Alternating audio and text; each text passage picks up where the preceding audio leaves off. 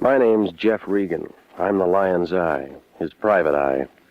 I work for Anthony J. Lyon, head of the International Detective Bureau. He doesn't care where the money comes from, just so long as it comes to him. He cashes in on trouble, and for him it pays off. For me, it's work.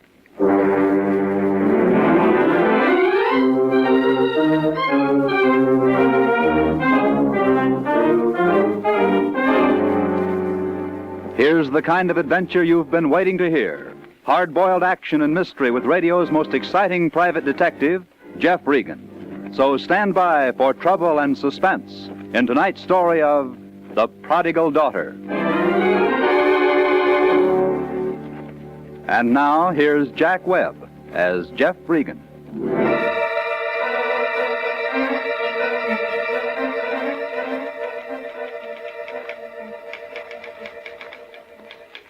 Well, this is the way it started. Melody was sitting in the outer office wearing her horn-rimmed glasses. That told me that the client was in with a lion. I smiled at her, and she blinked back, rolled her eyes toward the lion's den. He's polite today. Yeah, I know. On the phone, I was Jeffrey. No. Yeah? Why do you stand for it? I wish I knew, Melody. Buzz me in, will you? Yes, Melody? Mr. Regan, dear, now, Mr. Lyon. Oh, well, send him in. Send him in. We're waiting.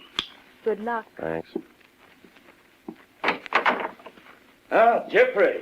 Jeffrey, my boy. My boy, come in, come in. There's someone here I want you to meet. Now then, Jeffrey. Mr. Carter, this is Mr. Jeffrey Regan, one of my very best men.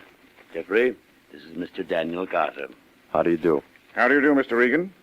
Mr. Lyon has assured me that you're a discreet young man. Well, The I soul always... of discreetness, Mr. Carter. International Detective Bureau is ethically bound to employ sympathetic, understanding personnel, as well as alert, productive operators. I hope that's true, Mr. Lyon. In my publishing business, I never had the occasion to settle my trust on any one person. Very delicate situation, Jeffrey. Yeah. Now, go ahead, Mr. Carter. Everything said in this room is in the strictest confidence. Well, I want you to know that it wasn't easy for me to come here. It's admitting defeat in a way. Patrice is my daughter. 5 years ago, she walked out. Oh, I can understand in a way. When her mother died, I started sending her away to schools. I was no companion for her. Have you heard from her at all? Do you know where she is? I've never heard from her, Mr. Regan, since she left. I don't know where she is. But I want her back, Mr. Regan. I can see how you feel. International is in business to make people happy. Now, I've offered Mr. Lyon a $2,000 fee if he can find my daughter. $2,000. That figures. Now, you can trust International to find your daughter and bring her back. Well, then I guess that's all, Mr. Regan. I'll go now. You'll let me know as soon as you find anything? Of course, of course. Then good day, gentlemen. Trust International, Mr. Carter. Good day. Here's your ticket. You leave on the Sunset Limited at 1:45 today. I do? You're going to New Orleans to pick up that dame and bring her back. She was 19 when she left home, and any dame who's 19 has a boyfriend next door. I found out that much in 2 phone calls. The boyfriend hasn't heard from her in over a year. But that means she's got another boyfriend down there. Here's the New Orleans address. You knew all this? And here's the picture of her. She's just been staying away from the old man. This is going to be a nice piece of change. $2,000 for bringing her back, plus expenses. How do you know she'll come back with me? She walked out all alone. That means she wants to be all alone. Maybe we could make another 1,000 if some nosy newspaper guy just happens to get tipped and wants money to keep quiet. Oh, you're crawling with ethics, aren't you? Melody will give you some traveler's checks. Sympathetic, understanding. Better pack some things before you miss your train. Just in business to make people happy. I want to be happy, too. Beat it. Call me if you run into any trouble. Good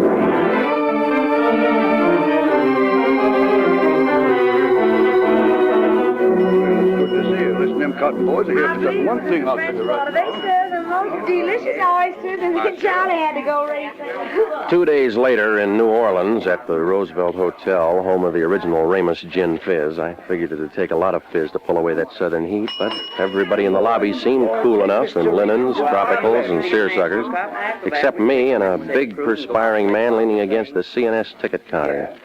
He smiled when he saw me and came across the lobby holding out his hand. Well, I'm certainly glad to see you. We thought you'd never get here. Nice trip? Was all right. Say, the rest of the boys are headquartered in 810. They're mighty anxious to meet you. They are? Mighty anxious. The Delta cotton growers are going to make it or break it at this convention. Now, I want to... He was talking real sincere and bent over to make a gesture. The accent was phony, but the bulge inside his double-breasted gabardine coat was real enough. It was a .38 automatic. I say, I'll take you up right now. Why don't I meet you up there later, huh? Well, all right, if you'd rather. That's room 810. Now, I'll go out and get a bite and meet you. You do that. About an hour. Clerk, Yes, Mr. Regan? how long have the Delta cotton growers been in town? The Delta cotton growers. Uh-huh. What, they had their convention last May. Last May. Yes, sir. Who's registered in room 810? Well, we have no 810, Mr. Regan. That's what I thought. Thanks.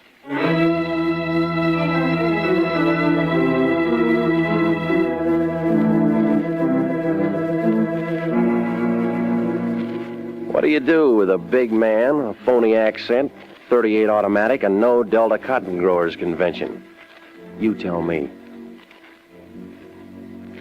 2 hours later, in a fresh shirt and a wrinkled suit, I was still working on that one as I climbed the stairs to the Ursuline Street address where Patrice Carter lived. It was one of those dirty, unpainted apartment houses in the French Quarter, full of heat and low-watt light bulbs.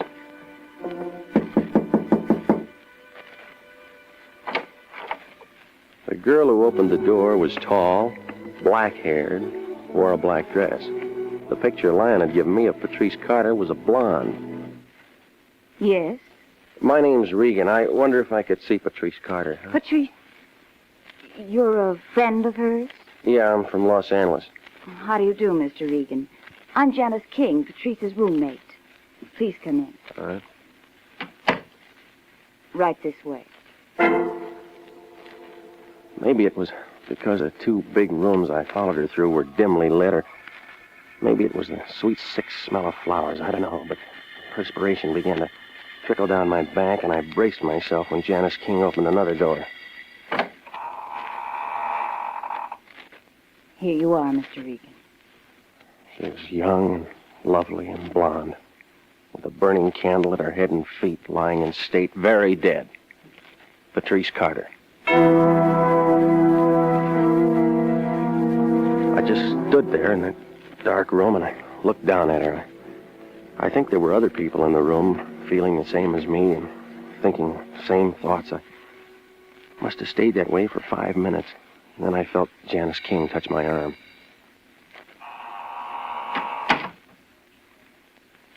Did you know Patrice very long? No, I didn't know. She asked to have it this way. I know how you must feel, being a friend, Mr. Regan. Look, Miss King, I didn't know her at all, and I didn't know that she was passed away. I'm a private investigator. I was hired by Daniel Carter to locate his daughter. Daniel Carter. You knew that she had a father. Yes, Mr. Regan, I knew. She told me about him. She told me everything. Oh, you aren't the first one who's been here looking for her.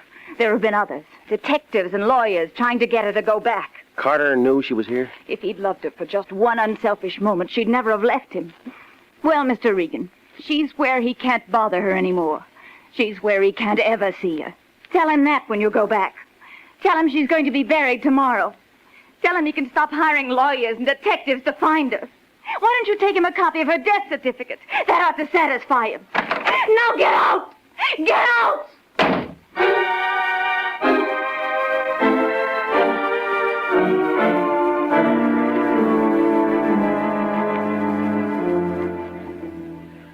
Well, The whole thing had looked too easy right from the beginning. I took her advice and I went down to the morgue to get the dope on Patrice Carter's death. There was one white coat there, a little man with a bald head who introduced himself as Oliver Fig. So you're from Los Angeles. So how are things in Los Angeles? What'd you say your name was? Regan, International Detective Bureau. Came here to locate a girl named Patrice Carter. I just came from her apartment. Mm-hmm. And she's dead. Yeah, I know. How? Might have wiggled herself to death. Did a dandy strip number at Joe Glorioso's joint. Stripper? Yeah, you got him in Los Angeles, ain't you? Seen that Carter dame lots of times. Great! Well, I thought maybe you could give me a copy of the death certificate. I gotta take something back with me. Sure. Glad to do it. Oh, she was a real girl. Shame, dirty shame. So how's things in Los Angeles? Let's see. Blanky. No, not the same guy. Blackley, Blacker. Homicide? They fished him out of the river. Mississippi mud. Get it? Got it. So, how are things in Los Angeles? Here you are. Carter. Patrice Carter. 731 Ursuline. Mm-hmm. Coroner's report referred to Dr. Emmett Swarzy. Here you are. Dame died 3 days ago of leukemia. Let me see that. Sure. Leukemia. Then she knew. Sure. You get tipped plenty in advance on leukemia. Any doctor will tell you almost to the day. Nothing else? I mean, was there something fishy about it? Nah, all kosher. So how's things in Los Angeles? Any relatives? None listed. Well, that's it, I guess. Can I have a copy of it? Sure. Take that one. We got plenty more. Lots of people want death certificates for legal reasons. I once knew a guy who saved them like cigar bands or stamps. One whole wall of his bedroom papered with nothing but death certificates. Imagine, all homicides. So how's things in Los Angeles? Yeah, this is fine, Oliver. See you around. Glad to hear things are better in Los Angeles.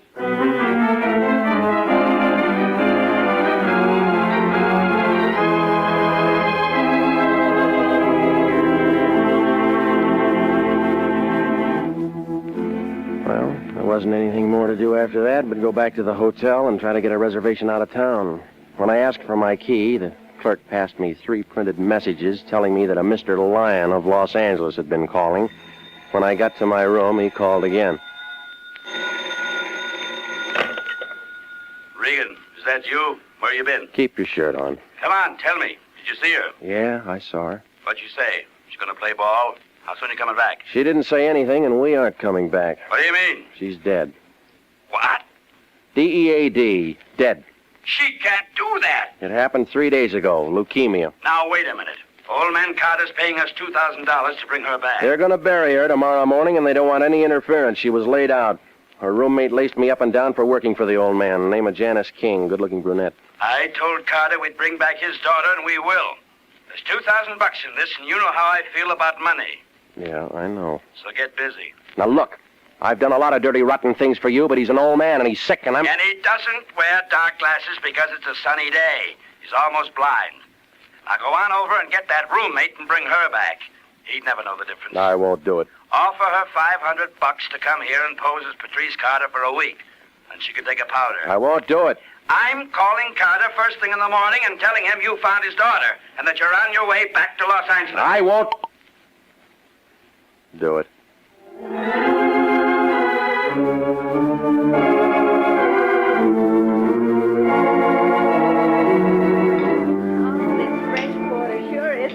Say, why don't that piano player play? Oh, honey, let me take you away from all this. Come on, let's not argue anymore. It was in the French Quarter. They served a thing called a Sazerac and promised a very good floor show at 1 o'clock. I sat there watching the piano player and feeling kind of sorry for myself. I figured I had more trouble than anybody else, so I had 3 for Regan.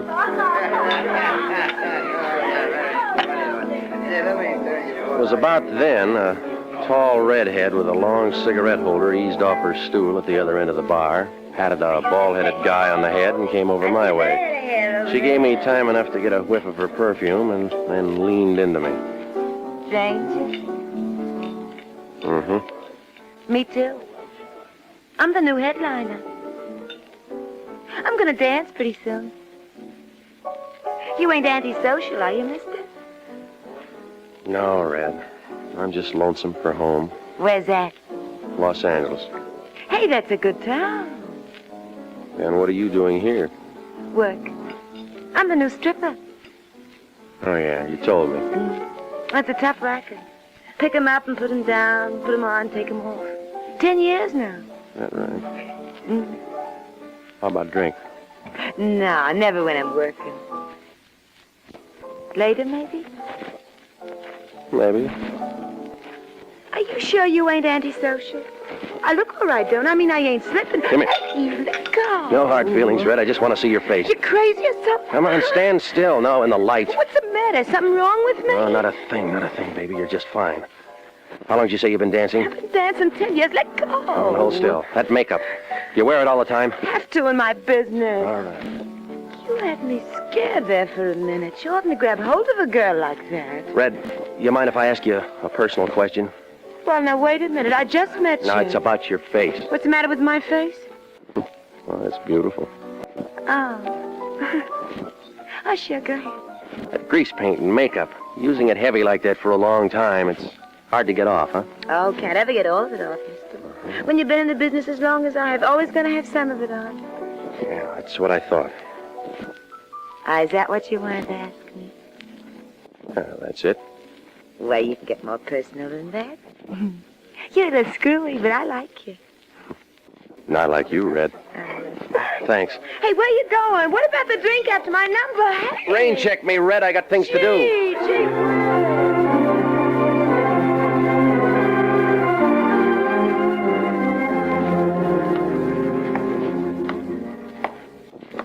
I had to go back to Janice King's apartment. It was a sticky, sick kind of New Orleans night. From one lighted street, I turned off on Ursuline, a darker, dirtier street. I stopped, right in the middle of the block.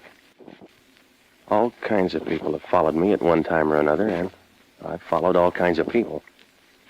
But this had a professional feel to it. Stood there, listening, remembering my automatic and my suitcase back at the hotel. It only took him a second. He was a professional, all right. All I could see was well-pressed gabardine, 2 arms, and a hand-painted tie. The next thing was a gun butt carefully wrapped in a white linen handkerchief. Settled slowly against the side of my head. One of the well-pressed arms reached over and held me under the shoulders. I yelled at the top of my lungs, but there wasn't any noise. Regan of International was out as cold as a can of beer.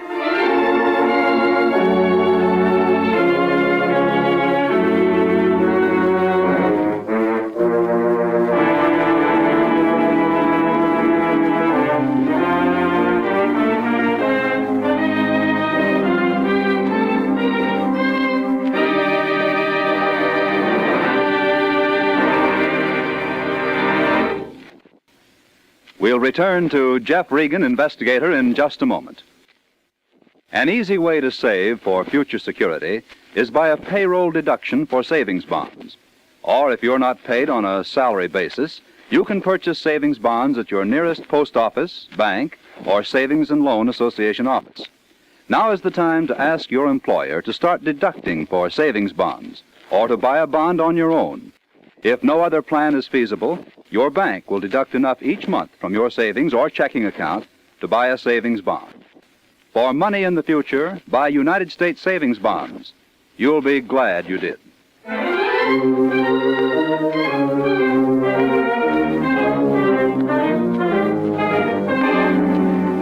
And now, back to the story of the prodigal daughter and Jeff Regan, Investigator.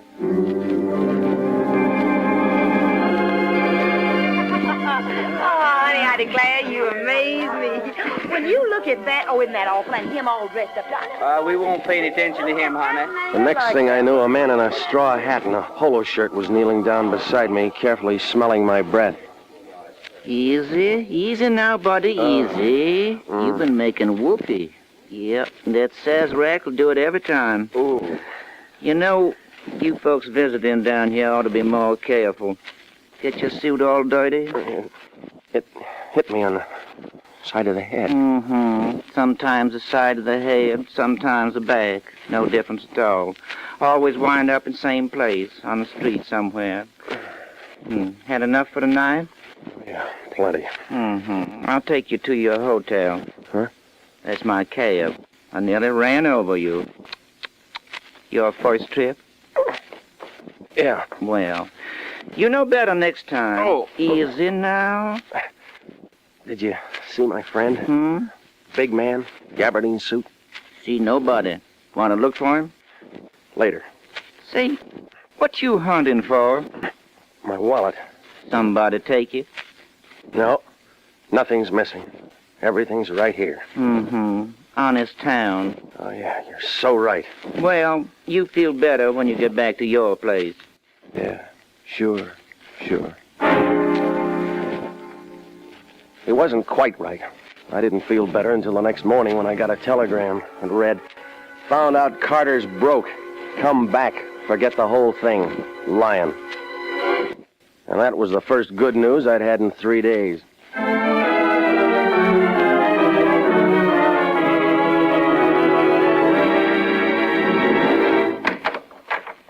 Oh, it's you. What are you doing here? She's buried, gone. Yeah, I know. I came back to see you. Wait a minute. You can't come in here. I just did. What do you want now? You. Yes, you. I was hired to come to New Orleans and bring Patrice Carter back to Los Angeles. She's dead and buried, and you know it. That's what you say. That's what a death certificate says. There's only one thing I learned lately. Don't believe what people say. Don't believe what death certificates say. I don't know what you're trying to do, but Oh, stop it, will you? I know you're Patrice Carter, and I know the girl who was buried yesterday was the real Janice King. And I know somebody's trying to make a monkey out of you and a monkey out of me. Now listen to me. If I have to, I can have that body exhumed.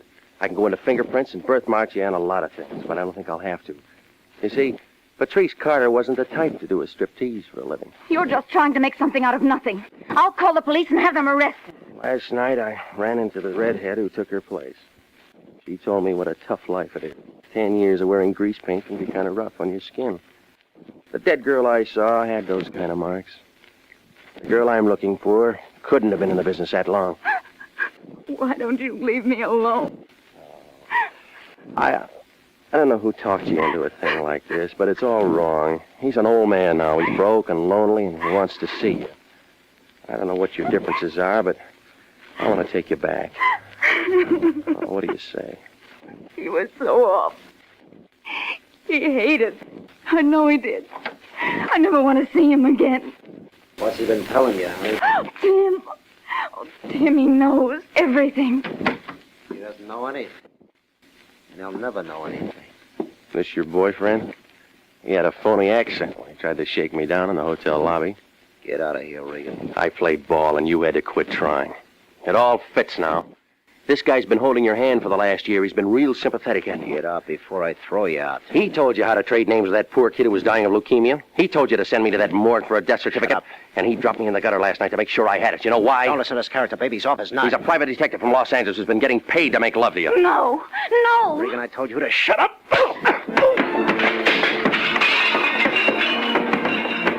Oh, he was good at the side street work, but this was an apartment, and he didn't have enough room to move fast. I let him have the top of my head under his chin for a starter.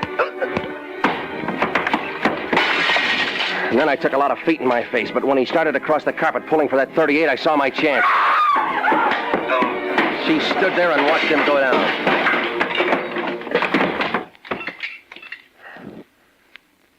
It's not true. It's not true. You're just here to make more trouble for me. You're just here to make Am more... I? I thought I recognized the touch. Here.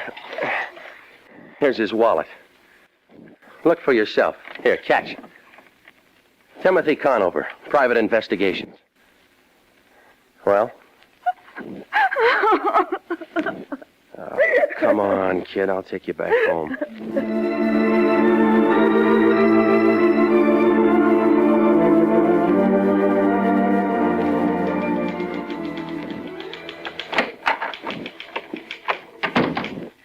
You're back. How was New Orleans? Oh, I didn't know you had someone with you. I'll see you later, Melody. The Lion in? Yes, but I wouldn't go in. He's in a bad mood. Uh-huh. What else? Come on, Pat. Regan! So you finally got back, did you? I suppose you've run an expense account to choke a horse. Well, let me tell you that it's all coming out of your salary. We didn't make a nickel on that Carter thing, and who's this? Patrice Carter. How do you do, Mr. Lyon? I thought I told you to leave her down there, because that old schmo was giving us the runaround and hasn't got a nickel to his name. Besides, she's dead. Yeah, she's dead. That's right. Here's a death certificate to prove it. Now listen to me before you blow the rest of your cylinders. I went to a lot of trouble to bring this girl here. Well, you can send her back where she came from, and I'll take her fare out of your salary. On the plane coming back, Mr. Regan explained a great many things to me about myself and about you, Mr. Lyon. Well, I wish you'd explain something to me.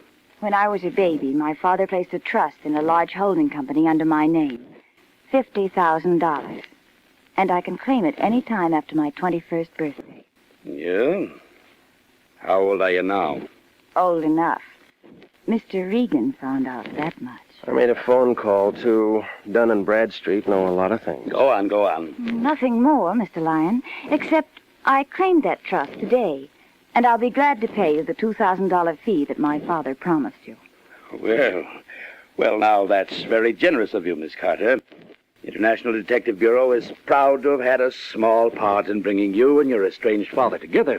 I'm not going back to him, Mr. Lyon. I don't want to see you. Now, my dear, you're upset. Leave her alone, Lyon. Now, look. I tussled with a private detective named Conover down in New Orleans. He'd been hired by old man Carter to convince Pat that she should switch names with a burlesque girl who was dying of leukemia. Conover does a good job. When the girl dies, Conover wires Carter. Carter comes to you, you call me in and hustle me off to New Orleans, where, according to a perfect setup, I find a phony Patrice Carter dead. I bring back a death certificate, which you turn over to Carter, and then he walks right down and collects that trust fund, which reverts to the original maker only on death. And him with that story about being old and lonely and wanting only to see his daughter. Telling me he'd pay me a $2,000 fee. Why, that dirty crook, he's no better than I am. He tried to make a sucker out of me. He did. You fell for the whole thing. Trust fund in your name. Well, young lady, you can sit right down here at my desk and make out your check. And then I think that as long as you're in town, you might just drop over and see your old father. International Detective Bureau is in business to make people happy. That's all. Use this pen. Did everything come out all right? Yeah, I guess so. She's writing a check. That's what he wants. Cigarette? Here. Thank you. Why do you do it, Jeff? Hot in here, isn't it?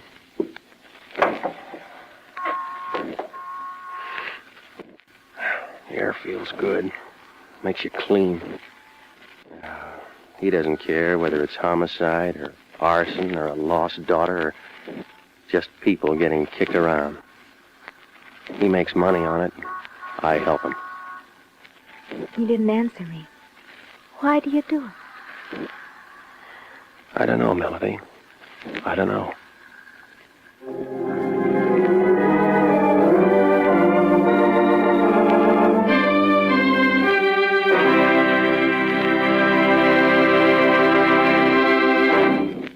Remember, an easy way to save for the future is to buy United States savings bonds. You can buy bonds at your nearest post office, bank, or savings and loan association, or you can ask your employer to start deducting for a bond a month on the payroll savings plan.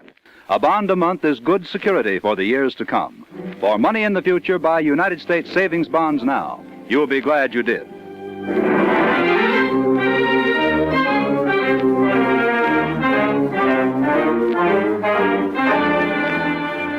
Jack Webb is featured as Jeff Regan, Investigator, with Wilms Herbert as Anthony J. Lyon and Laurette Philbrandt as Melody.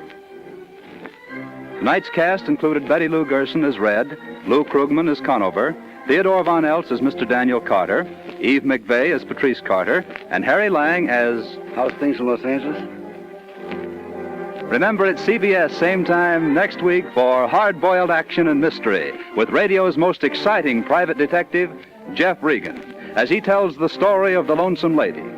Jeff Regan, Investigator, is written by E. Jack Newman, produced and directed by Gordon T. Hughes, with original music by Del Castillo.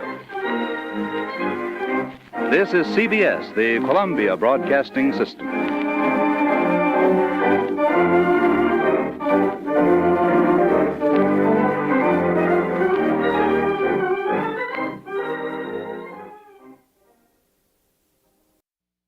My name's Jeff Regan. I'm the Lion's Eye, his private eye. Gumshoe, peeper, Seamus, whatever you want to call it.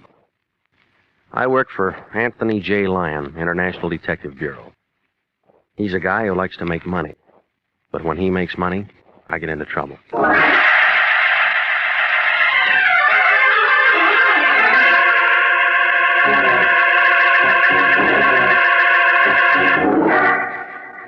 Here's the kind of adventure you've been waiting to hear. Hard-boiled action and mystery as told by Jeff Regan, Investigator. So stand by for trouble. Stand by for suspense. Stand by for adventure. In tonight's story, The Lonesome Lady. And now, here's Jack Webb as Jeff Regan. Well, this is the way it started. Everything was routine. Melody was at her typewriter working on the usual sheet of paper, backed by the usual 4 carbons, routine. The smell of the Lion's 50-cent cigar hung in the room, routine. And the air conditioning was out of order, all routine. I looked over Melody's shoulder and read the memo. Attention, International Detective Bureau, Anthony J. Lyon, from the American Insurance Company Claims Division. Here you are. Keep the original for yourself and give the others to Mr. Lyon. I guess you're going to be on this. On what? You beautiful thing, you. Huh?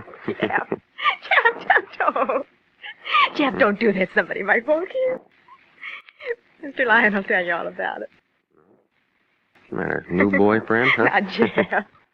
Mr. Lyon's waiting for you. Okay. I'll talk to you later. Regan, ever hear of a guy named John R. Renzo? Nope. A doctor named Maurice Wade? Nope. A French dame named Marie Rochelle Portier? Nope. Should I? Maybe. I don't know yet. It's all routine stuff on that American Insurance Company contract. They want us to do a little work for them. Their claim man came in about an hour ago, all excited about Renzo.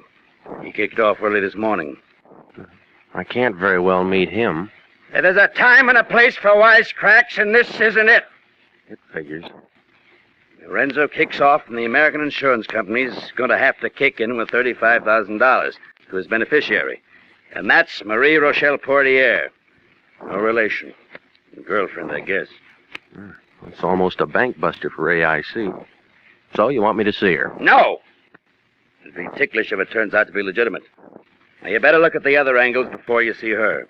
If AIC has to pay off to that dame, we might just as well say goodbye to their business. They can't stand much treatment like that. Well, you mean you want me to find a way for him to get out of it? I didn't say that! If it's legitimate, they'll pay. That's nice. What I want you to find out is how a guy carrying $35,000 worth of life insurance winds up croaked in a hotel on Main Street with 2 dimes and 3 pennies sitting on the dresser. It could happen. Sure, it could happen. But you find out why it could happen. Renzo's worth 23 cents alive and $35,000 dead. And the county's going to have to plant him. The insurance company doesn't like it, and I don't like it. How'd he die? Well, the coroner says it was a hard job. Insurance company? Insurance office says Renzo applied for the policy 3 weeks ago. It was approved 10 days ago, and he kicks out today. Everything's fine. On paper. So what am I supposed to do? Find out what isn't fine about what that physical Renzo passed. Now, you can start with the insurance doctor, name him Maurice Wade. Get on him first. And call me if you run into any trouble.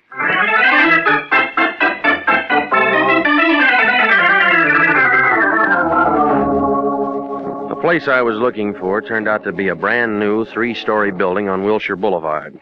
In the hall, I could still smell wet plaster and cement. There was one name on the neon-lighted directory, Dr. Maurice Wade, internal medicine, diagnosis, and the numbers 310. The sign on the self-service elevator said, "Do not use," so I climbed the 3 flights of marble stairs. The first door at the top was 310. Enter. I entered. A blonde girl in a white uniform sitting at a small desk smiled up at me through sharp white teeth, showed me 1 well-shaped leg and 2 well-manicured hands, all routine stuff. How do you do? Have you an appointment? No, I don't. I was hoping I could see Dr. Wade without an appointment. Well, that's almost impossible. He's so busy these days. I'm Miss Porter, his nurse. Perhaps I can help you. Well, My name's Regan, but I'm afraid I'll have to see him. Oh? Oh, if you don't mind, I'll just stick around and wait for him. Oh, he isn't in just now, and I was just about to go to lunch, Mr. Regan. Well, that's fine. We'll go together. Dr. Wade will be in at 2 o'clock. You can come back then. I get it. 2 o'clock. It was right then that my day began to change. I stepped outside the office door and walked over to the brand new stairway of that brand new building. Now get this. I stopped a minute because I thought I heard somebody opening the doctor's door. I turned around to take a look when I felt something brush my arm. The stairway suddenly turned upside down and began to walk up me. There was a lot of noise all around it. I was trying to yell for somebody to shut it off. It got louder and louder and louder. It was then I decided this wasn't routine.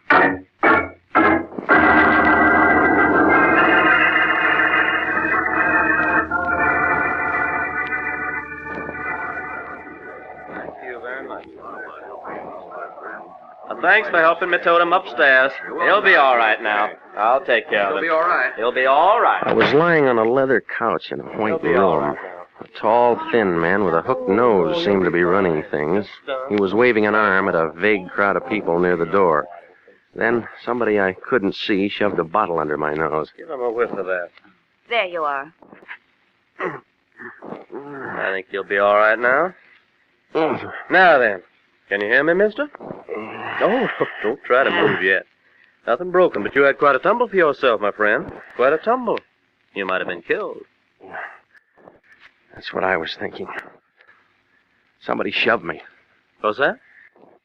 I was shoved. That's crazy. I was on the second landing when you come falling down. Wasn't anyone around?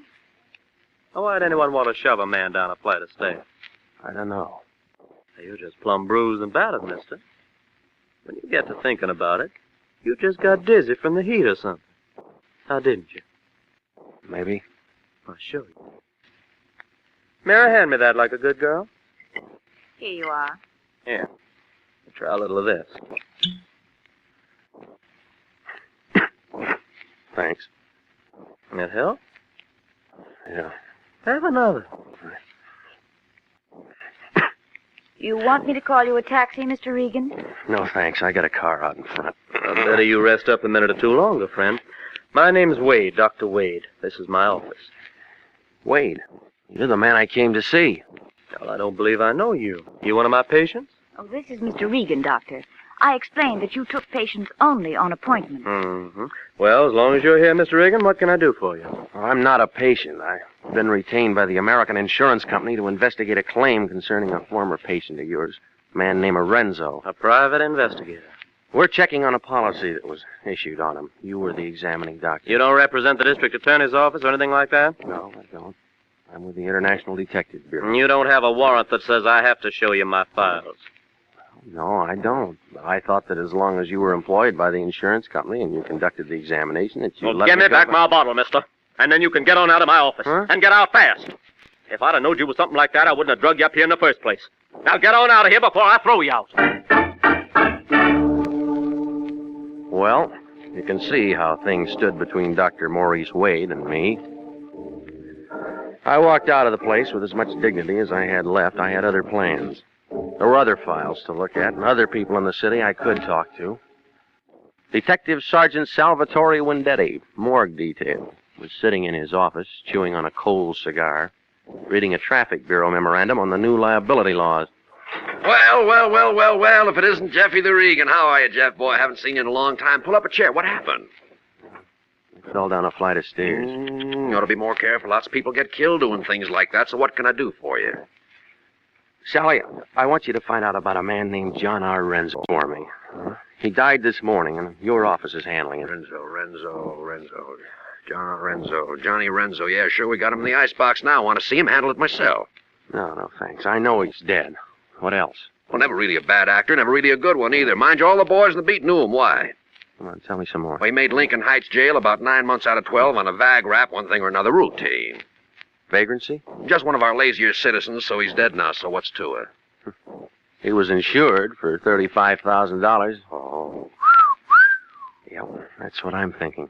So somebody's mighty glad to see little Johnny dead. Who gets it? Her name's Marie Rochelle Portier. No relation. A hot time in the old town tonight for her. Mm-mm. Tomorrow night. The insurance company has 24 hours to investigate. Ah, that's what you're doing. All right, Regan, what else? Well, you got the coroner's report? Oh, sure. Right here, came in an hour ago. It was a heart job. You sure? Positive. No one deader than Johnny Renzo. It was bound to happen the way it did sooner or later. Was he an old man? 45, 50, maybe. You can never tell on that kind, but all of us around here knew it. Knew what? That his sticker's been bad for years. Every time he made the heights, it'd give him a soft job. Couldn't take a chance. Hey, look, Sally, are you telling me it was chronic heart condition? I'm telling you, it was a chronic heart condition. Well? Mm-hmm. I need that telephone. Not this one. Only inside calls. Try the one across the street.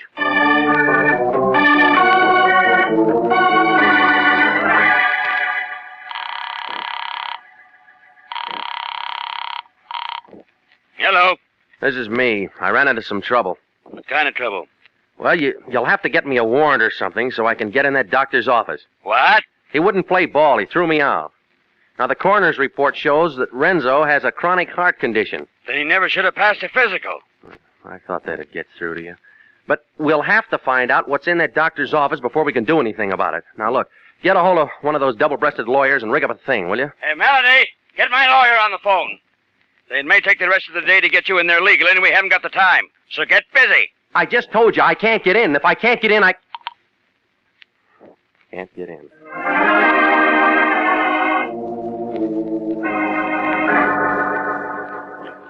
I hung up the phone and stepped out of the booth and crawled into my car.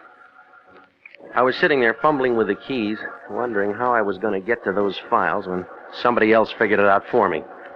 He was a big man in a brown sport coat. Take it easy, Pilgrim. I just want to talk to you a minute. Well, that's tough, Pilgrim, because I don't want to talk to you. I've had a busy day and I Wouldn't try anything like that, Pilgrim. I just got here. I know lots of holes. Come on, this one's just basic. I can tear your arm right off if I have to. Wise up, Seamus. I'm here on business. Yeah? What kind of business? You just been in to see Wendetti? Sure, I've been in to see him. He's a friend of mine. Why the muscle act? Just to make sure you don't start hollowing your brains out or something. Let go. Okay, so what'd he say? Ooh! What'd he say about what? You know what. Renzo. Well, the county's gonna bury him. More, Seamus. Keep talking. Only makes sense. He's dead. For good. Oh! More. He died of a heart attack this morning. Somebody gets $35,000 because of it. And you've been seeing people, a doctor, Wendetti. Dame next on your list? Maybe. Oh, is that what you want to know? Yeah. You're a good boy, Regan. Now here's what you want to know. You forget everything you know about anything. You don't say a word to nobody. No one, understand? No one. Not even your own mother. Just forget it. Right. No. Remember, not a word to anybody. Or else. I wonder if you'd do as good without a gun. Oh! I'll see you later, Pilgrim. Sure you will. Sure you will. But in case we miss connections, and so as you won't forget me, here's something to remember me by. Ooh! So long, Pilgrim.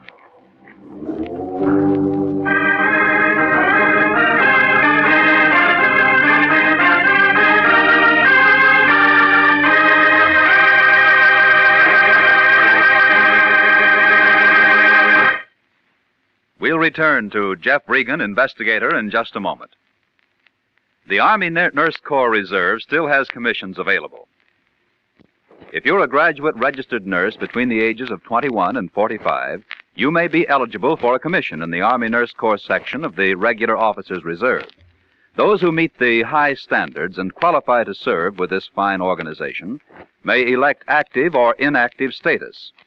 Nurses requesting inactive status will continue with civilian nursing, but stand ready to serve in time of emergency. In addition, they have the opportunity to take advantage of special training courses.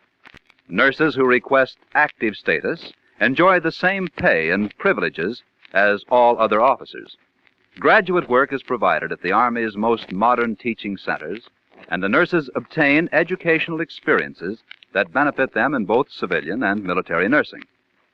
Now, if you believe you qualify for a commission in the Army Nurse Corps Reserve, apply to the Adjutant General, Washington 25, D.C. That's the Adjutant General, Washington 25, D.C.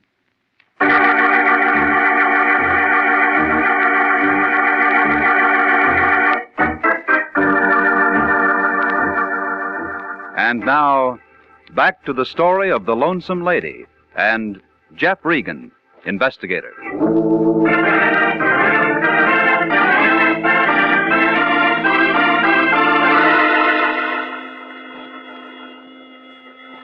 This wasn't routine either. It was brass knuckles, a big man in a brown sport coat in the front seat of my car.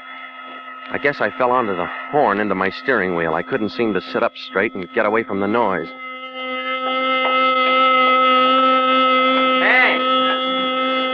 Hey, what's the trouble, pal? Hey, don't you like peace and quiet? Hey, come on, sit up. Oh. Yeah. What happened to you? I don't know exactly. I don't know. Gee, your face is cut up a little bit. You have an accident or a smash-up?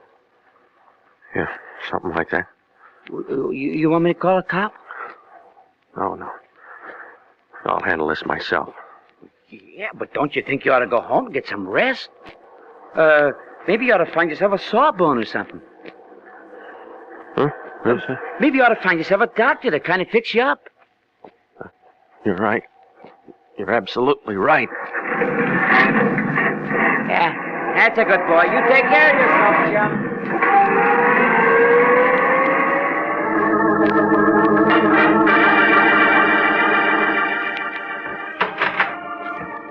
Oh, it's you again. Says doctor on the door, doesn't it? The office is still open, isn't it? Yes, but I thought Dr. Wade told you that he didn't want you here. I heard him, but this is different. If he doesn't see me now, I'll phone the state medical board and the lawyer and anybody else who's handy and make him a first-class Simon Legree for refusing me emergency treatment. Now, cut him out. Oh, you're hurt, Mr. Regan. Oh, please sit down. Sit down right here. Where's your doctor, lady? He isn't in here. He's already gone for the day. Let me see. What happened? You tell me, lady. I'm just a peaceful citizen looking for a doctor. Sit still. That's a nasty bruise on your forehead. Yeah, I got some better ones where a man tried to cave in all my ribs. Hold still. Lift up your face to the light. That's better. Oh. Tender? Mm-hmm. First the stairs, now this. You've had quite a day, Mr. Regan. Maybe you ought to quit. Hold that right there. While I touch up this cut on your chin. There. Who'd you say you worked for? International Detective Bureau. I'd resign if I were you. They're working you too hard. What's happened lately isn't exactly routine. What happened lately? Well, I found out that the man who died this morning had a chronic heart condition, and he should have never been insured. Your doctor's in this up to his ears for passing him. Go on. A big man in a brown sport coat doesn't want anybody to look into anything. He's the one who did this. That's right. That should hold you. Thanks. Oh, wait a minute. Where do you live? Huh? Your address. I'm coming over to your place tonight. You are? If what you say is true, my doctor's going to get 5 to 15 in San Quentin for doing a fix on an insurance examination, and I might be dragged into it. And I wouldn't want that to happen. So? So I'm digging up that file and bringing it over to your place, and we'll see what's what. Why not look at it right now? Isn't here. We just moved to this place 3 days ago, and half the stuff is still in the old office. All right. I'll buy that. Try 1720 North Taft, 308. In about 2 hours. Why so long? You need some rest. Besides, your shirt's bloody. Well, what was that name? John R. Renzo, R-E-N-Z-O. All right. You can expect me. Feel better now? Yeah, much better. Oh. You know, you freeze me, lady. Your boss throws me out, you fix me up, you help me. Maybe I wouldn't have fallen down those stairs if you hadn't sent me out to eat alone. Call me Mary if you like. I thought it'd be something like that. Mine's Jeff. I've had a hard day, Mary. I know. But maybe it'll be a better day from now on, Jeff. You know, I had a feeling I was gonna like you.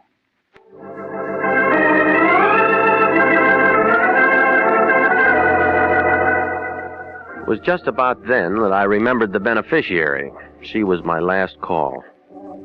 I bucked beach traffic out Wilshire and pulled up in front of the Beverly Hills address Lyon had given me.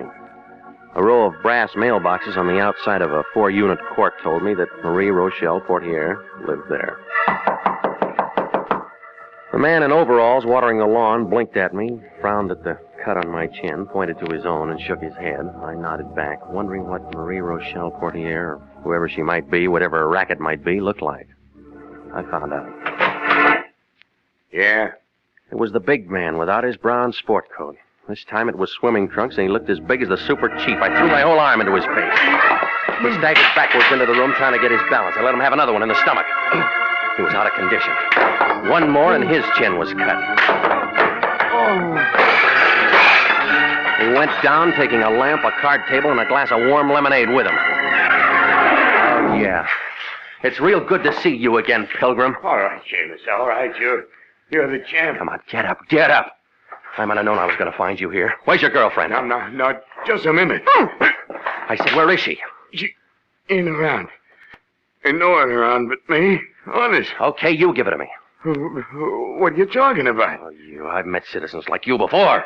Oh, now, come on, make it straight. Oh, all right. Oh, you busted my head. I'll make it straight. Marie's my girlfriend. She calls me today, tells me what you look like. Tells me where you'll be, tells me what to do. I do it. She knows who an insurance stick will go to. All right, go on. Catch you at Des Moines. You're nosy.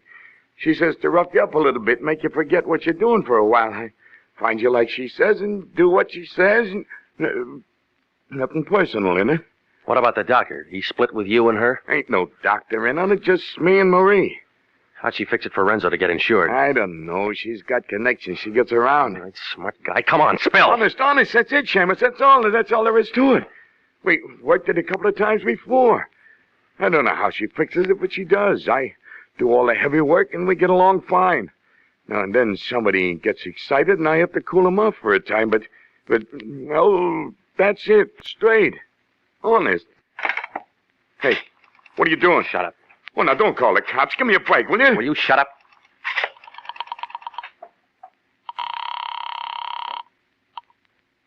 Lyon. It's me. Regan, where have you been? I'm calling from the address of Marie Rochelle Portier. I told you not. Look, there's a big ape here who roughed me up today, trying to put me out of commission. I don't care about that. We have only 12 hours. Come on out and pick him up and get a statement for a warrant. Warrant for who? For Marie Rochelle Portier. This monkey can give you enough to have her picked up. She's the one we want. You sure about that? I found out that the doctor who wouldn't let you into his office is in a lot of trouble. Got a wife suing him for divorce, and he might have been it's trying... the Portier dame we want.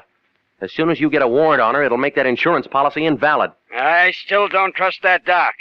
It's early yet. Why don't you hop over? You bringing the cops out here? Look, Seamus, I got a little dough, and it'd come to more than the 10 a day in expenses you're getting if you... Now you... Stay here, Pilgrim. I'm tired. I'm going home.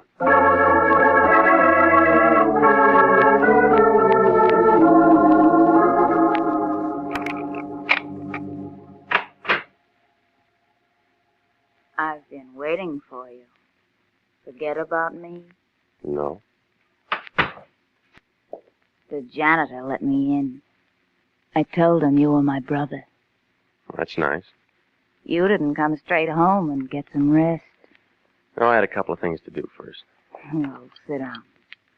I've fixed your drink. Oh, good. Hot day and all. Thanks.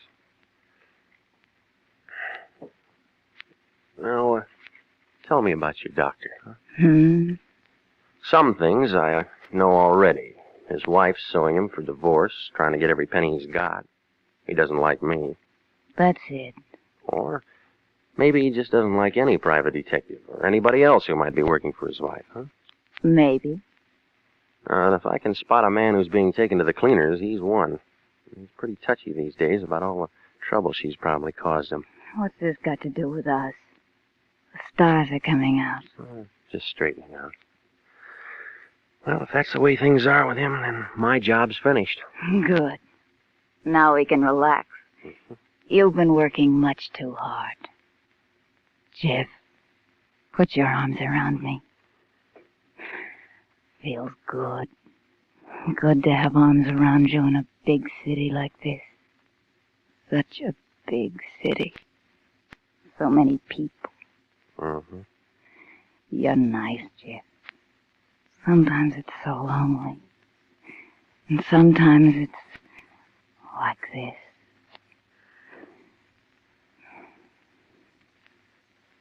Sure. Sure, Marie. Darling. Marie Port here, Mary Porter, it's all the same to me. No, don't reach for it, lady. I took it out of your purse. I know, I tricked you. I've been wanting to trick somebody ever since you shoved me down that flight of stairs this morning, ever since you shagged your big boyfriend on me. I'll kill you. I'll kill you. No, not today, you won't. I'm not insured. All right, take it easy. Oh, let me go, Jeff. Let me go, please. You were so lonely in the big city that you just sat down and passed time making out phony medical reports and counting the insurance checks that you collected on bad bets. Oh, please, Jeff. Oh, just let me go, please. So you have me thinking that a doctor's phony when the only thing that's bothering him is a wife and a divorce suit. Oh, Jeff, listen to me. And when I start getting close, you try to scare me off. And when I get really close, you figure to drop over and put on a good act. Oh, Jeff, listen to me. They'll send me to prison. They'll make me grow old and ugly there. Oh, Jeff, please let me go. I'll do anything. Jeff, you can let me go. You can. You will. Oh, please, Lyon. Jeff. Me again. Let me You go. got that warrant? Yeah, he spilled. please. But where are we going to find that dame? She's probably skipped. Oh, no, she's at my place. What? I'll do anything, Look, anything. get somebody over quick, will you? Oh, please. Get him over while she's still here. Please.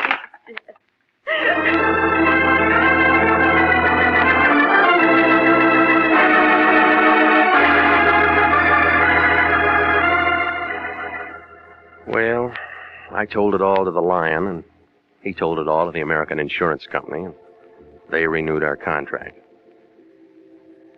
She's being arraigned next Monday. What happens after that is up to the jury. Melody had a question.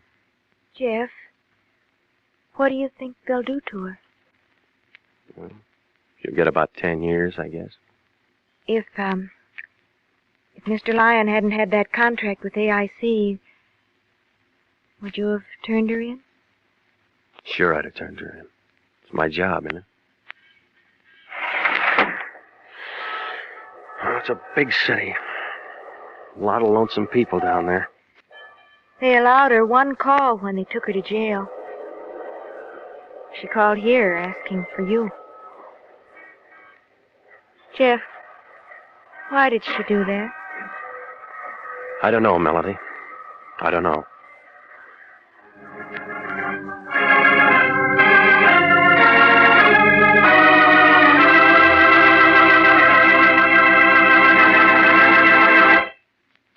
The easiest way to save for the future is to buy United States savings bonds. Your nearest post office, bank, or savings and loan association can accommodate you. Or you can buy bonds on the payroll savings plan. Just ask your employer to start deducting for a bond a month. A bond a month is good security for the years to come. For money in the future, buy United States savings bonds now. You will be glad you did.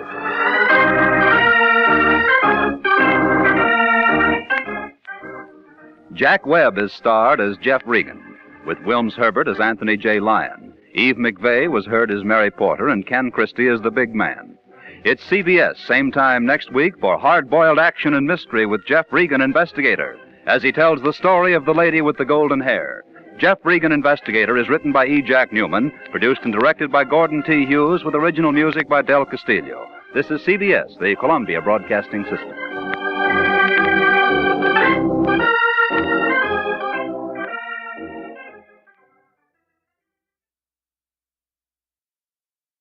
When Anthony J. Lyon cashes in on somebody's trouble, it means money for him. For me, it means work. I'm Jeff Regan, the Lyon's private eye.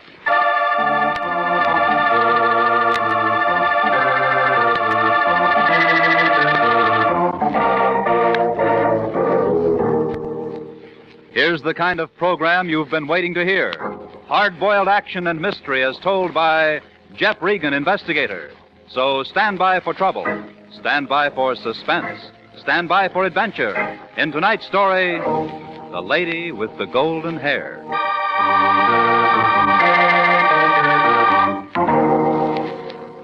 And now, here's Jack Webb as Jeff Regan. Well, this is the way it started. I was sitting in the Lion's den waiting for him to get off the phone so I could ask him about my expense sheet on that New Orleans thing. He was playing the usual games with his lawyer, and just about the time he hung up and turned his chair my way, the office door opened. All right, Regan, what do you want? Aha! A little curly-headed man, about 40, dressed in a black suit, was standing there. He was holding a stack of $50 bills, a gold-headed cane, and a red card in one hand. In his other, he had a black derby with a hole through the top of it, a pair of suede gloves, and a white carnation. He stood there, looked at both of us. The Lion looked at the $50 bills. I looked at the little man. Aha! You are Mr. Lyon, no? I, Max Vladney, have come to see you unappointed. Where you are? My name's Regan. This is Mr. Lyon. Aha! You will do it. Won't you sit down, Mr. Max Vladney, Max. 1642 Mulholland Drive, Hollywood 28, on Imperial Studio payroll. Time I do not have. I will not sit. Aha. I demonstrate. See you. That flower I do not need. This, a ticket because I too long park, I also do not need. Cane I place here. A gift from my grandfather. I keep that. Also gloves. Now, what have I left, gentlemen? Quite a bundle of cash, Mr. Vladimir. Yeah, from bank I just arrived. Also this I do not need. For you. All for you. Well, Mr. Vladimir. Aha. Now, what I have. You I answer myself. Bullet hole in hat. See you. Oh. Is not finished. 1, 2, 3. Those look like 38 slugs. Where'd you get them? Out of doorway, I dig them where I'm shot last night in my home. Who's shooting at you, Mr. Vladney? This, if I know, I shoot back. I have no enemies. Everyone is madly in love with Max Vladney. I must buy new hat. Cannot buy new hat. Kindly you will guard my body from dying. Of course. Now, you've certainly come to the right place, Mr. Vladney. If your life has been threatened, you can depend on International Detective Bureau to see that no harm comes to you. Therefore it is so. We see. I understand perfectly. Well, if somebody shot at you last night, why didn't you call the police? Mr. Regan meant to ask who recommended you to International. Aha, I explain. In Imperial Motion Picture Studio, where master of makeup, Max Vladney, who is great, is imported to create beautiful faces from skinny skulls and fat necks, is much newspaper. Free sometimes for agents to press. Hollywood police might think because I work on great gun epic, tie my rope tight, is free trick for agents to press. But is not joke. To you I come to take no chance. Yeah. In I am, Mr. Regan. Of course you're in, Mr. Vladney. And Mr. Regan here will stick right by your side until we can get to the bottom of all Now, this. wait a minute. If I have to, I'll use every man on my staff to protect your life, Mr. Vladney. All the resources of International Detective Bureau are behind you. Regan, I'm entrusting you with Mr. Vladney's life. Already better, I feel. We start. And call me, Regan. Call me. I know. Call you if I run into trouble. Come on, Max.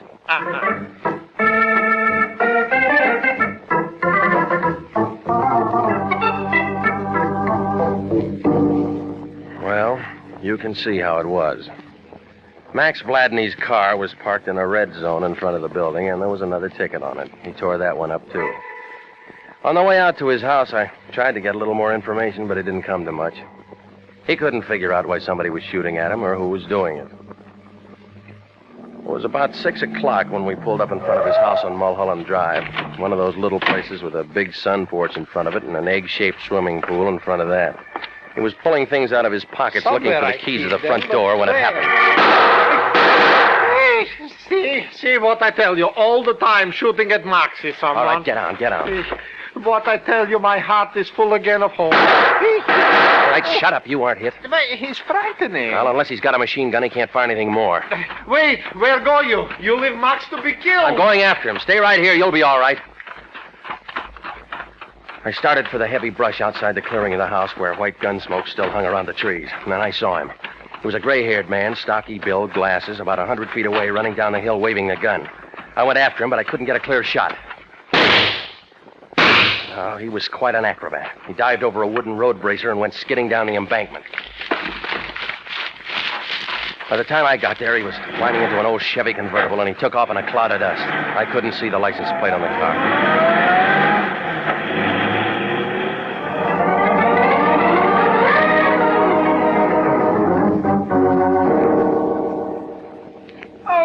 Darling, this is absolutely terrible, terrible, darling. Something like this happening to you. Oh, Max, why would anyone want to do such a thing? It's beyond me. I got back to the house 10 minutes later, and there was a black convertible in the driveway and a very blonde girl in the doorway. She was digging the new slugs out of the woodwork with a penknife. Max was lying on one of the beach chairs. When the blonde girl saw me, she pulled off her sunglasses and held out her hand. How do you do? You're Mr. Regan. Did you kill him? I got away. Oh, and I am again to be shot at. You say he got away, then you saw who it was. Part of him. Who are you?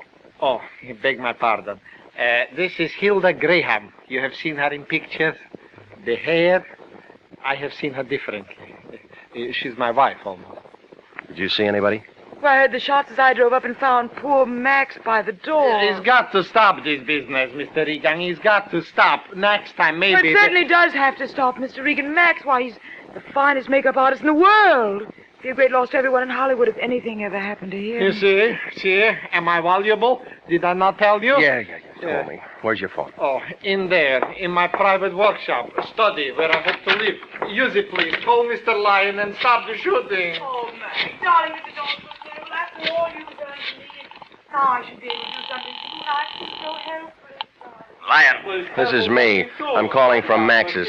Somebody just threw 6 bullets all over the place. What? Is Max all right? Didn't even come close. Oh, good. Now, the Treasury Department tells me he paid $20,000 last year in income tax, and he can afford a little protection. Well, whoever it is got away. I think we ought to turn this over to the cops. The cops? And let them do for free what we're getting paid to do? Not on your life, Regan. What about his life? Well, we'll worry about that, too. Now, listen. I'm sending Joe Canty out there to give you a hand. Now, this Vladney's a first-class gold mine as far as I'm concerned, and that means as far as you're concerned. I don't care what you... Until then, do anything you want. So long as you stick by Maxie and don't call the cops.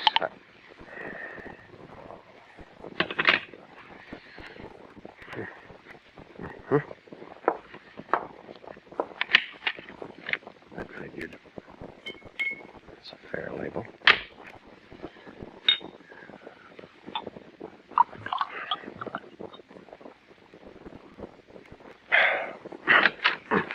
Roof phoning, Mr. Regan? Yeah, you want one? No, thanks. I've something much better than that at my house. I'll bet you have. I live all alone in Toluca Lake. End of the canyon. I'll remember that when I get thirsty. Who do you suppose is shooting at Max? You tell me, lady. I just met him. I thought you said you saw whoever it was. I did. Well, aren't you going to look for him or send out an alarm or whatever you do? Yeah, whatever we do. I see. Don't you think you ought to be in there holding hands with Max? He's had a hard day. Max? Oh, he's resting now. Do you think he's the kind I'd really have something in common with? I wouldn't know, lady. Well, as a matter of fact, I was just leaving. I have to be at the studio early tomorrow. If there's anything I can do at all, I'd be only too happy to cooperate. Yeah, well, why don't you start by giving me those slugs you were digging out of the doorway? Oh, I completely forgot about those. Here, I meant to give them to you. Thanks, I'll need these. Really, whatever on earth for? Comparison test, the ejector marks, the firing pin dents. You can tell if they were fired from the same gun if you want to look into it. And, of course, being a detective, you want to look into it. That's right, I want to look into it. Well, Mr. Regan, it's been nice meeting you. I know you'll take good care of Max. If there's anything I can do... Yeah, I'll give you a ring. Bye, Mr. Regan. Until we meet again. I followed her out the door and watched her pat Max on the head, kiss him on the cheek. And then she slid under the wheel of that convertible like she'd been built right along with it. That famous golden hair was blowing behind her by the time she got onto the main road. Be careful, careful. Oh, lovely she is, Mr. Regan, huh? Yeah, Maxie, she's just fine. For her, too, you must keep me alive. She needs me. Yeah. What now? We wait for another guy. Aha, reinforcers. I like you, Mr. Regan. Already better, I feel.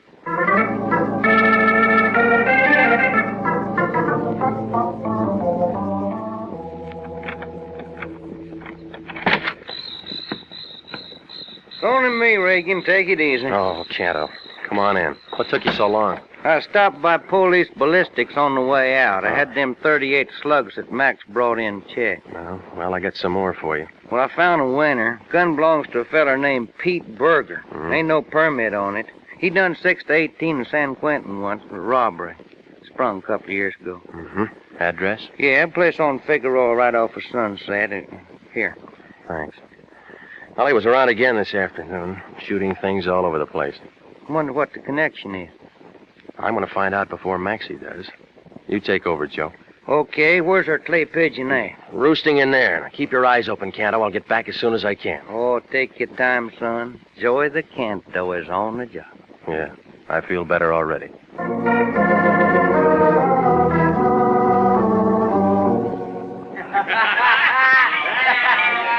do you know how to play Carolina in the morning? What about Carolina in the evening?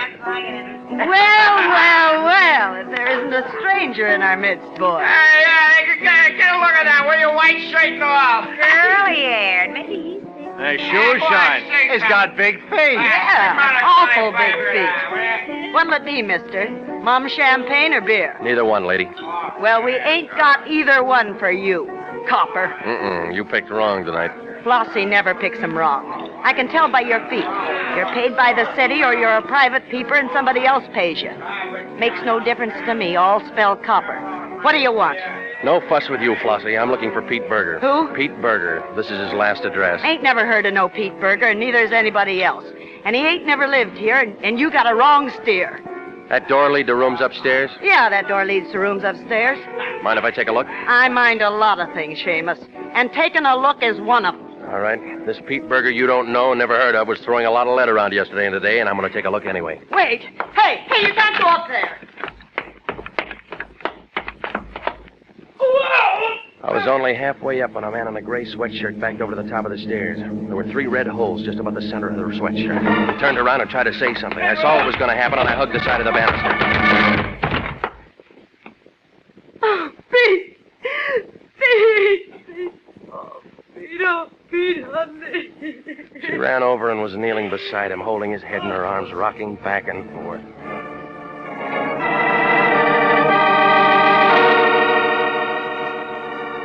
Yeah, you guessed it. It was the same man I'd chased all afternoon, and he didn't live 5 seconds.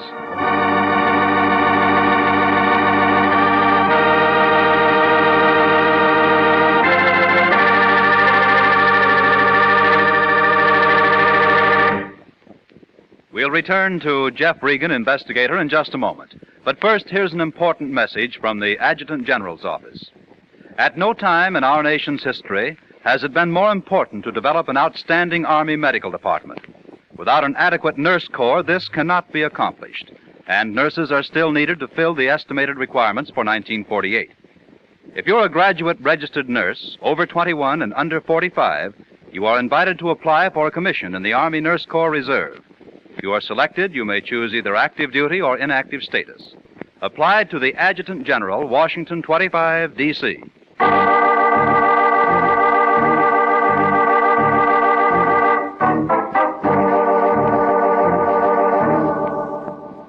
And now, back to the story of the lady with the golden hair.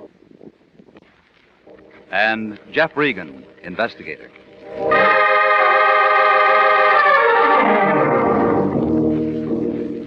Well, after he came falling down the stairs at me and Flossie had a good cry over him, there wasn't anything to do but to call Central Homicide. They got there a few minutes later and went over the whole place, taking pictures and prints. Finally, a wagon pulled up, took what was left of Pete Berger down to the morgue. Detective Lieutenant Salvatore Wendetti up to homicide, asked everybody a lot of questions, and shipped a couple of people downtown for a couple of different things, and finally got around to me. Regan, I think you ought to get yourself a new job. Every time the lion growls, you wind up with a corpse someplace and somebody has to ask you a question. That wasn't my idea, Sally. I might have to book you on technical charge. Oh, stop it, will you? You know I didn't have anything to do with him getting When shot. the next car named Pete Berger gets topped off just before a private dick gets around to asking him a few questions, I got to ask the private dick some questions myself, or else the chief is going to ask me some questions. Make sense? All I know is that somebody's been shooting at a client of mine. Mm-hmm. And that somebody's Pete Berger. How do you know?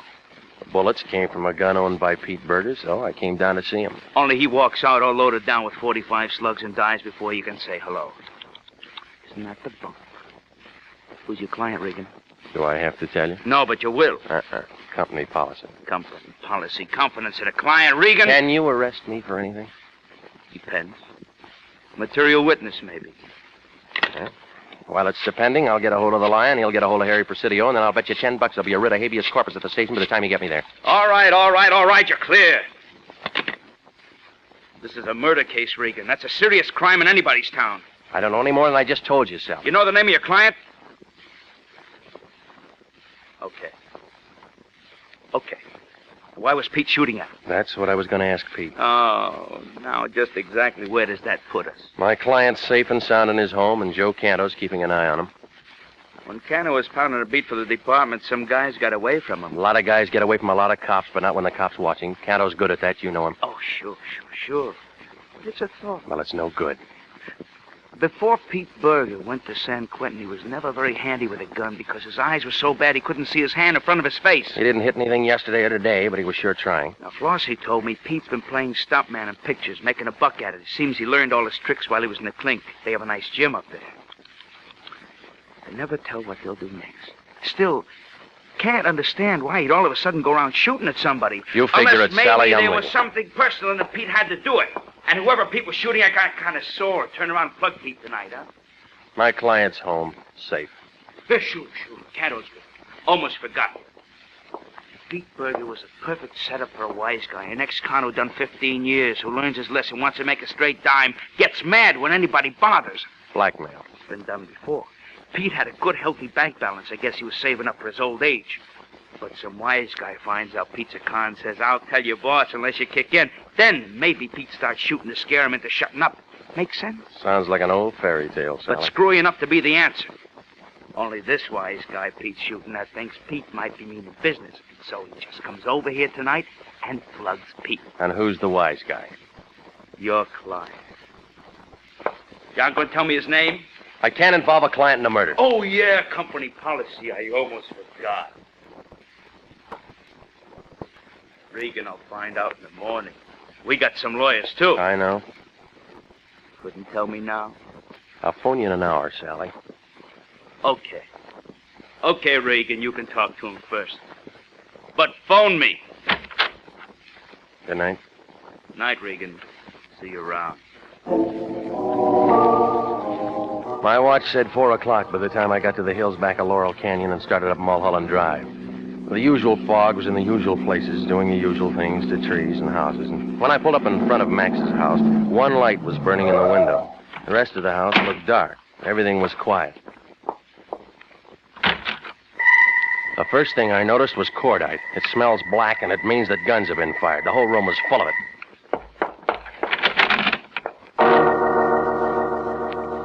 Max Vladney was lying half on the floor and half on the table he'd used for a workshop.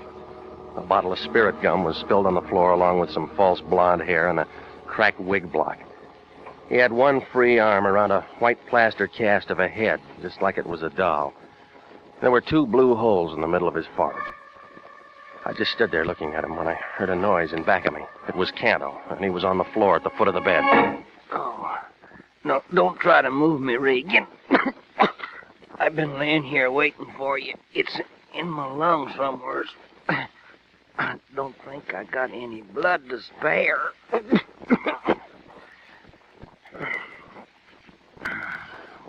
Joey boy let you down, huh? It happened an hour after you left. I don't know who done it. There's a lot of noise in Max's room, and I come in, the next thing I knowed, I'm taking a slug myself.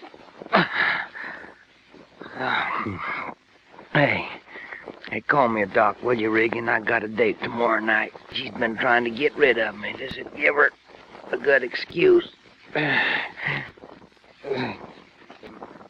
Guess Lyon will be mad, huh? Call me a doc, Regan, right quick.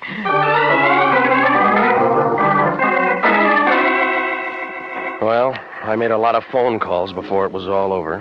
Hollywood Receiving Hospital, Windetti, Central Homicide, and I got the Lion out of bed and told him what had happened. He said he'd meet me at the hospital. I hung around a while and talked to Windetti. He didn't have much to say. When he got through poking around, he gave me a lift as far as the hospital. The Lion was standing around the hall when I got there. It was the first time I'd ever seen him look tired. Hello, Regan. I just talked to the doctor. This is going to cost plenty. How bad is it? $25 a day for a room, plus surgery. No, I mean Canto. Oh. Well, bullet penetrated upper lobe of his right lung.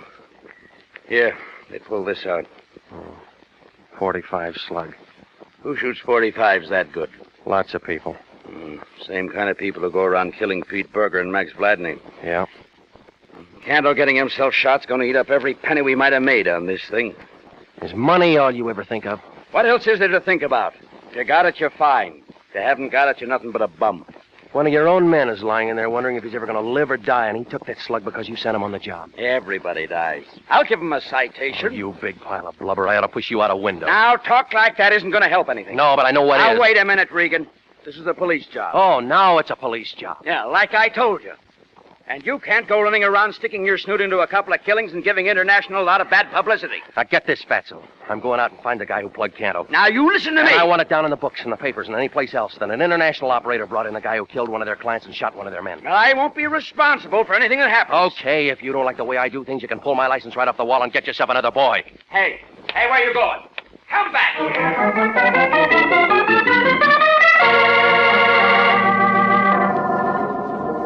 Well, Mr. Regan, when I saw you at Max's yesterday afternoon, I didn't think you would come by for that drink at 6 o'clock in the morning. Well, come in. I was just having coffee. I have to be at the studio for an early makeup job. You look all right to me, the way you are. Well, you can be nice. Will you have some coffee? No, thanks. Oh? I just stopped by for a minute. I'm afraid I have some tough news for you. Max. Something happened to Max. He's dead. Oh, no. Not Max. Oh, Max. Somebody shot him 3 hours ago. Why would anyone want to kill Max? That's what I'm going to find out. Max expected me to marry him. So many plans. What can I do to help, Mr. Regan? What can I do? All right, now look.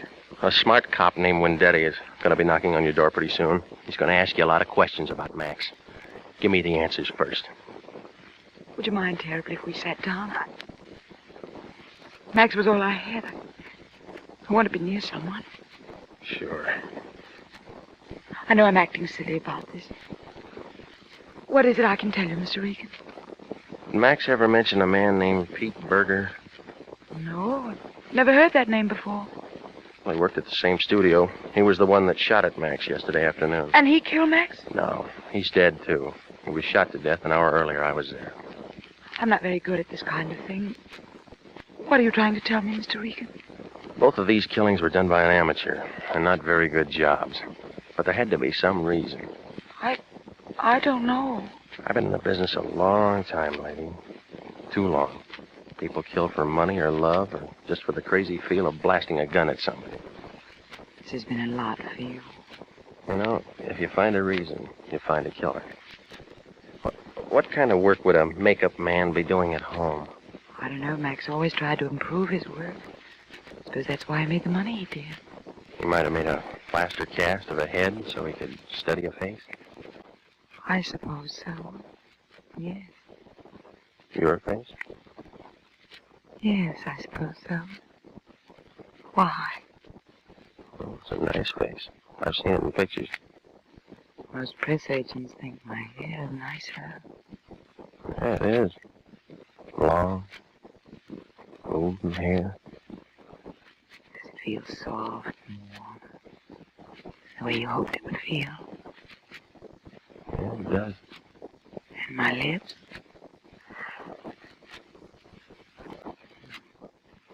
I don't feel bad doing this. I never did love Max. I was indebted to him. I was terribly ill several years ago. He helped me. I can see why he felt the way he did about you. Can you? I like the way you did that.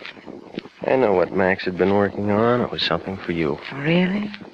He was holding a plaster cast of your head in his arms when I found him.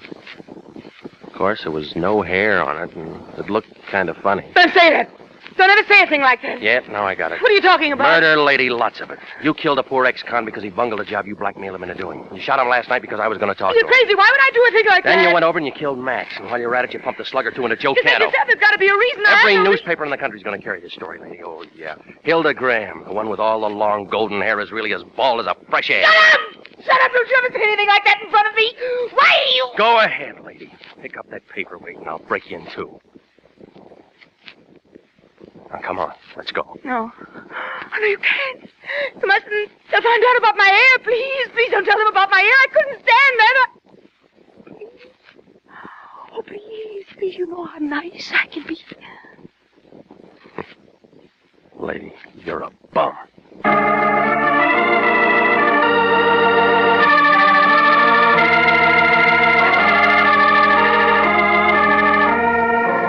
Well, Max had been trying to get her to marry him, and she didn't want to marry anybody, so she killed him. The police stenographer scratched his head on that one until I explained it was her hair, that long golden hair. Only it wasn't hers. It was a wig that Max had fixed up for her. She'd lost all hers when she was sick and couldn't stand the thought of anybody going around knowing it wasn't her own. Well, I guess you run into all kinds. A couple of days later, I saw Canto at the hospital. He'd had some transfusions and a lot of other things. He was coming along fine. I was reading a paper when I walked in. Oh, Ray. So what is what, huh? Hi, Joe. I've been reading about that Hilda Graham. Too bad they don't take her picture without all that pretty hair. It'd serve her right. Yeah. How you feeling? Peachy. Regan, how long we been working for the Lyon? Too long. How many people been killed and messed up in that time that me and you knows about personally? Too many. There's one thing I can't get through my noodle. Why don't we get some other kind of a job? Real estate or movie extras or something. Why do we do it? Why do we do it, Jeff? I don't know, Joe. I don't know.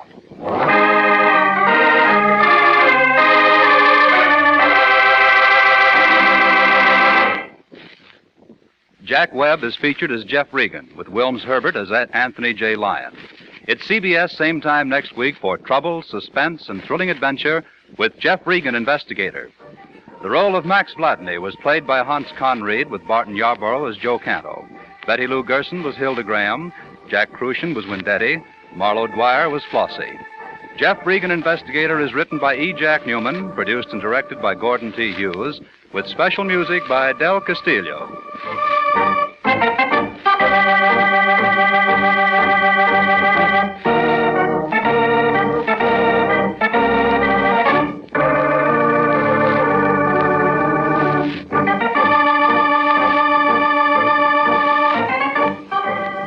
This program came to you from Hollywood. Bob Lamont speaking for CBS, the Columbia Broadcasting System.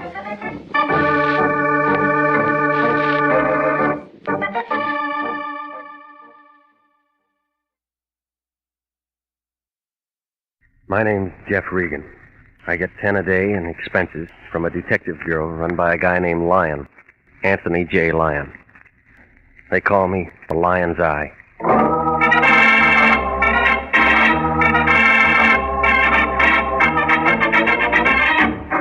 With Jack Webb starred as Jeff Regan, Investigator, stand by for trouble, suspense, and adventure in tonight's story of the man who liked the mountains.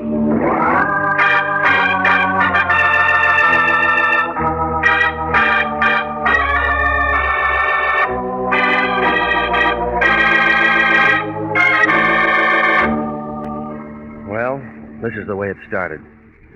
It was about 6 o'clock last Monday night. I was home cooling myself off when the phone began jumping around on top of the desk. Jeff? Mm-hmm. This is Melody. Mr. Lyon calling.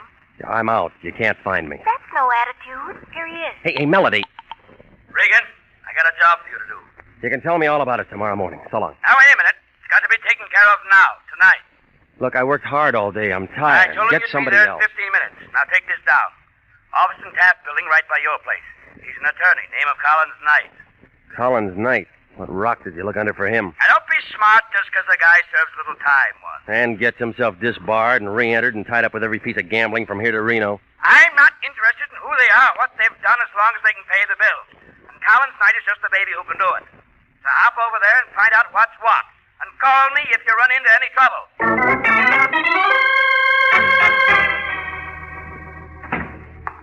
Collins Knight, attorney at law, Taft Building. Turned out to be a medium-sized man, about 50, in a loud tan sport coat and black and white polka dot tie. The good tailoring on his shoulders didn't cover up that 45-year-old stomach, but it didn't seem to bother him. He smiled when I walked in his office, pulled out a bottle of bonded stuff and a couple of tall glasses. Sit down, Regan. Make yourself comfortable. Say when. When? I'm a four-finger man, too. Yeah. Here's to you. Cigar? I don't use them. You don't mind if I do. Yeah. Now then, I asked you to come here because I want you to find Big Ed Kittredge for me. Been missing 3 days, according to his wife. From pictures, I've seen a Big Ed. He'd be a hard man to miss. Now, I figure the same way, Regan, but he's been gone for 3 days, and I think someone's either cooled him off or he's lammed. Why do you think somebody cooled him? Oh, a man like Big Ed's bound to have a lot of enemies. For one reason or another. Why do you think he lammed? For one reason or another. Friend or enemy? Neither. I just know the guy. He's one of my people. I handle a couple things for him. His wife is worried about him. I didn't know people like Big Ed had wives. Well, they do. At least Ed does, and a darn cute little girl she is. Inez. Yes, very pretty little girl. Tell me about him. He's gone. What about his wife? Where'd he meet her? When'd he marry her? I gotta have something. I don't know. Well, I'll have to see her. Okay, see her. You don't much care whether I find Big Ed or not, do you? Nope. Thanks for the drink. You don't like me, do you, Regan? No. Well, most people don't. So long, Shamus. Keep in touch.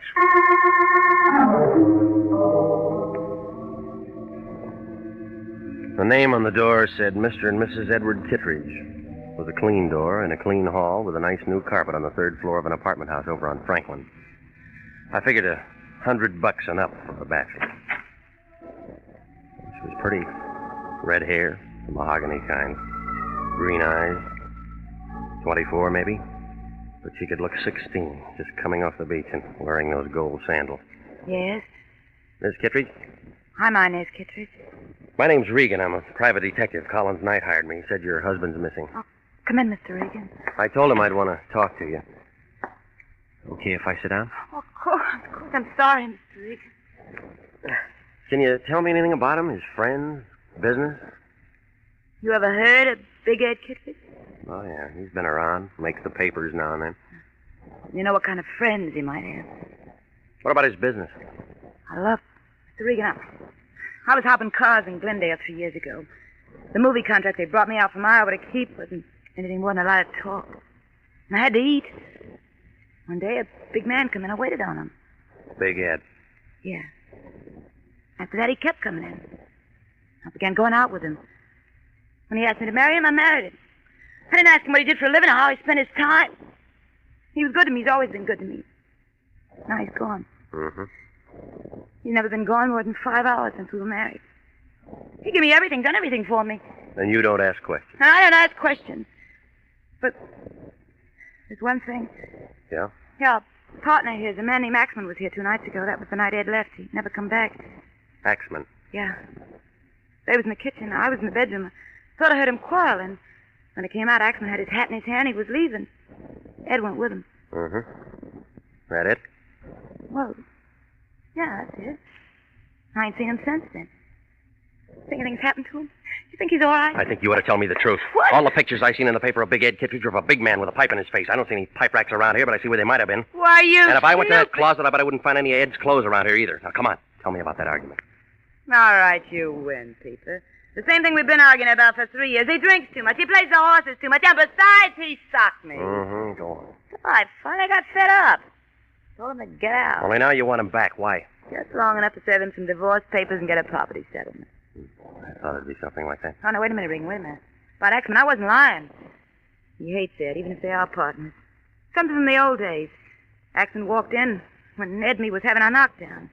He saw it all. If he wanted to bump Ed, he could do it. Somehow he'd fix it so it looked like I'd done it. He's the kind. You think he'd make a good witness? Well, Axman's a smart guy. It's the doorman and the clerk downstairs. They heard Ed and me arguing. We got kind of loud. I might have said something about killing Ed. Sure make me look sick if Ed turned up dead somewhere. Yeah, it would. You gonna help me? I'm already hired, lady.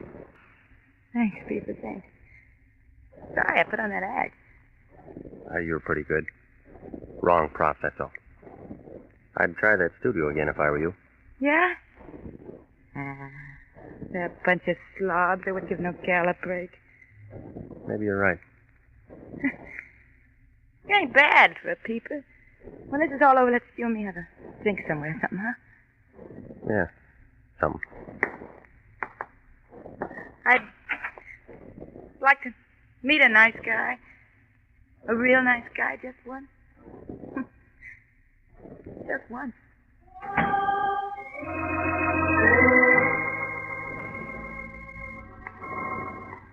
2 minutes later, in front of the apartment house, I was lighting a cigarette and thinking over what Inez Kittredge had just told me when a soft hand belonging to the soft arm, body, and face of a little thug I knew named Louis Pacheco settled on my arm. Regan. All right, punk, what is it?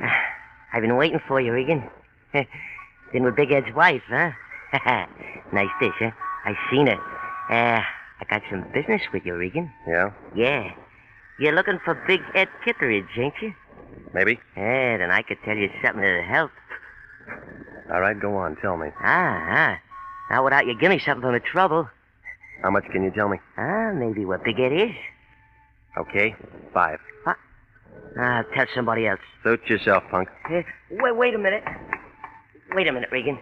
Well? He shagged up the mountain town, yeah. Has a place up there called Hideaway. And not many people know about it, not even his wife. Yeah. He went up with a guy named Axman 3 days ago. Ed's got some slot machines and stuff like that up around there. That all? Yeah, that's enough for you, Gumshoe. Okay. Here. Keep it. I don't need your lousy sawbuck. Keep it, you chiseling cheapskate. Cheapskate.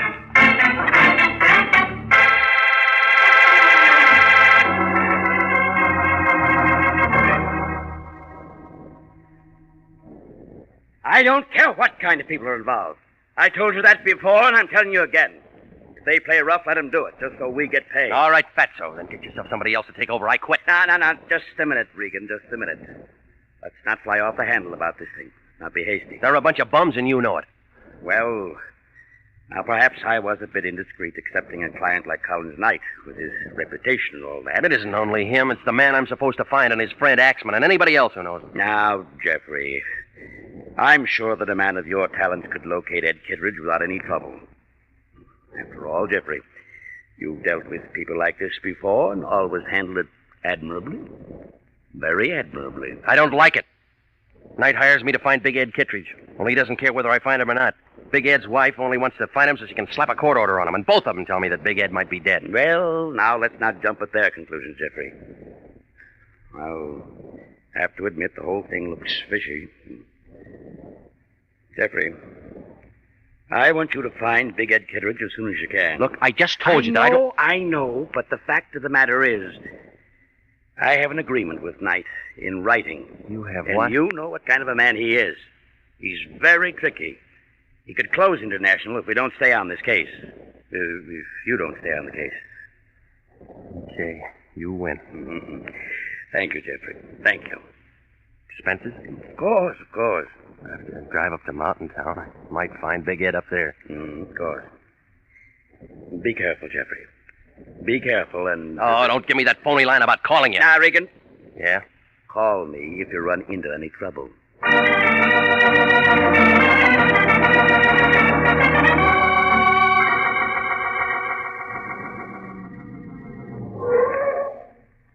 How far to Mountain Town? You're here, Pilgrim. This is it. That black place over there's the lake. And that black place over there's town. Cabins round the lake. No one round the town. Fill her up? Yeah, fill her up. Where can I get some coffee? I've been driving half the night. 30 feet to your right and inside the door. Janie will fix you up. We're open all night. Thanks. No trouble? No trouble at all? You better look at that oil. Glad to. Tires and water. Glad to. Can move it if you want to. I'll be in getting coffee. Don't worry. Don't get enough business at 1 in the morning to stay open. I'm going to talk to the boss about it someday. Hey! Hey! Hi, dearie, I'm coming. I'm coming. What do you want to hit the counter like that for? Well, I thought you was Eve. I didn't know it was a customer. Who's Eve? Him. Eve Holton that runs the station. What's yours? What's my what? Name? Well, as long as we're being formal, it's Regan. Jeff Regan. Oh, you're Janie. Well, say. How'd you know that? Eve. He told you. Well, say. How about some coffee, Janie? Huh? Oh, sure. You been traveling far, Mr. Regan? From Los Angeles. Going far? Right here. This stump. You don't tell me you're going to be here this summer. Little while. Well, say. I'm off in an hour. I got a little cabin on the other side of the lake. Well, that's nice. Too much fishing? Fishing? You're cute. Yes, I am. No, thanks. I'll take it black. Oh, what you gonna do here? Look for a man. Yeah? Say, what man? You might be able to help me, Janie. A cottage called Hideaway. Man named Kittredge. Big Ed Kittredge, you a friend of his? Car's all ready. Car's all ready, Pilgrim. Thanks. Janie, don't you think you ought to go and see how the fire's doing? What fire? Make one. All right, Eve, all right. Do you think because a girl takes a job slinging hay, she has to listen to a lot of baloney for maybe she's like you worth Janie's too friendly. I like friendly people. Keep the car here, will you? I'm looking for a Hideaway cottage. I don't see any road going around the lake there. I guess I'll have to hoof it. Hideaway? East shore of the lake. About half a mile from here. You're right, there's no road. You'll have to walk. Thanks. Don't mention it, Pilgrim. Don't mention it.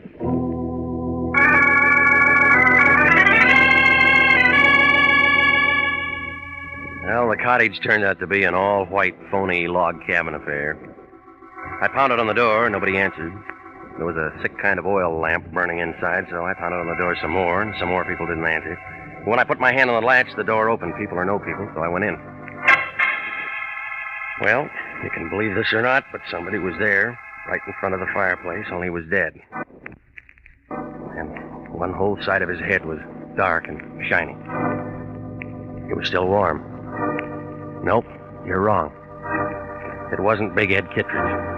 This was a man I'd never seen before in my life.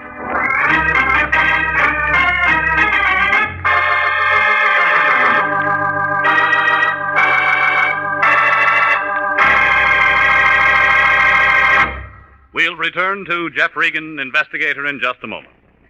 An easy way to save for future security is by a payroll deduction of savings bonds. If you're not paid on a salary basis, you can purchase savings bonds at your nearest post office, bank, or savings and loan association office. Now is the time to ask your employer to start deducting for savings bonds or to buy a bond on your own. If no other plan is feasible, your bank will deduct enough each month from your savings or checking account to buy a savings bond. For money in the future, buy United States savings bonds. You'll be glad you did.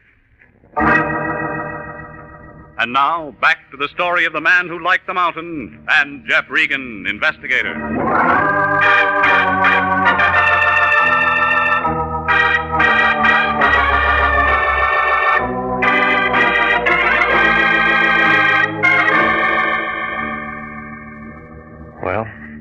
I stood there and looked at what was left of whoever he was.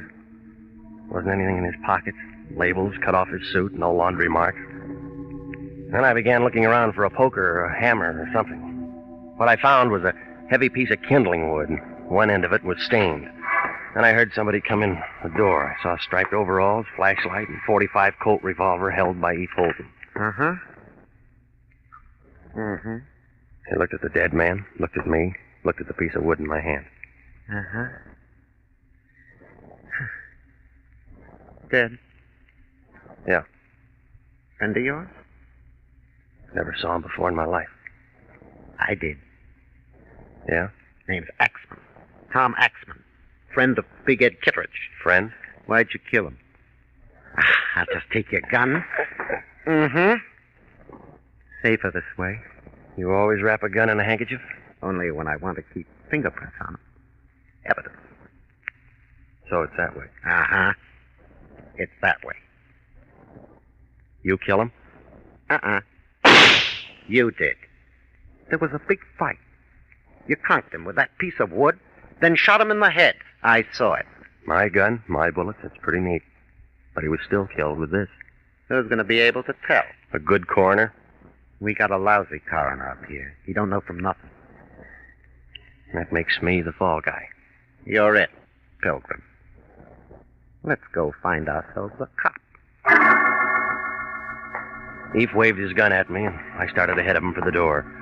Oh, he was good at doing frame-ups, and he was good at running things, but he was only an amateur when it came to pushing a man with a gun.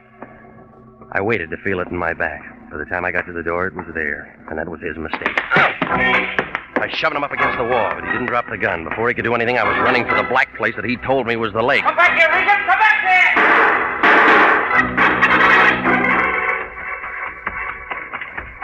I ran till I was out of breath.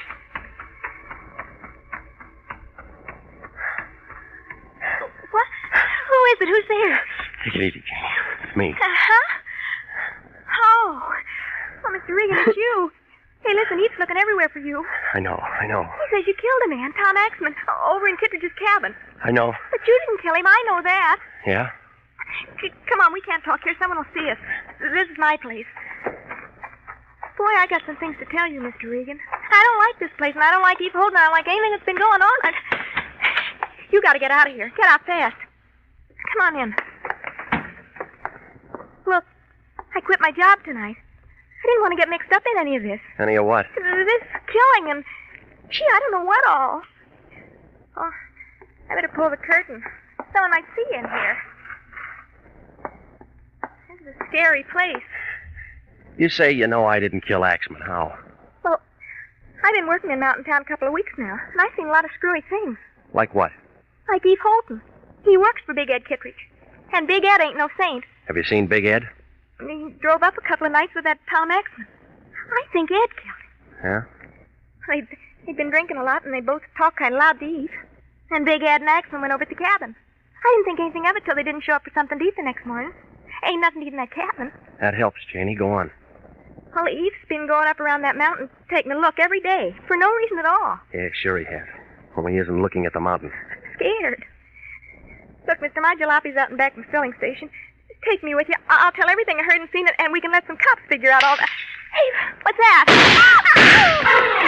There was a hand firing a gun at her. It figured to be my gun. I hit the oil lamp and went down to the floor. Then I heard somebody outside on the porch. I crawled in the dark till I found a wall and a window. It wouldn't open, so I took half of it with me.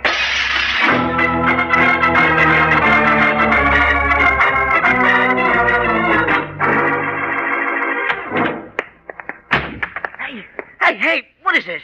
Come here, you. Now, look, punk. I just drove 85 miles in 100 minutes. 7 o'clock in the morning, and I haven't been to bed all night. I saw one dead man and one woman made dead. Easy on that stuff, Regan. And some of your playmates up at Mountain Town trying to make sure that I get hooked with it. Now, wait a minute. Oh, start talking, punk. Wait a minute. What do you want me to say? I don't know nothing about no stiffs and no Mountain Town. All right. When somebody like you comes sidling up to me and tells me where to find my man and doesn't take $5 for it, that means he's already got dough. That's Regan. And they only give you dough for work. Gee whiz, Regan, you know I wouldn't mix up in no killing. I can't stand that kind of thing. Punk, who paid you to tell me to go to Mountain Town? Who paid you to send me up there and make a patsy out of me? Let go. I'll tell you, Regan. I'll tell you. It was Knight, the lawyer. Yeah, Collins Knight. He slipped me 50 to pay you and give you the dope. Knight. I might have known. Go on. That's all. Honest, that's all there is to it. I tail you over to Big Ed's apartment. You talk to his wife, and you know the rest. Knight tell you why? You know I never asked any question. I just do what I get paid for. Nobody ever let me in on something big. I didn't know it was no frame. Okay, punk. Listen, if Knight ever finds out I told you... Shut up. What are you going to do? Hi, Regan. Hard night, huh? Easy, He made me tell him. He made me tell him, Mr. Knight. Sure, Regan. Well, don't worry about it. I got up early, Regan. Kind of figured you'd be looking up the punk here. He phoned from Mountain Town, said you lammed out on him twice. You're a pretty tough boy, aren't you? Here, punk. Buy yourself something and forget you ever saw Regan, okay? Oh, sure, Mr. Knight, sure. Okay, Regan? Let's get going. Got a long drive ahead of us. I'll be able to drive it blindfolded someday. Someday. I'm still your patsy. Mm-hmm. I take you back there and we call a cop. Now, come on. Eve will be getting anxious.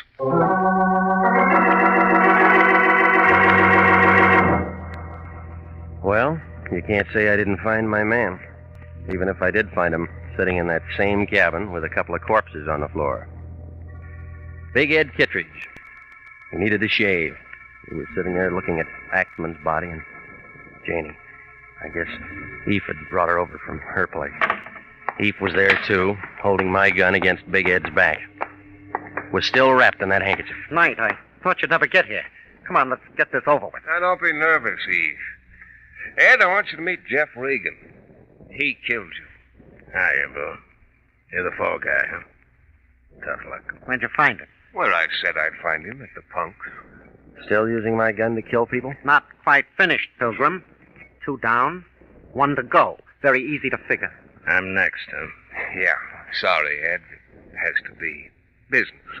Me and Eve will take over where you and Axman leave off. Hey, Bo, we're gonna let him rub me out and pin all this on you, or we're gonna do something about it? Take it easy, Ed. I think we ought to do something about it. Oh, watch him, Eve. Me, too. Big Ed was good.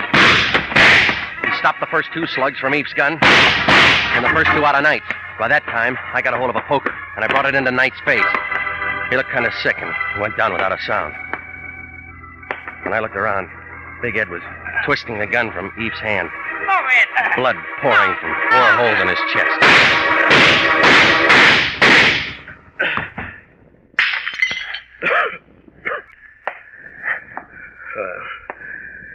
We ain't so easy at that, huh? Guess the frame won't work now. Where's your phone around here? I'll get you a doc. Well, Sawbone gonna help me save yourself trouble. I never knew they burned like this. What's your name, Bo? Regan. I'm a private detective with International. Oh? Lyon still run that dump? Yeah, he does. Old bum, ain't he?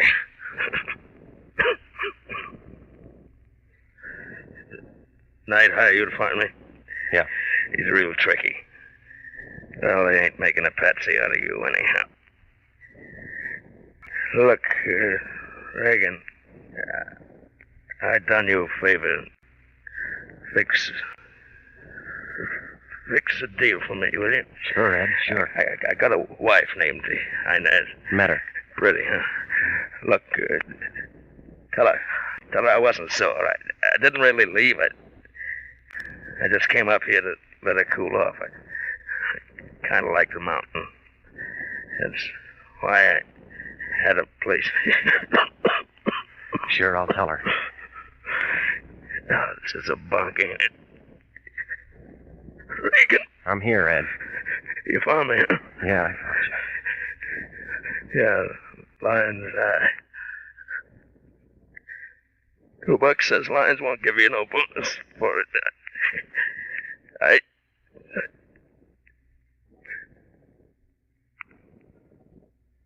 Yeah, I guess you're right.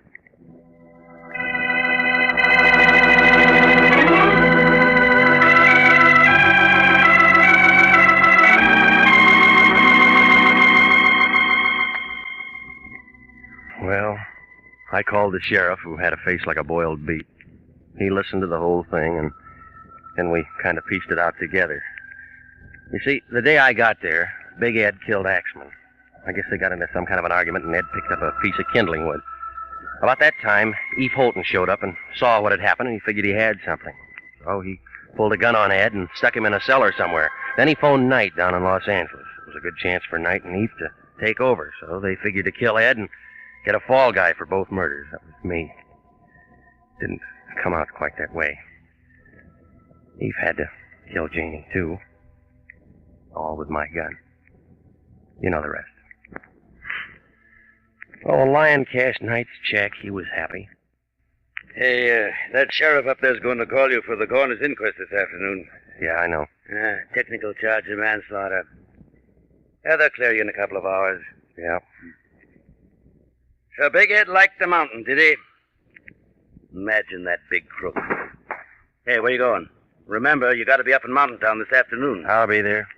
I gotta go over and see Big Ed's wife first. He asked me to tell her something. Big Ed's wife? That's right. Forget it, Regan. She's glad he's dead, same as everybody else. I'm going over to see Big Ed's wife. Why do you want to go sticking your nose back into it? Because Ed was dying and he asked me to do it. Lots of guys ask for lots of screwy things when they're dying. They wouldn't bring him up unless they were sure they didn't have to stick around and see what had happened. Make sense? Makes sense. Where you going? Over to see Big Ed's wife.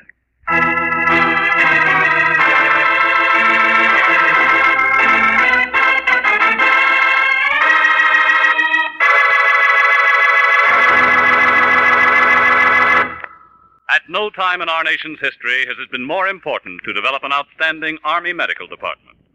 Without an adequate nurse corps, this can't be accomplished. And nurses are still needed to fill the estimated requirements for 1948.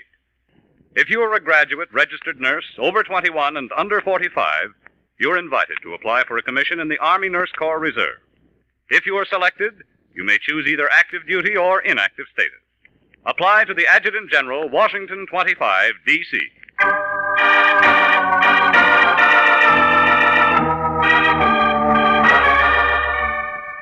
Jack Webb is starred as Jeff Regan, with Wilms Herbert as Anthony J. Lyon. It's CBS, same time next week for hard-boiled action and mystery with Jeff Regan, Investigator. Also heard on tonight's program was Jeff Chandler, Betty Lou Gerson, Edgar Barrier, William Conrad, Sidney Miller, and Laurette Philbrand. Jeff Regan, Investigator is written by E. Jack Newman, produced and directed by Sterling Tracy, with original music by Dick Arant. If you like mystery, here Find That Clue with Mystery Master Ken Crossan quizzing the top mystery writers of Hollywood, and a special guest this Monday night over most of these same CBS stations. Here Find That Clue, Monday night, 8:30, over most of these stations with Turhan Bey. This is CBS, the Columbia Broadcasting System.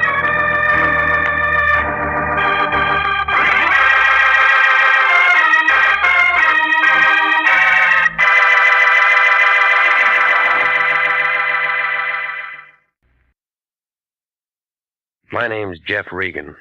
I get 10 a day in expenses from a detective bureau run by a guy named Lyon, Anthony J. Lyon. I'm the Lion's Eye.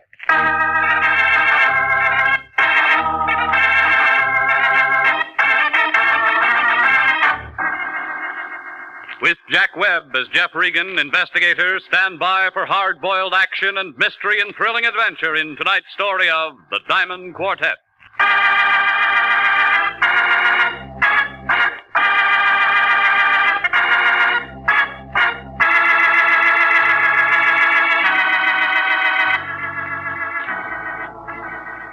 Well, this is the way it started. Melody called about 6 o'clock that night. She gave me the name of a restaurant out on the strip and said that Lyon was waiting for me. I drove out there and found him squatting at one of the corner tables. He had a big white napkin tucked under all of his chins, and he was working on a plate of crab louis and a bottle of beer. A tall, peroxide blonde in slacks and dark glasses was sitting across from him, watching him eat. And a couple of bald-headed waiters were just sort of standing around looking at the ceiling.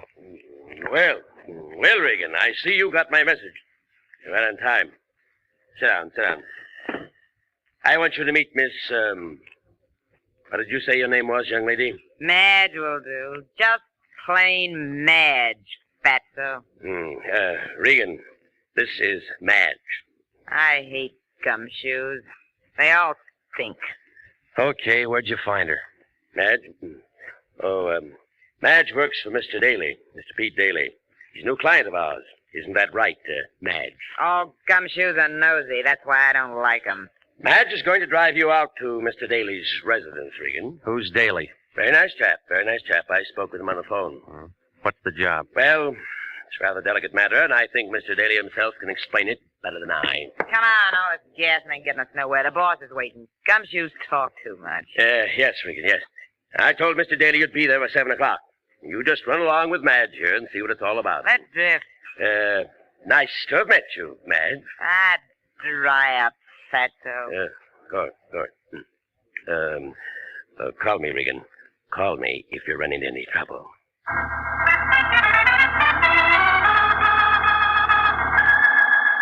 Just plain Madge, who was carrying a .25 automatic in her purse.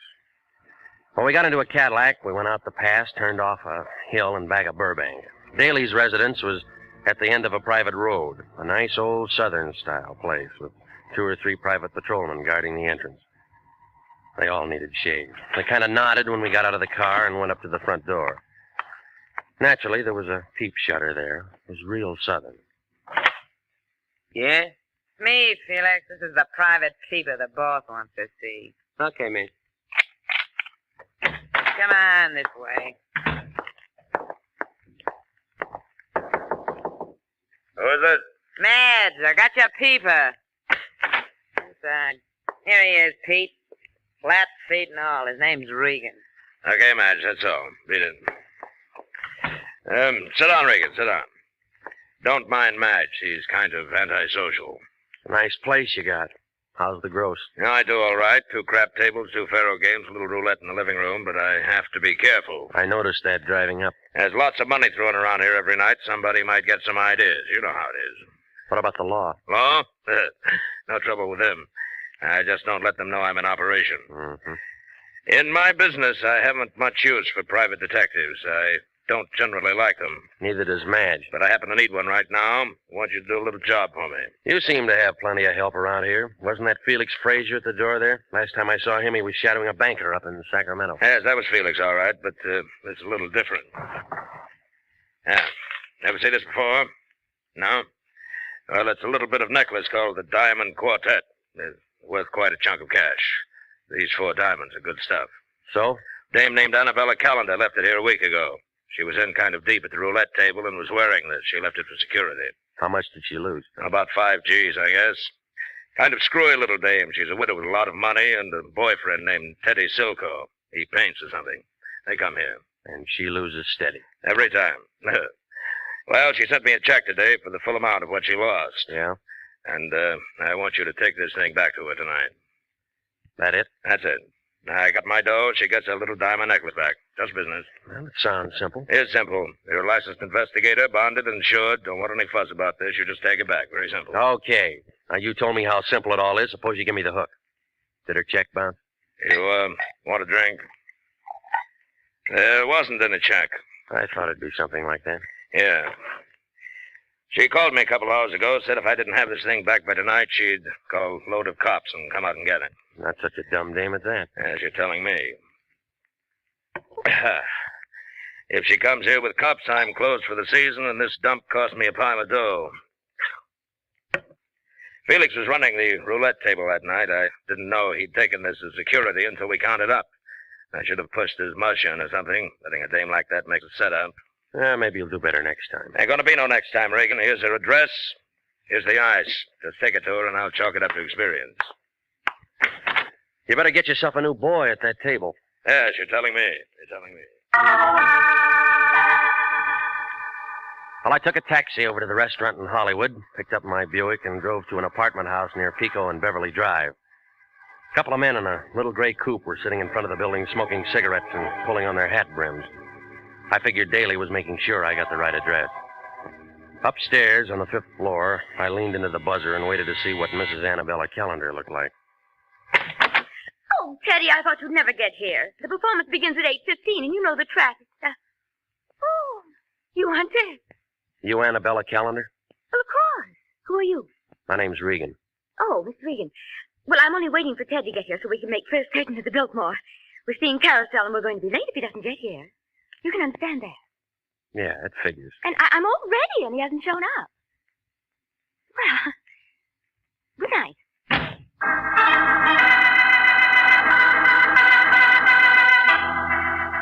Yeah. Her white ermine cape and the black strapless thing needed a touch. But she had it. That necklace I had in my pocket, or a very good copy, was hanging around her neck, and it looked like 4 Klieg lights at a Hollywood premiere. Come on. Lay off. You busted door, lay off. What's the idea?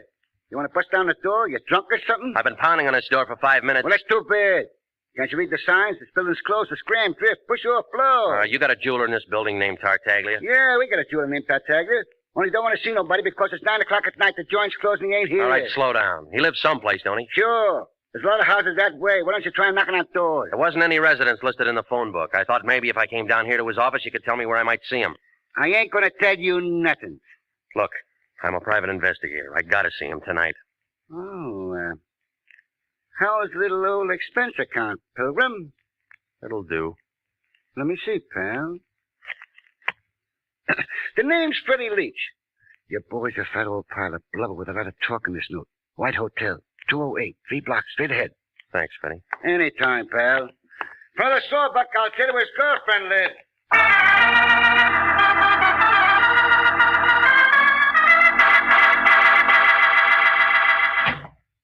Well, come in, Mr. Regan. Come in. You find me a bit indisposed at this hour. I was preparing to retire, but you said it was a matter of jewelry. Therefore, Bert Tartaglia is at your service. Now then, sir, what is so urgent? I came to see you about a diamond necklace. I found your name stamped on the inside. House of Tartaglia, most respected name in diamonds as in all the lapidary arts. Most respected. I'm the last of 4 sons. All... Continue, Mr. Regan. Take a look at this. And how do you come into possession of the diamond quartet, sir? A man named Daly, who runs a gambling club, hired me to take it back to a lady named Callender. Gambling house? And how did Mr. Daly acquire it? She lost it at the roulette table. She left it till she could raise the cash. Deplorable conduct on her part. Annabella Callender, a very indiscreet young lady, to be sure. Lovely body, propelled by a ridiculous mind. I tried to take it back to her tonight. Beautiful. Isn't it, Mr. Regan? Beautiful. I want to know if it's real or not. Real. Of course it's real. You sure? Mr. Regan, do you doubt my ability as a gemologist? Once in a lifetime, sir, only once in a lifetime does an artisan have the opportunity to create the perfect necklace. How much will it pull? Priceless in the amount of work. Roughly $65,000. See, here, under the light. See how carefully each stone is mounted. Without reservation, I pronounce the Diamond Quartet an incomparable masterpiece. Well, I saw one just like it tonight. Huh? I don't quite follow you, sir. No one could create another Diamond Quartet except Bert Tartaglia. Well, and somebody made up a pretty good imitation. The finest workman at best would create only a crude resemblance. This kind of work demands an artist, Mr. Regan, an artist. But it could get by. Oh, to the unpracticed eye, yes. To the layman, perhaps, yes. Mm-hmm. That's all I wanted to know. Lated in Anguis Herba, eh? What was that? Latin. A snake in the grass, eh? Maybe. Your expression tells me you are concerned for the safety of this piece. I have a safe here in my room if you care. No, it'll be all right. Well, then, you leave satisfied, I trust. Yeah, thanks. Think nothing of it, Mr. Regan. Think nothing of it. Just remember the House of Tartaglia when you want fine jewels. Good evening, sir.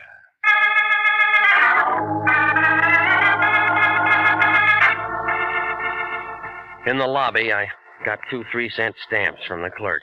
He watched me put the Diamond Quartet in an envelope, address it to myself, and mail it right there. He blinked a couple of times, but I didn't tell him about my 2 pals parked across the street in the little gray coupe. They were sitting there, still sucking on cigarettes and pulling on their hat brims. When I walked outside, they got out of the coupe, came over to where I was lighting a cigarette. The tall one tapped me on the shoulder. Here's the paper, Georgie. Want to ask him for a match? Georgie's nearsighted. That's too bad. That's him, Daddy. Got a match, Peeper? Georgie asks if you got a match, Peeper. He's a dummy, Georgie. Don't talk. Got a match, Peeper? But I tell you, he's a dummy. He don't look like no dummy. Why, he's a dummy, all right, ain't you, Peeper? See, he's a dummy, Georgie. I told him about you being nearsighted, and he said it was too bad. Didn't you, Peeper? He still don't talk. Go on, Peeper. Tell Georgie how sorry you are about him being nearsighted. I told you he was a dummy, Georgie. Our private eyes like you. Georgie asked you a question. He wants to know if all private eyes is like you. Danny boy says you're a dummy. You a dummy? Georgie asked you another question. He wants to know if you're a dummy. See, don't answer. I don't like dummies. We asked 3 questions already, and he ain't said nothing. That makes him a dummy.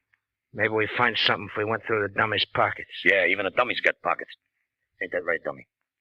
Hold him, Georgie. Hey, move just like a dummy.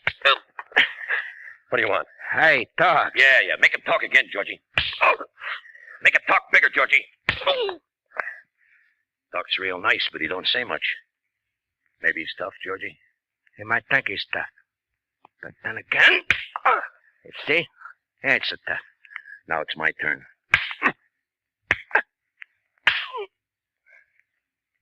Hey. You don't talk no more, Danny. This Peeper ain't no pretty picture, Georgie. Why you want to hold him up?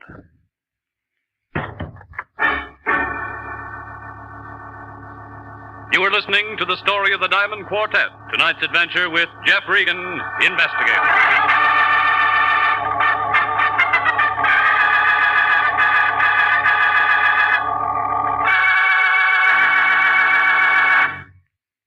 29,000 nurses are needed now to join the new Army Nurse Corps Officers Reserve.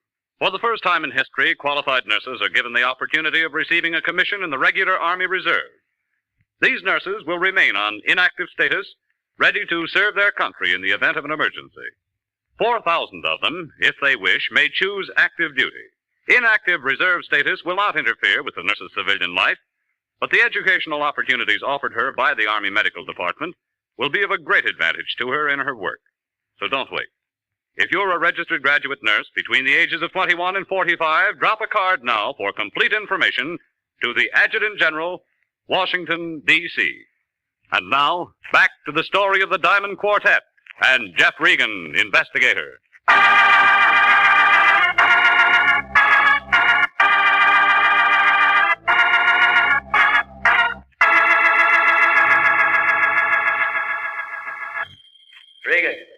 Regan, can you hear me, Regan? Nurse, are you sure he's coming too? He had quite a beating, Mr. Lyon, but he's coming around. Regan, can you hear me? Can you hear me? Regan, can you hear me? I think he's with us now. It's me, Regan. What happened to you? Why didn't you call? Regan, do you understand me? What's this? That's your head, and it isn't very pretty, let me tell you that. I'll be at my desk, Mr. Lyon. All right.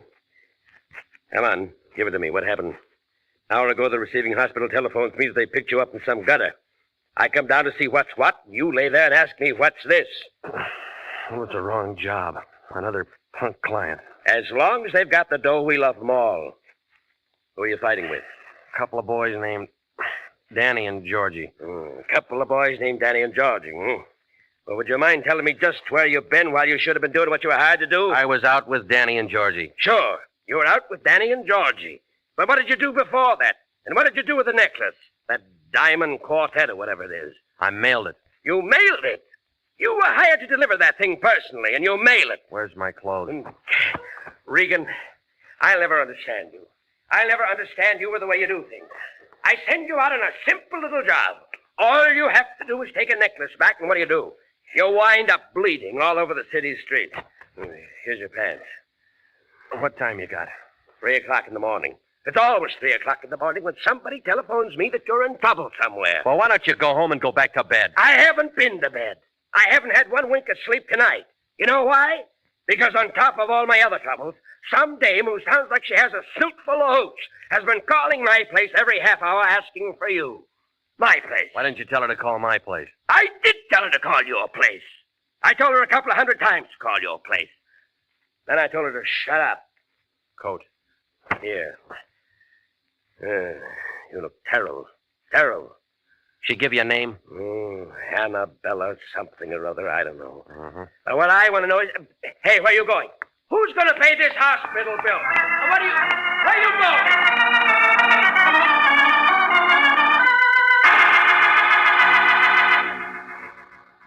Well, the cab driver circled twice before he picked me up, but he got me out to her place in 20 minutes. When I got upstairs, her door was halfway open, and the light from the hallway kind of seeped in. She was sitting in a big chair right by the door. I don't know why, but she was holding the phone on her lap, just sitting there, looking at nothing. Oh, Mr. Regan. It's you. You came back. Yeah, I don't think you're going to need this. Oh. Well then, Mr. Regan. Well then. I suppose you've met some people tonight who know a great deal about me. Some? A gambler? A jeweler? And of course they told you how I carry on with money and all that. Everyone seems to know that. Yeah, Daly told me. Do you know about Charles? Charles and I had so many things together, and it was so much fun being alive with him. You like to have fun, Mr. Regan. I do think he enjoyed being alive with me. I mean, I cried when Charles was killed. I really did. I cried. I didn't know what to do. I cried. How long ago was that? Oh, Charles was killed 3 years ago. But now I have Teddy. He's really a dear. You should meet him. We should all have a drink together or something. Teddy's a fine artist. Very fine artist. I think you'll be very prominent someday. I do. I really do think Teddy will be very prominent someday. Of course, it wouldn't make any difference now. Did they tell you that did they tell you?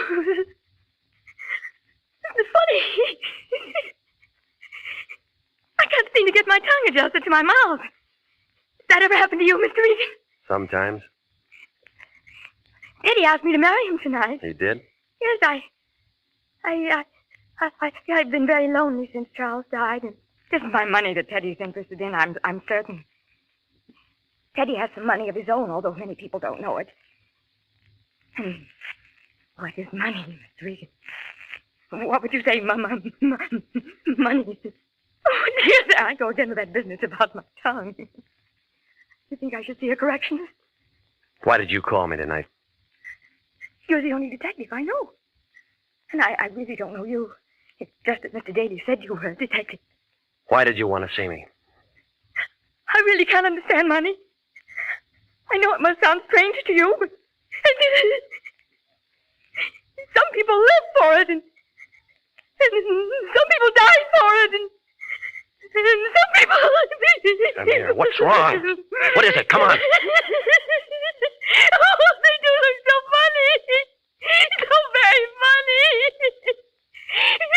I've seen them count money. Oh, so much money, and I really believe that's all they live for. They handle it and caress it now.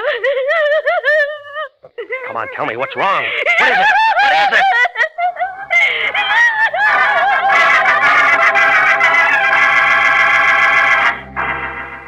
She was pointing to a black spot across the room. I found the light switch and turned it on.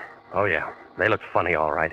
It was Daly and his dumb roulette table man, Felix, and both of them were as dead as you can get.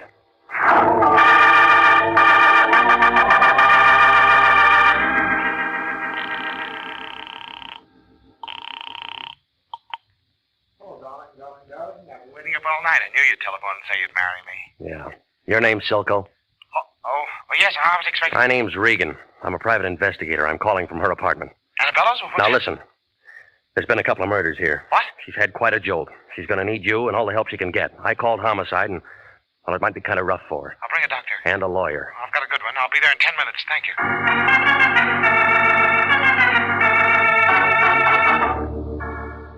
Well, he showed up about the same time Wendetti and the homicide boys got there. By that time, she couldn't even talk, and they had to put her to sleep. I told Wendetti what I knew about it, and he said we'd get it straightened around as soon as she had something to say. It was about 8 o'clock in the morning when I got home. I didn't expect my boy to show up so soon. He was already there. Ah, Regan. I've been expecting you. Come in, sir. Come in.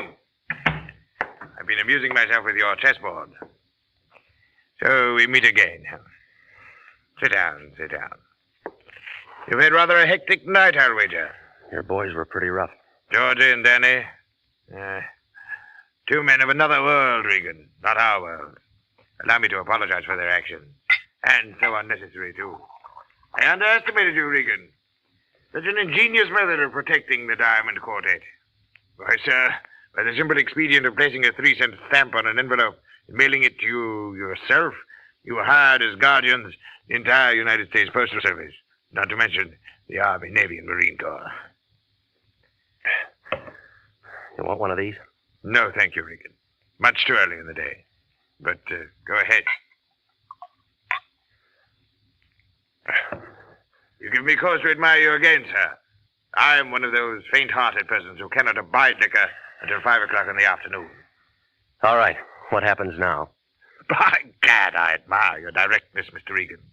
When I met you last night, I promised myself you'd give me trouble, and you have. Who's in on it? Such directness.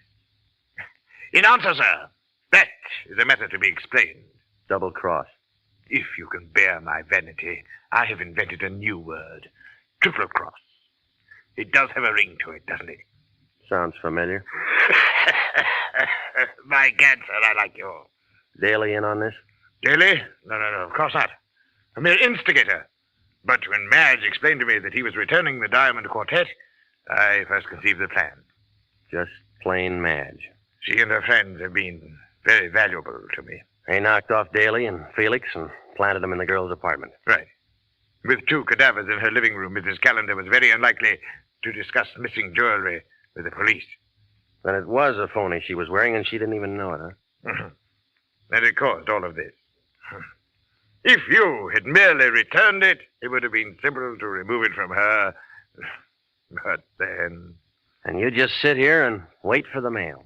We wait for the mail, Mr. Regan. What about your playmates? You do act your role, don't you? And I like you for it, Mr. Regan. I wish you and I could have worked out something together. An unbeatable team. In answer, sir, I'm afraid I shall be sought for murder for 2 this night. Danny and Georgie? And, Madge. Does that name bother you as much as it bothers me? Give me a woman with a name like Celeste, or Josephine, or Roxanne. Those, sir, are proper names for the creatures. But Madge... Where are the police going to find all these bodies? In my hotel room, which I departed hastily. I know a man down at Central Homicide named Wendetti. Do you? Mm-hmm. He's the best cop I've ever seen. You'll never get away with it. Allow me to correct you, sir. I don't intend to get away with it. Observe me well. You see before you a man advanced in years, attached to a destitute and bankrupt jewelry firm, with nothing more to look forward to than a grim few years, and finally the end. Now an opportunity to live like a king, and by God, sir, I've taken it. They'll pick you up before you can pack a bag. I'll risk that. I shall turn the Diamond Quartet into cash, and with a well-laden purse, I shall be satisfied to elude the police over half the world. Oh, yes, they'll get me. In 2 years, 3 years, perhaps. By that time, I shall have spent the money. And what more could a man ask than a perfect fulfillment of all his wishes, huh? I ask you, sir, as one gentleman to another, what more could a man ask? You have company, and I have a gun. Answer it. Tell him to go away. I'll be right beside you. All right. Open it. One side, Shamus. I got a gun. Madge. Thought I'd find you here, blubber boy. They didn't do such a good job on me. Caution, my dear. I have a gun, too. I didn't last long enough to let you have it. Get out of my way, people. Oh!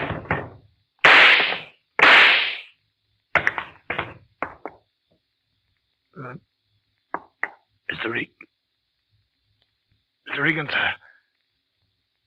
I believe I've been shot.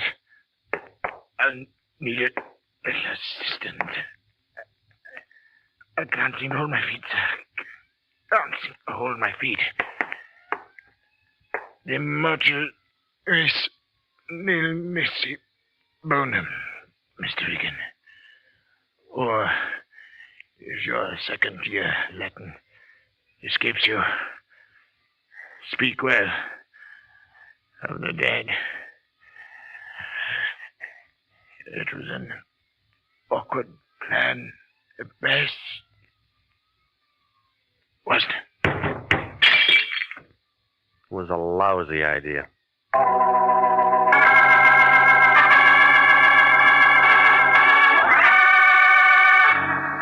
Well, there wasn't anybody left for Wendetti to arrest, so we sat around and looked at each other. Wendetti agreed that Madge double-crossed Daly. Tartaglia double-crossed Madge and her boys. Yeah, triple-crossed. Well, the Lion had something on his mind. He wanted to know, was I satisfied with what I got out of this case? I didn't answer him. I need the job.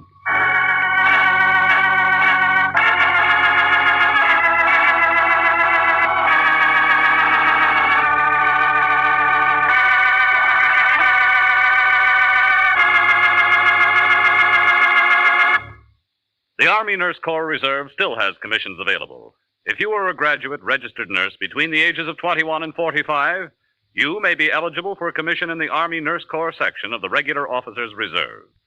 Graduate work is provided at the Army's most modern teaching centers, and the nurses obtain educational experiences that benefit them in both civilian and military nursing.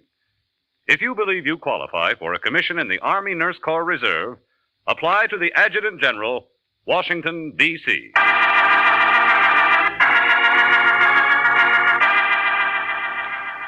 Jack Webb is featured as Jeff Regan, with Wilms Herbert as Anthony J. Lyon.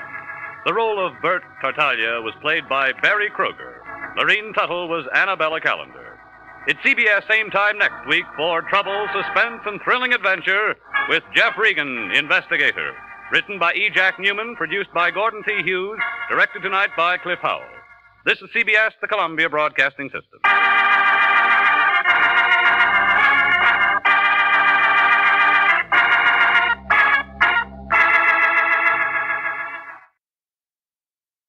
My name's Jeff Regan.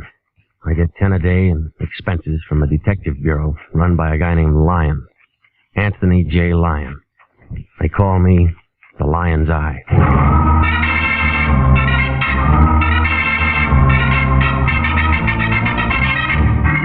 With Jack Webb as Jeff Regan, Investigator, stand by for hard-boiled action and mystery and thrilling adventure in tonight's story of The Man Who Came Back.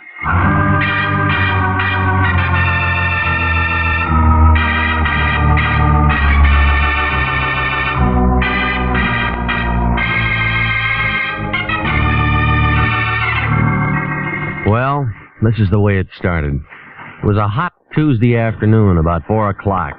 Melody was sitting at her typewriter watching a tired-looking fly crawl across the ceiling. She didn't say a word, just waved an arm in the direction of his door. Certainly we will, Mr. Brondike. Absolutely. Certainly. Yes, of course. Come in, Reed. Yes, yes. Yes, all right, Mr. Brondike. Yes, he'll be there in an hour. Oh, all right, half an hour. Goodbye. Regan, you're it. I'm what? Here's his address. Name's Elmer Brondike. Has a real estate office in Altadena. Check came by a special messenger half an hour ago. It was late, but the bank tells me it's good. So you're it. You know, that's what I like, efficiency. It's too hot to be funny. I want you to hop out there and see what he's excited about. Didn't he tell you? Yeah, he's one of those nasty old coots. He didn't make much sense on the phone. Something about someone coming back. Besides, his teeth were slipping around. Yeah. Anyhow, it's a job. Business has been terrible lately. You know, I still want my expenses on that Tartaglia thing. Have you ever come up short with me? Yes, I have. You'll get all that's coming to you. When? As soon as Melody gets a bill from that hospital, because that's coming out of your check. Now, beat it out there and find out what this guy wants and call me if you're running into any trouble.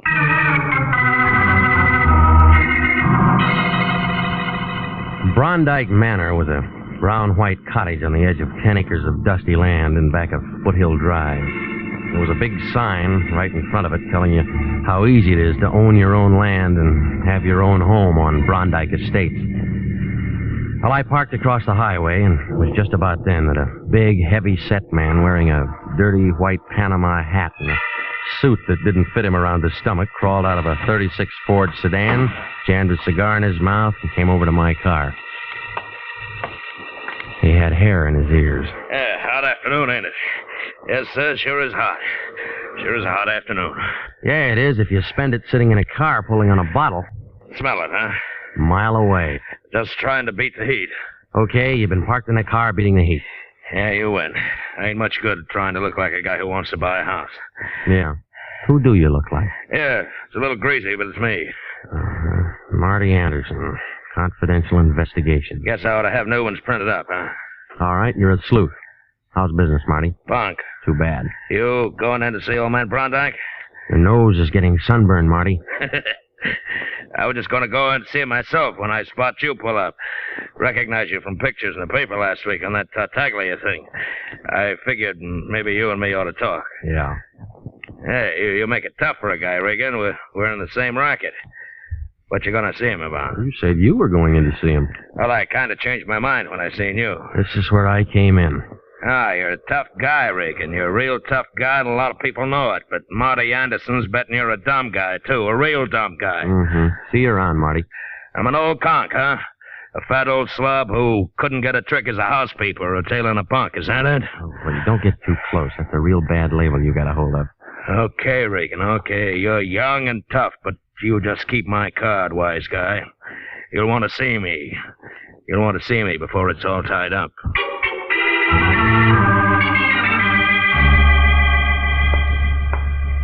Mr. Brondike, please. Elmer Brondike. He's expecting me. Your name, please? Regan. Mr. Regan. R-E-G-A-N? No. You don't have to write it down, lady. And your business? Private. Well, I'm afraid I'll have to know a little more than that, Mr. Regan. Is it always this hot in here? Yes, and I'm sick and tired. Look, just flip your switch and tell him I'm here, will you? He sent for me. Wait a minute, please. Well, what is it, Connie? There's a Mr. Regan here, Dad. He says he's expected. I don't find him listed on your appointment book. Don't be an idiot. Send him in. Send him in. Let me go in now, Mr. Regan. Yeah, thanks. Is he always like that? Most of the time. Other times he's bad. High blood pressure? He's got it high, low, and in between. I hate him. A winner, huh? I'm sorry, Connie. That is your name, isn't it? Go on in before I quit. Don't just stand there. Come on in and shut the door. What took you so long? You're Jeff Regan, huh? You don't look much like a private detective to me. Sit down. Where'd I put that thing? Over there by the inkwell. What? Oh. Well. Now then, Regan, about this Collier. He's a no-good tramp. Do you understand that? A no-good tramp. I'll see that he goes right back up to San Quentin if I have to. I'm a dangerous man to play games with. He found that out once, and if he keeps up this business, he's going to find it out again. All right, you're dangerous. He's a no-good tramp, San Quentin. Hey, are you mocking me? No, I'm not. I'm just wondering what you're talking about. I just told you everything. You got ears? Can't you hear? I don't hear anything but a lot of blubbering, and that doesn't make any sense. Two big gums Now, here. Connie told me all about your high blood pressure. You better watch that. She did she? Well, Connie talks too much. That's what's the matter with her. She talks too much. Oh, sure, and you'd fire her, only she's your daughter, and you'd have to pay somebody else 3 times what you pay her to take everything she has to take. Get out of here. Get out of my office. Get out. Get out. Okay. No, never mind. Sit down. It's just hot. Heat always gets me. Yeah, me too. Now, do you want to tell me about it? He's an ungrateful scoundrel. Who? Toby Collier. Who else? Well, I took that boy in as my junior partner in Brondike Estates when he was nothing more than a car washer in a filling station. And how does he repay me? Hey, you're letting the heat bother you again. No, it isn't the heat, Regan, I'll tell you that. It's those phone calls. Phone calls telling me to beware and watch out. And a lot of other nonsense. Mm-hmm, now we're getting close. They let him out of San Quentin last week. You'd think he'd go somewhere where people didn't know him and wash cars again or something. But no. He has to start telephoning my office and telling me he's back and that he's going to get me. What was he doing in San Quentin? 2 to 10 on an embezzlement count. How long ago was that? 3 years ago. I guess he got time off or something. Why is he sore at you? I had to testify against him. It was my firm. He was chiseling. So now he's out of the clink and he's phoning you and trying to throw a scare into you, huh? He may be out, but he isn't scaring me or anybody else, I'll tell you that. Yeah. I want you to find him, wherever he is. Bring him here. All right. And then I want to tell him like I'm telling you. If he keeps bothering me with those phone calls, if he persists in threatening me, then I'll haul out some stuff I have in my safety deposit box and send him back up there on a swindling rap, just to get him out of my hair. You withheld evidence at that trial? I withheld nothing. Just be a new charge, and I could make it stick if I wanted to. All right, tell me the rest of it. What do you mean, tell you the rest of it? No more to tell. He's a punk. He's gonna get in trouble. Where'd Marty Anderson figure? What? Anderson, Marty. Confidential Investigations. Big, dirty-looking ape who shaves every other day. Oh, that rumput. How do you know about him? He tried to shake me down outside your office. He would. Yeah, he's just a second-rate gumheel I called in 3 years ago when I thought Collier might be fixing my books. I think it's the only job he ever had. He's been pestering me ever since. Did he testify against Collier? Of course he testified against Collier. That was part of his job. Is there anything else you want to know? Yes, there is. Why'd you call International instead of the police? You're pretty nosy, aren't you? I'm a lot of things. Now, come on, why? Because every time you call a cop around this town, there's always some snoopy reporter hanging around the sergeant's desk. I got $500,000 tied up in this here gravel pit. I don't want anybody who's going to buy into it thinking that I might get knocked over by some loony. That's why I want it all quiet. Does that satisfy you? No, it'll do for now. You'll probably come up with something better later on. You dirty All right, rabbit, where's Collier? If I knew, I wouldn't have called you in. He have a family here? A home, a wife, something? He was all alone. He had a mother somewhere, I guess. Pictures? Yeah. Okay, I'll keep these. When am I going to hear from you? When I find something? You bring him to me. I'll ask him to come. He doesn't have to. You just spring that swindling rap on him. He'll come. Yeah, and if it's no good, he can turn right around and slap a slander suit right in your face, and I wouldn't blame him. Don't you forget you're working for me, young man. I won't. Regan, you've got a nasty way of talking. People don't talk to me like that. Yeah, well, this is a brand new crowd of people, Frosty Top, and we talk just like we feel.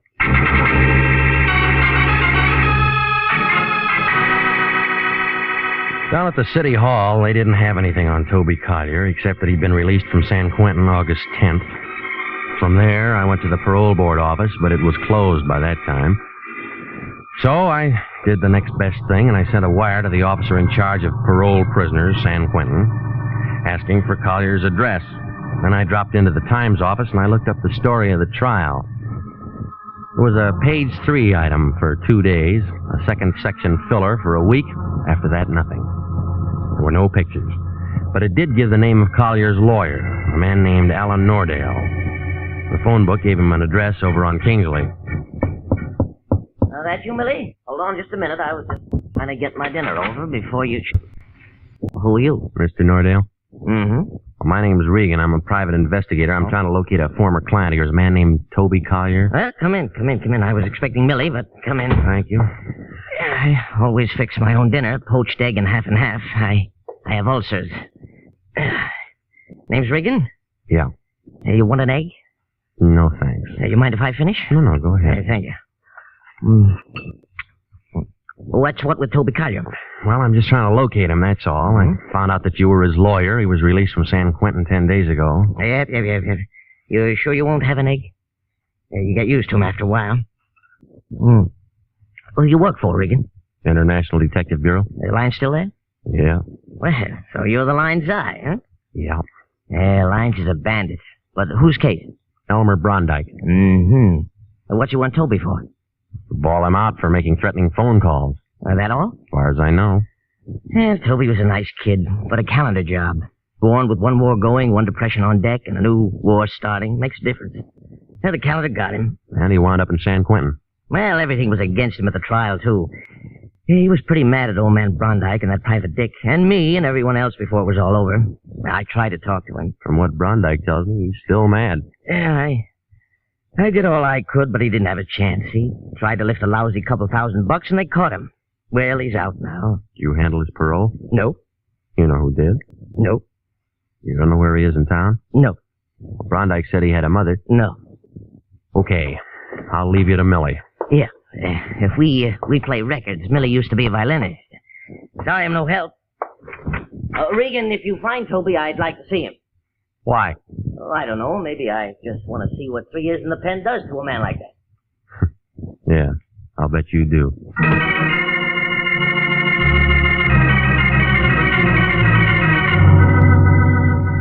Where are you now? Did you find Collier? I'm calling from home. Oh, what about Collier? I didn't find him yet. Well, get busy. What are you waiting for? A telegram, morning, couple of things. Listen, this old schmo is plenty tough, and if he thought you were local Look, on the it's 9 o'clock at night. I'm tired. There's nothing I can do till tomorrow morning. He's sore as a shaved pup about all this, and especially about you. Phoned up and said you called him a lot of names. He is a lot of names. I don't care what he is. You don't talk to a client like that. Besides, I haven't cashed his check. Now go on out and find that guy and get this thing settled. Good night, Regan. Besides, I haven't cashed his check.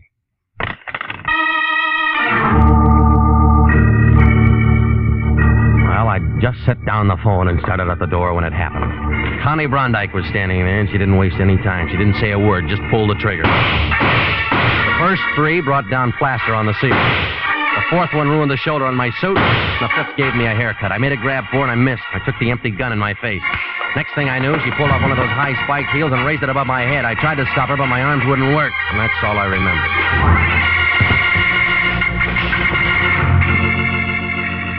You are listening to the story of the man who came back. Tonight's adventure with Jeff Regan, Investigator. They're still available for qualified nurses. Yes, the Army Nurse Corps Reserve still has commissions available. If you are a graduate registered nurse between the ages of 21 and 45, you may be eligible for a commission in the Army Nurse Corps section of the Regular Officers Reserve. Those who meet the high standards and qualify to serve with this fine organization may elect active or inactive status. Nurses requesting inactive status will continue with civilian nursing, but stand ready to serve in time of emergency. In addition, they have the opportunity to take advantage of special training courses. Nurses who request active status enjoy the same privilege of all other officers. Graduate work is provided at the Army's most modern teaching centers, and the nurses obtain educational experience that benefits them in both civilian and military nursing. If you believe you qualify for a commission in the Army Nurse Corps Reserve, apply to the Adjutant General, Washington, D.C. And now, back to the story of the man who came back and Jeff Regan, Investigator.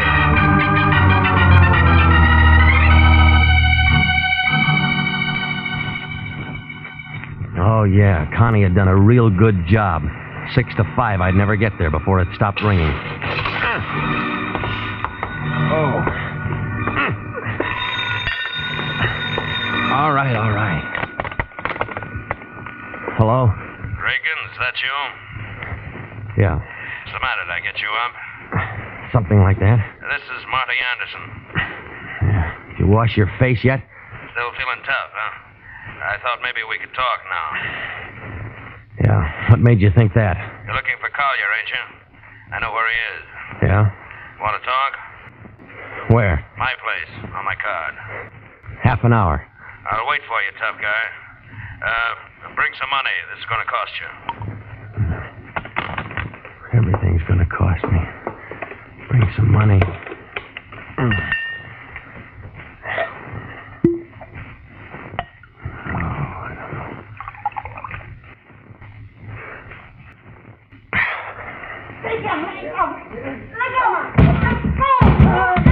Shut up, lady.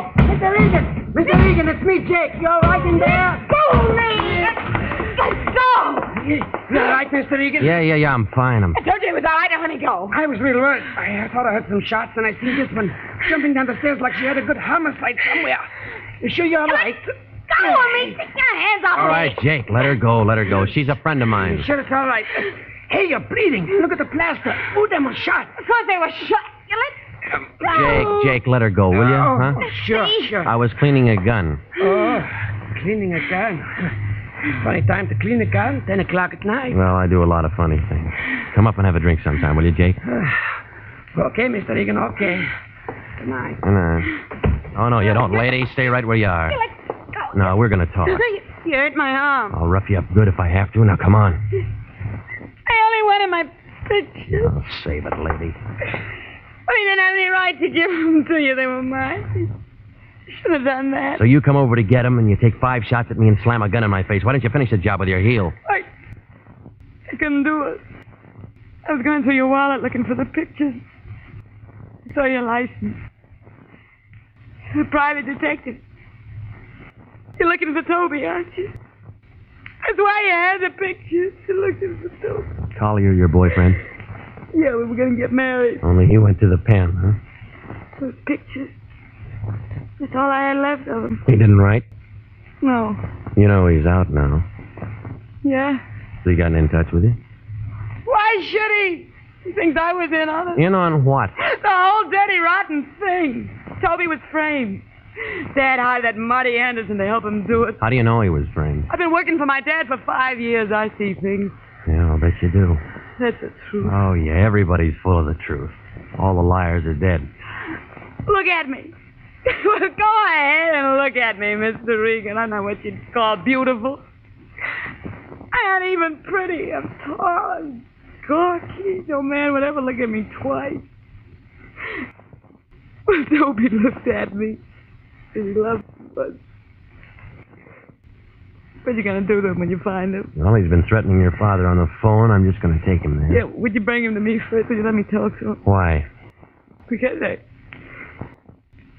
maybe I can hold him in my arms and make him forget all his hate, everything he's gone through.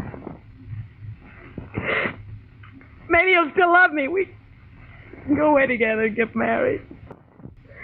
You know where he is. Can you find him tonight? Maybe. You gonna help him and me? I gotta see a man. Guess I went kind of crazy tonight, huh? I don't know. I've been thinking about him so much lately. Yeah. Well, next time, give me a little thought, will you? Good night, lady.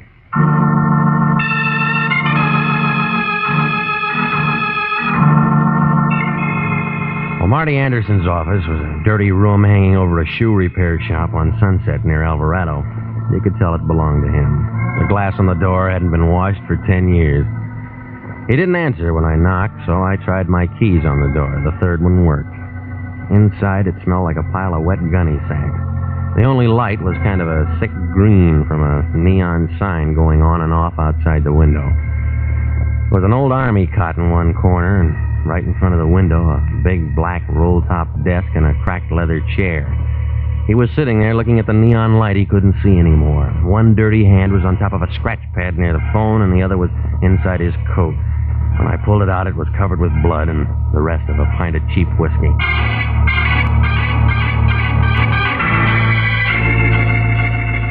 I found a .38 cartridge case on the floor. He didn't have anything in his pockets except some keys and a plug of chewing tobacco. There wasn't anything in the desk drawers either. When I started to call homicide, I had to move his hand. The name Collier was written on the scratch pad, and there was an address to go with it.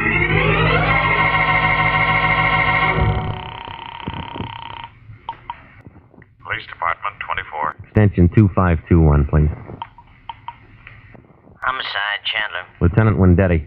Off tonight. Who's calling? All right, take this down, Sergeant. Shoe shop, Sunset near Alvarado. Yeah? One flight up. Yeah? Office.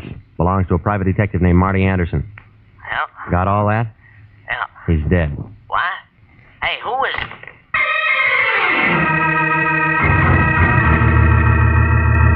The Santa Monica fog was all over Flower Street on the 1300 block south. The streetlight didn't do much good, just kind of hung around and watched everything get wet. I used a half a pack of matches finding my address. Out kind of late tonight, aren't you, Pilgrim? What'll it be? Toby Collier here? He was here. All right, I'll wait.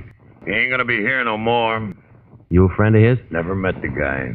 Yeah. It's midnight, beat it. All right, wait a minute. Oh, like that, huh? Any way you want it. I'm gonna do you a favor. I'm gonna tell you something. All right, Santa Claus. Before I turned night watcher, they call me the Candy Kid. 6'4", pound of 200, 300. It'd be assault with a deadly weapon if I slapped you in the mush, but you're tempting me. Now, beat it. All right, wait a minute. Being a night watcher ain't slowed me down. All right, now maybe this will. I just came from Marty Anderson's. So what? He's dead. So what? And in about a half an hour, the cops are going to be here looking for Toby Collier. Yeah? Well, they can just dig him up and talk all they want. Dig him up? Are you blind or drunk or something? This outfit buried him this afternoon. This is a mortuary.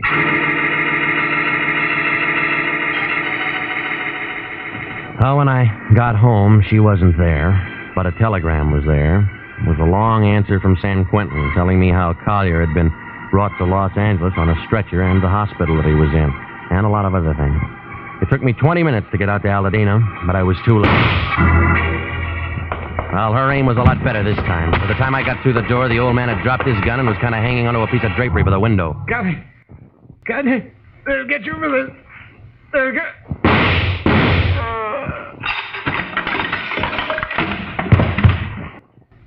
Well, you've turned into a real Annie Oakley, haven't you? Good to see him like that.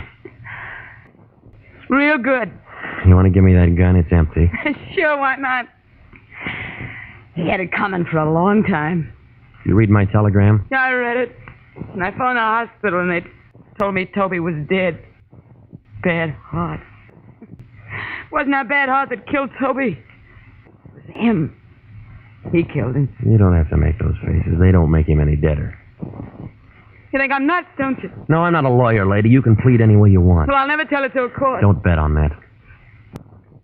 You aren't such a bad guy. I'll tell it to you. All of it? How many tramps you met in your life, Regan? Real tramps. Some just thought they were tramps. Well, you met the genuine product today. Take him. For 10 years, he's been packing away money. When the income tax people got close, he goes out and he finds Toby in a filling station. And makes him a junior partner. Yeah, works an embezzlement frame up that makes Toby the fall guy. That way he doesn't have to straighten out any books. Tramp number 1. Genuine, huh? And then there's number 2, a private dick named Marty Anderson. Pig. Oh, he's dead. Somebody shot him tonight. Yeah, he did it. The only decent thing he ever did in his life. Marty was in on it. He testified against Toby in court. But Marty wanted money. All the time for the old man killed him. And it was supposed to look like Toby. Only Toby was dead. Yeah. Toby was dead, and he couldn't kill anybody. When you find out about Toby, you come back and you do some shooting yourself, don't you? He killed Toby. At the morgue, they told me it was his heart. His heart, his soul, everything that made him. He was on a hospital ward all the time he was in prison. He'd only written and told me. All right. Come on. He's gonna take me down. Yeah. Don't make no difference now. This Toby, you must have loved the guy. I'd have died for him. Yeah, lady. I guess you will.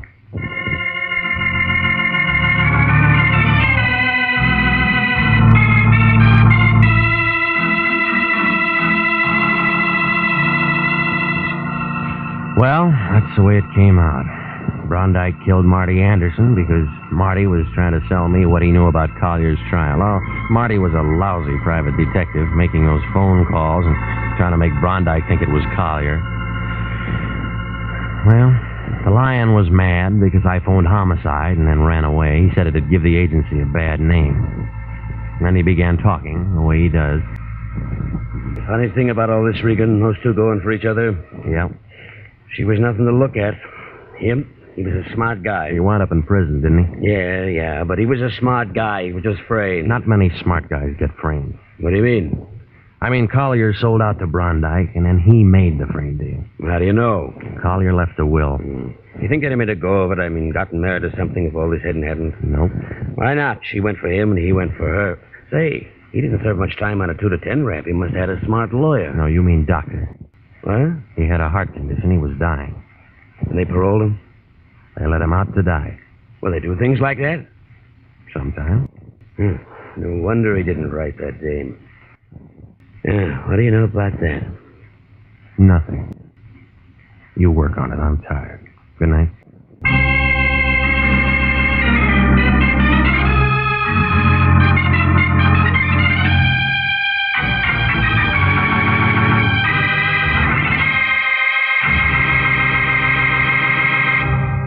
Are you a registered graduate nurse?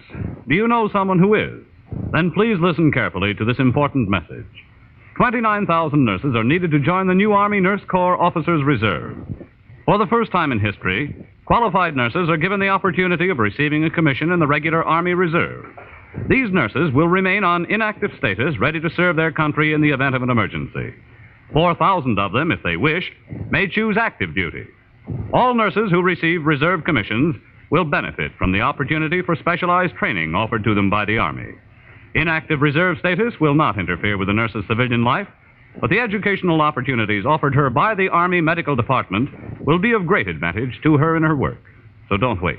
If you're a registered graduate nurse between the ages of 21 and 45, drop a card now for complete information to the Adjutant General, Washington, D.C.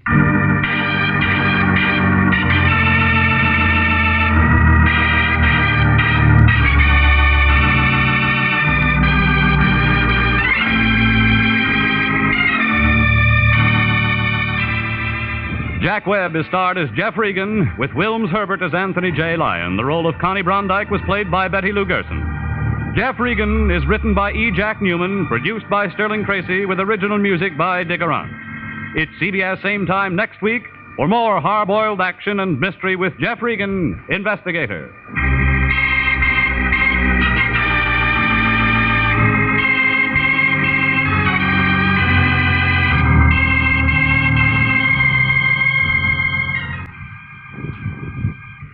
If you like mystery, you'll be able to find out what makes a mystery when you find that clue with mystery man Ken Crossan and other famous mystery experts on most of these CBS stations Monday night at 8:30. Remember, find that clue, CBS Monday night. This is CBS, the Columbia Broadcasting System.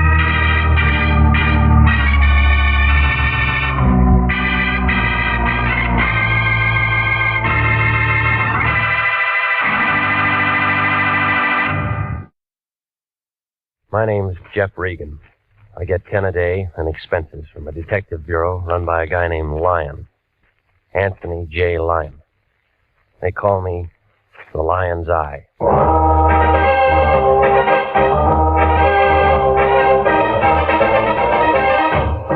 With Jack Webb as Jeff Regan, Investigator, stand by for hard-boiled action, mystery, and thrilling adventure in tonight's story of The Man in the Door.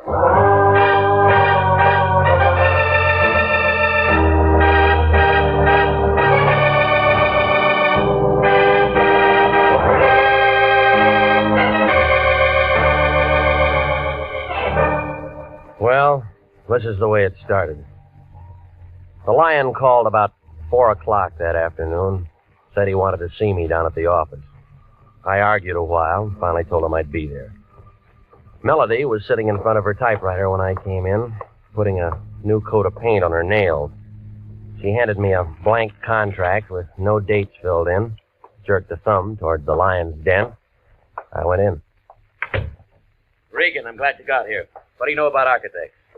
They draw things. I know that much, but what about bids and all that stuff? Well, they figure out what a building's going to cost, don't they? Go on. If whoever's paying for the building likes what they write down, then they're hired.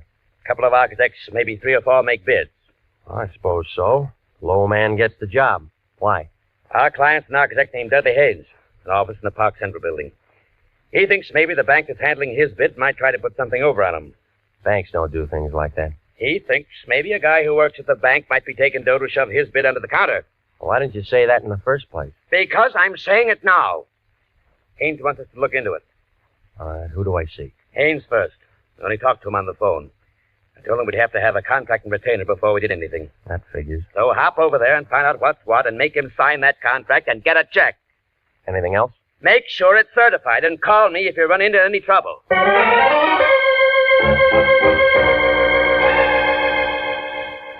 Dudley Haynes, architect, Park Central building, had an office on the 9th floor. When I went in, a girl with hair that figured to be blonde right down to the roots pulled off her glasses and put out her cigarette.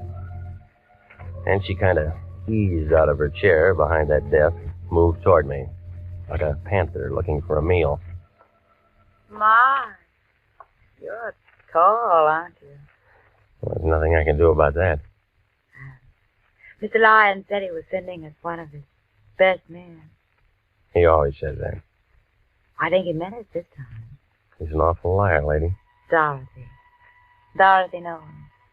Fits? The name or the dress? Both. What's yours? Jeff Regan. Well, now we know each other. That's nice. I came to see Haynes. He wants me to look into something for him. I know. He's expecting it. I know. Well, I hope you have to look into a lot of things. for Haynes? No. This is his office, isn't it? Mm-hmm. But he spends most of his time in 902 into the hall. Makes his blueprints up there. I'll take you. You are tall.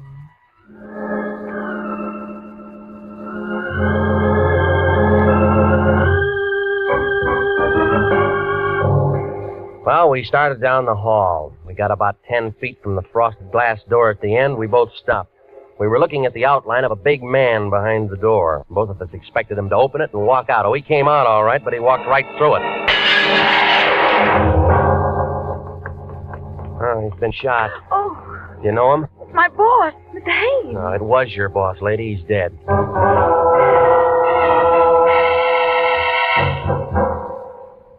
Lieutenant Salvatore Vendetti, Central Homicide Detail, showed up about 8 minutes after I called.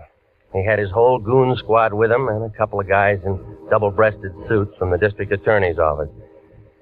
They roped off the entrance to the building, got hold of the elevator operators and the man who runs the cigar stand, and asked them questions. Then Vendetti looked at what was left of Haynes and started yelling into a phone. You can send a basket over, but don't move until my fingerprint boys get through. Yeah. Okay, sis, where the guy lives? At the Biltmore Hotel. Where's his wife? We didn't have one. What do we tell? We didn't have any family. So no one's going to cry. Well, that makes it easier. Regan, was he your client? No, nobody's a client until they sign a contract, Sally. Well, you would bring him a contract to sign, and then you would do something for him. What? Well, I didn't talk to him. Sis? Mr. Haynes had made an estimate on a little office building in Beverly Hills. He thought that a man named Adler at the bank might be taking money from someone to hold his bid out. So he wants an investigator to look into it. Why do you think that? Well, I don't know. You work for him. Well, I don't know everything. Neither do I. Hot, isn't it? Who's Adler? Oh, just a name. Who else? Who else? Architects. Who else was making a bid? Well, I don't know that. Now, where are we? Kelly! Yes? Guy named Adler at the Grand National Bank. Bank. Pick him up and have him down to my office in half an hour. Yes? What do you want to do about reporters, Sally? Tell him to go jump in the lake. Yes? They always spell my name wrong. How long you two known each other? An hour? Nice. What do you mean by that? Just nice. Didn't hear any shots? No, we didn't. Tell me more about the bid. Well, what's there to tell? The setup. Well, the bank handles the money. Who says yes, who says no? The bank, but... But what? The contractor usually tells them who to take. Huh? Who's that in this case? A contractor in Long Beach, his name is George Cantrell. I'll say this for you, Regan. When you get mixed up in anything, you certainly get mixed up with the good-looking people. I'm not mixed up in anything. What do you say, sis? I'll keep my mouth shut. Uh-huh, she's a smart girl, Regan. Hello, honey. Won't be home for dinner. Some guy got himself killed and I'm in on it. Not long, how? Regan? I'll tell him. Wife says hello. Says come out to dinner sometime. Whoop. Sis, how much that contract worth? On the building in Beverly Hills, about $40,000. Profit? No, overall. Break it down. Well, Mr. Haynes would have cleared about $12,000 if he'd gotten. I know some guys are killed for a dime. Sam, Vendetti. I'm still at the Park Central building. Get out to Long Beach and talk to a contractor named George Cantrell. And find out what architects were making bids on some stuff he was going to put up in Beverly Hills. Yeah, get the names. Okay, that about does it. Let's go. Miss Nolan? What? I have to take you down. Jeff, can you do that? Well, you're a material witness. Well, what are you? He's a bystander with a built-in lawyer. Well, I do, Jeff. Go with him. Why do you want to spend the night in jail? I just worked for Mr. Haynes. No phone calls. This is a murder case. Well, get me a lawyer or something, Jeff. You know a lawyer? No. Wait, yes, I do. His name's Dave Henderson. He lives at 1648 Claremont Place. Will you get for me? Tell him I'm in trouble. Yeah. Check, Sally? She didn't make a phone call, and I like it, too. Well, look, he may not be able to do anything for you tonight. It's almost 6. But you'll see him as soon as possible. Yeah? Tell him I'm scared, Jeff. Scared stiff.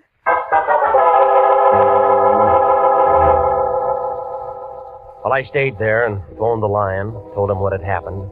Oh, he got mad and yelled something about me being a jinx on all our clients, and then he hung up. So I went through the classified telephone directory under attorneys and Henderson. There was a Ben, a George, a Joe, a William, but no Dave Henderson. So I drove out to the address that she'd given me. It was a blue apartment house 4 blocks west of Vermont over by the Coliseum.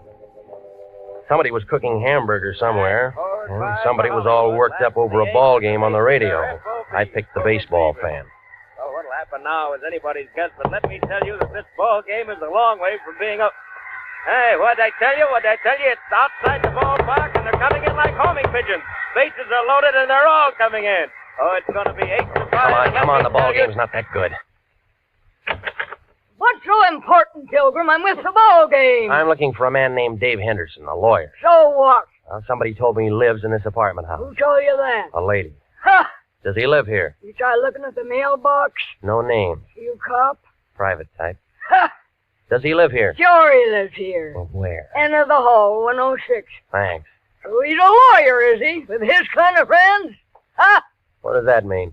You're young, ain't you, Curly? I got a driver's license. Let me tell you something. Don't go knocking on no doors and hear a ball game. Remember that. Yeah, I'll remember And that. you can tell him Tessie Bogart to talk to that one. And the score is 8-5 coming into the first half of the ninth, and this has been some ball game, let me tell you. 106. There we are. Come on in, it's unlocked. Your name Dave Henderson? Yeah, who wants to know? My name's Regan. I'm a private investigator with the International Detective Bureau. Wrong steer gumshoe, I don't need one. Look, I'm not looking for work. I'm looking for you. What'd you say it was? Regan? That's right. R-E-G-A-N. Regan. Regan. Learned that just an hour ago. Cute, huh? I met a friend of yours today. Dave Henderson never had a pet. She said she was a friend of yours. But I didn't say I was a friend of hers. Hey, who are we talking about anyway? Dorothy Nolan. How is Dorothy? Not so good. Thought you were a detective. I am. You sound like a doctor. Look, you sound like a guy with a chip on his shoulder. Sound like a lot of things. You're trying to be tough, baby. No wonder you aren't in the telephone directory. I'll just skip that. She said you were a lawyer. They say I drink too much. Haven't seen you drinking, have you? She wants you to get in touch with her. The man she was working for was murdered today. She kill him? Well, they're holding her. Material witness or suspect? Material witness right now. She doesn't want to spend the night in jail. Who does? That's why she isn't feeling so good, huh? He wants me to get her out. Something like that. Who's handling the case downtown? Detective named Vendetti. And where do you come in? Well, he didn't give her that one phone call. Yeah. You're sensitive. What if I said no? Well, that's your business. You know why she asked you to see me? Because I'm a guy she knows. And every guy who knows little Dorothy does a little something for her. Ever met him like that, Regan? Sometimes. Just checking. Checking what? She's pretty good with the works. Eyes just right for the job. Hair just right. Everything just right. She can make you do a lot of things you don't want to do. Wait till you see her in a bathing suit. Ooh, that's something, brother. Well, they aren't wearing them in the county jail. Okay, I'll phone Daddy and find out what her bond is. Look, this is a murder case. There's no bond on this. You know that. It all depends how you handle it. I'll think of something. Yeah, I'll bet you will. We don't like each other much, do we? Nope. That's the way it goes.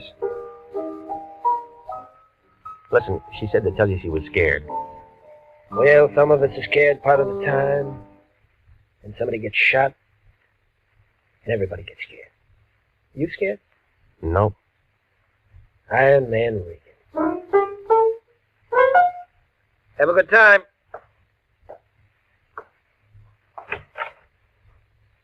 Did I say Haynes was shot? No.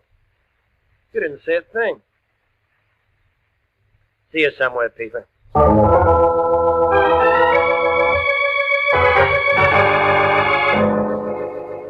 Well, I stopped by Musso Frank's and had the special, and then I went on home. I tried to make a couple of calls, but Vendetti was out, and the desk sergeant thought I was a reporter, and he wouldn't tell me a thing about Dorothy Nolan. While I was sitting there, the phone began jumping around on the hook. Regan? Yeah. This is me. Where you been? I called your place 20 times, but I've called it once. Well, I've been busy seeing a lawyer. What do you need a lawyer for? You aren't married. Somebody else needs one. Who? Dorothy Nolan, that blonde who worked up in Haynes' office when Vendetti's holding her. Good. I want you to go down and see her. What for? We can still make something on this thing if we play it smart. When I talked to Haynes on the phone this afternoon, I told him I wanted a certified check. So what? So that means there's a check for $100 lying around his office somewhere, and it's made out to International. Look, he's dead, remember? Everybody dies. Don't worry about it. We weren't even hired. We had a verbal contract. We had nothing. That check's no good to anybody but us. We didn't do anything for him. Well, buy him some flowers. Now hop down to the pokey and see that dame and find out where that check is. We can't do that. I talked to Harry Presidio, and he'll give us a lead to get in. Hello? Hello? Regan, you're still there. I was still there, but I wasn't listening to the Lion. I was looking at a skinny little man with one leg. Hey, Regan, you're still there. Now, don't ask me how he made it inside my door. He was just there, propped up on a pair of crutches, swaying back and forth, watching me with a couple of sick gray eyes that were so full of water you'd think they were going to float right out of his head. All at once, he went down like a busted sugar sack. He'd been shot twice through the neck with a small caliber gun, a 25, 32, I don't know. I found a dozen razor blades in one pocket and 2 dozen sets of shoelaces to go with them. There wasn't anything that told me his name, but there was a picture inside his shirt pocket. One of those things that you have taken in a penny arcade, you know, in front of phony pasteboard props. Well, a man with one leg was looking out from between a pair of painted angel's wings, and the guy standing next to him, who was smiling up at the halo, was the same man that I'd seen that afternoon. An architect named Haynes.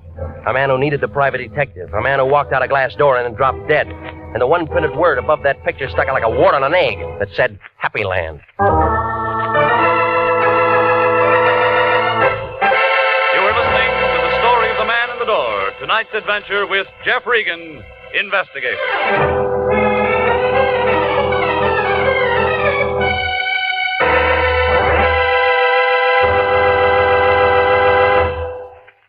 Here is a special and important message to every businessman listening. To every businessman, regardless of the size or the type of his business. Gentlemen, do you realize that the schools of this community help you every day that you're in business? That's right.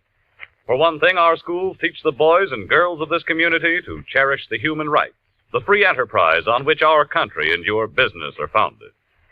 With each new generation graduated from our schools, the Army defending our way of life, and your business grows stronger.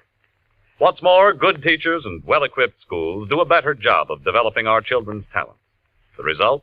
School graduates who become more skilled and more efficient employees. So remember, any time and taxes that you contribute to improving local schools are an investment in your own business future. Education is good business. Education can maintain our freedom. And freedom is everybody's job.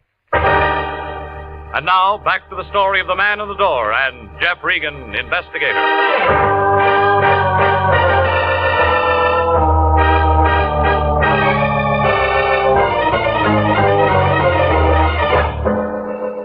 Well, I left the little man with the one leg lying there. There wasn't much I could do for him. I wanted to wait before I called homicide. I took the picture I found in his pocket and I drove to Happy Land. It turned out to be an open-air penny arcade on 5th and Main. Smelled like all the hot dogs in the world had been made right there. There were machines all over the place telling you how strong you were, how rich you'd be, and who you'd marry. All for a penny. I guess it wasn't much of a bargain. The only customer was a sailor trying his luck at the shooting gallery. Back in the corner, a tired-looking girl in light blue slacks and a dirty gray sweater was sitting on a stool by the hot dog counter staring at nothing. Want some pennies? Not right now, no. Oh, just looking?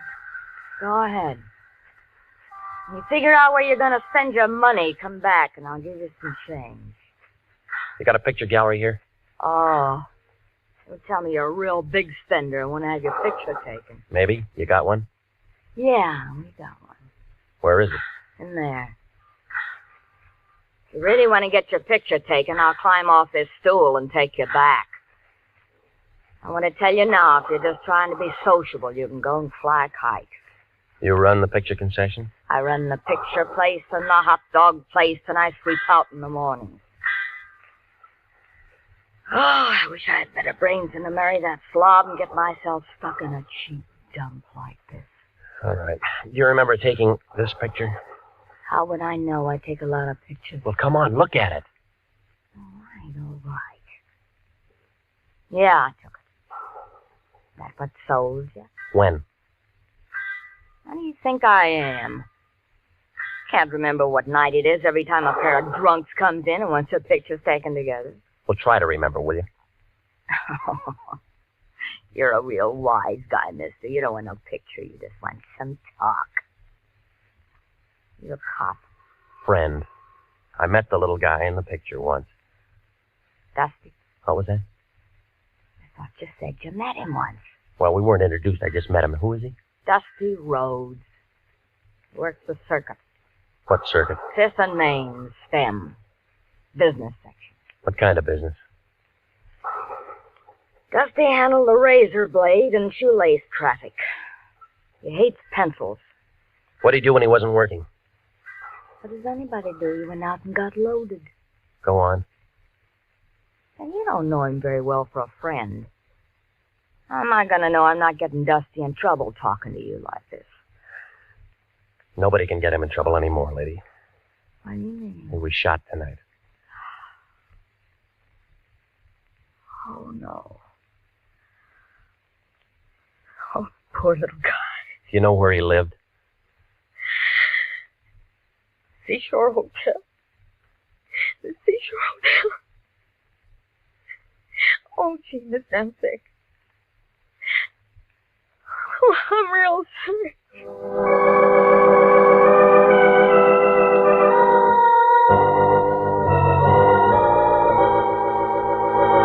Brother, the seashore caters to many types of people, good and bad, just out of the pokey. 2 bits a night for transients, $1.50 a week for solid citizens. And sign and register, it's a law. I'm not looking for a room. Then you're wasting my time, brother. My beer's getting warm. Look, I'm a private investigator. My name's Regan. I liked you before you said them 2 words, brother, but you have soured me. Private investigator means private eye, and it all means cop. And you are not welcome. Now blow. I'm trying to find out something about a man named Dusty Rhodes. We do not ask questions, and we do not give answers. Now blow. I was told he lived here. You find me tongueless, brother. Now blow. Did you know him? During the last 5 years, I have acquired 85 pounds and a very bad heart, or I'd have you in the alley right now. Oh, yeah, sure you would. Here. Abraham Lincoln was a very fine man, and he took a very fine picture. I seem to have found my tongue, brother. What'll it be? The key to his room for a starter, huh? Disallowable and punishable by fine and imprisonment. Into the hall, turn the Benfesto to the right. Thanks. Well, I don't know what I expected to find there. Outside of more razor blades and more shoelaces was a little room full of dirty white curtains and a wire bed that sagged in the middle. I was standing there watching a neon sign advertise beer a block down the street when I thought I heard somebody behind me. Whoever it was had been drinking bad whiskey, but he was still pretty good. It landed 1/4 of an inch above my right ear, and I piled up in a lamp, a chair, and a pitcher full of water. 5 berries gets you a look, brother, but doesn't get you a room. Besides, it's already taken and the bed's over there. Now, come on. Oh. Yeah, you didn't go to sleep, brother. You was knocked to sleep. Oh. I apologize. Why the games? Who came in after me? You're the only one. You sure?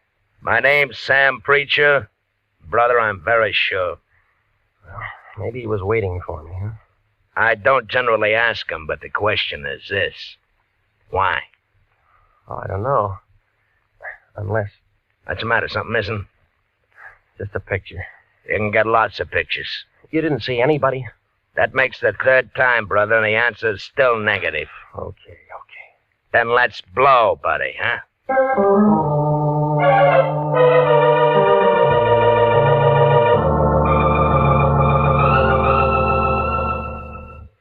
Coroner's office. Luke, this is Regan. The Lion's Eye. What's with you, baby? When Daddy tells me you walked into one today. Yeah, I did.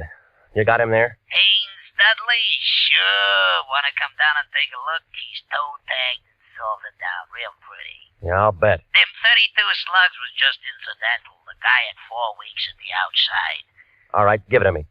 Haynes Dudley was dying from malnutrition, alcoholism, and a couple other things with long names. Give me one long name. Diabetes. He didn't take good care of himself, funny, A misspent life. Somebody's gonna take the gas chamber for nothing. When Daddy know this? Sure. And he was wearing a brand new suit, too. We'll sew up the holes, we'll bury him in it.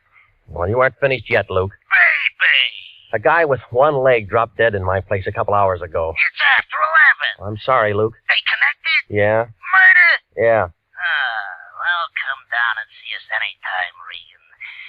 We're open 24 hours a day.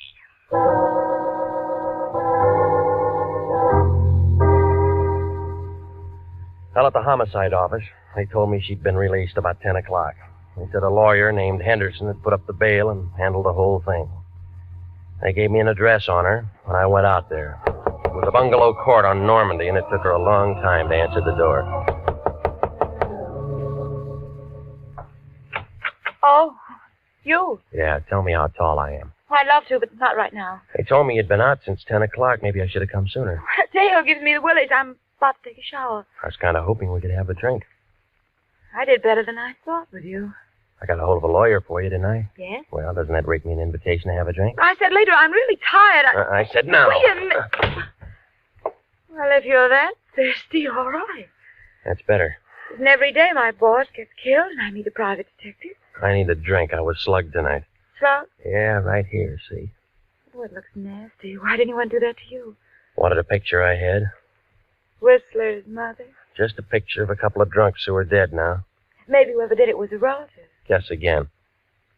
I don't like games. But you play 'em all the time. Don't we all? I know a psychiatrist who says we can't help ourselves. You can. I liked you when you walked into the office this afternoon, but I'm not so sure I like you now. Maybe you better go. Expecting somebody, huh? What are you doing? You let go of me. Let go Oh, of no, me. baby. You got real nice eyes. I want to look at them. Let go. He's crazy. You. Hello, Dave. We didn't hear you knock. Did you bring your piano? What's the idea? He gave me. Why don't you tell him to go away, baby? Anybody can tell we're busy. Let it go, Regan. You want to break us up? Can't you see he's just trying to make you jealous and say things? Come here, honey. No. You don't have to do that. I said let her go. Is that the same 32 you killed the one-legged man with? Over, Gumshoe. Don't be a fool. Stay where we are, baby. You're first. Listen to me, Daddy. I listened to you too long. He's only guessing. He doesn't have any proof of anything. You can cry if you want to, baby. This is going to hurt. She spun around and fell into a coffee table and then lay very quiet on the rug. Her eyes were open and she didn't say anything. She just lay there looking up at him. I couldn't tell where she'd been hit. He seemed to forget all about me because he walked over to her, knelt down beside her, put the gun right up against her head. This is awful close range, baby, but I can't afford to miss. Neither could I.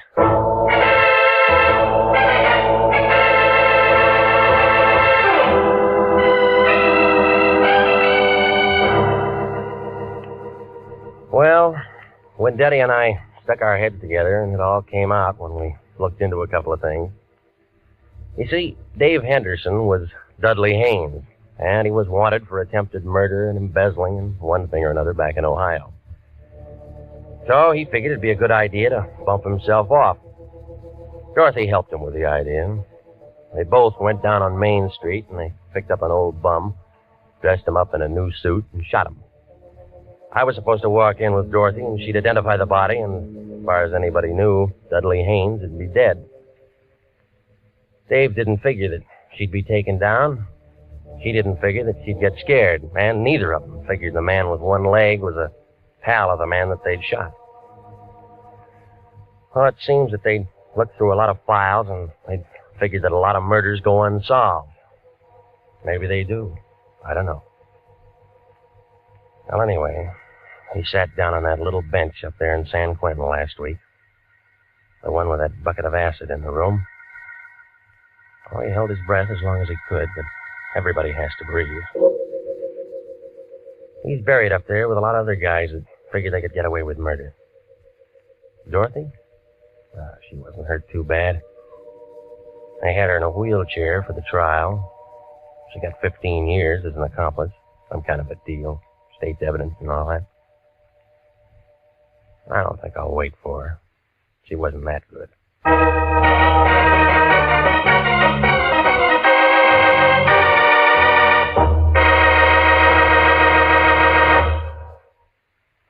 Jack Webb is featured as Jeff Regan, with Wilms Herbert as Anthony J. Lyon. It's CBS at 9:30 next week for more hard-boiled action and mystery with Jeff Regan, Investigator. Written by E. Jack Newman and produced by Sterling Tracy.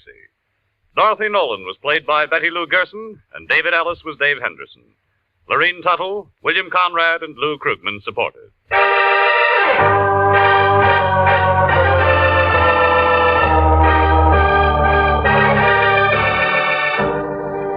It's perfectly natural and wholesome for some men who want to leave great wealth behind. There's a druggist in a small town in Pennsylvania who'll do that. The wealth he'll leave behind will make many lives easier and happier and finer down through the years. For he was the principal donor of an outdoor meeting place for religious services in a Boy Scout camp in the Poconos. Working with his neighbors in community activities, he saw the need of this improvement, helped to install it. That's the kind of wealth that you can bequeath to generations coming on as you enjoy the freedom of working with your neighbors for the betterment of your community. Freedom that can be anybody's pleasure is everybody's job. Music for this program is arranged by Dick Arant. Next week at 9:30, Jeff Regan, Investigator, brings you another thrill-packed half hour with his story of the House by the Sea. Bob Stevenson speaking. This is CBS, the Columbia Broadcasting System.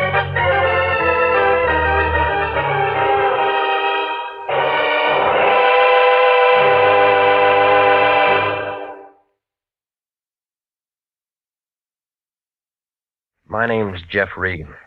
I get 10 a day in expenses from a detective bureau run by a guy named Lyon. Anthony J. Lyon. They call me the Lion's Eye.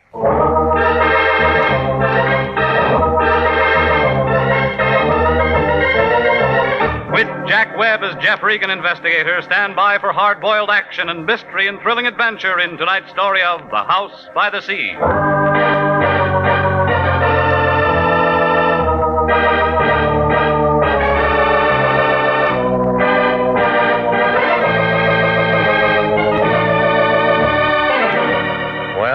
This is the way it started. I walked in the office about 11 o'clock that morning. It was a nice, warm day, and I didn't have much on my mind. That's the trouble with nice days. You take a couple of easy breaths, open somebody's door, and it's just like peeling a wrapper off an atomic bomb. The Lion was in his den, sitting behind his desk. You couldn't tell where he left off and the desk began. He was talking to a girl with a flock of black hair.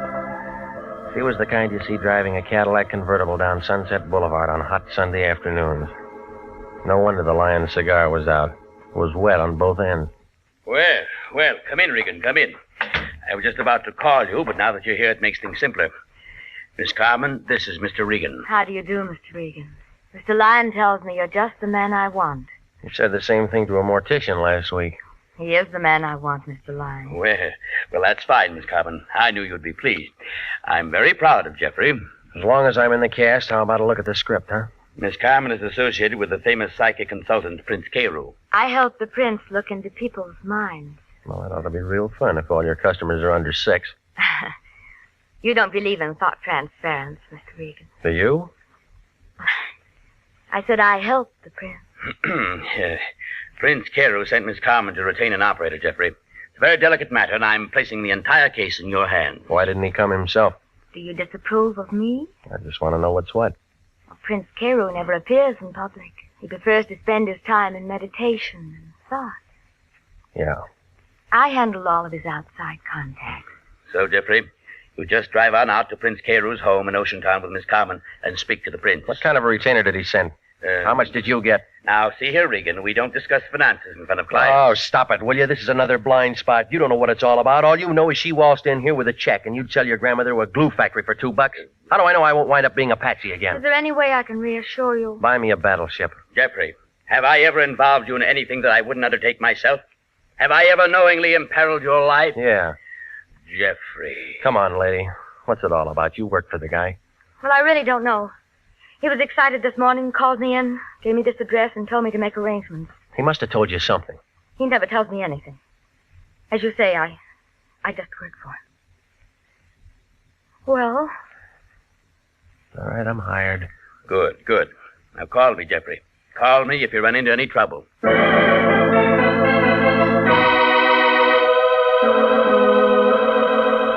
Well, I asked her how about lunch.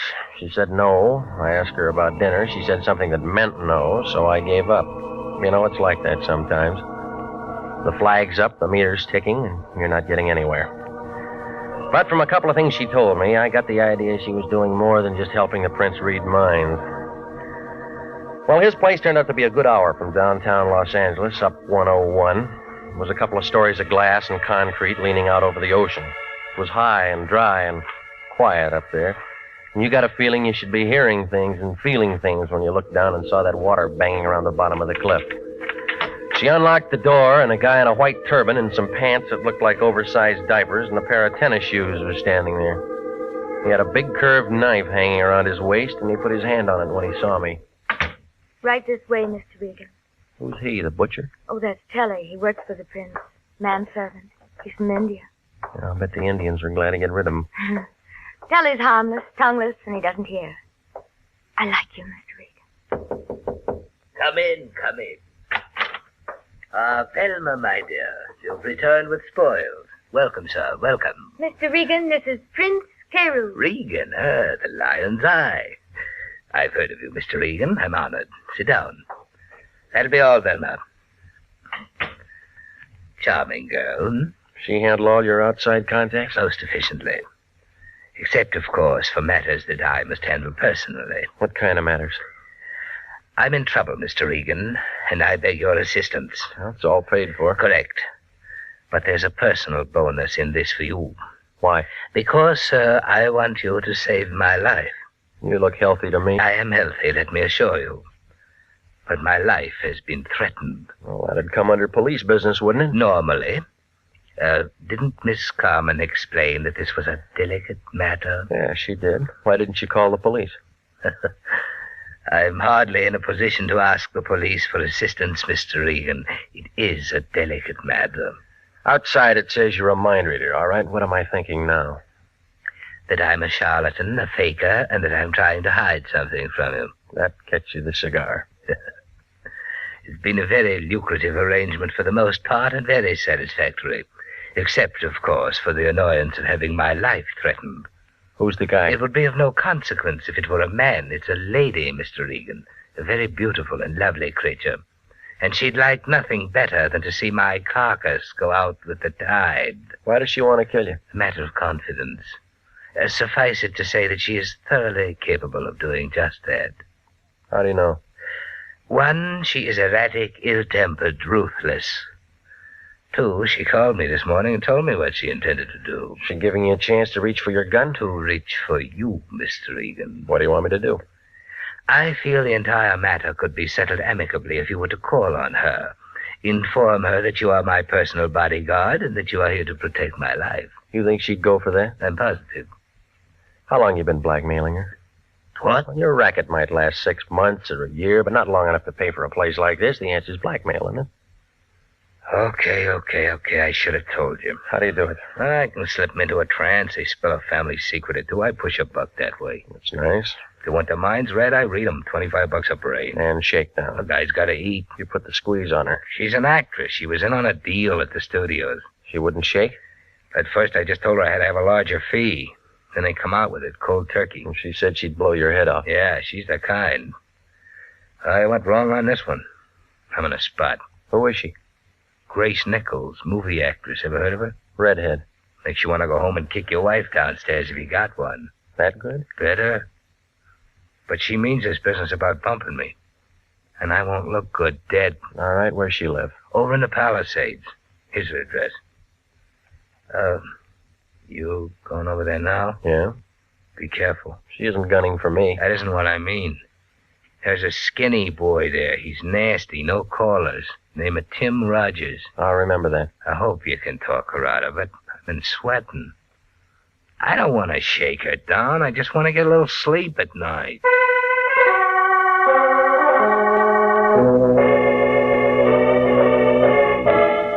I left him sitting there, scratching his bald head under his turban. He looked about as happy as a guy who just ate a Vaseline sandwich.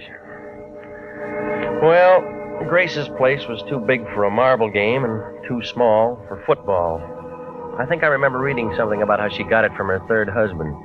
There was a big wire fence all around it and a sign every 15 or 20 feet telling you not to trespass. So I parked my car outside the driveway and walked up to the front door.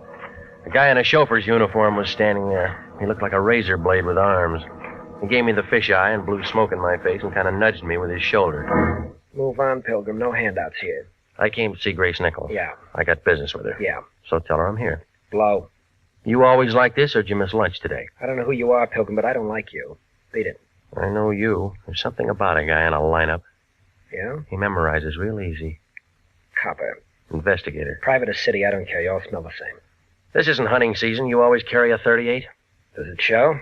Maybe you got a broken rib. A real funny guy. I met all kinds of funny guys. Drift. I said I wanted to see her. And I said she wasn't in. All right, I'll tell you once more. I got business with her. So do a couple of hundred other guys. Watchdog? Ah, you're getting smart. You weren't. Kind of a crack is that? I want to see her, I'm going to see her. Trick I learned a long time ago. Shoot a guy in the knee and he'll never walk straight again. You ever done it? Oh, yeah. That's how I learned. Ow! That's one I learned, baby. Well, I might have to get a new chauffeur. You looking for a job? I already got one, lady. Timmy's going to be awfully upset when he finds out what happened to him. When someone works for me, they have to be perfect. Want his job? They wouldn't let me in. I'll let you in. You, do that kind of thing often? When I have to. I suppose you have a name. It's Regan. I'm a private investigator. All right, Mr. Regan, you've ruined a perfectly good chauffeur and bodyguard, and you're in my house. What have we got to talk about? A guy named Carew. The prince? Must we talk about him? He thinks you're dangerous stuff. So do a lot of people. Tell me, Mr. Regan, what do you think? About what? Me. Right now, or when I'm a couple of feet away? Right now. Look, remember, I just got here. I know. You must have a first name. What is it? Jeff. Oh, Jeff, we'll get along. It's in the cards. Pretty fast deal. I like it this way. Fast. Might be a bum deck. Never mind. Deal.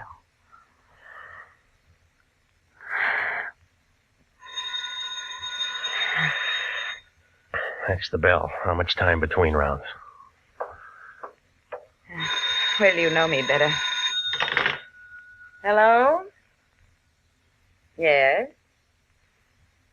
Yes, right here. You know a man named Lyon, Jeff? Uh-huh. He seems to be roaring. Give it to me. Yeah. Regan, is that you?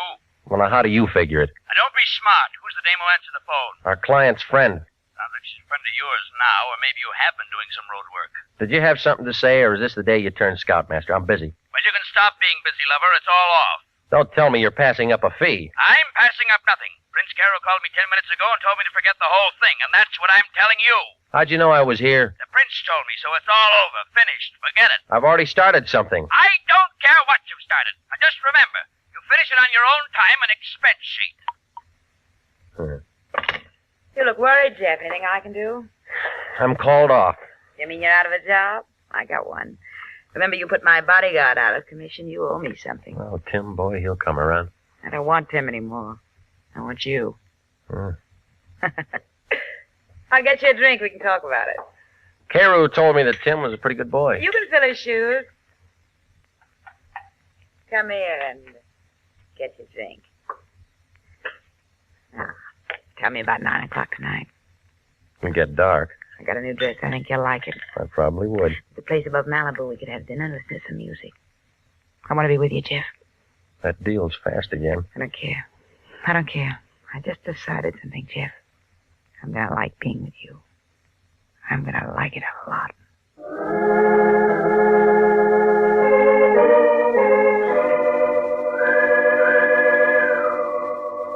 Well, she didn't want me to go, but I was thinking about the prince and the way everything looked. I told her I'd see her that night. I was just climbing into my car when Tim Rogers, her ex-number-1 boy, stepped out from the gate. I waited for him to walk over. You're pretty good with your women, Regan. You look lonely, Timmy. Somebody stole your popsicle? Bum joke, Regan. I've been waiting to talk to you. You were so quiet in the house I didn't want to make any noise. Any better here? You came out champ this afternoon. But you won't even make the prelims next time. You got something to say? Stay away from her. You're shaking. You need a drink. Stay away from her, Regan. I've been with her too long. Known her too long to take the bounce from a two-bit gum heel. Goodbye. I'm not finished yet. That's your version. Now get your foot off that running board, punk, or I'll take it with me.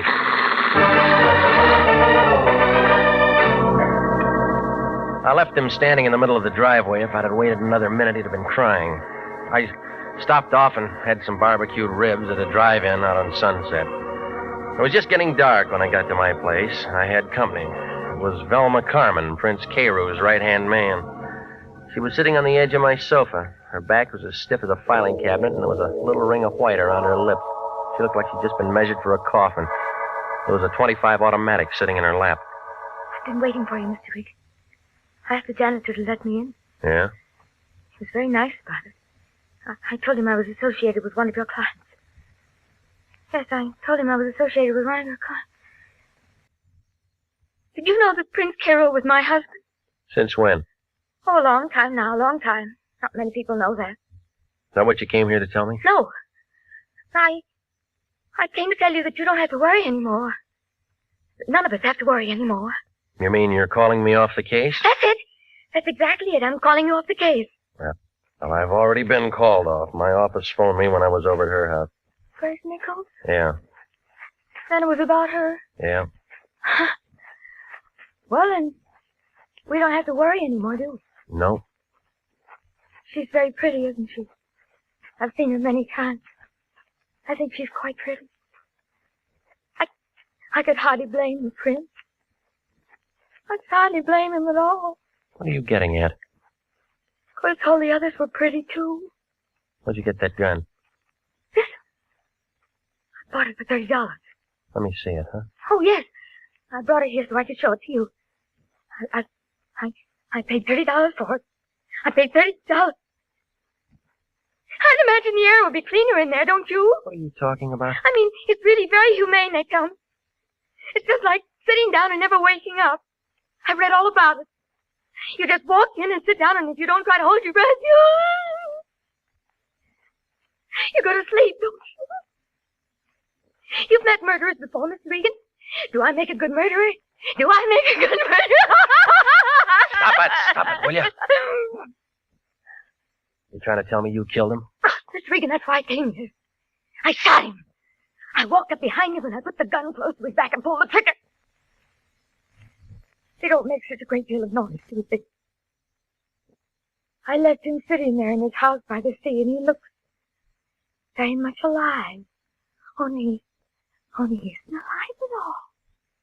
Now answer me. Now answer me. Do I make a good murderer? Do I make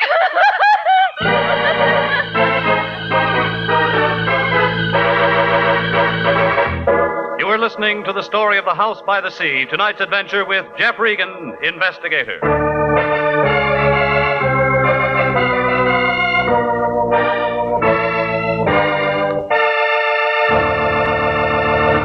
They're still available for qualified nurses. Yes, the Army Nurse Corps Reserve still has commissions available. If you are a graduate registered nurse between the ages of 21 and 45, you may be eligible for a commission in the Army Nurse Corps section of the Regular Officers Reserve. To find out if you do qualify for a commission in the Army Nurse Corps Reserve, apply to the Adjutant General, Washington, D.C. And now, back to the story of the House by the Sea and Jeff Regan, Investigator.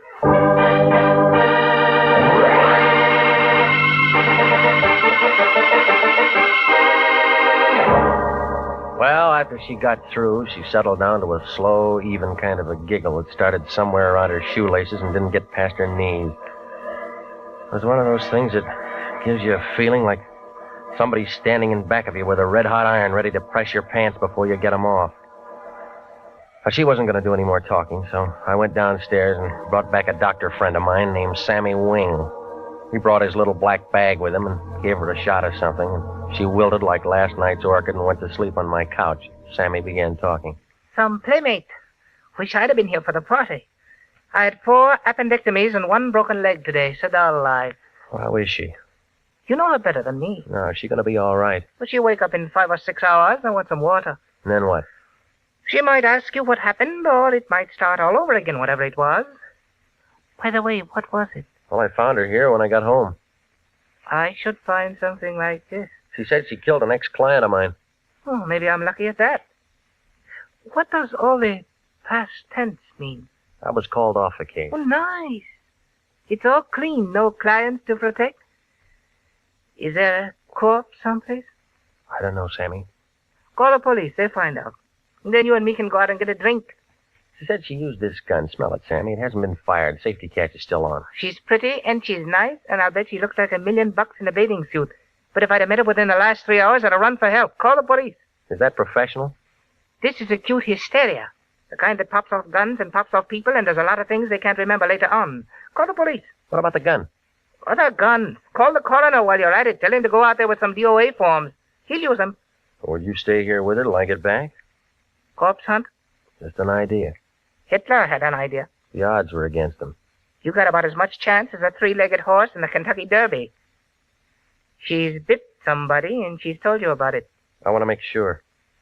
What do they do when a private eye walks in and messes up a nice, clean murder? Sammy, will you stay?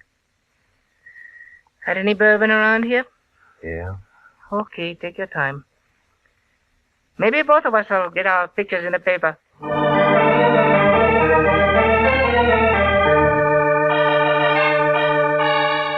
I left him with a kind of a soft smile on his face, like he had some inside information on Tuesday's winner at Del Mar. Well, it was 9:30 by the time I got there, and it was dark enough to give a ghost the creeps. It was different, too. Maybe it was the fog. I used that ring of keys I'd taken from her purse. It smelled dry and funny inside, and it was real quiet, like somebody was waiting for the world to fall apart. I clicked on my flashlight, and I walked down the long hall to his office. He was there, just like she said. There were 3 holes in the front of his shirt, but it wasn't the laundry's fault.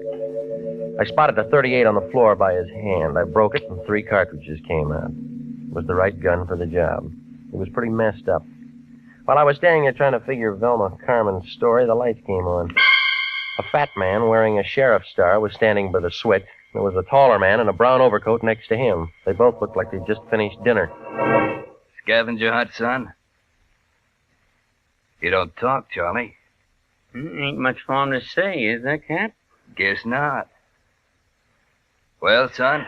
Well, it looks like you're going to be calling me names. What do you like best? Killer, murderer, or slayer? The papers use slayer a lot. I don't like any of them. Kind of breezy for a hot boy, ain't you?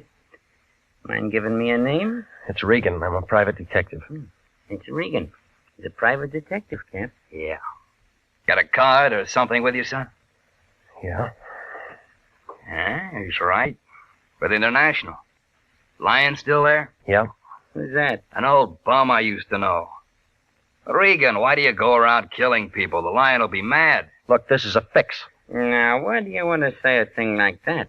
Somebody tip you? Phone call a little while ago. Huh? Funny kind of a voice, a whisper. Said we'd find a stiff up here, but didn't say we'd find you. You're extra. Look, I just came here to see what it was all about. Same thing we did. Only we come up with a suspect and a corpse. No cop could ask for anything better. Charlie, better call a coroner. Ocean Town, just a small place, Regan. Only me and Charlie around. We borrow from the county when we get something like this. I can find you a real answer in an hour. You let me and Charlie worry about that. You look good enough for the time being. All right, son. Let's go. I had as much chance as an elephant in a tea room, and if those two locked me up and booked me. So I leaned back into his gun and spun around and knocked his wrist down. He pulled the trigger. By that time, I'd flicked the light switch and was out the door. I didn't run for my car. I cut across the driveway and doubled back up the hill. I could hear him yelling and shooting out in the dark.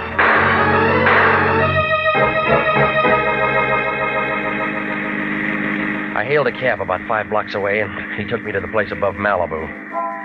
I found her in a booth with a piano player. She was wearing one of those black strapless things, and it was worrying a couple of bald-headed guys sitting at the bar. You're late, Jeff. We said 9 o'clock. I've had 3 drinks all alone. You want me to get mad, or are you going to catch up? How long you been here? You sound like you're out of the mood. I thought we were going to look at the stars together. How long you been here? It's 9 o'clock. What's the matter? I've been working tonight. Well, it's after hours now.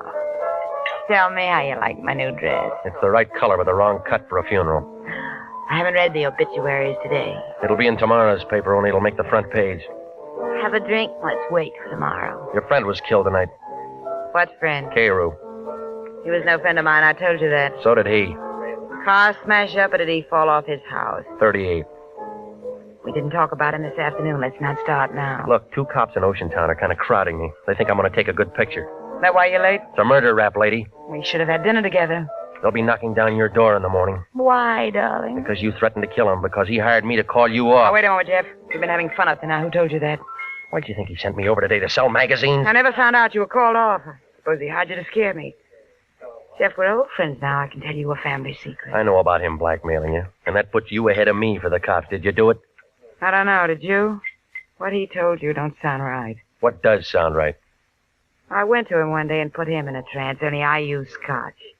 Found out what he was doing and how I was doing it, so I turned the tables. It was good, clean fun, but expensive for him. You've been draining him?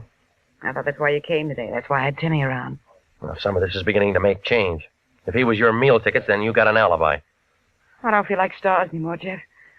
Let's go over to my place and talk.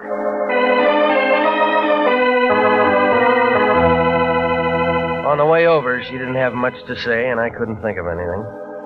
I was all too mixed up. If she'd really been shaking him down, then she figured out. And the girl back in my apartment figured in. Only she had the wrong gun. And then there was a little business that I'd have to explain with the Oceantown cops. Well, when we turned in the driveway, I stopped figuring. Tim Rogers, the man with the guns, was there, standing on the porch. Oh, gorgeous. I've been waiting to see you. You're home late. I thought I fired you. Still tramping with this tramp, huh? I thought you'd be sick of him by now. For once, I'm glad to see you, Tim boy. That sounds cozy, but I don't want to see you. I know where your 38 is. You're wrong. It's her 38. And it's got her prints on it. Jeff, he's making it look bad for me. Ask him what he's doing here, will you? Just in for a showdown, Angel. You're tagged for his murder. They'll want you. I fixed it good. I can fix it so you can get away. How? A friend of mine shutting off at Pedro. 4 o'clock. It'll go all over the world. Jeff, if all of this is straight, I'm in a spot. Relax. This guy never did anything right. Tell me how I'm wrong. All right, that tip to the Oceantown cops was wrong. Trying to pile up a scare on me was wrong. Killing Cairo was wrong, and this clinches it. Yeah? Well, that's where you're twisted, Pilgrim. I got a warrant out for you right now. Plugging a murder suspect is something they'll thank me for. You said her prints were on that gun? They'll find that out in the morning. And how was I to know? Just happened to hear on the radio they were looking for you tonight. I see you, I plug you. Everybody will be sorry, but it'll be manslaughter and suspended. I worked it once in Toledo. What do you say, Angel? Do I plug him and meet you somewhere in 2 weeks? Let me have a smoke. Let me think it over. Sure. Sure, go ahead. Angel.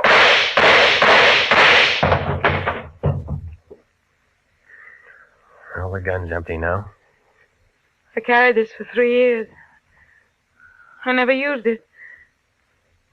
He deserved to die, didn't he? Didn't he, Regan, didn't he? I don't know, lady. You knew him better.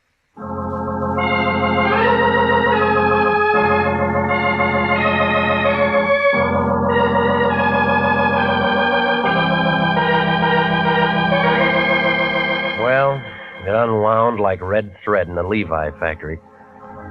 Grace Nichols had been putting the shake on the prints. He got tired of it and called me in and told me his phony story so he'd have a good self-defense angle when he finally got around to shooting her some afternoon. He had Tim planted there to keep me from really seeing her. Oh, it was a nice idea, only I bounced Tim and got inside. And then Tim made a phone call and the Lyon jerked me before I had a chance to compare notes with her. I guess Tim went kind of crazy seeing how well we got along together, and he figured Grace would do anything if she was wanted for murder. So he killed the prince and made her the patsy with those fingerprints. She'd handled the gun before, see. But then I had my caller, Velma Carmen, the prince's wife. She went kind of crazy, too, when she walked in and found him dead. It took 3 doctors a couple of weeks to tell her what really happened. When I told it all to the Lion, he was mad at first, but then he saw Grace Nichols' picture in the paper. He asked just one question. What was I doing at Grace's place all afternoon? I didn't even bother to answer him.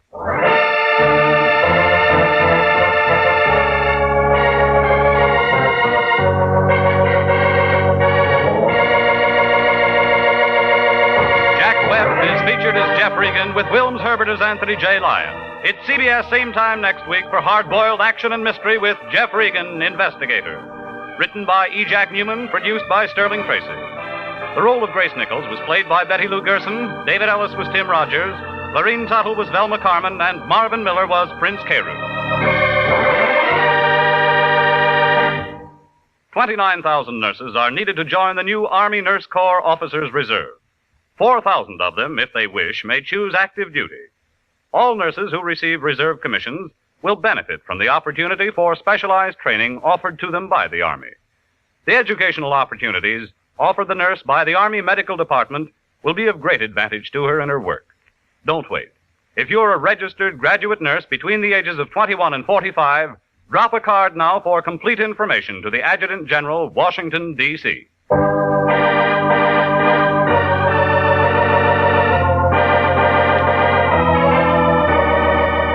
Original music for this program is by Dick Around. Jeff Regan, Investigator, is heard every Saturday at 9:30 over CBS. Bob Stevenson speaking. This is CBS, the Columbia Broadcasting System.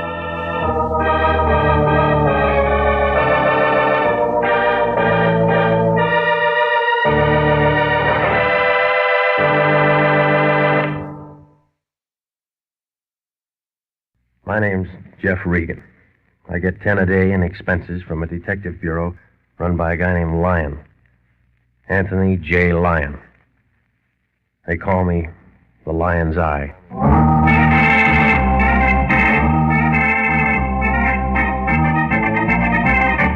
With Jack Webb as Jeff Regan, Investigator, stand by for hard-boiled action and mystery and thrilling adventure in tonight's story of Cain and Abel and the Santa Maria.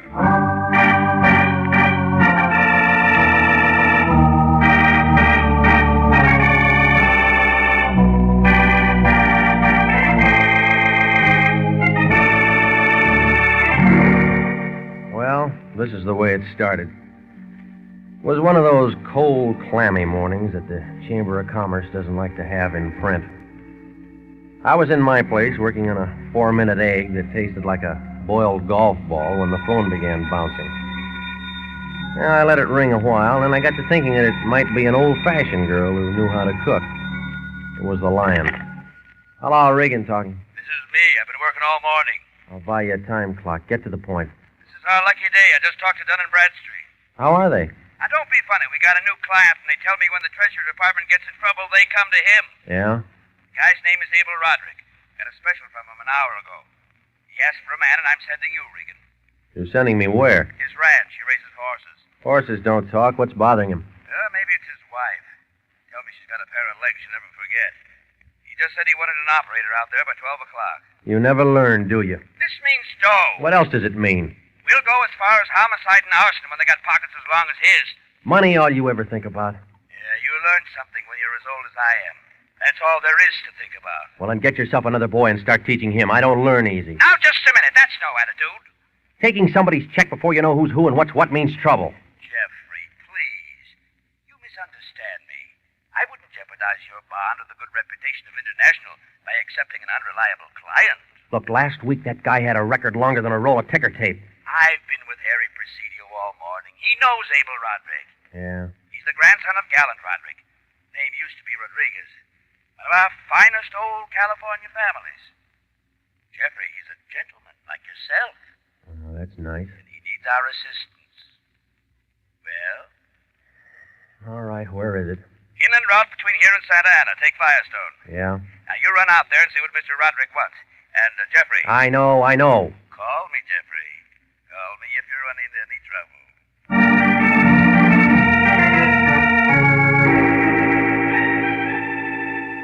Well, when the Lion hung up, he sounded as happy as a chorus girl with a new mink coat.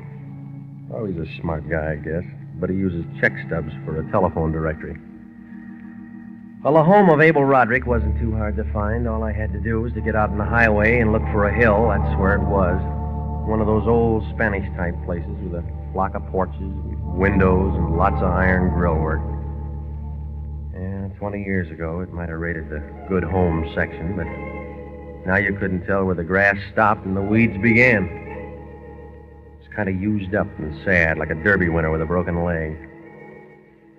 A tall blonde guy, about 30, in a black polo shirt, was stretched out on a beach chair in the front porch. He pulled off his dark glasses and watched me get out of the car and come up the steps. And he gave me one of those looks, like he was already tired of knowing me. We don't want any. How do you know? We never want anything. Go away. I'm here to see Abel Roderick. You him? No. But he lives here, doesn't he? Yes. Who are you? My name's Regan. So? I want to see him. Go ahead. See him. Everybody as nice as you. Oh, I got a merit badge for being the nicest.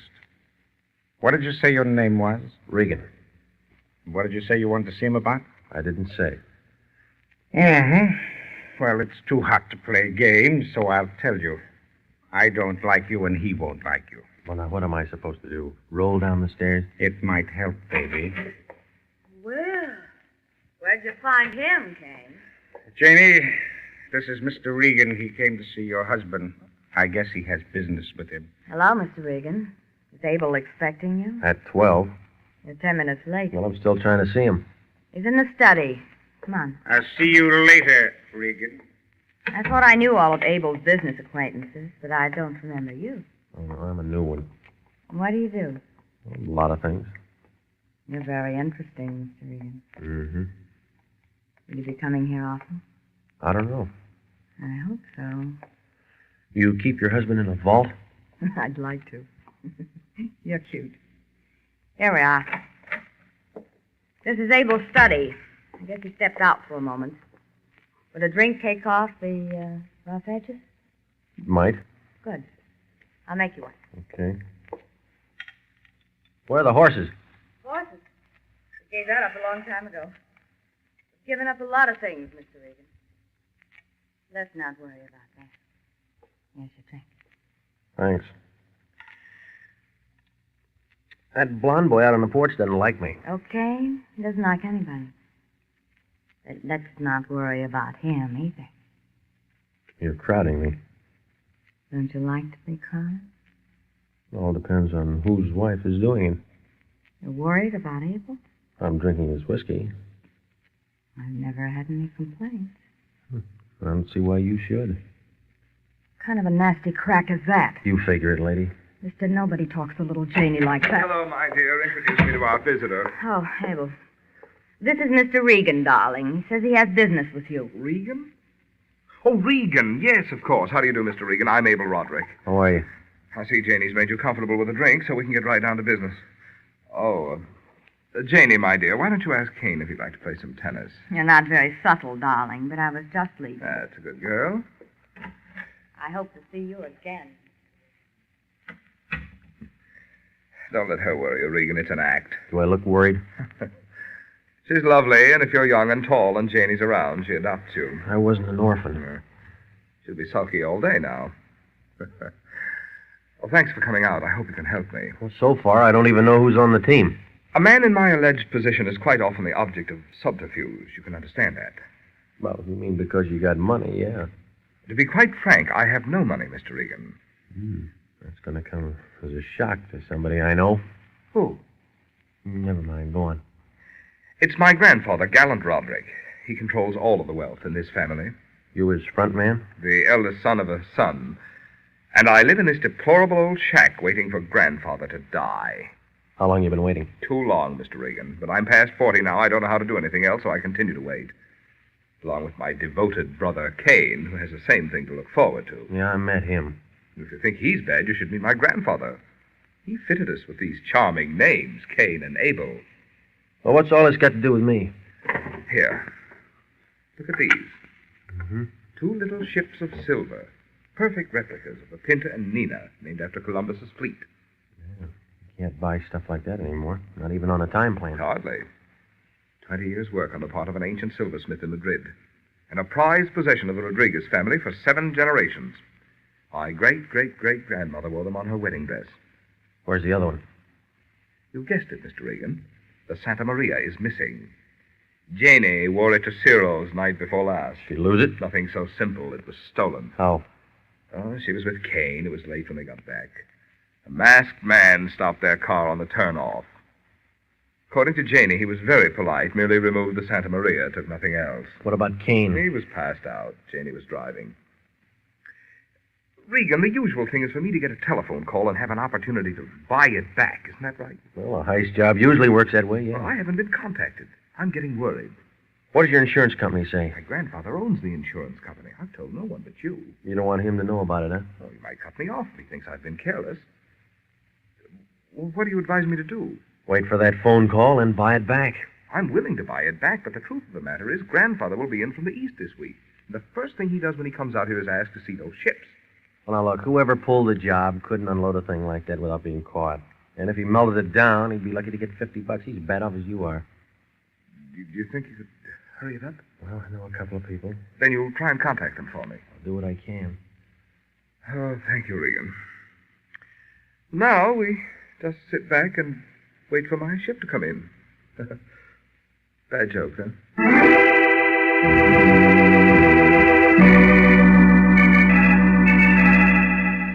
I left him sitting there in that big room. He looked about as happy as a St. Bernard with a stomachache. Well, he'd have probably felt worse if he'd have been outside on the porch. Janie was there with his brother, only they didn't hear me. Well, maybe they were just checking each other for broken ribs. I didn't bother to ask. Out on the highway, about a mile from the place, a 49 Nash picked me up. I turned off a couple of times on those little roads to make sure, but he stuck with me. Once he got real close, but he was wearing dark glasses and a straw hat, and could have been Whistler's mother for all I knew. When I pulled into the lot by our building about 3 o'clock, he drifted along with the Broadway traffic. I took his license number, and then I backed out and drove over to 3500 Hope Street. So I said, wait till I go see my friend Moriarty. Okay, buddy, well, let's see. I want to trace a license number. Accident? No. Good day, man. Highway to 11. Thanks. Next. I want to know who's registered for these plates right here. 4E7542. This year? Yeah. I'm a private detective. I think it might be connected with a case. Yeah. Makes you think that. Well, the car followed me this afternoon. Yeah. Just tell me who owns it, will you? Then what? Well, then I'm going to write you a letter. I don't collect stamps. You worked here too long, lady. You telling me. 6 years I collected fines A through G. Now I'm doing this. Thanks, huh? Who does the car belong to? I gotta look. A lot of cars in Los Angeles. Thousands of cars. Mad Munce would blow his brains out if he knew just how many cars there really are around this town. Well, Ruby DeRoy knows, mister, and don't you forget it. 4E7542 belongs to a guy named Richard I. Chambers. Address? Hotel De Soto. Thanks. Come back anytime, doll. Glad to help you out.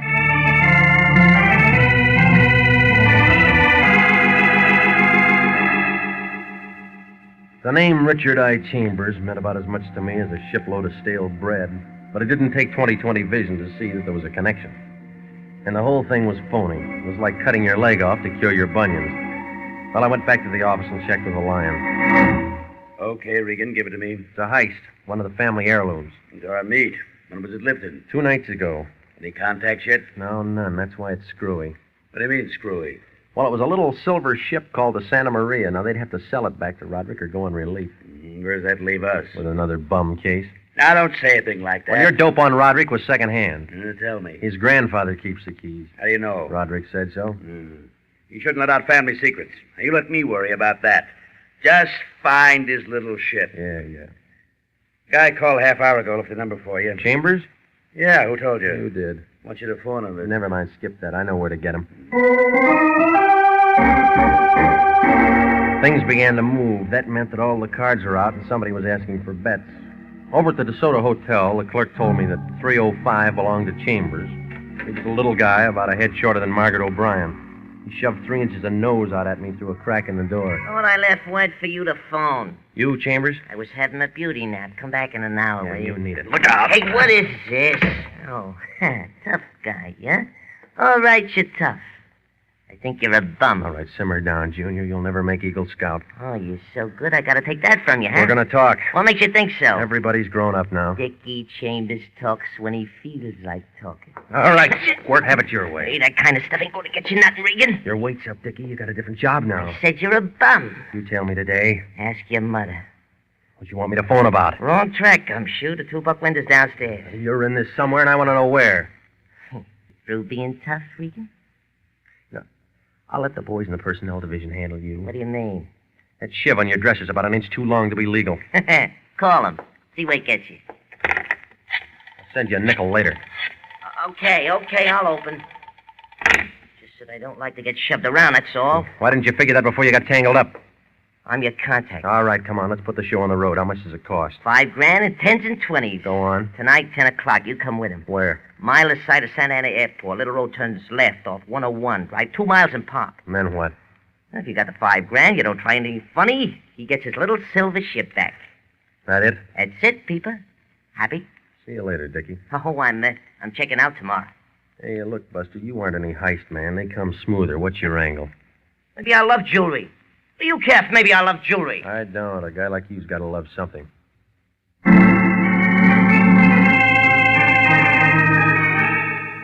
I called Roderick and told him what I'd found out. He sounded relieved, like he'd been underwater for a long time and was just coming up for air. He said he'd get the cash, and I made arrangements to meet him at his place later on. Then I called the Lyon and told him. After that, I stopped off at a place on Wilshire, and I ran up a tab watching a skinny guy trying to make a piano sound like a symphony orchestra. Well, I had some steak and potatoes, and then I drove back out to Roderick's place. It was about 9 o'clock when I got there. The same people were on the front porch doing the same thing. I remembered what the Lyon had said about those legs of hers.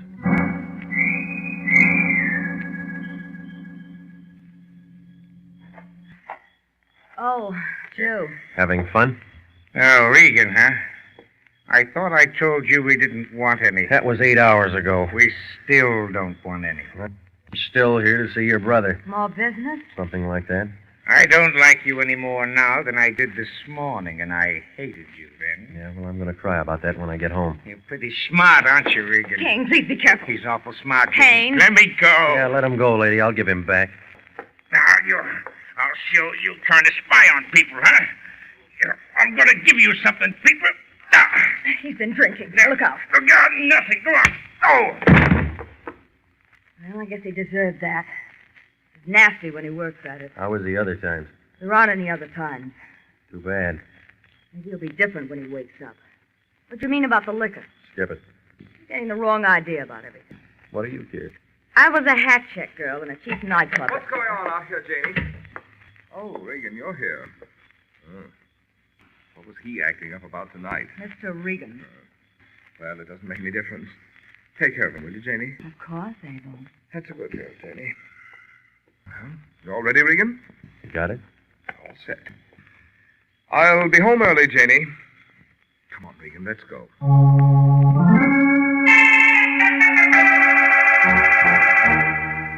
Well, we climbed in my car. We drove to the place Dickie Chambers told me about. It wasn't hard to find. It was a flat dirt road by the edge of the airport. We clicked off 2 miles on the speedometer, then we switched off our lights and parked. It was dark and quiet there, like the inside of an empty barrel. Roderick didn't have much to say. He just sat there chewing on a cigar and looking at nothing. He was real good at waiting. I looked at my watch about 3 minutes to 10, then I saw the headlights of another car coming down the road from a long way off. Roderick nodded his head, and I began to have a feeling like I was standing on top of the trap, and the warden had just smiled at the hangman. That must be ours, Regan. Do you think we should switch on our headlights? They may not see us. Well, unless they got wings, they got to pass us. They don't seem to be slowing down much, do they? Well, get out of the car. What? Get out of the car. Say, what is Don't this? talk. Move. Oh, all right, all right. What's got into you, Regan? Come on. Well, we can't just... Well, them think something's Look, wrong. this is a packed deck. You're a ringer. I'm not sure Spun him around and he fell against the car. I pulled out my gun, but it didn't do any good. Whoever it was must have been in vaudeville. That was the fastest disappearing act since Houdini. You are listening to the story of Cain and Abel and the Santa Maria, tonight's adventure with Jeff Regan, Investigator.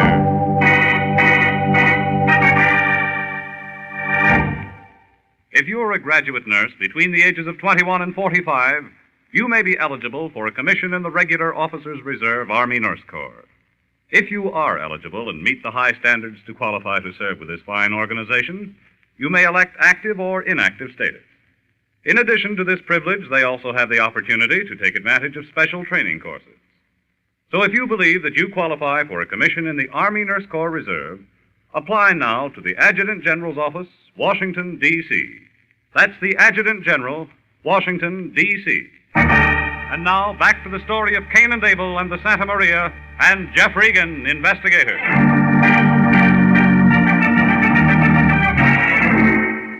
Well, there was enough loose lead around there to start a scrap drive. Whoever it was wanted to make real sure. My car was as full of holes as a canceled check. I found a .45 slug in the seat packing, and I piled Roderick inside, and I drove over to a motor court on the highway. An old lady with a dust mop or a head of hair registered us and complained about all the drunks there were in this world. And then when I got rid of her, I went out to the phone booth and gave the Lyon a ring. I woke him up. It's 11 o'clock at night. What do you want? I'm in a jam. You're always in a jam. Tell me about it in the morning. Look, I'm giving it to you right now. You drunk? I've been with your client trying to get that ship back. How'd you do? I got lead instead of silver. What do you mean by that? Somebody doesn't like Roderick. Who is it? I don't know. We got there for the buyback and somebody opened up. They can't do that. Well, they did. Where's Roderick now? With me. Get a doctor and come on over. What? He got in the way when they started the 4th of July. Well, take him to a hospital. Now, look, Fatso, he isn't hurt bad, but he needs help. You're always talking about money. Now, here's your chance to make some. Yeah? He'll give you a bonus if you keep him out of the papers. I'll be there in half an hour.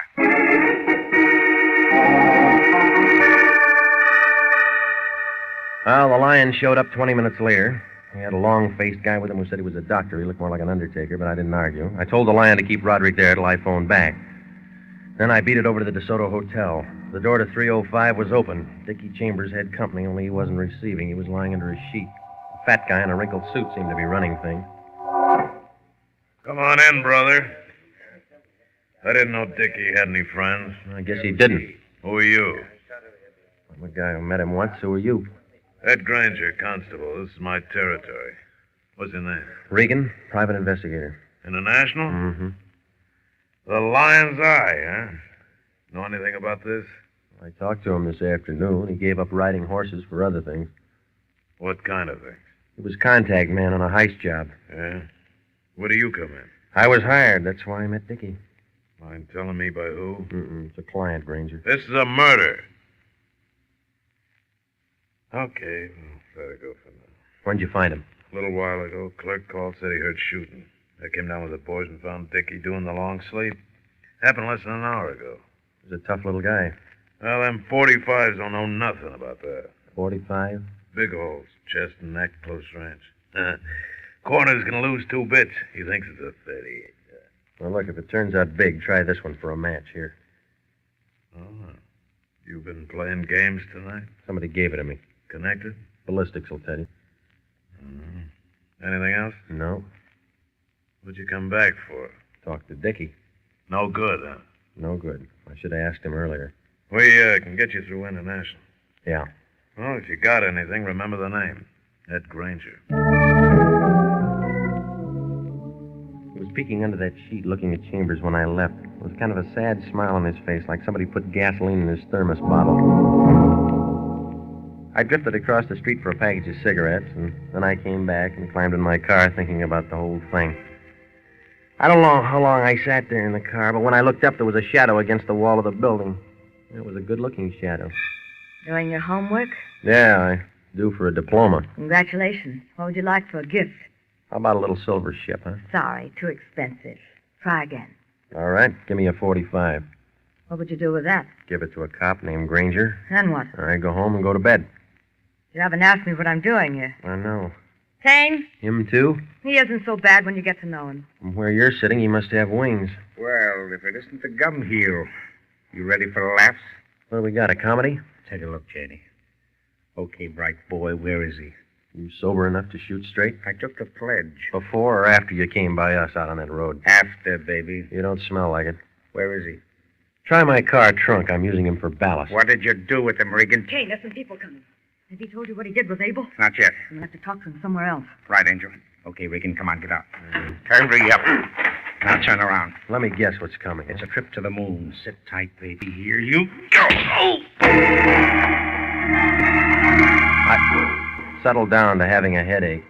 Then the headache went someplace, and I had nothing. Oh, it was a nice play. Everybody was a quarterback, and everybody had the ball. I looked as good as a fat girl in a French bathing suit. It was some time later, maybe 10 years. I had a mouthful of brandy, and my throat was burning like an oil stacker. We were in Roderick's place. She was standing over me, holding a bottle in one hand and a 45 in the other. Coming around now. Got to work fast. Don't worry, he'll talk. Feeling better, baby? Well, you're gonna feel worse. Now sit up, baby. Come on, it's time to talk. Now, wait a minute, Kane. Wait. Let me ask you. We're all alone here. No one's going to disturb us. And we'll find out anyhow. Why don't you tell us what you did with him? I get a short memory. I forget things. It's a shame to let Kane do this to you. I think you're pretty.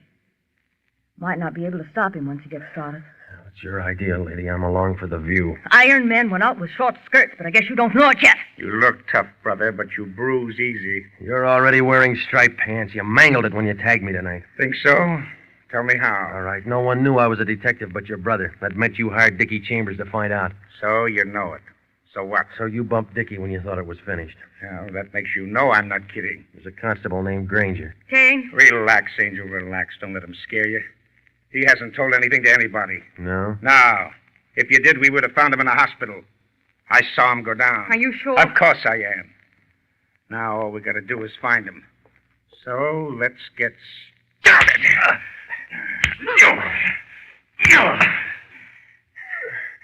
Well, you talk now, huh? No? It's going to get worse, baby. You might have to write it later. You got hold of a bad label. Stop it, now stop it. This isn't getting us anything. Yeah, but I'm having fun. You'll kill him. Let go of my Listen arm. to me. Now we need him. You've got to find him in the car with Abel. It's ruined if you kill him. I said let go. Now, where were we, baby? I said to stop. Huh? Stand away from him. Are you crazy or something? It would work fine if you could think, but you can't think. You're no good to me anymore. Janie.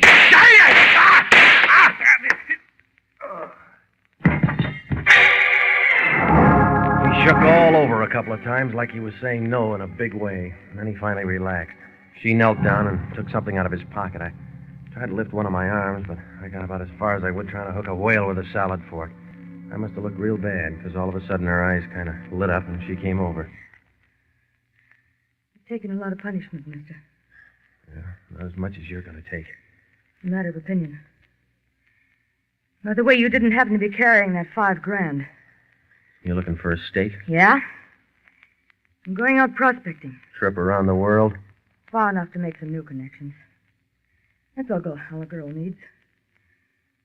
Here. Here's the little ship. You didn't do it for nothing. You run out of bullets? No. If they ever get me, I'll say justifiable homicide. He was trying to kill you. You're my witness. Oh, you are pretty. Take care of yourself. Goodbye.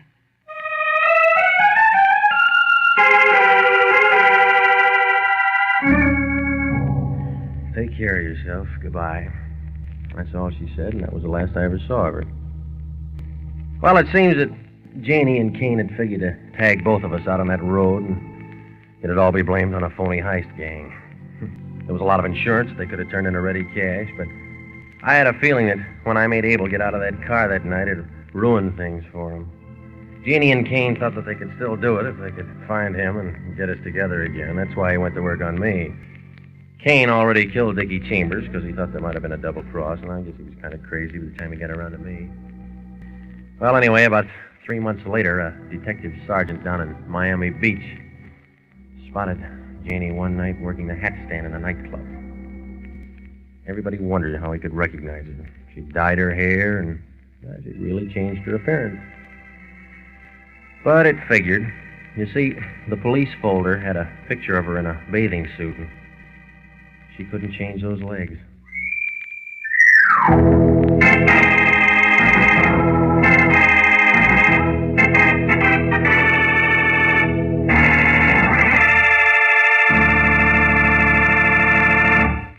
Jack Webb is featured as Jeff Regan, with Wilms Herbert as Anthony J. Lyon. It's CBS at 9:30 next week for more hard-boiled action and mystery with Jeff Regan, Investigator, written by E. Jack Newman, produced by Sterling Tracy. The role of Janie Broderick was played by Lorene Tuttle. Marvin Miller was Abel, and Wally Mayer was Kate. Dickie Chambers was Sidney Miller, and Paul Frees played Ed Granger.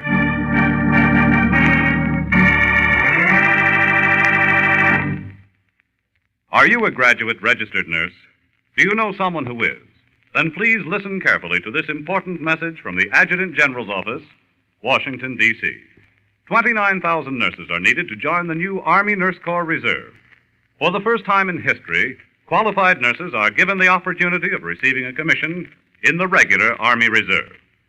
All nurses who receive reserve commissions will benefit from the opportunity for specialized training offered to them by the Army. Don't wait. If you're a registered graduate nurse between the ages of 21 and 45, drop a card for complete information to the Adjutant General, Washington, D.C.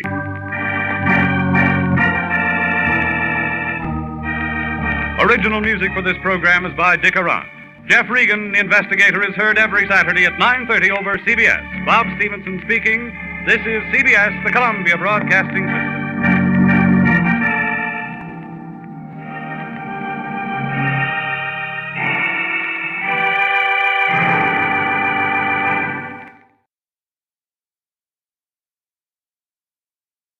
My name's Jeff Regan. I get 10 a day in expenses from a detective bureau run by a guy named Anthony J. Lyon. They call me the Lion's Eye.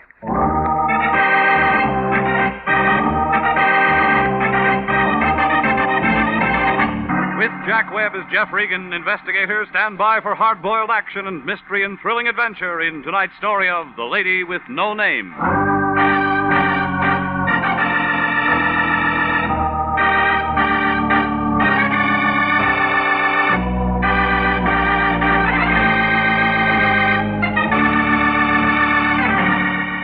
The next time you're out for a drive, pick up Olive Street along about the 700 block. You can't miss it. It's a big building made out of white granite. The Cosmopolitan Building. The man who built it is doing a long run up at San Quentin for graft. Anthony J. Lyon, the guy I work for, rents an office in that building. International Detective Bureau, Suite 308. A couple of rooms with a connecting wastebasket. The Lion has the only desk in the office and a typewriter that Remington dropped from their catalog back in 1915. Well, I walked in last Tuesday at 10 a.m. The office was full of taboo. She was a tall girl, very pretty, wearing slacks and a coat that must have set the mink population back 20 years. But she still looked cold, like she'd never get warm again. The Lion had one arm around her shoulders. He knew by this time that coat was the real article. There wasn't any music, but he didn't seem to mind. Come in. Not much room to dance. We got trouble.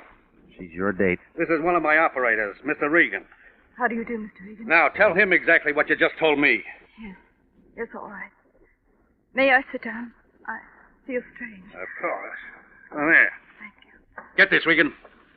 I don't know where I live. I don't know my name. Yeah? I want you to find out who I am. You heard that, Regan? Heard what? It's a verbal contract. She just hired us. Oh, you're out of your mind. And you're a witness in case anything comes up. Please. Please, I don't feel well. I'm perfectly willing to pay you. You'll just find out who I am. Well, look, lady, there's a cop on every corner. I couldn't go to the police. You got here. Quit pushing her. This is our case. I was afraid. I found this in my purse. Mm-hmm. 32 caliber Smith & Wesson. Been fired. There's 3 gone. What are you doing with that, miss? I don't know. It's just been used by you. I don't know. Well, where'd you get it? Just found it in my purse. Remind you of anything? No. You take it. Now, look, miss, I know you don't feel well, but there are certain questions you'll have to answer. I just want you to find out who I am. It's terrible this way. It's... Ain't it? Yeah, you always had a way with women. Help me bring her around so she can sign that contract. She hasn't got a name, remember? We'll give her a name. Jane Doe's good enough. I guess so. What do you mean? She's dead.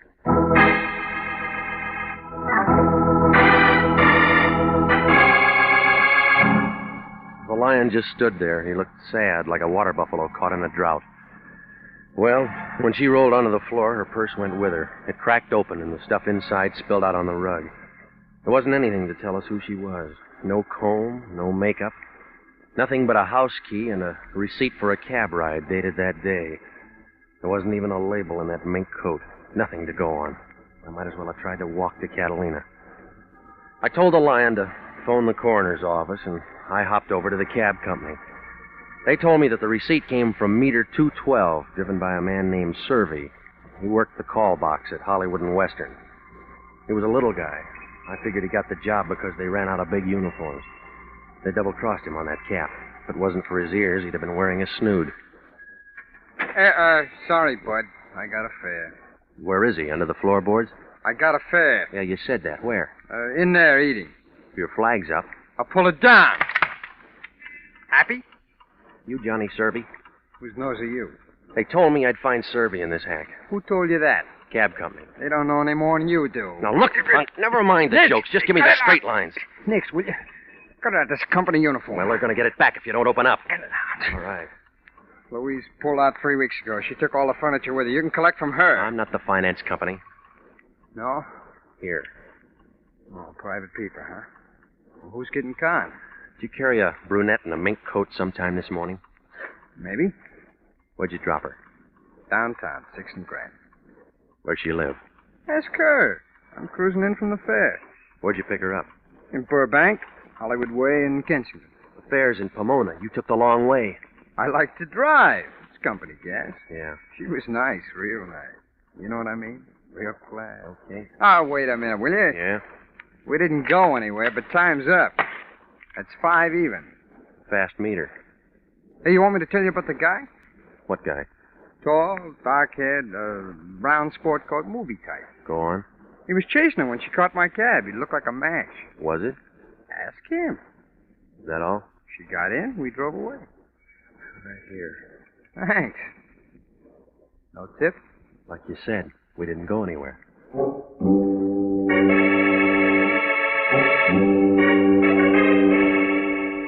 Ever have somebody drop a key in your lap and say, go find a door? Well, I drove out to Burbank and I began looking around for a good lock near Hollywood Way in Kensington. I figured that key I'd found in Jane Doe's purse would have to fit something. I made my letter on the 10th house. There was a for sale sign on it. I didn't see anybody around, so I unlocked the door and I went in. Outside of something that smelled like tar and kerosene, the place was empty. I was just about to turn around and leave when a brown sport coat slid into the room. Movie type. When he walked over to me, I knew he drank the right kind of scotch. Gonna use your GI loan? Just looking. Gotta buy it. It's a steal.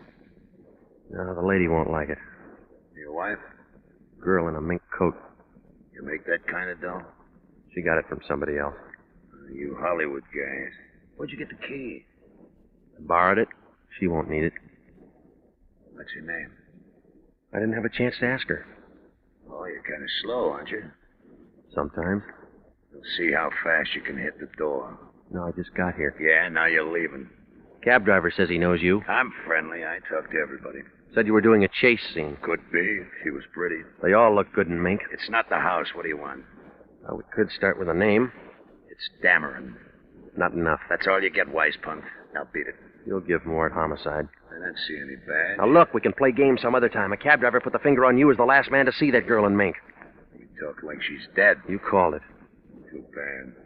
There's a lot of fur coats in L.A. and a lot of guys chasing them. You got nothing. That's what they always say downtown, but you'll talk. I don't figure on leaving, but you're going on your way right now. Better open a window, Dameron. You're sweating. Keep talking, sunshine, and we'll make one in that far wall. You got help in the back room? Quit scratching around. It doesn't mean anything to you. It didn't before she pulled a fade in my office, but it does now. Out buy a new carpet. I don't know who let you out, but it's bedtime. You've been talking about a dead girl who doesn't even know her name. Now go back and finish your dream. You got all the questions. Now let's fill in the answers. I'm fresh out of box taps. There's a door used. No, not yet. I'm going to get what I came for. Little man, that's a promise. You're out of condition, Dameron. You're in a great position to throw that line. Oh, you got talent, mister, but it's still raw. Come here. Now, come on, get up. I'm not through. That's where you're wrong. It's a big Luger. Makes the same size hole. All right, punk, you got a name? A lot of them for you. Oh! School isn't out yet. Just answer. It's Regan. Okay, Regan, let this sink in. Forget you ever saw any dame in a mink coat. Forget you ever saw me. That won't be hard. Look, Junior, you just lost the round. Now remember what I told you. Have a memory lapse. Is that clear? You made your point. Now blow. You always use a Luger? For close work. Well, then that 32 doesn't fit. What 32? The one that the girl was carrying. You got it? No, I gave it a homicide. Good, good. It saves me a trip downtown. You're not worried? No, I'm very happy. Huh? Today's my birthday. That's the reason you're walking out of here.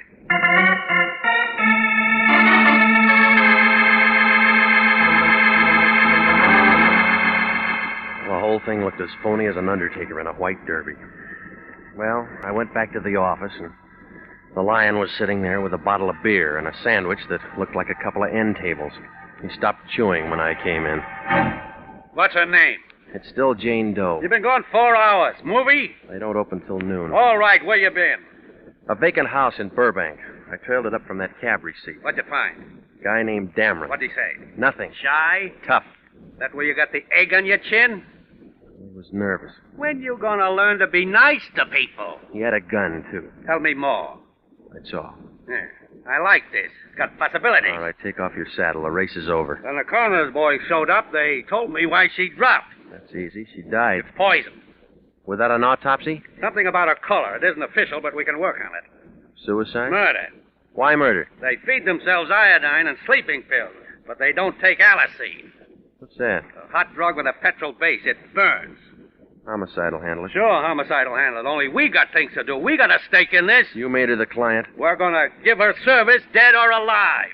What does Wendetti say? I don't pay Wendetti. We find out who she is. All right, you try. Her picture shows up in the paper. She drops dead in our office. How's it make us look? They sent in the first string when she died. You'll clear this up before homicide does. They'll lift your license. We won't need it. What do you mean? I still got Exhibit A. What? Smith & Wesson, 32 caliber. You're withholding evidence? I forgot to give it to him. All right, now give them a call and tell them. That was 5 hours ago. You make the call. All right, I'll tell homicide. They'll give me a break. That's what Dillinger thought. Give me the gun. They've got Jane Doe's prints on the wire. They'll have the answer in 10 hours. Cut that in half, Regan, and we've won the championship. You'll have to give the cup back. You cheated. When I left the Lion, he looked happy, like a guy who just figured the mystery melody. I had the gun with 3 bullets gone that Jane Doe had been carrying in her purse, the Lion in back of me, the police department in front. That left me about as much chance as a blue peanut on a wedding cake. I knew that if I walked into homicide with that .32, they'd hold on to me like a season pass. I had to find out who it was registered to, so I gambled and I went down to the city hall. I went in the Temple Street entrance, room 11, personnel division. If I pegged it right, I could get the dope on that gun without getting involved. I figured wrong. Can I help you? You in charge here? Lunchtime, yeah. All right, whose name matches these numbers? Small arms? Yeah? What authority? I just bought it. Want to know if it's clean? Yeah. Caliber and make? It's a 32, Smith & Wesson. Okay. Smith & Wesson. 32. Yeah, right here. Got the weapon with you? No, why? No roll. No gun, no vitals. I got it. Here. Okay. Purchased August 1929, factory reblue job 1931, owned by American Trust and Loan, permitted to Dale W. Curtis. Thanks. I'll have to ask you to wait. Why? No rule. Got to run them all through ballistics. Anything special? Maybe. Found a guy floating around Silver Lake this morning, full of 32s. Who? Working on it. Have to ask you to wait. No, I can't. I haven't had lunch yet. Stick around. We may invite you. I don't like your food. Oh, don't worry. You can have anything you want the last day.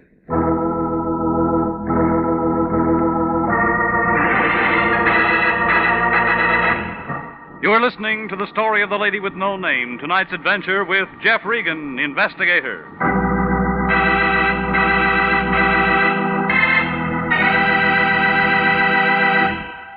If you are a graduate registered nurse, please listen carefully to this important message. 29,000 nurses are needed to join the new Army Nurse Corps Officers Reserve.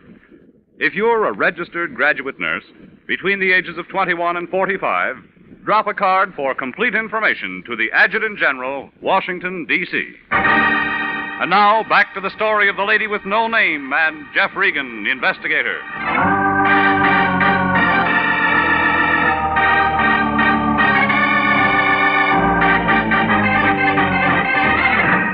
Well, there it was.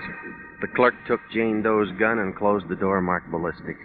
I figured he couldn't be too sure about whether that 32 would match up, but I didn't want to wait around to find out. He left the vitals card on the counter. I spun it around and I got the address of Dale W. Curtis.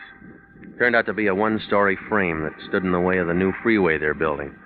The movers were just jacking it up and I caught the last carload of people leaving. They told me that Curtis hadn't lived there for 7 years. They did give a number over on Manzanita off Fountain, where I might be able to find him. It was an apartment on the second floor. From the looks of the place, it figured that the OPA had a fight on their hands. I rang the bell and waited. I don't know whether it was the lighting effect in that dim hallway, but when she opened that door, I expected to see those 1,000 ships slide down the ways again. She was wearing some kind of a filmy thing that made a spider's web look like burlap. She had a voice that stole over you like a pint of Irish ale. I didn't expect you until tonight. I broke my watch. Come on in. I'll see if I can fix it. I'm great with the swift movement. Yeah, it shows. My name's Marlo Curtis. I want to see your husband. He's not here. Do you expect him? No. Where is he? Up north. Business trip? Yeah. He sold out. Oh, what kind of business? Ask the warden. Huh?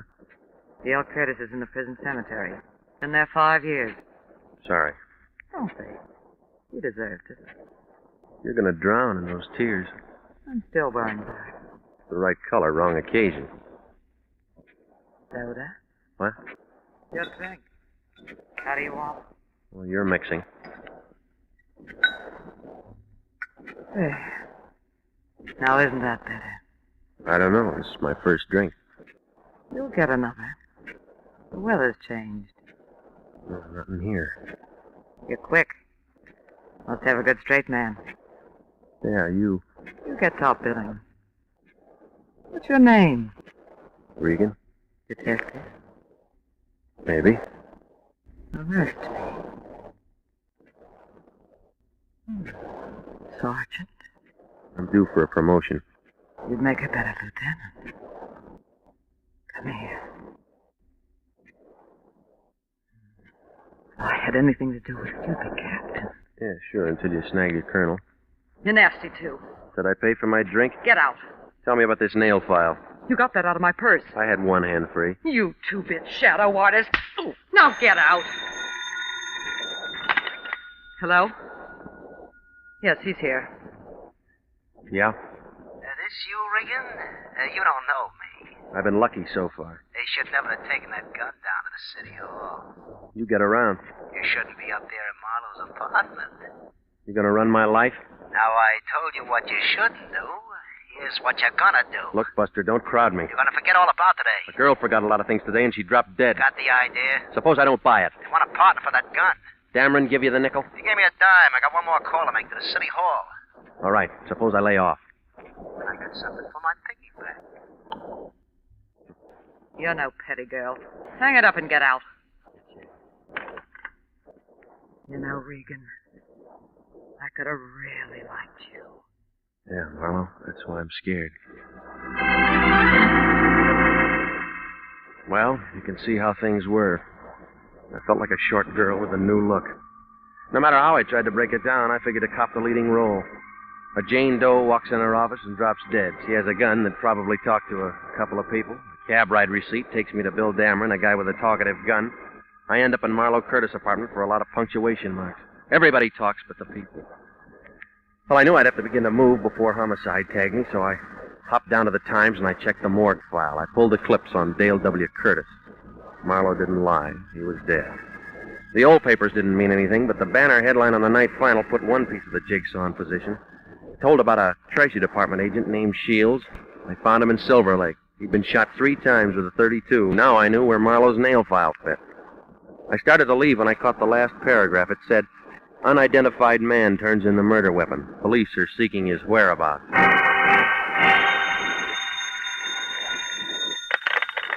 Yeah. This is Lyon. I've been calling your place for 2 hours. I just got home. Gonna give yourself up? It was your idea. Who's Jane Doe? I don't know. Why? You got a badge, you try. Look, Regan, you're hot. Every prowl car in town's looking for you. Yeah. Better start filling this in or they're gonna get you. Now listen, big shot, you're in this too. Not from where I sit. I gave you the gun. Now send me some dough over here. I don't have enough for your pay. I need some money for cab fare. No petty cash in the office. Don't lie to me. What about that money you got out of Jane Doe's purse? What do you mean? She could have never got up there without cab money. Well, she must have lost it in the elevator. Look, I haven't got time to play games. Now send it over. How much do you need? $10 won't break you. Where you going, to Yuma? I'll expect it in an hour. Goodbye. Hello? Hello, Dameron. always lock your door. That wouldn't stop you. You'd crawl under. Come on in, fellas. It's drafty out there in the hall. You got a parade permit? Rodney, say hello to Regan. I already did on the phone. What about Slim? Hiya, Grogan. His name's Regan, isn't it, Big Mouth? Oh! Sitting right next to Rodney when he made that call to you, it was perfectly clear to me. Wasn't it clear to you, Big Mouth? Oh! Rodney told you to lay out, but you just had to get onto that newspaper, didn't you, Big Mouth? Rodney, Slim. Slim on the bed. All right, let go. Now, Regan, once more, they got a gun downtown. They got a dame and her prints are gonna fit it. They got a stiff and that gun's gonna fit him, okay? I'll lay you off. You said that before. Rodney, Slim, hold his hands.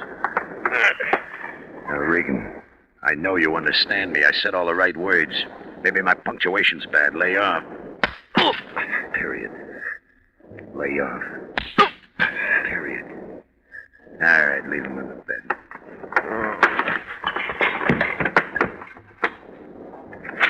He's on the floor. That's fine. Now he won't have to change his bedding.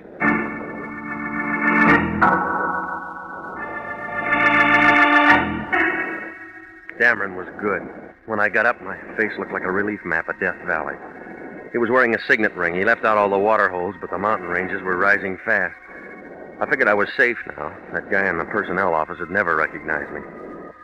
Well, I was standing in the kitchen giving myself the cold water treatment when somebody knocked. I figured that was a switch, so I opened the door. It was that hacky, Johnny Servey. He had an envelope in his hand. Yeah? Hi. Remember me? You give up cab work? Oh, I found this under your door. Here. Thanks. Football? What do you want? Well, you asked me about a dame in a mink coat today. Now, I'm asking you. I don't run a meter. Well, I figure all this might help. All of what? Well, I get to thinking about it, see, and then I think some more. All right, come on, get to the point, will you? You played a hand, now I'm playing a hand. Go on. Well, dames mean trouble, and mink coats, they mean double trouble. Yeah? Is it worth $5 if I remember another guy? Maybe. Well, he's all over the papers now. I seen him. Who? Shields, the guy they fished out of Silver Lake. Where? He was out in Burbank this morning, early. Thought you were at Pomona. I was, but... Well, I guess I wasn't exactly cruising. I got a friend lives out that way. Know what I mean? When was this? An hour before I pick her up. This guy they find in Silver Lake is walking around that house. I'm looking for a store for breakfast. All right, you eat. Well, that's it. After breakfast, I hop in my cab, and that's when I pick up the dame at Mink. Why'd you bring me all this? Well, I figure we got somewhere this time. How do I get my tip? I gave him his $5 and he left. Then I opened the envelope he'd handed me. It was the money that I'd asked the Lyon to send over. 2 $5 bills. Well, I looked at it, put it back in the envelope, stuck it in my pocket. So far, all I could see that I got out of this thing was a good beating from Dameron. The question still stood, who was Jane Doe? Well, I knew my next move. I wanted to hop over to the Treasury Department and see if my 2 matched their 2, and maybe between us we could come up with 4. I didn't have much to go on. It was just a hunch. I took Marlowe's nail file with me, and I walked in the front door of the Federal Building. I showed my license to the chief agent. That's right, one of our agents, Shields. They have the murder weapon down at Homicide. I know. All we want is the man that pulled the trigger. Well, I got an idea. I'll listen. What's wrong with these $5 bills? You can't spend them. I figured that. Where'd you get them? How bad are they? Lousy paper, rotten ink, terrible engraving job. You could do better with a rubber stamp outfit. Where'd you get them? Any of these been floated? We picked up a few. Was Shields working on it? That's as much as I can give you. Well, where'd you get them? The girl faded out in our office this morning. She was carrying them? Yeah. What's her name? That's what I gotta find out. Jane Doe, huh? Well, that's what we called her. So does the paper. Same girl? Yeah, that's her. Any identification? Not yet. They've been running a picture for hours. I'm short on time. You're the guy. Wait a minute before you hit that button. Yeah? Your addition's good, but you haven't got all the figures. Don't make book on that. You're the number 1 boy with me. You think I'd solo in here? You might. No, I got an ace. All right, so you keep your nails clean. Now look at it. It's a nail file. They cut dum-dums out of Shields. Who told you? A second-story apartment with a deep voice. How did you know? You're holding the file that cut the grooves. You use it? I can give you the guy who did. Dum-dum makes a big hole. Ask Shields. Move the tip of a .32 slug. It'll spread from here to Kansas when it hits. You can do it with a nail file. Maybe. Where's that apartment? No, I'm too close to quit now. I can't let you go alone. I got a big car. Well, before we go, mister, if no one belongs to that file, you belong to the gun. In that case, I'll have a lot of time to do my nails. Well, it was a long shot, but that's all I had. The agent just sat there on the way over. He didn't say a word. Well, I figured he didn't believe me, but it was a short drive to find out. We hit Manzanita Street just after the dinner time rush. It was quiet, and everybody was eating or they'd gone out for the evening. We climbed the stairs to Marlowe Curtis' apartment. I told the agent I wanted to go in alone. He didn't like the idea, but I explained to him that I expected friends and somebody should cover me from the outside. Well, she looked even prettier than I remembered her. One tear was just about ready to take that last plunge across her cheek. What do you want? I brought you a paper. I've seen it. You know the girl? Yes. What's her name? Too late. For you, maybe. I gotta know. You wouldn't understand. Try me. You're still looking for things. No, not this trip. You didn't think I could cry, did you? No. I learned. Weeping over a nail file? I said you wouldn't understand. It split a slug in a treasury agent. I don't know. Well, I do, sis. You filed the grooves. Shows you how many times you can be wrong in one day, Regan. Kind of cramped behind that screen, Dameron? Small apartment. Yeah. Always wanted to get the girls a bigger one, but Marlowe's getting tried. You're wrong, Dameron. Not anymore. You've been around Regan too long, Marlowe. Now you got a mouth just like his. Big. I just figured out what he's been trying to do. You putting brains on the market, too? The Jane Doe he's been looking for was Evelyn. Your sister could have been a rich woman. Not with the kind of money you printed. What are you playing this scene for? I didn't count on murder. Evelyn forgot things. You killed her. It was no good. She couldn't tell the fives from the tens. I'm going to identify her. You know where that leaves me? Sure I do. And I'm going now. You'll have to walk through this Luger. Is that the same gun you used on the Treasury agent? You and Regan hardly got acquainted, didn't he tell you? Your sister did that for me. You lied. Ask Regan. Nail file. That's right. Dum-dums. Evelyn wanted to be sure. Rotten. Now get out of my way. Marlowe, don't try it. I'm going out that door. Not standing up. It was a real photo finish. Just as Dameron pulled the trigger, the agent kicked the door open and threw a couple of fast ones into him. I'd call it a dead heat, but you'd have to give the agent the edge. His first slug cut Dameron down like a blade of grass. I figured the second was for Shields. Marlowe wasn't in a hurry anymore. Regan. I'll call the doctor. Don't bother. My phone bill's too big now. You're hurt, baby. Yeah. I got a big hurt. I almost made it. It was a good try. That was Dameron. He's all used up. Good. Regan. You think I'm as bad as him? No, baby. You just played on the wrong team. He was... Let's go. Yeah. From here on, it's a monologue.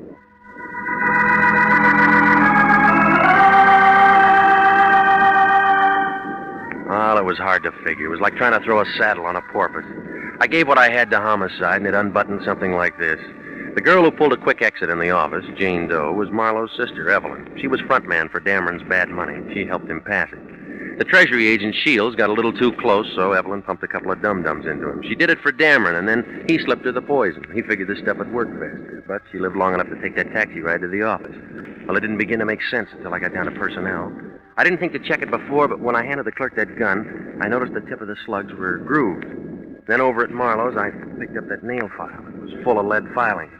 From there on, it was a fast reel. Dameron filled in the rest in the fight with Marlowe. Yeah, well, it's too bad about Marlowe. We might have had something. That's what I don't like about this business. You can't build friendships.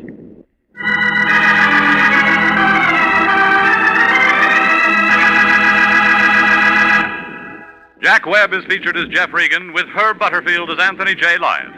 It's CBS at the same time next week for more hard-boiled action and mystery with Jeff Regan, Investigator. Written by E. Jack Newman, produced by Sterling Tracy. The role of Bill Dameron was played by Charles McGraw. Yvonne Patey was Marlowe Curtis. Marvin Miller was the Treasury agent. David Ellis, Stacey Harris, Lou Krugman, and Bernice Barrett supported. Original music for this program is by Dick Arant. Bob Stevenson speaking.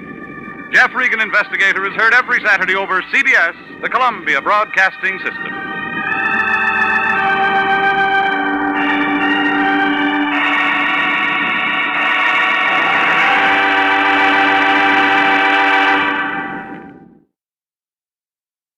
My name's Jeff Regan. I get 10 a day in expenses from a detective bureau run by a guy named Anthony J. Lyon. They call me the Lion's Eye.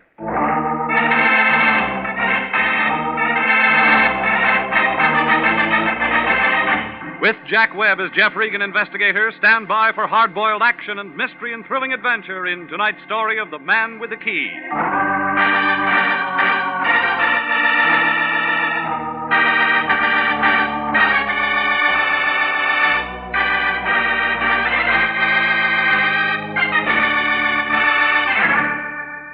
A block above Wilton on Hollywood Boulevard, there's a street they call Taft. It isn't very long. About 48 palm trees and a couple of bad sewers. It figures that the guy who laid it was nearsighted. He didn't see the hill 3 blocks away. Got kind of a tired look, like an old lady who's been moving furniture. There's a dirty gray apartment house on the right-hand side of the street. That's my place. 308. A low ceiling and a leaky faucet. A telephone that rings at the wrong time. It was last Monday night, about 11 o'clock. I was in bed listening to the party next door when it rang. It was the Lion. Regan, get your clothes on. That the way you sleep? You're going to be busy. We got a new client. Now, tell me all about it in the morning. Special messenger came to my place 15 minutes ago with a C note. Any good? It was from somebody named Dora King. Well, who's that? That's what you're going to find out. I can see better in the daytime. She's waiting for you right now. Oh, yeah. At a place on La Brea called the Southerner. Should I take my banjo? Don't be funny. She wants to talk to you, so get over there. Well, what does she want to talk about? How would I know? Well, don't you ever check into things? That's what I pay you for. All right, where's last week's salary? You'll get it. When? As soon as I find out if your expenses were legit. Now get busy. That all? No, call me right after you've seen her. Why? I want to know what's what. You mean you want to know if she can afford more than a C note? You're getting out of line. That's what they told Gypsy Rose Lee.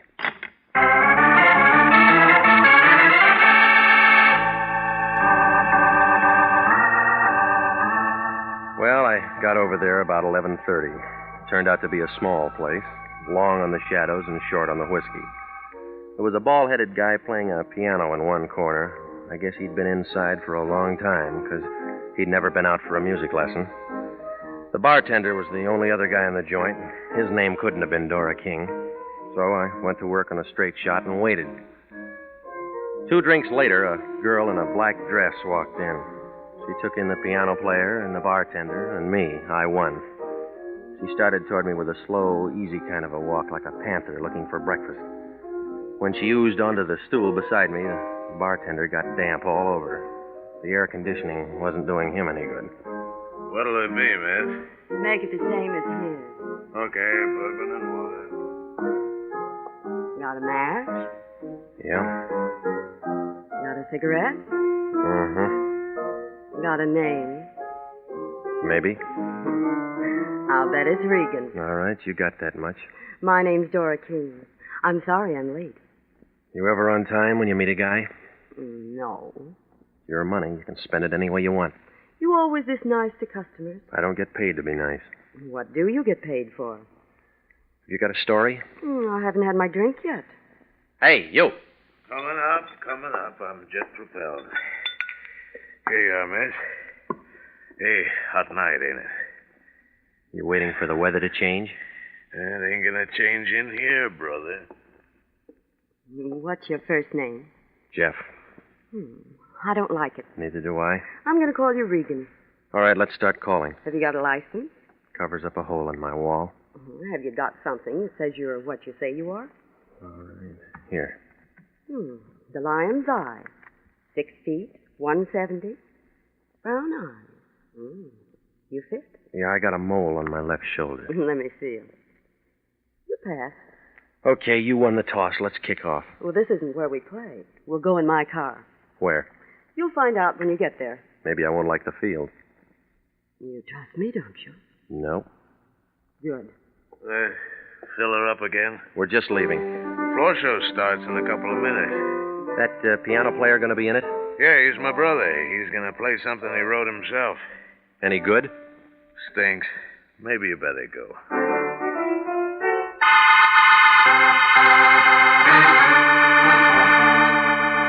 Well, the bartender was pouring himself 4 fingers of rye and about a fingernail of water when we walked out of there. We climbed into a big Nash convertible, parked in front of the place, and headed for Santa Monica Boulevard. Then we turned east, past Western, down to Vermont, and south to Marathon. All at once, we were climbing a hill on a dark street. That gave us a view of the city. 20 years ago, a real estate broker might have had something, but now it was just an old neighborhood with a sad look, like a toe dancer with a short leg. Nobody said anything. I was beginning to have a feeling that maybe she'd forgot her compass when she slowed the car down. She pointed to a 2-story house in the middle of the block, and I nodded. Then she shoved the car in second and spun around the corner and came to a stop. I got out and walked around to let her out. She didn't move. End of the line. Short fare. Time for you to go to work. What kind of work? The white place back there, 3936. You saw it? It came through. It's a boarding house. I already got a room. On the second floor, number 10. Knocked twice. Prohibition's dead, lady. There's a man there. His name's Bender. Ben Bender. That'll wake him up. He's expecting you. You're quitting? My job's finished. You're the new help. Well, what do I do? He'll tell you. That all? One thing more. Come here. Yeah. Part of my fee? That's extra. I don't generally get tipped. Just for luck. You act like I'm going to need lots of it. You are. When do I see you again? You don't. Goodbye, gorgeous.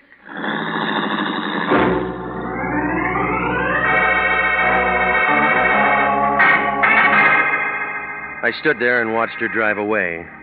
And then I noticed it. Somebody in a black coupe coasted around the corner, kicked into high gear at the bottom of the hill. I kept watching, but whoever it was hadn't read the traffic laws lately. He didn't use his lights for 2 blocks. Oh, it registered. He was on a tail job, and Dora was nice to tail.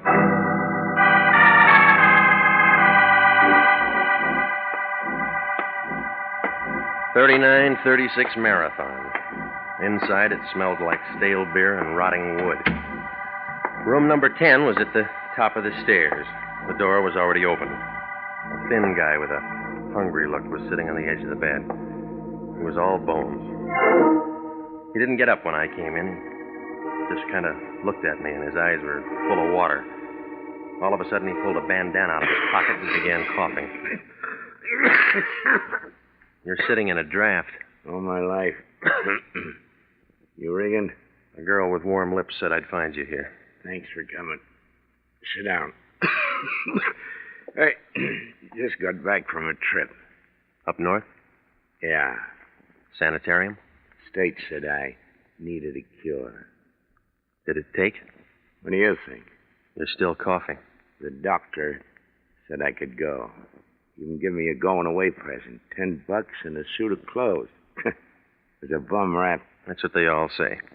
Who I am? Ben Bender. Big Ben Bender. Does that mean anything to you, Pilgrim? Must have been before my time. Yeah? How old do you think I am? I'm out of practice. I look 60. I'm 45. That's what 7 years in the sanitarium will do. You ought to get a specialist. Already got one. What's his name? You. No, I'm only an intern. You'll do. All right, what do you want? When the guy goes up there, he makes a lot of friends. And a lot of enemies. Sometimes you can't tell one from the other. Does it make any difference? Big Ben don't trust nobody. No, what about that girl? Dora? Forget her. Her job's done. That's what she said. See this key? Yeah. I wear it around my neck. I worn it for 7 years. You'll wear it for the next 7 hours. Why? Them friends and enemies I was telling you about. What does the key fit? My safety deposit box at the American Security Bank. You meet me there. Tomorrow at 10. What if I oversleep? Stay up all night. I'll pay for the no-dose. Just be there. After that? And your job's finished. It's softest door you ever made. Look, now, you kept this key 7 years. Why can't you keep it for 7 more hours? My business. What's in the box? My business. Okay. Any of those friends or enemies drive a black coupe, white sidewalls? I don't know. Why? My business.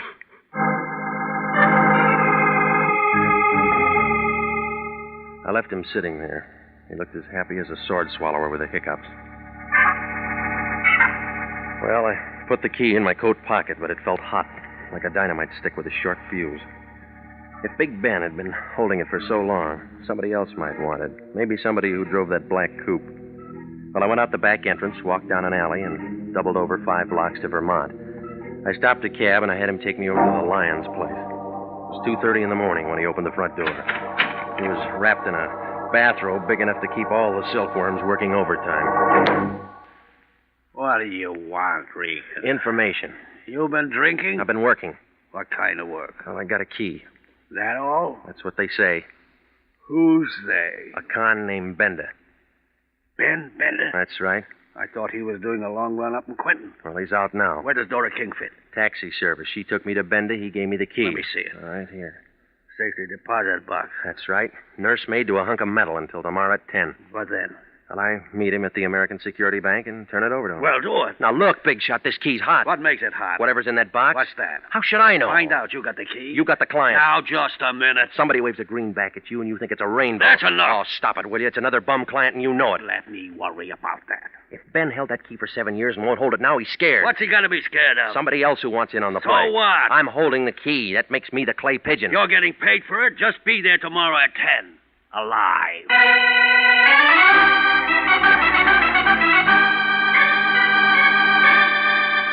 Well, I left the Lion and went out to the street. Nobody was there. I hailed a cab, and he let me off in front of my place. Nobody was there. I opened the front door of my apartment. Nobody was there. I began to feel like a good bet for the Lonely Hearts Club. It was a good feeling. I sat up all that night waiting. Nothing happened. I felt about as popular as a bald-headed chorus girl. Nobody made a play. It was 5 minutes to 10 when I pulled into the parking lot next to the American Security Bank. The car next to me was a black coupe with white sidewalls. It could have been the same one that tailed us the night before. But then I figured there's a lot of cars in L.A. like that. But I leaned in and I looked at the registration. This one belonged to a guy named Al Spandy, who lived in Van Nuys. I wrote the address down and walked into the bank. The guard in a blue uniform waved me downstairs to the safety deposit boxes. It was 10, and still nothing happened. I began to feel kind of relieved, like a flagpole sitter when the wind died down. Big Ben hadn't showed yet. The only one there was a blonde sitting in a glass cage in front of the vaults. She looked at me, and I began to wonder what she did on her days off. Good morning. May I help you? Yeah, I want to see if the rent on my box has been paid. Here's the key. 60B. Just a minute, I'll take a look. 60B. 60B's all paid for. Well, I guess my partner must have taken care of it. This isn't a joint box. You're the only one who can get into it, Mr. Bender. Would you like to go in now? No, I'm waiting for somebody. We're all waiting for somebody. I'm waiting for a man. So am I. Been waiting long? Years. Here? Yes. Better places to wait. The ones with money keep coming here. My name's Claire. I'll remember that. Will you remember this? Granite 3408. I'll try it on my phone. When? As soon as I get a spare nickel. I'll give you one. Well, you'll run out of them that way. That's why I work in a bank. Kind of hard on the depositors. Your, friend's late, isn't he? I can wait. Maybe he forgot. You should have tied a string around his finger. No, lady. He already had one around his neck.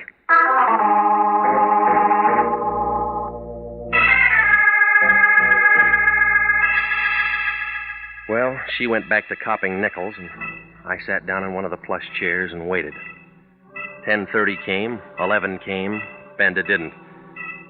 began to get an uneasy feeling, like a bubble dancer with a slow leak. At 11:10, I couldn't take any more waiting, so I left to head for Bender's place.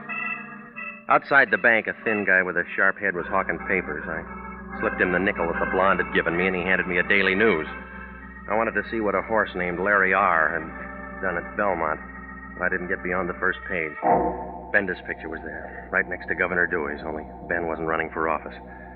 They found him in his room full of bullet holes. I guess he finally got a cure for that cough. I took my car out of the lot and headed for home. I mixed myself a tall one, and I was just getting to the bottom of it when a couple of guys kicked my door open. Regan? Yeah. I'm Lieutenant Anderson, homicide. This is Sergeant Pinelli. Hiya. Don't you guys believe in knocking? My knuckles are sore. Nice stuff. Well, help yourself. It's out in the kitchen. Don't drink on the job.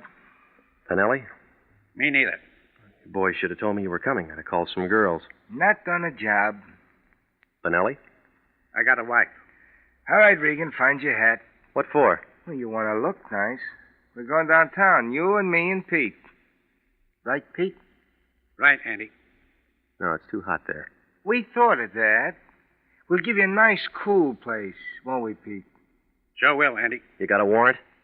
No, we just figured you might want to tell us why you did it. Did what? Tell him, Pete. Knock off Ben Bender and burn his feet. You're out of your mind. Now, Regan, we know you saw Bender last night. We know you got out of a car on the corner and walked up to his place. We know you were the last one to see him while he was still alive. You got a witness? Pretty one. A girl told us. Oh, you're trying real hard, Anderson, but you haven't got anything. If you were the last one to see him alive, you're the first one to see him dead. That's how we figured. Did you figure on a guy named Al Spandy who drives a black coupe? I never heard of him. And how about a dozen other hoods who knew Bender? Now you're trying hard, Regan. You haven't even got a foundation. We got the whole building. It'll never stand up. We'll see. All right, you tell me why I did it. You private eyes get folders on bank jobs. I get them from Charles Atlas, too. Bender was in on an $80,000 heist 8 years ago. He went up for carrying a concealed weapon, but the money was never found. You know that the Imperial Bonding Company's offering $5,000 for the recovery of that dough. The Lyon. Don't make any dates tonight. You're not going to be available. All right. The Lion will tell you I was working on a case when I saw Bender. Oh, we already talked to the Lion. Well, what did he say? He says he hasn't seen you for 5 days. You are listening to the story of the Man with the Key, tonight's adventure with Jeff Regan, Investigator.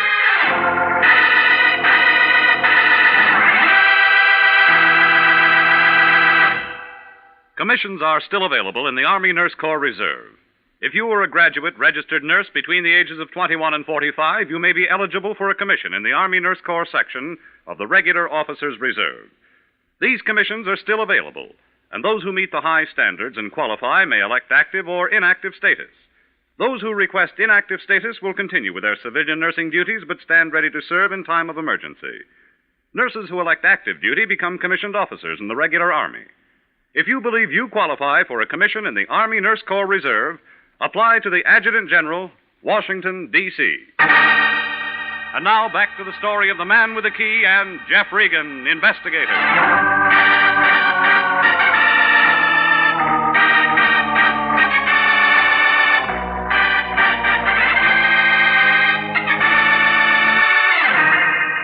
Well, I had about as much chance as a violin player with no chin.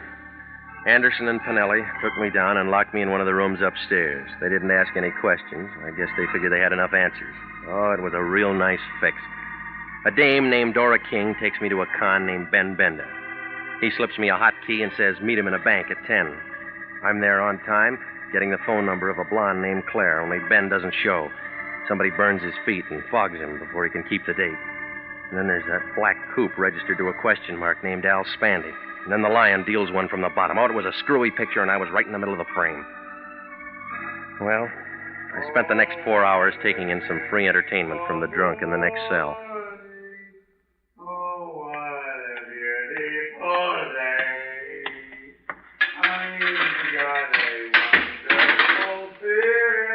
Okay, Regan, on your feet. Bastille Day? You're sprung. Well, I was getting tired of the floor show anyway. Try and make it Saturday sometimes. That's our big night. Hard if I bring a date? Can I get a phone. I gotta call my wife. That guy ought to be at Ciro's. Where do you think we picked him up? Regan, I'm running out of patience with you. How many times have I told you to keep out of trouble? Why didn't you tell him I was working on a case? I went to a lot of trouble to get you out. And you went to a lot of trouble to get me in. That was easy. Still got that key to Bender's safety deposit box? I got it. Tomorrow morning at 10, you're at that bank getting into the box. You're crazy. It's in Bender's name. I'll teach you how to spell it. I won't do it. Homicide might like to know you got that key. Now, you listen to me and we'll both make dough. Where I'd be, I couldn't spend it. If the $80,000 from the bank job Bender pulled happens to be in that box, like I think it is, Imperial Bonding owes us $5,000 reward. I don't like it. You owe it to the company. Now, listen, you. Bender was knocked off for this key. Whoever wants it might make another try. Nobody knows you got it. Well, I'll give it to you, and nobody will know you got it. Regan, I'm giving you a chance to straighten yourself out. That's right. What do you mean? I feel stiff already.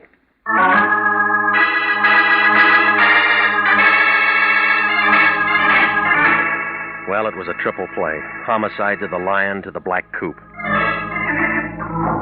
I went home to wash off some of the jailhouse Lysol. When I walked in the front door, I had company. A gray flannel suit with a yellow tie was sitting on the edge of my bed.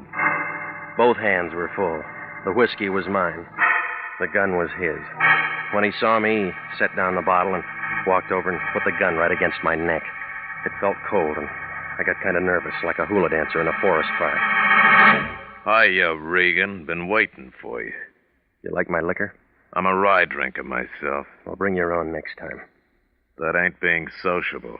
You weren't invited. How could I have been? You don't even know me. You're Al Spandy. You drive a black coupe. What'd I have for breakfast? Egg, and it's all over your tie. You look hot, Regan. You have to hold that gun there. Right there. Same one you used on Bender? The same. All right, now, gimme, Regan. I told you, I don't have any rye. Where's the key? I don't use one. My door's always open. I'm talking about that key you got from Bender. I don't have it. You hear any music? Yeah, but I'll sit the next one out. No, you won't. This is a men's cheat. I'll step on your toes. I don't mind. It's a polka, and I want to do it with you.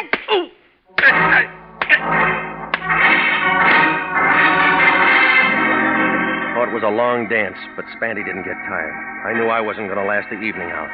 And then I saw Dora King standing in the doorway back to Spandy. She was taking everything in like a Hoover vacuum cleaner on a dirty rug. She had a .25 in her hand, and she knew how to use it.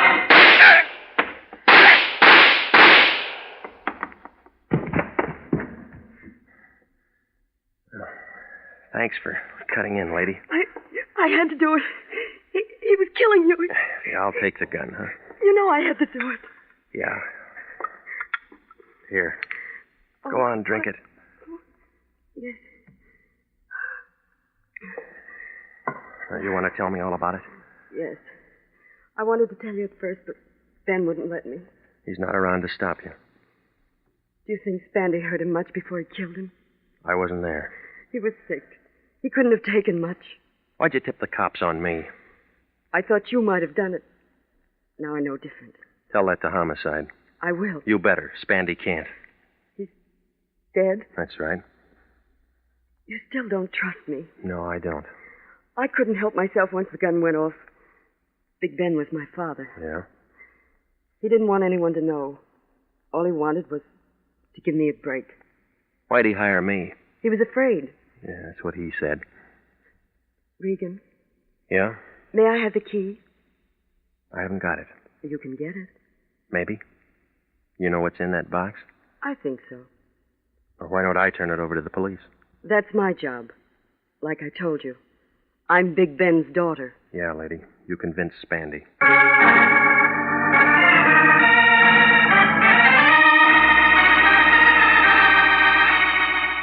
Well, I called Homicide, and Anderson and Pinelli handled it. We all wound up downtown. It didn't take them long to find out that the gun Spandy used on me was the same one that killed Big Ben. Dora gave Anderson her story. He said it would take some fixing, but he could keep her out of the papers. It was justifiable homicide. She wouldn't even be indicted, but they had to hold her overnight. Well, it was almost daylight when I pulled to a stop in front of my apartment. I was beginning to feel a little better, but it didn't last long. When I walked into my place, it looked like the L.A. Dons had been having a scrimmage. Every corner had been gone over. Oh, it didn't make sense. Bender was dead, Spanty was dead, Dora King was downtown, but somebody still wanted that key. Well, I crawled into what was left of my bed and set the alarm for 9:30. I didn't sleep much. I kept seeing keys and faces and $80,000 bills.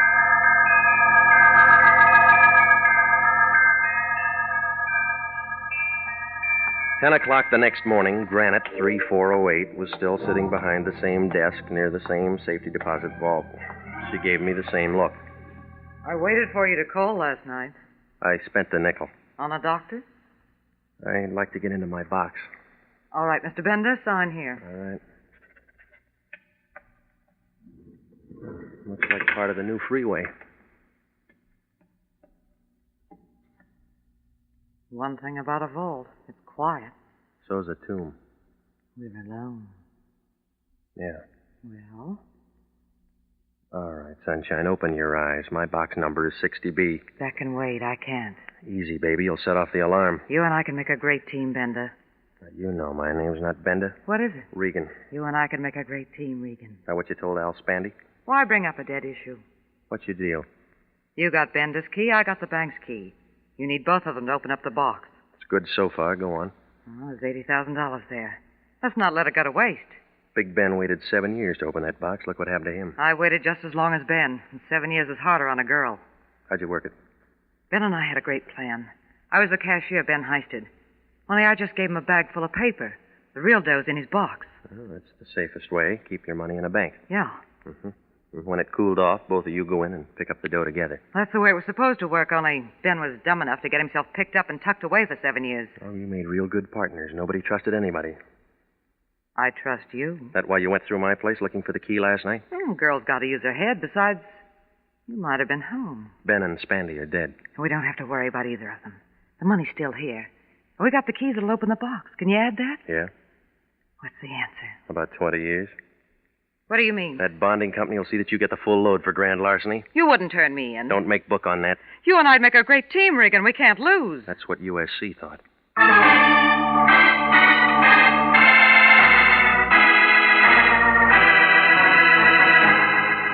Well, I called Anderson and Pinelli, and they came out and picked her up. I rode down as far as the office with them.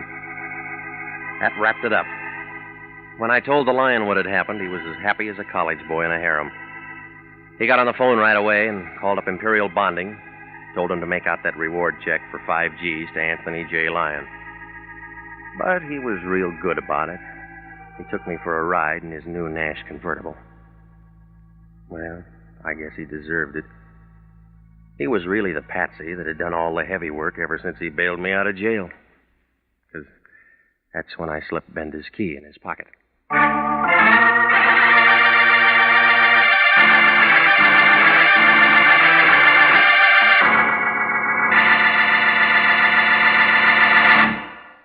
Jack Webb is featured as Jeff Regan, with Herb Butterfield as Anthony J. Lyon. Jeff Regan, Investigator, written by E. Jack Newman and Larry Roman, produced by Sterling Tracy, is heard each week at this time over CBS. Tonight's cast included Ken Christie, Yvonne Patey, Marvin Miller, Paul Frees, and June Martell.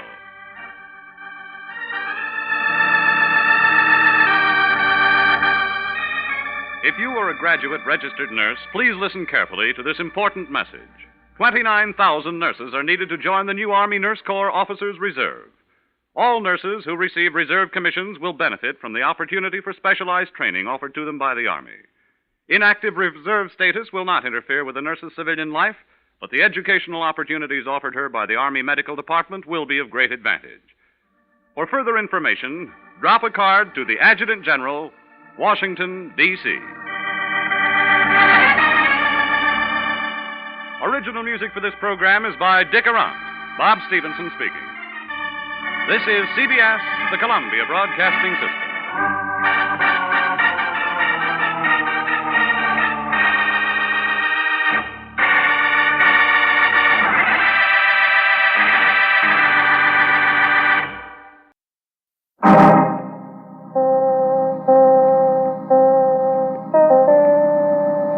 My name's Regan. I get 10 a day and expenses from a detective bureau run by a guy named Anthony J. Lyon. They call me the Lion's Eye. With Jack Webb as Jeff Regan, Investigator, stand by for hard-boiled action and mystery and thrilling adventure in tonight's story of The Too Many Mrs. Rogers.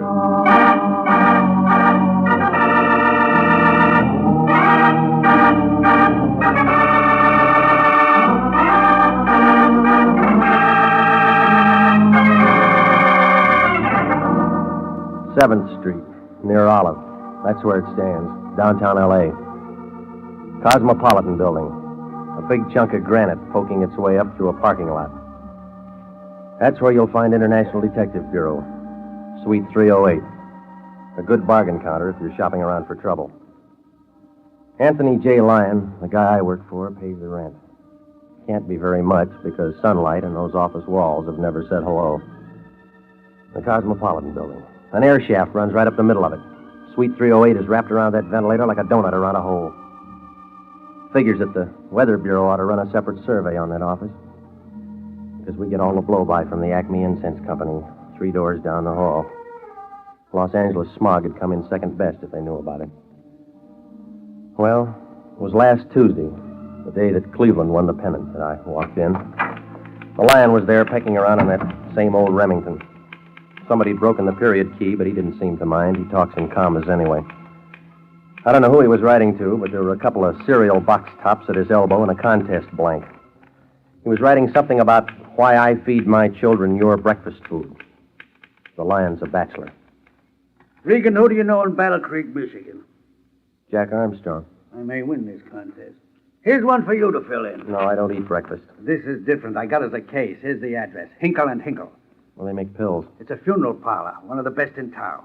I'm healthy. I want you to be very careful how you talk to these people.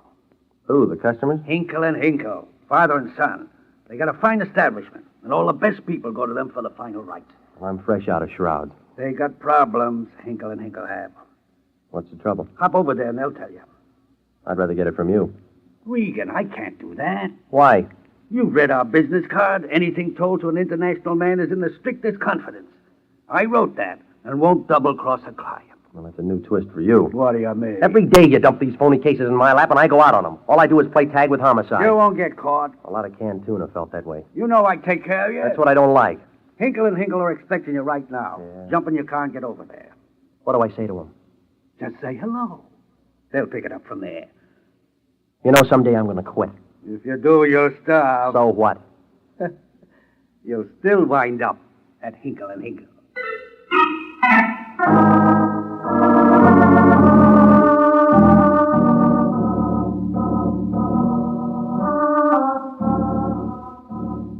Well, the place was on Hope Street near Washington Boulevard.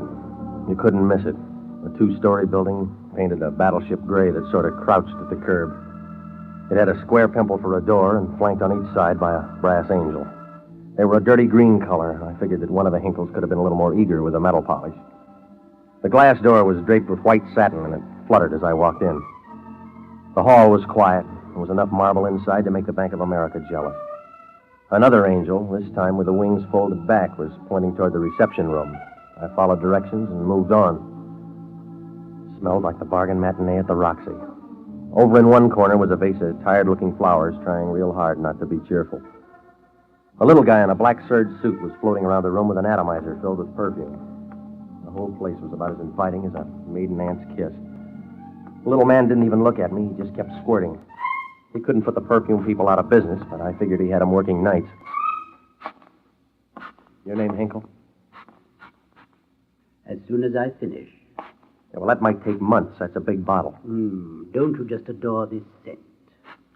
What's the matter? Aren't the flowers working? They're paper. Now then, sir. I asked first. Yes, I am Jason Hinkle. Aren't there 2 of you? Gerald? Did you call, Pa? Just showing this man the other Hinkle. Oh, hi.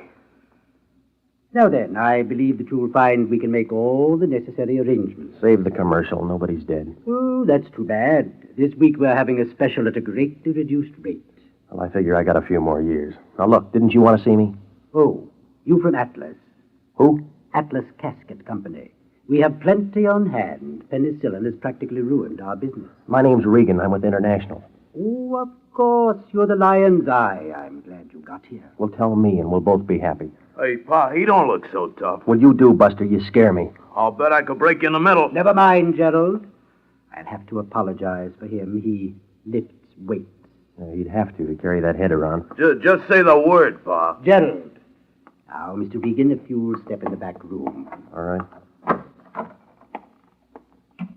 I have to be careful about Gerald. He's just a junior partner. He ought to be the silent one. He didn't learn to talk till he was almost 9. I paid him for 6. Drink, Mr. Regan. No, thanks. I stopped drinking that stuff in 32. Oh, you mean the formaldehyde label. Yes, I have to hide it from Gerald. All right, now we've been through the family album. What's the job? Do you know a Mrs. Rogers? Phone book's full of them. Mrs. Rogers has been most unfortunate. Poor dear woman, they were married such a short time, and they were ecstatically happy. Her husband died? She lost him 3 days ago. Hinkle and Tinkle are handling the last rites. Poor Mrs. Rogers. She's so young. You want a shoulder to cry on? Mrs. Rogers wished her husband taken to the family plot in La Jolla. We're furnishing the limousine, and she's requested someone to accompany her. I'll try a Pullman Porter. They like to travel. This whole thing has most unusual aspects. Mrs. Rogers thinks she needs protection. We could send Gerald. She'd still need protection. Oh, Mr. Regan, she wants you. She paying for this? I believe Mr. Lyon has her check. Okay. That all you got to tell me? Mr. Regan, we only handle the dead. Well, they don't need protection. That's what they said about King Tut.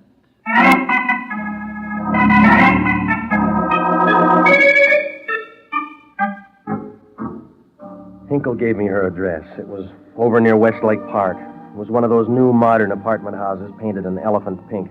It was around 6 o'clock when I rang the bell. While I waited, I tried to figure this protection angle. I thought maybe I could talk her out of it and wind up the whole thing right here. I kind of figured that she was just upset and needed a man around. When she opened the door, I knew I was right. You could see she was in mourning. She was wearing black lipstick. She was tall and thin, with long blonde hair. She made Mr. Peabody's mermaid look like a beginner. Right then, I knew that this case was about as much on the level as the city of San Francisco. She needed protection, all right, but so did I. When she said hello, it melted all over you like honey on a hot biscuit.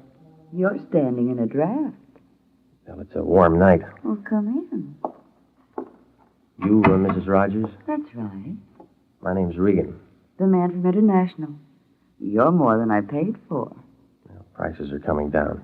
Come over here where we can talk. I got a big voice. Sit down. You act like you're afraid of me. Well, I didn't think it showed. Oh, yes. You're just exactly what I wanted. I used to be with an escort bureau. Well, then this should be part of your service. I'll bet the bureau went broke when you quit. No, but I left them in a hole. Relax, Mr. Regan. It's early. Look, lady, we can play musical chairs some other time. What do you want? Why worry? You're getting paid? Yeah, but this kind of stuff won't buy food. I'm lonely. Do your act in the Coliseum. It'll be a sellout. You're practically a crowd. That's what they say about 3. No, it's just you and me. With a dead man in between. Never mind Victor. He's my problem. Not anymore. Come on, lady. This is a fat blister. Let's break it. Slow down, Mr. Regan. Maybe that's what happened to Victor. All right. If you don't want to play my game, let's play yours. That's why you hired me. You know about my husband's coffin? Hinkle's having a sale. In the next room now. The limousine will be here in the morning at 8 sharp. We're going to La Jolla. Hinkle knows that much. And that's all you need to know. All I need or all I get. Light up, lady. I don't like the dark. It's a simple job. You go with me on the trip. Not enough. All right, I'll give you a bonus. How much? $1,000. Just a whisper. That's $10 a mile between here and La Jolla. I get car sick. Now, what has to get there besides Victor? A star sapphire as big as the moon. That good? Need sunglasses to look at it. Well, why didn't you tell me? I want that ring to get there on his finger. Don't worry, I don't have a fence. Victor's will said he must be buried with it on. Oh, yeah, you got tears in your eyes. That's what he wanted, and that's what he'll get. Other people know about that ring.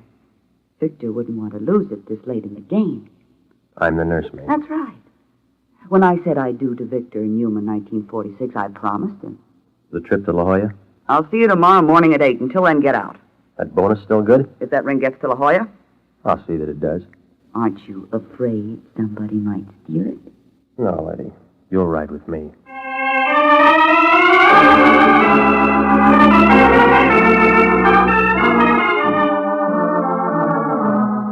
Well, I began to get an uneasy feeling, like a steer on the way to Kansas City.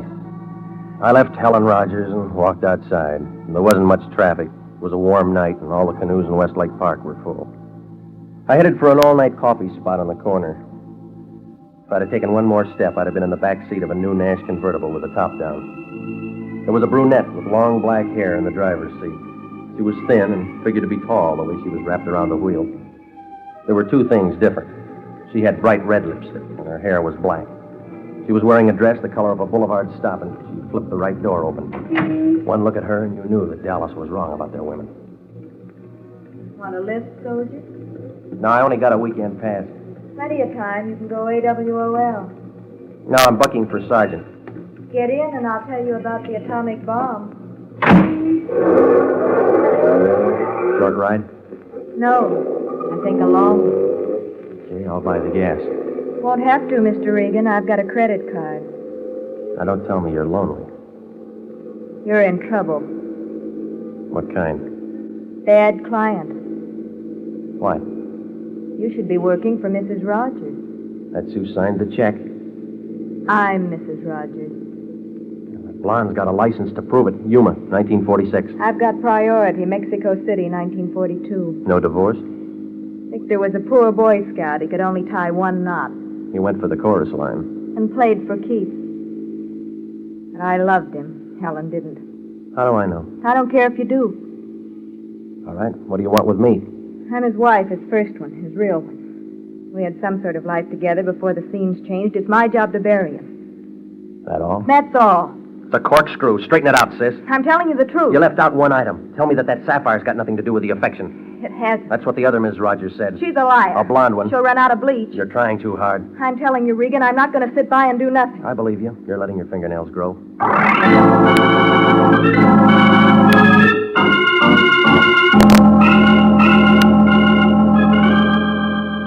Well, the brunette's name turned out to be Catherine Rogers. She gave me her number, but I wasn't buying. I felt kind of confused, like a polar bear in Palm Springs. Catherine didn't have any more, so she let me off on a corner, and I doubled back to the first Mrs. Rogers' place.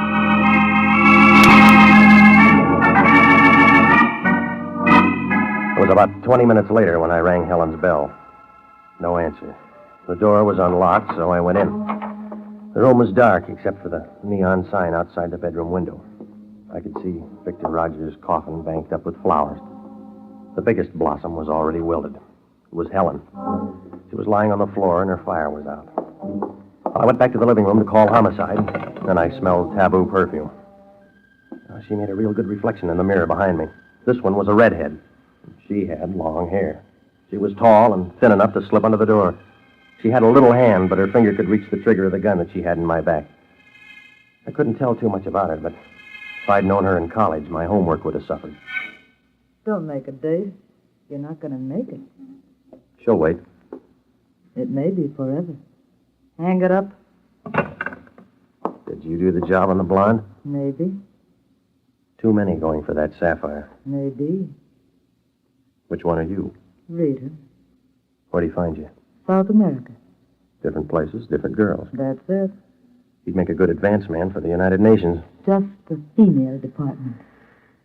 All right. When'd you win your letter? Havana, 1944. You're right in the middle. No, you are. Well, the Andrews sisters did all right. I want to duet with you. I'll sing off key. That's all right. It's a style. No music. You're not listening hard enough. Oh.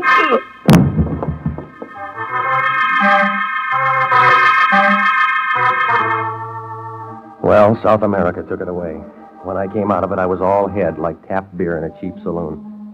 The room was full of homicide. They must have got a hotshot call, because they were all there. All I could see was the seats of their pants. I picked out the shiniest pair, and I knew it was Sergeant Sanducci. He was standing over me with a notebook.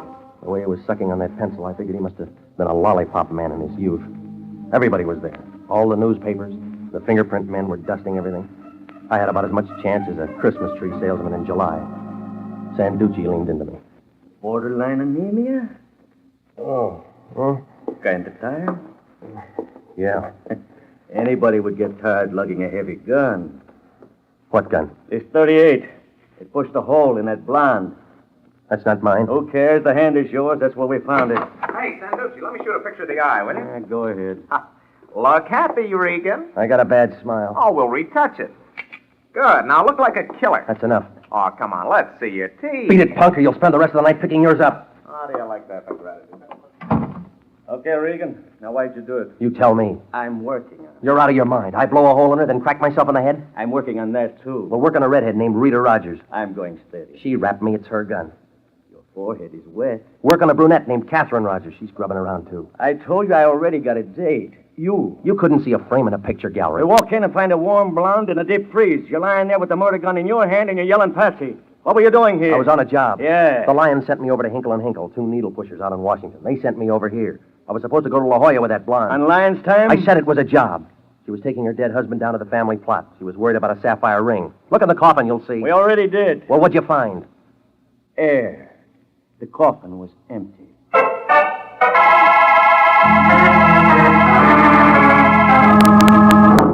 You are listening to the story of the Too Many Mrs. Rogers, tonight's adventure with Jeff Regan, Investigator.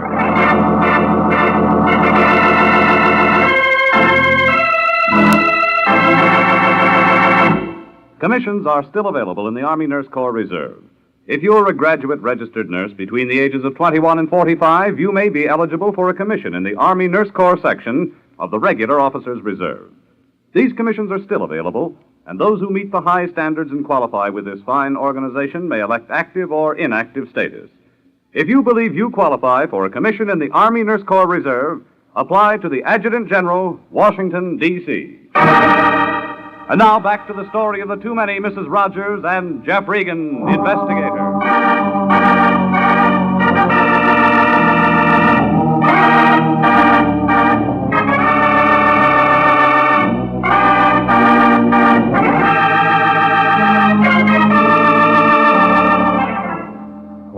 I had about as much chance as a snowball in a Turkish bath.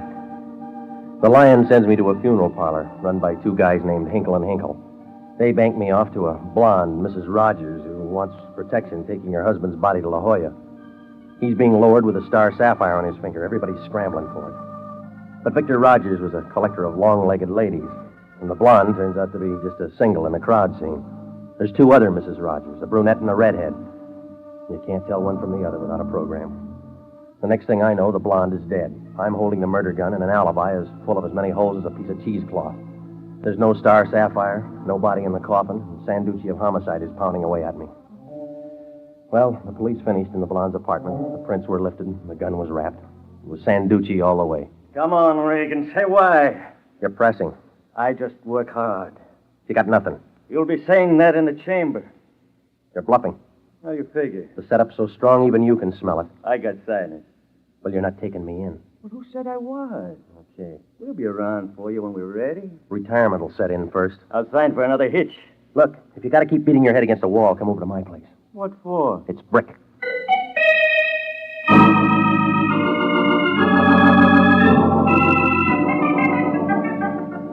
I left Sanducci still chewing his pencil and headed back for the office.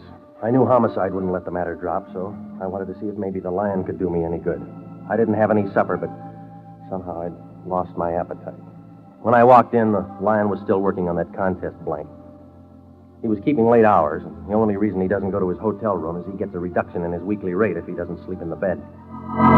Regan, where you been?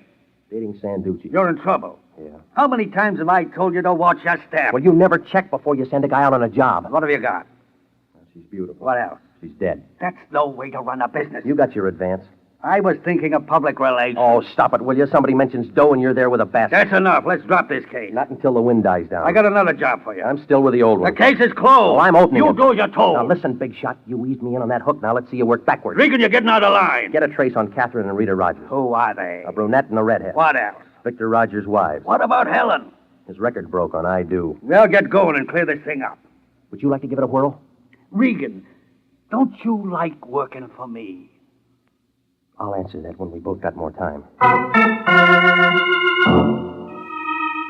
Well, I left the Lyon, picked up a cup of coffee and a sandwich, and went home. And I tried to figure the mess. A guy with 3 wives drops dead and is going to be buried with a fortune on his finger. All the hens start clawing around. That figures. One of them gets the axe. I happen in. Set up for a patsy. That figures. But what doesn't is why is the coffin empty? Somebody pulls a knockoff to grab a sapphire and takes the stiff with it. Oh, I was getting nowhere, like a pickpocket in a nudist colony.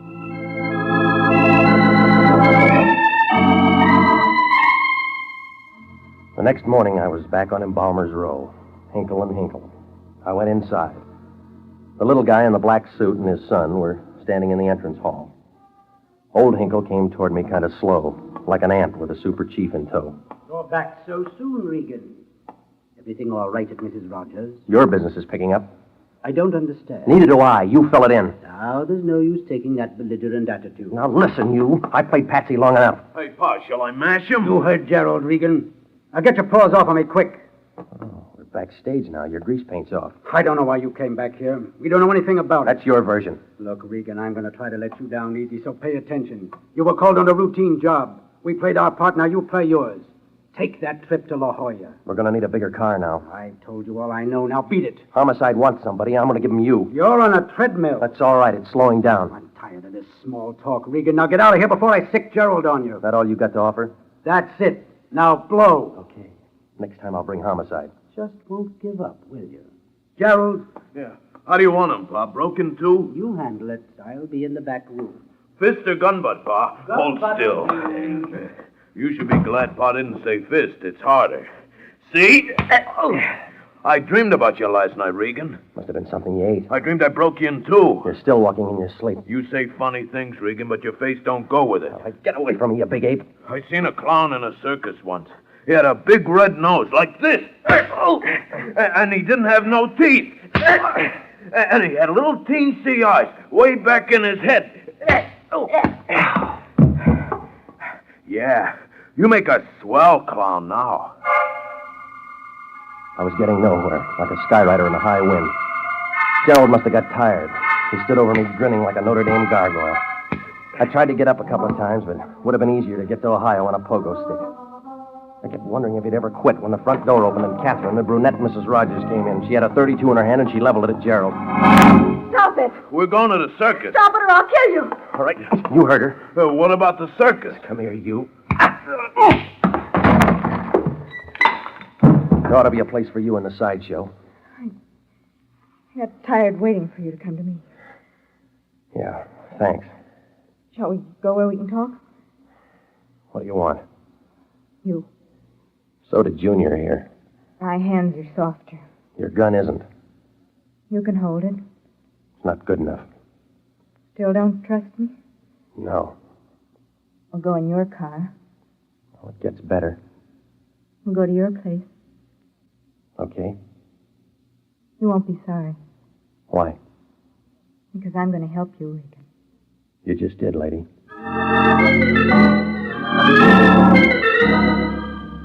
We left Hinkle and drove up Washington to Vermont and then north toward Hollywood. Above Beverly, we had to detour for the freeway coming and it made me kind of mad. I'd been detouring since the beginning. Well, she didn't say much, and I tried to figure.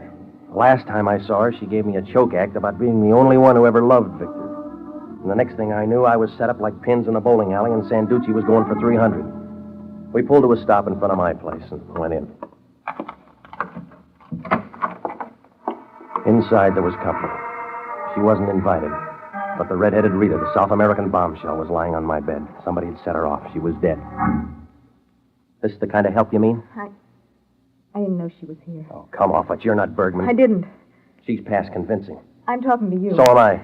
Regan. No go, lady. You knocked her off, got me over here, worked the gun into my hand. No. You did the first job, too. You let me out of your car, doubled back to Helen's before I got there and fogged her. No, you're wrong. Right me. I did double back to Helen's apartment and got there before you. Looking for that sapphire. Looking for a showdown on Vic's burial. It was my job. You said that before. We argued. Pulling hair. I didn't touch her. Go on. When I left, Rita was coming up the stairs. She didn't see me. I stepped into the shadows and watched her go into Helen's apartment. They began screaming. I looked in and saw Rita kill her. Then I heard someone coming and ran. That'd be me, huh? Yes. Moving in to play Patsy. And I heard the police thought you did it. That's right. So I looked for you. Tell that to homicide. I will. You make it sound good. It is. Cleans up one, but you're not through. Why? It's a doubleheader. Who killed Rita? I don't know. What happened to the sapphire? I don't know. Where's Victor's body? What do you mean? It's not in the box. I... Oh, sure. Wind it up and make it good. I don't know. The wrong pitch. You still don't trust me. Not until you clean up the rest, no. She can't, Regan. I've got the broom. Victor. Nice of you to remember, Catherine. How do you remember? I got a card file. You can throw away some pages. That's what I figured. I've been tagging after the two of you for some time. So you're Victor. Well, it's beginning to clear. You got Hinkle to help you play dead. Tell me why. You tell me. I'm moving up in society. I have to unload. Oh, yeah, it all figures. You're dead. The wives start working for the loot. In the scramble, they take care of each other. The redhead gets the blonde. You get the redhead. And take care of what's left. Now, let's close the book.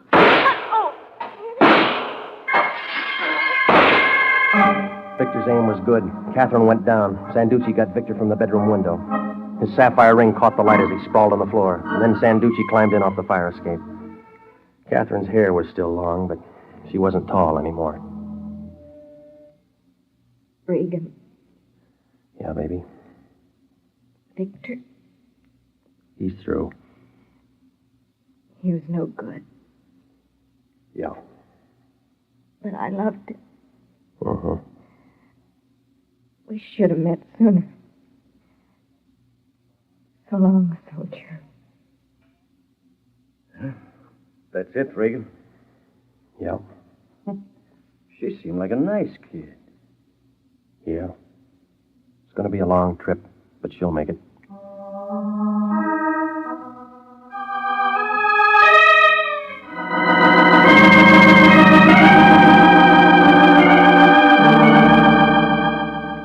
Well, that was it.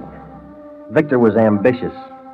He was moving up in society and couldn't stand a bigamy scandal. His brain worked overtime cooking up that dish. He rigged it with the blonde Helen at first, but she got it right off from the redhead, and that didn't make him cry. Took care of one. When the redhead came over to my place, Victor tagged her and put her away there. 2 down, and I'm the fall guy. Then he waited for the brunette so he could finish the game. Oh, yeah. Vic was a busy fella, but he ran out of breath. Well, Sanducci put my place back in order, and nothing was left of the girls with the long hair but dandruff. I called the Lyon. He was mad. A whole day shot without adding a mark to his bank account. Well, Sanducci and I both came up with the same question. All 3 of those women were beautiful. I wonder if they'd all gone for Victor if they really knew. That star sapphire was a phony.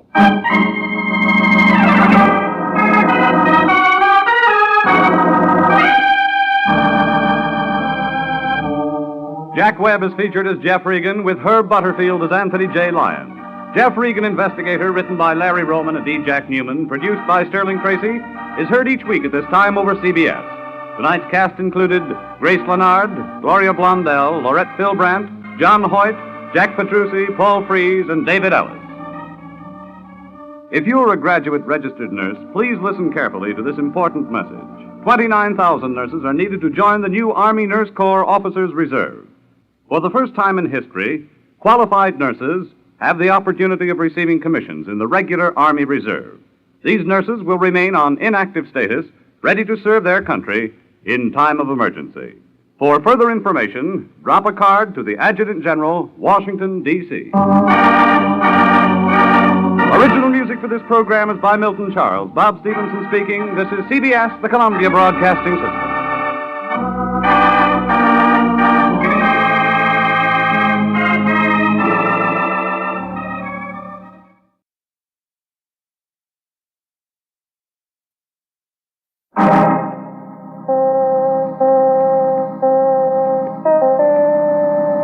My name's Regan. I get 10 a day and expenses from a detective bureau run by a guy named Anthony J. Lyon. They call me the Lion's Eye. With Jack Webb as Jeff Regan, Investigator, stand by for hard-boiled action and mystery and thrilling adventure in tonight's story of The Lost Lady.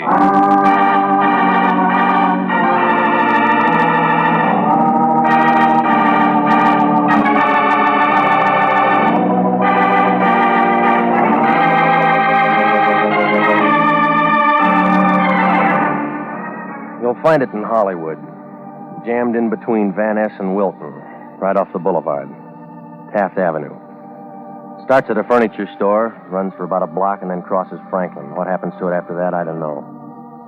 I only go as far as the gray apartment building on the even number side, about the first thing you see. Figures that the guy who built my place never read the earthquake laws. A good crap game and shake it loose. Well, that's where I live. Apartment 308. In the back, where I can keep an eye on a brass drain pipe and a tired-out palm tree. I got a coffee pot and a bed that comes out of the wall. It isn't much, but the phone company had to have an address. That's where I was last Monday night, about 8 o'clock. Some Cleveland fans were running up a house tab in the apartment above me when the phone rang. I thought it might be somebody from Boston. It was the Lyon. Regan, I'm calling you from the office. I stayed late tonight. You should have joined the union. We got a new client. Yeah? Her name's Isabel Sanchez. I just talked to her. Did you make a date? She flew in from Mexico City tonight on American Airlines. She needs help. They're saying that about the Democrats. Comes from a fine family, lots of influence in Mexico. Try the State Department. She came all the way to Los Angeles to see her sister, but she's disappeared. Did you tell her about the Missing Persons Bureau? I told her about you. What do you mean? You're going to find her sister. I'm no St. Bernard. You'll do till I can feed one. Besides, she could go to the Mexican Council if she wanted to. What's that got to do with it? Remember the Pan-American Conference? We gotta be nice to this dame. Yeah, well, don't make up a contract. I already did. She gave me $200. What else did you get? She'll tell you the rest. Don't you ever ask questions? That's your job. She's got a room at the Belmont. Hop over there and see her. She's expecting you to find her sister. Is that all? That's enough. Call me after you talk to her. I hope her check bounces. Don't worry. She paid cash.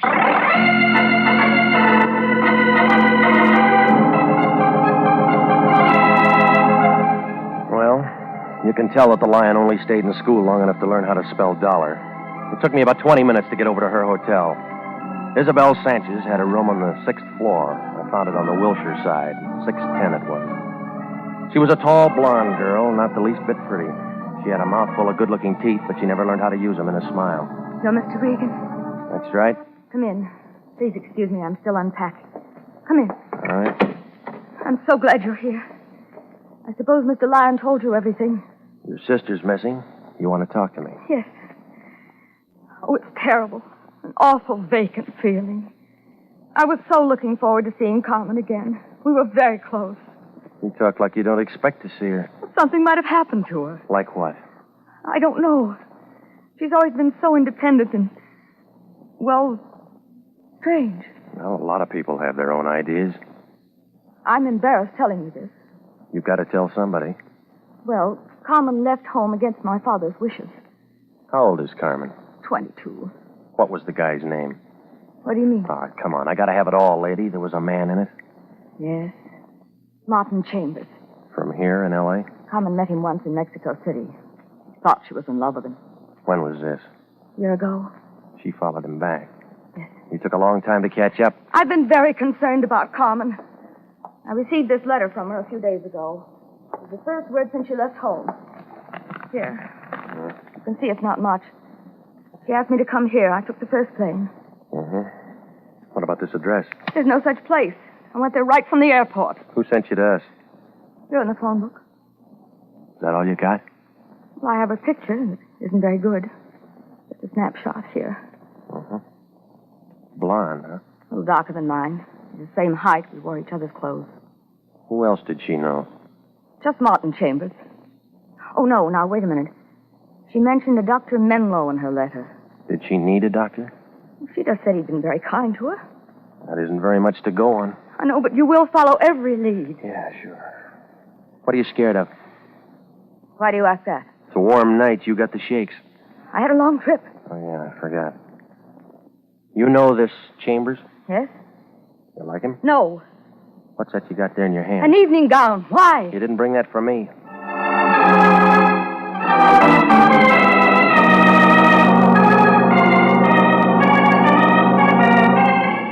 Well, her story was smooth, but the clothes didn't fit. All the labels that showed said New York City. I went downstairs to a phone booth, and I got a hold of a friend of mine in the CAA. He checked into it, and he told me that nobody named Isabel Sanchez came in on that Mexico City flight. The whole thing looked phony, like a fan dancer in long underwear. Well, it was about 11 o'clock when I got over to the Lyon's place. It was a cold night, but the Lyon looked warm. What do you want, Regan? I'm busy. So am I. I've been looking at that Sanchez dame. Tell me about it in the morning. No, I'm going to tell you about it right now. It's no good. What do you mean? It's another bum client. She gave me $200. Her clothes are out of New York. Maybe she came the long way. She didn't come in on American. So she's got a donkey. All you got to do is find her sister. I just told you she's a phony. Let me worry about that. Well, you can start now. Here. What's this? The letter and the picture. That's all the lead I got. Now, wait a minute, Regan. What about our contract? New Year's is coming up. You'll need confetti. I can't do a thing like that. We got a moral obligation. And $200. I'm thinking of our reputation. I've given our word. Take it back. That girl's a stranger in a foreign land. She came to us for help. Oh, stop it, will you? If there was a quarter in the bay, you'd drop your mother overboard and tell her to hold her nose. You're getting out of line, Regan. If she came up with kelp, you'd ring her out for iodine. That's enough. We got a case, and you're going to handle it. You're going to handle it. I quit. And I know this girl looks suspicious, but we have to give our clients the benefit of the doubt. Why didn't you send her to missing persons? I'll keep this picture and check with them first thing in the morning. You follow up that Menlo in the letter. Well, a guy named Chambers has got priority. Who's that? The girl's got a love story. It's getting cold out here. Check me in the morning. I'll do that. Remember, Regan, we always work hand in hand. Yeah. That's why I never wear a ring.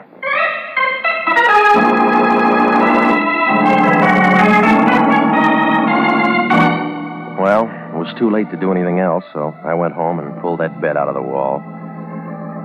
The next morning, I found a Martin Chambers listed in the city directory with an address on Laurel. It turned out to be a 2-story apartment building about the color of a bride's blush, and it was wrapped around a swimming pool the size of a bird bath. Chambers' name wasn't on the mailbox, but a skinny guy with a load of bed sheets told me I could find the manager in apartment 15. When she answered the door, her voice sounded like a beer truck in low gear. Hello, Sonny. Looking for an apartment? You got one? Nope. Come on in. Having some coffee. You want some? No, I'll pass. You don't know me, do you? I just got here. I played the Palace in 26. Ah, them was the days. Write it up and sell it to the movies. Damn slobs. Central Casting had called me in 4 years. You got a card? AFRA, SAG, and the Musicians Union. I play French horn.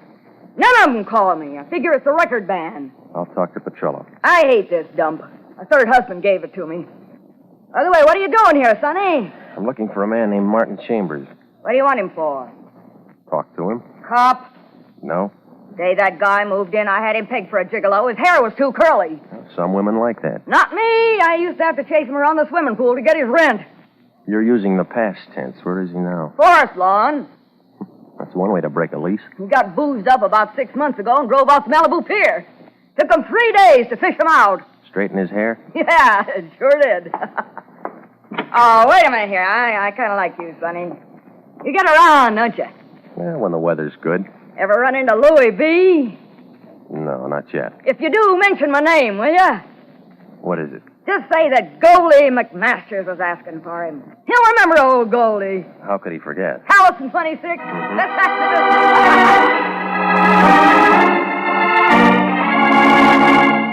When I left, she was thumbing through an old variety. She looked unhappy, like a banjo player with a paper pick. Well, what she told me about Chambers took the leading man out of the picture, but there was a bit player named Menlo. Well, I called the office of a Paul Menlo, but they said he wasn't in that day, so I drove out to his address in Encino. It was a ranch house poured all over the top of a hill. From the looks of the place, Dr. Menlo must have been getting over-sealing for his cough drops. I parked my car by the gate and followed the flagstones up to the front door. When I pressed a button, I heard something that sounded like chamber music. The door opened in the middle of the second chorus. Good morning. I want to see Dr. Menlo. Your name, please? Regan. You'll have to call the doctor's office, Mr. Regan. I already did. And they must have told you the doctor doesn't see any patients at his home. Yeah, well, I'm not sick. Keep it up and you will be. Beat it, Pilgrim. No, I came here to see the doctor. You don't want to see you. Get your hands off me, punk. Once I hit a guy in the ear, it busted his leg. I can handle this guy, Vicky. Stop that. Get out, Max. I'll be in the back if you want. You ever been a referee? I've been a lot of things. Come in, Mr. Regan. I apologize for him. He's so eager. Isn't this better? No, everybody's eager now. Anxious is a better word. I like blue serge. Has an effect on me. You the doctor's helper? I hold his stethoscope. My name's Vicky Starr. I'd like to see him. He's busy. Where do I wait? Might be quite a while. He just opened the bottle. Well, then I'm right on time. Paul's not sociable like me. He drinks alone. He gets more that way. Let me entertain you. What can you do? Watch. Oh, no, easy, baby. I don't know how to fix a fracture. I've already got a man that can do that. I want one with brains. What's the matter with the doctor? He keeps his in cold storage. Hasn't used them for a long time now. Oh, I don't know. He's done all right.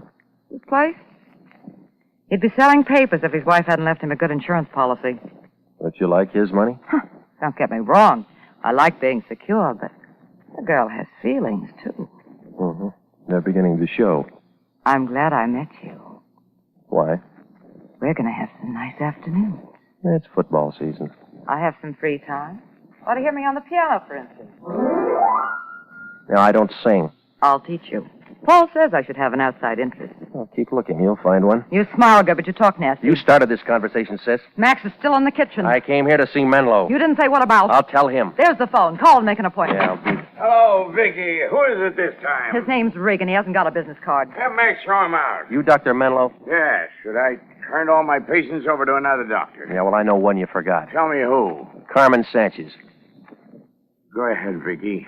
I'll talk to him. Watch yourself, Paul. He doesn't know how to be nice. It'll only take a minute. I'll crack some ice. Good nurse. She's out of uniform. We're casual. You said I had a patient named Carmen Sanchez. Who told you that? Somebody she knew? Your relative? Friend. You heard some wrong information, mister. I never heard of Carmen Sanchez. I read about you in a letter. Must have been another Menlo. No, there's only one with a license. You peaked, too. 25 a day? 10. I work for another guy. Who? Lyon. Lion's eye. Okay. You're still at the wrong house. You want to show me your files? Why not? Come on. Okay. Hey, keep a duplicate at home. Help yourself. Want a drink? Too early. You don't mind if I have one? No. Anything? Not under Sanchez, no. Now do you believe me? She could have used another name. Got any ideas? Blonde girl, 5'4", brown eyes. Means nothing.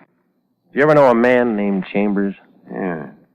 In high school, back in Denver. Drove a truck. That doesn't help. I'm sort of retired now. Yeah, that's what Vicky said. Nice girl. Talks to everybody. You satisfied? Not yet. Don't mention. Always glad to help out. There's easier ways to make a living.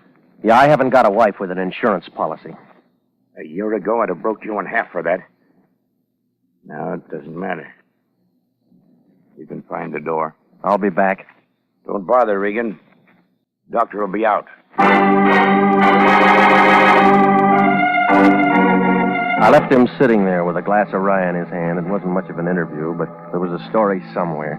What Menlo didn't have in his files, he was keeping in his head, and figured he might open up if I showed him that snapshot in the letter. Well, I drove back to town. I put in a call to the Lyon. Nobody answered at the office, so I went home. When I opened my door, I caught a loaded taboo. Isabel Sanchez was wearing a dress she must have put on with a shoehorn. You've got the nicest janitor. He thinks I'm your sister. Where'd you meet him? He was in the lobby when I came in. I've been waiting for you. Yeah, well, we got an office, you know. No one answered when I rang. I wanted to be sure and see you before I left. Taking a trip? I leave for Mexico City first thing in the morning. Well, it was a short visit. It was long enough. What about your sister? That's what I came here to tell you. I found Carmen. Oh, you did? Or rather, Carmen found me. I feel foolish now, calling in a detective service and all that. Why? Well, Carmen came to my hotel about noon today. And you imagine she's been looking for me. Last night you said she didn't have an address. Well, that was another silly thing. Only it was her mistake. She's not very good at details. Where is she now? She's out buying a few things and packing. I've convinced her to come home with me. All right. Now you want to know what I found? Why on earth should I? I have my sister. You were worried about a man named Chambers last night. Carmen told me she hasn't seen him for months. Did she tell you about her doctor? No. I met him. Only he said he never saw her. Oh, is that so? Well, Mr. Regan, I do appreciate your services. Please thank Mr. Lyon for his kindness. I'm sorry I won't be able to see him. He's going to be sorry, too. You'll give him this envelope with $100 in it. You're paid up. It's for all the unnecessary trouble I've caused you. And, Mr. Regan, it's all confidential. You read the contract. I wouldn't want any of this to get past. It's the wrong. You know some of the wrong kind, do you? Doesn't everyone? Thank you again. Bye.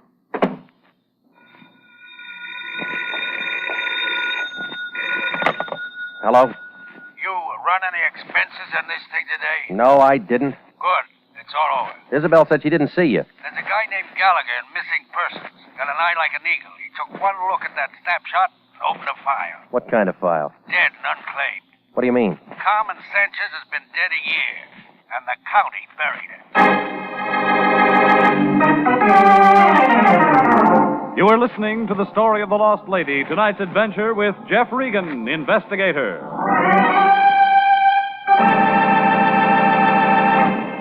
Before we continue with tonight's story, here's an important message from the Adjutant General's office. The Army Nurse Corps Reserve still has commissions available for graduate registered nurses between the ages of 21 and 45. If you believe you qualify for a commission in the Army Nurse Corps Reserve, apply to the Adjutant General, Washington, D.C. And now, back to the story of the lost lady and Jeff Regan, Investigator.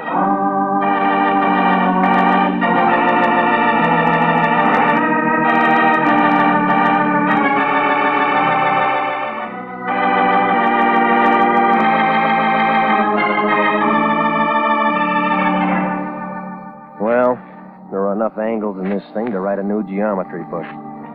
Isabel Sanchez came to Los Angeles to find her sister, Carmen. She called in the Lyon, who started me digging. A doctor named Menlo out in Encino used a milk bottle for a jigger. He was heavy on green stuff, but light on memory, and gave me nothing but an ice cube. His girlfriend, Vicky, was a little different.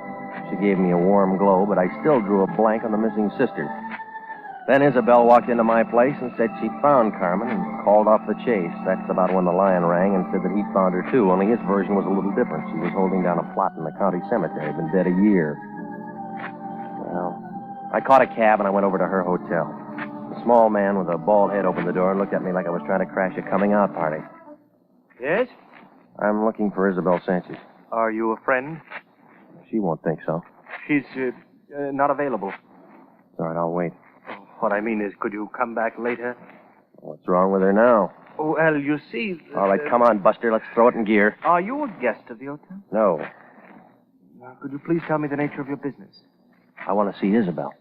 I'm sorry. I can't let you in until you tell me who you are. Regan, International Detective Bureau. She's a client. Oh, come in. I'm Dr. Stanwyck, the house physician. She need one? Not anymore. Look for yourself.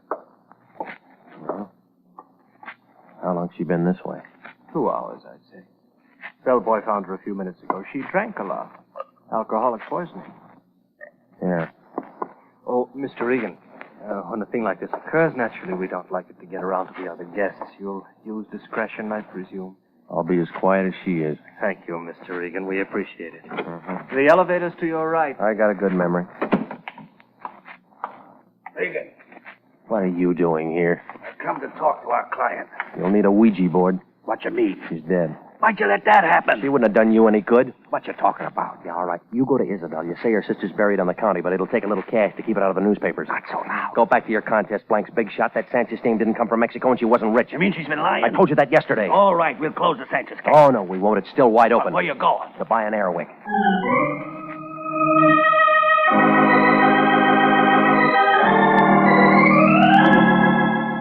Well, I went down to the Hall of Records. It's the brown building off Temple. It leans over like an old lady with a short cane. I took the elevator upstairs, and I walked down to vital statistics. The place was empty, except for a guy sitting behind the desk. He had on a black suit with dust on the shoulders. His fingernails were dirty, and he was reading a dictionary. He must have been at a good part, because he looked mad when I nudged him. We're not adaptas. Quick shove it. I want some information. That's what I'm here for. I'm a public servant. Now, let's get to the death files, will you? You're a morbid guy. You got a lot of stuff from births and marriages. Ask me something about that. Carmen Sanchez. Died a year ago in August. Tell me what from. Okay. How'd you spell it? Just like it sounds. Sanchez. 17. Solas. Sanaki. Santa. Oh. That's what happened to old Sandy. No wonder I ain't seen him around. Get the Sanchez. All right. I got the Sanchez. Carmen. 22. Date of death 8/30/47. Alcoholic poisoning. She drank a lot. Who signed the certificate? P.E. Menlo, M.D. Thanks. Next time, make it something hard. All right. Try this. Menlo's wife died about the same time. Masters, Maurice, Melbourne, Babbitt, Menlo. Sylvia, 34/9/2/47. Alcoholic poisoning. Certification? P.E. Menlo. That guy can't keep a patient.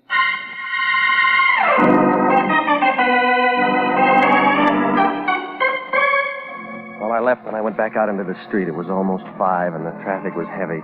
I started to cross the street to a sandwich shop on the corner. A yellow cab raced me to the sidewalk, but I won. I went inside and a skinny waitress with peanut-colored hair brought me a cup of stale coffee and a burnt hamburger. I sat there and I tried to figure it. It was like swimming through a tidal wave in hip boots. 3 deaths from the same thing and Menlo's name on every one of them. Well, the answers weren't in the coffee cup, so I went home, picked up my car, and drove out to Menlo's place in Encino. The drive was nice, and so was the reception. I built a fire. I forgot the marshmallows. And we'll think of something else. You know, I'm not mad anymore.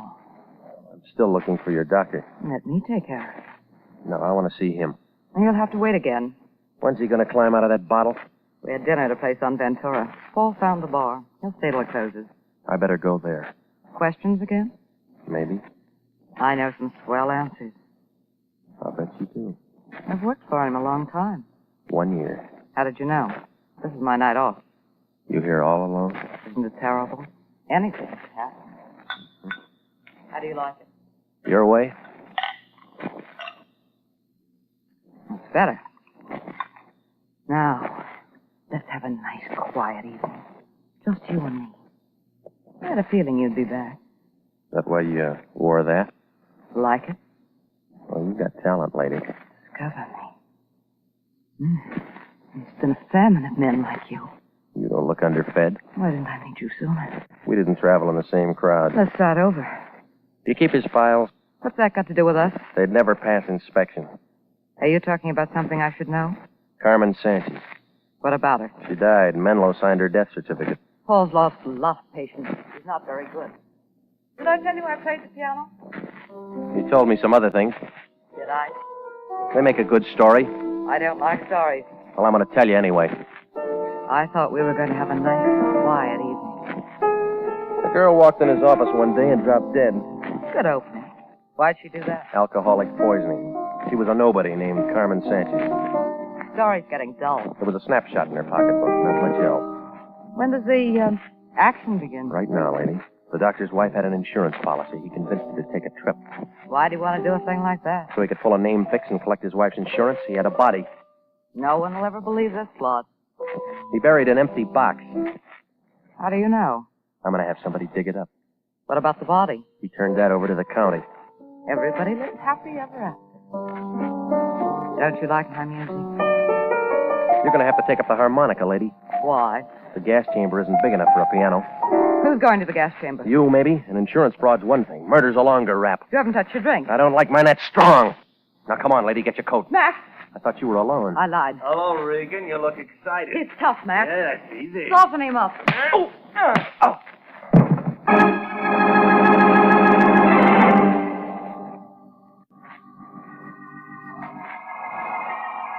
I was in a white room when the trip ended. I tried to move my head, but it felt like a grand piano.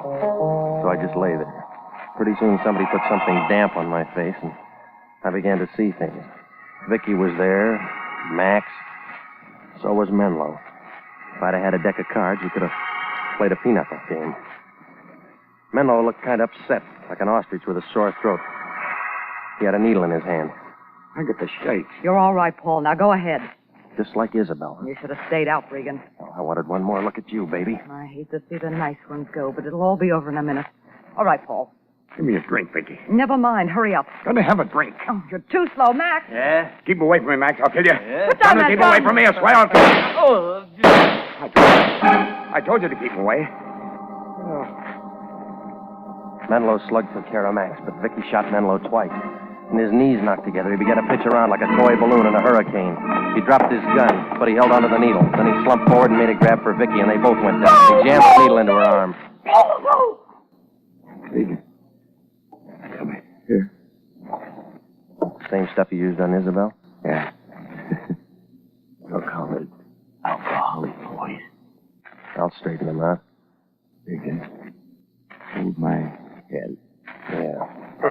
Here. Call a doctor. He'd never make it. Please, Regan. Call a doctor.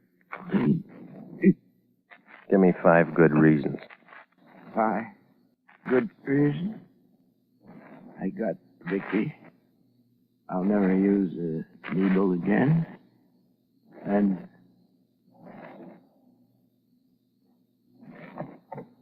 You only gave me 2.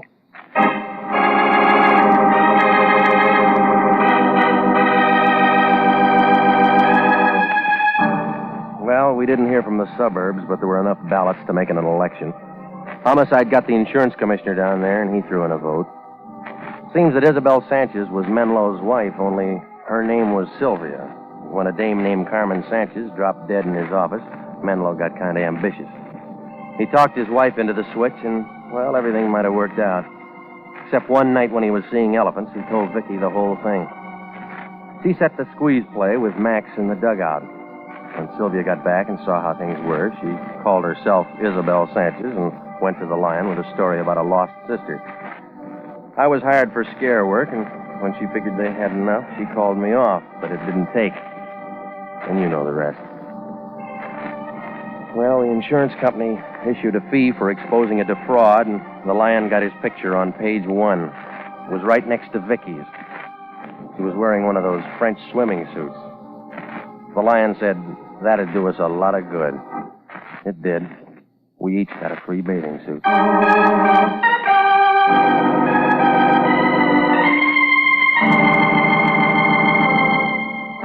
Jack Webb is featured as Jeff Regan with Herb Butterfield as Anthony J. Lyon. It's CBS at the same time next week for more hard-boiled action and mystery with Jeff Regan, the Investigator. Written by E. Jack Newman and Larry Roman. Produced by Sterling Tracy. The role of Vicky Starr was played by Yvonne Patey. Lorraine Tuttle was Isabel Sanchez. Ken Christie played Dr. Paul Menlo. And Larry Dobkin was Max Brenner. Original music for this program is by Milton Charles. Bob Stevenson speaking. This is CBS, the Columbia Broadcasting System.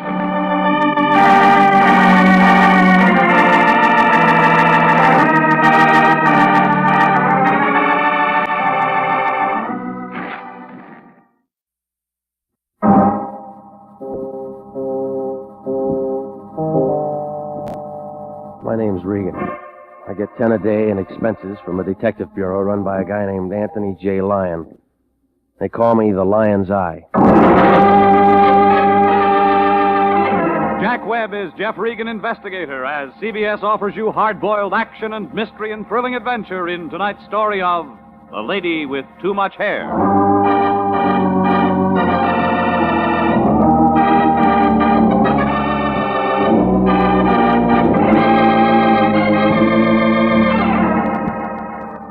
It's Suite 308 in the Cosmopolitan Building on 7th near Olive.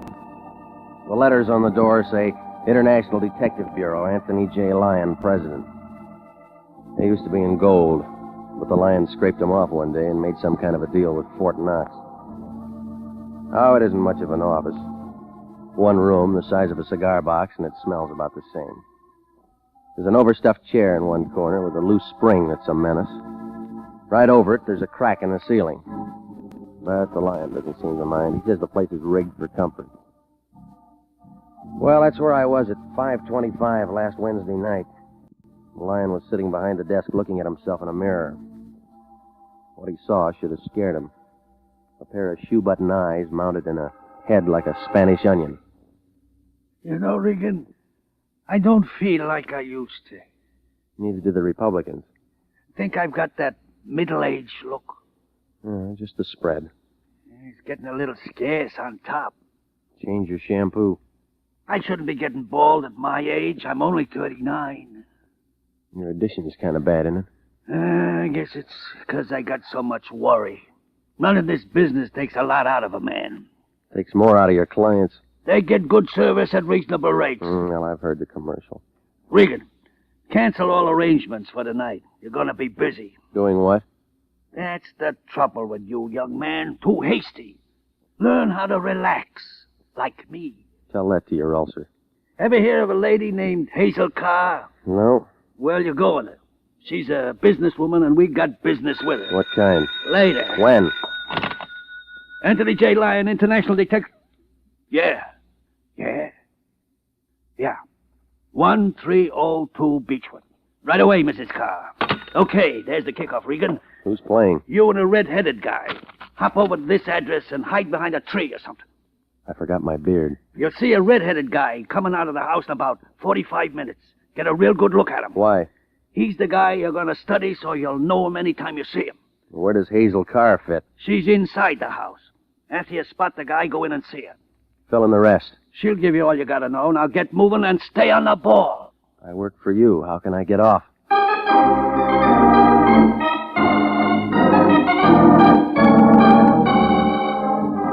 Well, I left the Lion sitting there, and I drove out to the Beechwood address. It turned out to be a corner house stuck on the top of a hill, and it figured a good rain would wash it down the drain. Well, I parked across the street and lit a cigarette. Watched a kid on a bicycle throwing newspapers. His aim was real good. He got them all on the roof. I watched him finish the block, and that's when my knee action began to suffer. A heavy guy in a trench coat had his foot on my running board. He had a big face, and he turned it sideways and stuck it in the window. What's the matter, buddy? Out of gas? No, my foot fell asleep. Oh. How about a light? Want a light? Got one. Okay. Out of fluid, anyway. Well, pull your head out of here before you lose it. It's all right. I always carry a spare. Come on, beat it, Buster. You spoil my view. Oh. Peeking, huh? Maybe. You say maybe. I say yes. All right, what do you want? Same as you. You're looking. I'm looking. Whose side you on? Depends. On what? Whose side you're on. See ya. That was when the front door of the Carr house opened and 6 feet of pinstripe gray came out on the sidewalk. His 200 pounds was topped off with a bush of red hair, and he had a face to match. It had a flushed look, like a high school boy at a burlesque show. He started down the street. The guy in the trench coat crossed over to the other side and moved after him, kind of slow. Then they disappeared around the corner. Now, he was playing his hand, I was playing mine. I climbed out of my car and walked up to the door of the Carr place. The bell sounded like something that should have been in Buckingham, but the woman who answered wasn't any queen. Yes? My name's Regan, International Detective Bureau. Oh, Lion's Eye. Please come in, Mr. Regan. I'm Hazel Carr. All right. You saw him, I suppose. The redhead? Rather large, isn't he? The Dons are missing a bet. Sit down, Mr. Regan. May I offer you something? I'll try a story. We'll get to that in a moment. What's wrong with right now? We have other things to discuss. You have a dark suit, I suppose? Yeah, I got it on. Well, get it pressed. You're going out tonight, Mr. Regan. I'm already booked. Then disappoint her. You see, from now on, you're working for me. Come on, strike a match, lady. I don't like the dark. You're going to meet the 7:10 at the Union Station. My daughter Phyllis is coming in. She's been at an Eastern school getting finished. How'd she turn out? Just a vacation. She's dying to see Hollywood. She should have a young man. Well, I'm no escort bureau. I want more than an escort for Phyllis. I want a man with authority. She play that rough? That redhead you saw. He thinks he's in love with her. We all make mistakes. But he's impetuous. Follows her all over. He even threatened her. He says he'll kill her and himself if she doesn't marry him. Well, either way, he loses. I don't care about him. It's Phyllis that worries me. She's so young. Mm-hmm. But I don't want her to know that things are so bad she needs protection. You must remember that. Maybe she'll figure it out herself. Don't let her. Anyway, I've wired her that a young man was going to meet her at the train to show her around. A nice young man. Can you act the part? I'll try. See that you do. Who's that boy out in front in the trench coat? I don't know what you mean. Okay. Anything else? I made your reservations for dinner dancing at the Grove. Now show her a good time. You're paying the bills. And keep her occupied until I figure out a way to get rid of that redhead. Murder might work. Think about it. Call me after you pick her up. Sure. Now, you better go. Okay. Oh, Mr. Regan. Yeah? Here. What's this?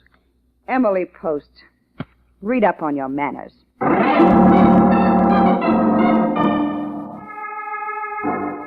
Well, I figured she wasn't telling everything, but it was her play. I headed for my place to clean up before meeting the train, and it took a little time bucking traffic on Franklin. At Gower, I played tag with the truck driver, trying hard to crease my fenders. It was about 6:15 when I pulled to a stop in front of my apartment. When I opened the door, I smelled cigar smoke. Somebody was over for a slumber party. A short, stocky guy with a stub crammed in his face was sleeping on the bed. He must have been having a real good dream, because he was tough to wake up. Hey, come on, buddy, hey. Come on, the alarm just went off. Huh? Oh, hiya, Regan. Guess I dozed off waiting for you. Pajamas in the top drawer. How are you? Like a scotch. Yeah, kind of late last night. You should have stayed home today. Had to see you. What for? Oh, you know what's a pretty crummy mattress you got. Well, I'll put in for a beauty rest. Yeah. Do that, Regan. All right, punk, let's get to it. Ease off, Pilgrim. I'm still shaking the sand out. Well, get up and start talking. Easy. Name's Mo. I'm a friend. Convince me. I'm going to. Hey, you got something to drink around? Maybe after the talk. Who sent you? Your insurance company. I'm paid up. I'm not in the collection department. What else they got? Friendly service, goodwill. Getting close to Christmas. Yeah, I'll send you a card. Don't want no card. Just want the pleasure of knowing I did you a service. Name the kind. Guys going to meet trains have accidents sometimes. Santa Fe's not going to like you. But I figure you will. Tipping you how to stay healthy. My doctor tells me vitamins. Mo says it's a wrong dope. Skip the train and take in a show. I don't like popcorn. It'd pay you to learn. You want to tell me why? You got enough. How about that drink, friend? You didn't earn it. Suit yourself, Peter. But being nice is really an act with me. I'm pretty nasty. That won't get you an argument. I'd even hit a guy 2 feet shorter than me. Yeah, I'm turning pale. That's a good color for you, Regan. Stay that way.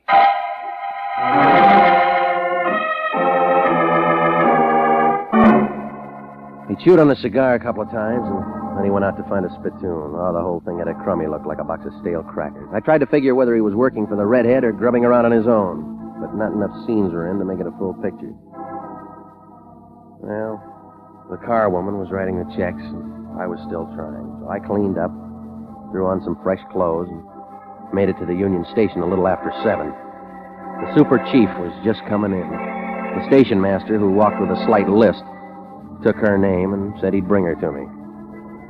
And then I fought my way to the restaurant, and the waiter brought me a cup of coffee. He was a skinny little guy with a lot of neck muscles. I guess he got that way from talking so much. Are you going someplace, mister? Just been. Oh. You have fun? It wasn't bad. Sugar? No, thanks. Oh, that's no good for you anyway. Gives you diabetes. You know, mister, I gotta go someplace myself sometime. I got a suggestion. I've been working here 12 years, yeah. People come, people go. Pete Broidy stays on forever. Hey, cream? No. That's just as well. It's sour. You know the farthest place I ever go, mister? That first door to the right. Are you Mr. Regan? Yeah. I believe you're waiting for me. You got a name?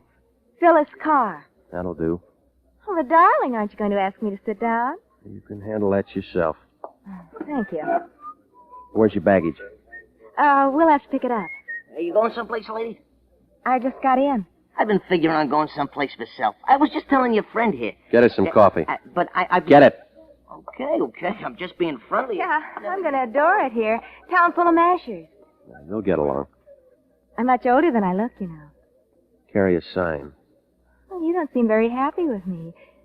I'm dreadfully sorry. You're much better than I expected. Your mother thought different. Oh, she's a dear. I thought at first she might pick me one of those children from UCLA. They'll grow up. Darling, who can wait that long? I want to have fun while I'm young. Look, what kind of school do you go to? All girls. Well, that explains a little. And it's very progressive. Here's your coffee, lady. Oh, thank you so much. Ah, don't mention it, lady. Yeah, like I was telling your friend here before. Where are you going, Mr. Regan? I figured on going... No, not you. Me. Me. Oh. To phone your mother. Say hello to the dear for me. I'm going to say a lot more. Now, you sit right there till I get back. Oh, whatever you say, darling. I'll be making myself more beautiful. Save that for the redhead. Where'd you hear about him? News gets around. You're more my type. You better settle for UCLA. You don't want to wind up an old maid.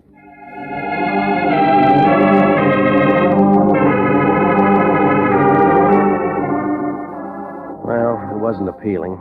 Nursemaid to a junior miss, trying hard to work up a sweat. The curtain wasn't down, but I was ready to call off the show. I scratched around for a nickel, and I found the phone booth between the newsstand and a broom closet. There was some old gal inside with a waffle for a hat having a private filibuster. When she finished, I went in and started to dial Hazel Carr.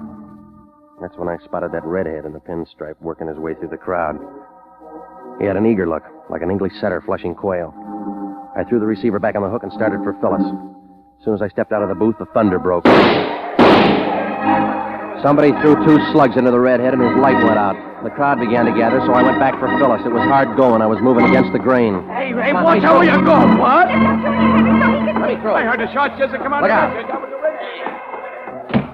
Hey. Hey, you. Some excitement outside, hey, mister? Call homicide. I've been working here 12 years, seen a lot of things. Where'd she go? One day a whack chased the major all over the place. Listen. Hey. Now, listen. That blonde sitting over in the corner with a high meter reading. Where'd she go? You're spilling the coffee. Now see what you done. What happened to her? Leave me alone. Give it to me. She went out. When? Well, just after you did. Before or after the shots? I don't remember. Well, think.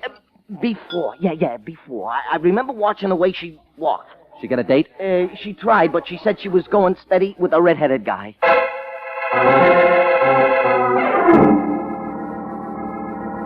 Well, things weren't going to get any better at the Union Station. Homicide would be down there scratching around.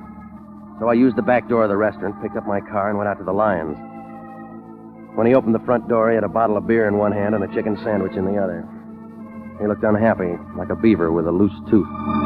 Regan, where you been? I've been looking all over for you. Did you try missing persons? Called your place 3 times, nobody answered. You knew I was working. That's what I called you about. I got something to tell you. Well, wait your turn. What's the matter with you? In trouble again? No, you are, big shot. Another bum client. International detective never had a bum client. Well, those 2 women just spoiled your record. You've been drinking. You better call homicide and get us off that hook and then turn back Carr's retainer. Regan, what are you saying? You heard me.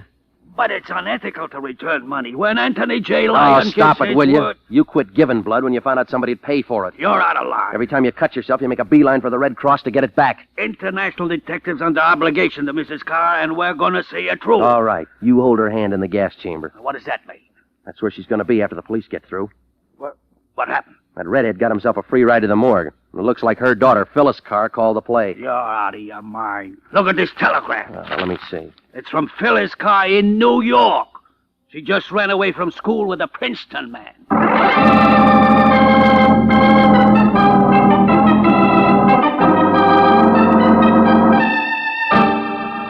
You are listening to the story of the lady with too much hair, tonight's adventure with Jeff Regan, Investigator.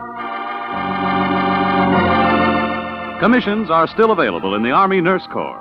Graduate registered nurses between the ages of 21 and 45 may qualify for service with this fine organization.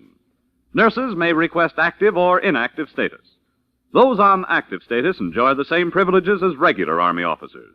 Those on inactive status may continue their civilian nursing duties, but stand ready to serve in time of emergency.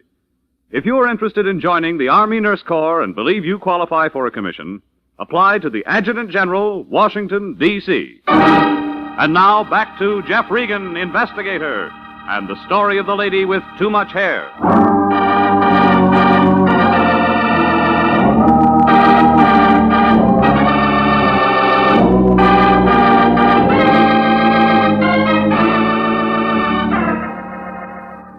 Well, it all made sense, like a girdle on a Siamese twin. Started out with a redhead and a pinstripe and Wound up a nursemaid job with a girl named Phyllis. While I'm in a phone booth, somebody throws a couple of sleeping pills at the red-headed guy. The smoke cleared, and Red's doing the big sleep in Union Station, and my date's somewhere else. The Lyon makes it a Sunday special with a telegram that says everything is off. Well, it didn't take 20/20 vision to see that the girl in the station was a substitute or the telegram was a phony. Well, it was easy to figure my next move. I went across the street, and I found a booth way over in the corner. I was 2 drinks into the house when the skinny guy in the trench coat eased down beside me. Hi, Regan. Think it'll help? You get around. So do you. Still following people? I gave up. You? You got something to say? Oh, I'm just here for a friendly drink. Try the bartender. I like conversation. What kind? All kinds. Bourbon and water. Now, don't look so worried, Regan. I'll pay for my own. You're going to make a night of it? I can't. Got things to do. Got to find a man who shot a man. What man? The one I followed. The one you watched. Any ideas? Yeah. Who? You. Bum joke, Regan. Well, why'd you follow him? My business. Besides, I lost him in a traffic jam. Here you are, Mac. Thanks. Well, here's to the newspapers. Seen this one yet with pictures? All about our friend. Fine murder story. No, I work the crosswords. Oh, give me crime and lots of it. You know why? No, tell me why. It's sin, and sin is here to stay. All right, you said your piece. Unknown assailant fires 2 shots into traveler at Union Station. Listening? It's an old story. Think so? He got his red hair dirty on the floor. Wrong caper. Well, I'll catch up later. This guy was different. How? Bald, like a boiled egg. Crazy. Give me that. See what I mean? The guy in the picture ain't got red hair, got no hair. What's your angle, Buster? Like I said, I read papers. Why? Thought maybe you belonged to the Barbers Union.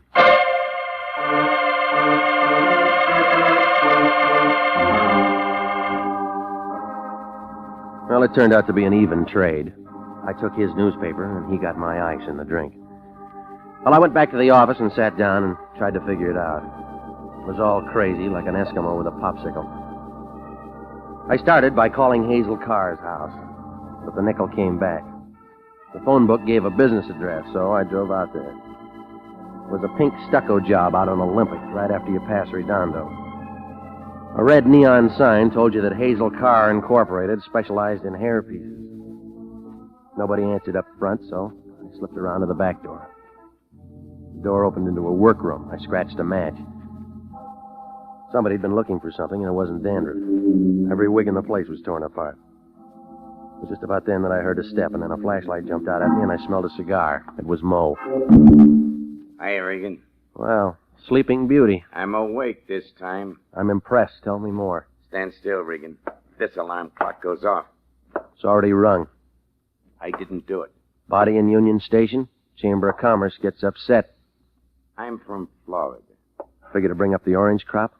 Didn't do this either. Spit out the seeds. Regan, you're not friendly. You got here first. I'm here all the time. No, you're trying too hard, Mo. I work here. It's a serious business. We make billiard balls happy. All right, so you work for Hazel Carr. Say something with hormones. You're learning nothing that's not in the trades. Why'd you snatch the redhead's toupee? You make me tired of saying I didn't. Couldn't meet his installments? Look out, you'll get credit. What's in that toupee? You've asked enough questions, Regan. Relax, buddy. You'll burn out your coils. You're in the way. I told you once. I was born on the second honeymoon. Well, happy birthday, Junior. Ooh!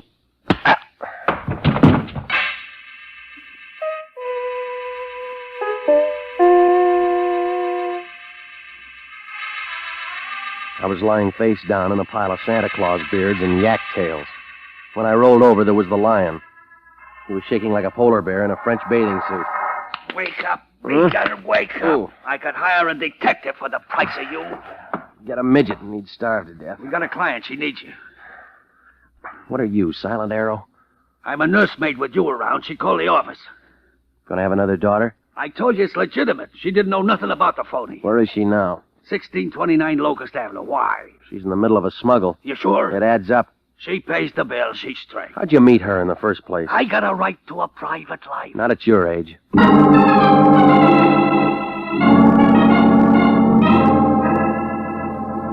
Well, I left the Lyon standing there and I climbed in my car.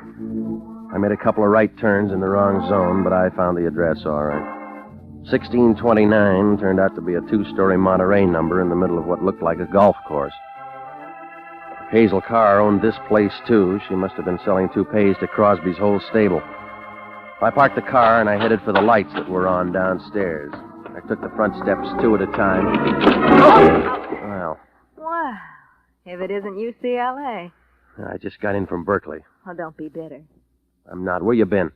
Jealous? You're fickle. Just when I'm in college. Lucky student, Lottie. I didn't know you noticed. Well, skip it. It was a lousy act anyway. Good enough to fool you. Going somewhere? I got a date. If it's with Mrs. Carr, don't bother. I sent for you. You better try again.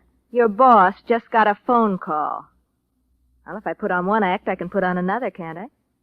You didn't kill Red. It's not important. Yes, it is. Come on back inside. We're going to have a threesome. I like it better at the zebra room. We could find a dark place. That'll come later. I'm leaving. No, you're not. Inside, sis. You don't have to coax me. Where is she? Mrs. Carr. Look, it wasn't me. She's been dead a long time. So's your alibi. I've only been here for 5 minutes. You're lying. I'll make you listen to me. Look out. Drop it. You pick up that gun and I'll break you in two. Oh, stop it. Get me a drink. Some over there. All right. Look, I didn't kill him. Not either one of them. Sure. You don't believe anything. Depends on the source. Here, this will slow you down. Thanks. All right, now let's start talking. You got me into it. Mo, Maybe. say yes. Don't be personal. You get me out of the way so he can plug the redhead and snatch the toupee. Mo's impulsive, that's all. Forget about him. But the toupee was empty, so the two of you have to scratch around some other places for it. Shall I run my fingers through your hair? Let's stick to the subject. I wish you would. Did the redhead know he was carrying an empty load? Nobody did, except Mrs. Carr. It was a smuggle, and she was holding out. It's a mistake for a woman, don't you think? They had a trio, and she wanted to sing solo. The boys weren't smart like you are. Maybe she was worried about her daughter. Maybe she wanted to go straight, and the boys didn't want her to. You're wasting our time. Let me show you where I fit in. No, you're on the wrong floor. There's a way to fix everything. You're an accessory. I can become essential. You'd get lipstick on my expense account. Come here. Now, break it up, baby. You scratched around every place. You still can't find the goods. I think I found it. You figure the old lady used me as a safe deposit box? Where else could it be? All right, supposing I got it, what next? Do I have to draw a diagram? You might as well be realistic about this thing. What's it worth? $50,000 of the white stuff. I don't like to dream. You look like you could use one. I'm extra. Meet the contract there. Oh, yeah. This act figured to do it. Mo. You had a good memory. Mo, baby. Skip it. Stand still, Pilgrim. I was trying to get it from I you. heard the song. But Regan might like to hear the chorus. Oh. Mr. Bet, Regan. You should grab an offer when it's hot.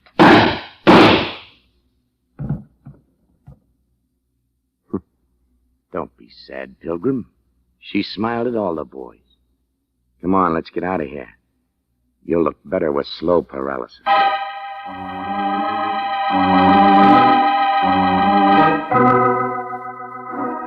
I had about as much chance as a clean towel in a boarding house. When the muscle said move, I had to be polite. I guess he figured the car place was too crowded and he wanted new scenery. Well, we went out to the street, and he steered me for his car. It was a black job with white sidewalls, and there were 2 suitcases in the back seat.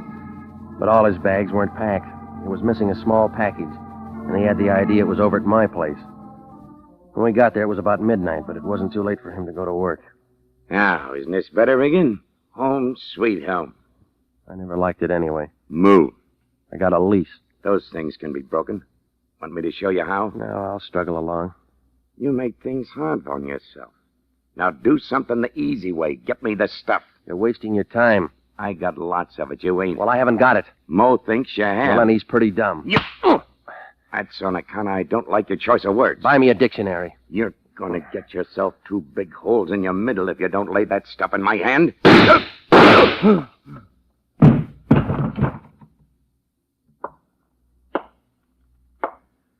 Sorry I had to do that to him, Regan. I forgive you. I just came up to get my newspaper back, and he was acting nasty. The little guy in the bar. My boss doesn't like it when I shoot people. Uncle Sam, huh? Mm-hmm. Narcotics. I tried to tip you off before, but you weren't listening. Somebody should have tipped Mo. Weren't you watching? I just did.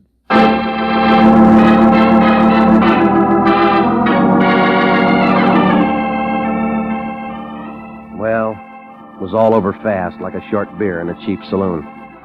They took him away in a basket, and all I had left was a spot on the rug.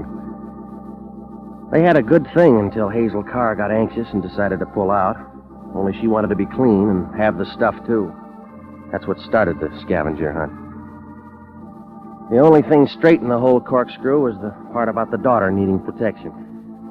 But I guess she got it back at Princeton. The stuff? Oh, it finally turned up. Hazel Carr had found herself a good place to hide it. The Fed spotted it the first thing the next morning when he saw the Lion. How could he miss? The Lion looked awful in that red toupee.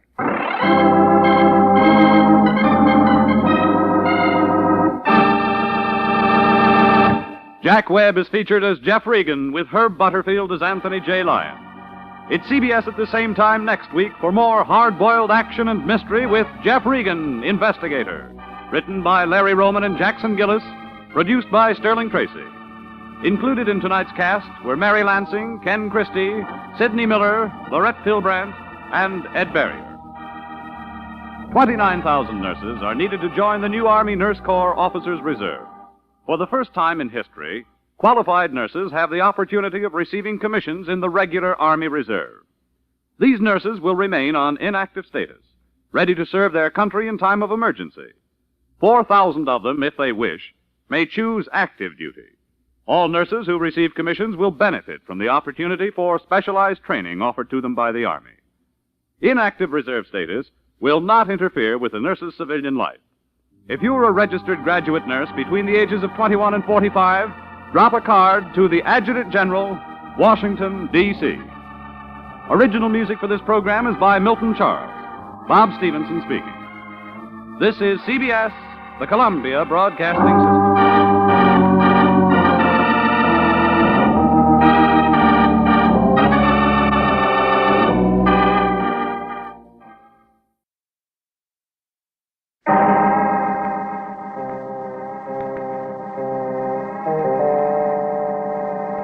My name's Regan. I get 10 a day in expenses from a detective bureau run by a guy named Anthony J. Lyon. They call me the Lion's Eye.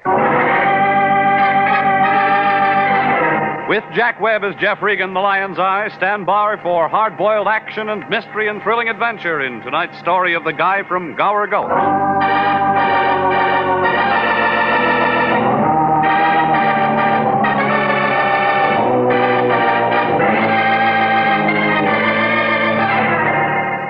It's a gray building, about the color of moldy bread. It's an apartment house in the middle of Hollywood, and it figures that the guy who built it quit voting when they named the street it sits on, Taft Avenue. My place is furnished with war surplus from the Spanish-American War. Well, it's got a hat rack, and that's where I live, number 308. In back, where you get a view and some fresh air from the alley. One's about as bad as the other. But I got it fixed up kind of nice. Hot plate, coffee pot, an autographed picture of Sally Rand that somebody left there. Only mistake I made was putting in a telephone. It spoils a lot of things. Regan, it's the Lion. Wake up. We got a job. Why don't you sleep at night? Lucky for you, I got insomnia. We go broke. Try Ovaltine. What kind of a job? How should I know? Get your clothes on. What are you doing, reading the want ads? I got a note from a client. You mean you got money? $100 is all. Says he'll match it if we run him an errand. Where to? Santa Ana Canyon? He'll tell you. You know, you got morals like a cash register. Can he write his name? Davy Crockett. He's 50 years old. Well, he's a little old for cowboys and Indians, isn't he? That's his name, Davy Crockett. Well, when's the wagon train pull out? Regan, I don't know how I stand for you. Get over there. Get where? Listen, a guy works pretty hard building up a business like I have. Takes a lot out of him. Well, you got plenty on tap. I just want you to understand, that's all. Money doesn't grow on trees. Now, sometimes you gotta play your hunches. Like George Gallup. This time I got a feeling the guy's okay. He writes like a gentleman, Regan. I want you to treat him like one. But where do I find him? He's in a location can give us a lot of business. Where? The city jail.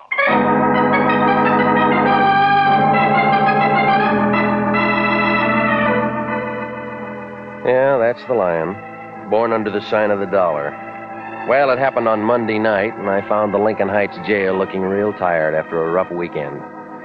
They were putting fresh creosote on the walls in front of the drunk tank, and the guy at the desk looked like he'd burst his radiator if anybody phoned for another reservation. It was about 1 a.m., but after a couple of jokes I know about alligators, Sergeant Gonzalez hauled out a drawer with some cards in it. Under C, he found it. Full name, David Crockett, cell 273, solitary. Gonzalez walked me through a couple of corridors, and then he opened his cell and let me inside. Davy Crockett was there, awake and standing up. He was about 4 feet high, skinny, with a head like a sunburned turnip. He had blue veins roaming all over his nose and a handlebar mustache to hold him up. He looked at me like I was holding the fifth ace. Howdy, stranger. My name's Regan, International Detective Bureau. How do I know? Start anything and I'll set up a racket. Now, I work for the Lyon. You called him. Maybe yes, maybe no. You got credentials? Where do you want him? Easy, son. Not talking to an amateur. Flyweight champion, Buenos Aires, 29. Grab yourself a squat, partner. All right. What are you so nervous about? Nothing. Precautious, that's all. All right, look, let's start at the beginning, shall we? What are you locked up for? Fire plug. Got him in the dangest places in this burg? What'd you do, steal it for your dog? No. Parked my landlady's car alongside it while I ran an errand. You don't get jugged for traffic tickets. There were 2 cops. Looked like a posse. I don't like injustice. All right, resisting arrest, is that all? What more do you want? Told you I'm not a man to be trampled with. Taught judo in Tokyo, 34. Well, the Japs still lost the war. Sit still, Regan. You're working. On what? Well, it's just another errand. It's not much. Well, come on, let's pick up the tempo, will you? My bicycle's double parked. Say, you ever get saddle sores on a bicycle? I did once. 8-day race. Yeah, I know. Now, what about this errand? Little package wrapped up in a sweater. In the alley by the ash can. Go on. I calculate I dropped it about 3.5 feet to the left of the big ash can. By accident? Man can't fight with his hands full. I'll get down the address for you here. All right. What's in that sweater you didn't want the cops to see? A polecat. It fits the rest of your story, yeah. Son, there's nothing in the life of Davy Crockett won't stand inspection. When you get the package, check it in at the Union Station. And then what? Save me the stub. You get 100. Save it for bail. You could do this job yourself. Thought I told you, Sonny. I'd like to be lonesome. So you had him lock you up on purpose? No, I just like it here. You want a reference? Check any of the boys in Gower Gulch. Movie cowboy, huh? Laddie, you're looking at the greatest jockey since Paul Revere. Eddie Sand to Eddie Arcaro. I beat them all. Kentucky Downs, 39. Yeah, sure. Well, a job's a job, Davy, but I got a hot tip where I fit in. Where's that? Trailing the field.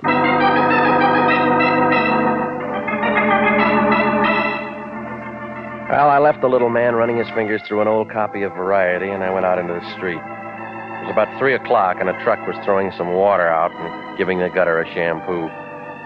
I picked up my car and started out to play retriever. That's when I spotted the blonde tailing me. She was using a 37 Packard, and the top was down. I could see her in the mirror.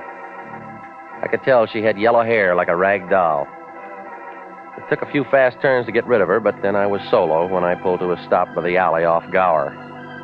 It was in back of some old movie studios. About then, a drunk came pouring down the street, did a loop around a fire plug at the head of the alley, and sat down. He was the talented kind, and I figured he thought I was Arthur Godfrey. Well, I scrambled over some broken beer bottles looking for the sweater.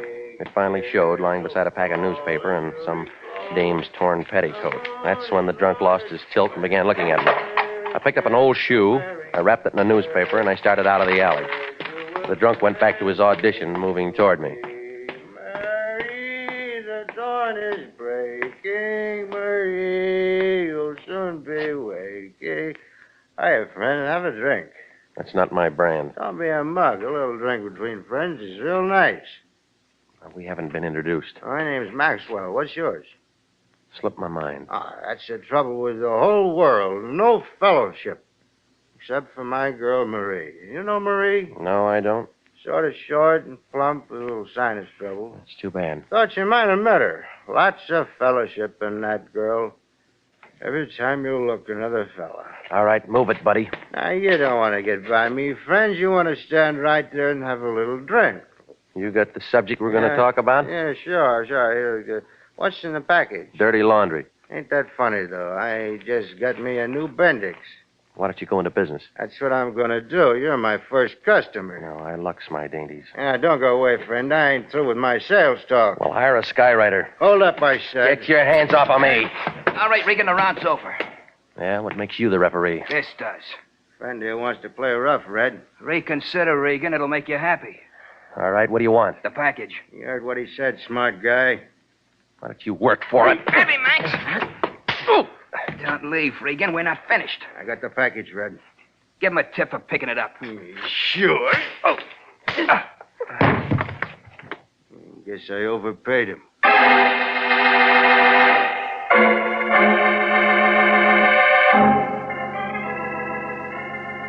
Well, it was easy to see it was their play. I had about as much chance as a midget in a basketball game.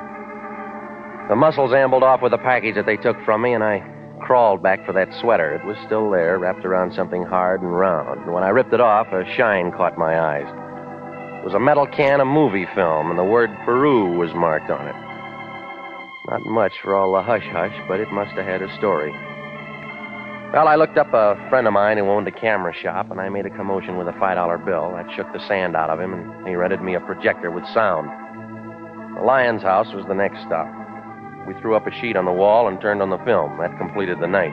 We had a trip to a good neighbor without a passport. Turned out to be a Joan Fitzpatrick giving with some kind of a travelogue. One of the most colorful in the world. A temple of worship. Home of Peru, 2,000 years old. In perfect condition. Well, stop screaming, will you? It's free. You know I can't stand movies. I got sore eyes. All right, shut up and listen to this. New Peru. The marketplace. A street vendor dressed in gay native costume, selling delicacies to Peruvian children. Beads and jewels of exquisite beauty wrought by the hands of master Peruvian artisans. Horse racing and innovation from the modern world. And native dance. I'm going to bed. You won't sleep. I stole your eye shade. Oh, Regan, I got to get up early. I got lots to do. It'll keep. A veritable symphony of motion. And so, it's with heavy heart we say adieu to lovely Peru, land of the Peruvians, land of charm and enchantment. And with the setting sun, we take our leave. Well, what'd you get out of it? A headache. Yeah, we'll talk about it in the morning. No, I can't wait. What you doing now? I'm phoning the city jail. Looking for a room? Looking for information. Davey will supply it. You've been drinking. Now listen, big shot. Somebody's after this film for some reason. I'm going to find it. City Jail, Sergeant Gonzalez speaking. Danny's Regan. Oh, hiya, Regan. I'm glad you called. I just got that joke about the alligators. Yeah, well, do me a favor, will you? Sure, pal, sure. Say, I told it to the lieutenant. He's still laughing. You know, it may earn me a promotion, pal. Let me talk to Davy Crockett. Oh, I can't do that, Regan. Well, you can say I'm his lawyer. Well, it's not that, pal. He's not here anymore. What do you mean? Some guy bailed him out 20 minutes ago. When I was telling the lieutenant the joke, this guy in the briefcase comes in, slaps down the bail. Out walks your friend. Well, he said he liked it there. Davey must have changed his mind. Where'd he go? Not very far. Just over to the morgue.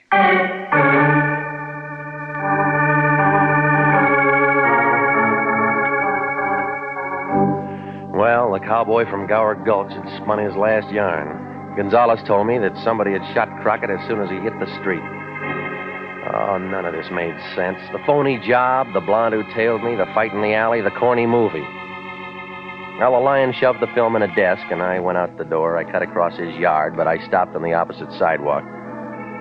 My car wasn't alone. There was a 40-foot Nash sniffing at its rear fender. Hey, Regan. Well, Maxwell. That's me. You look different.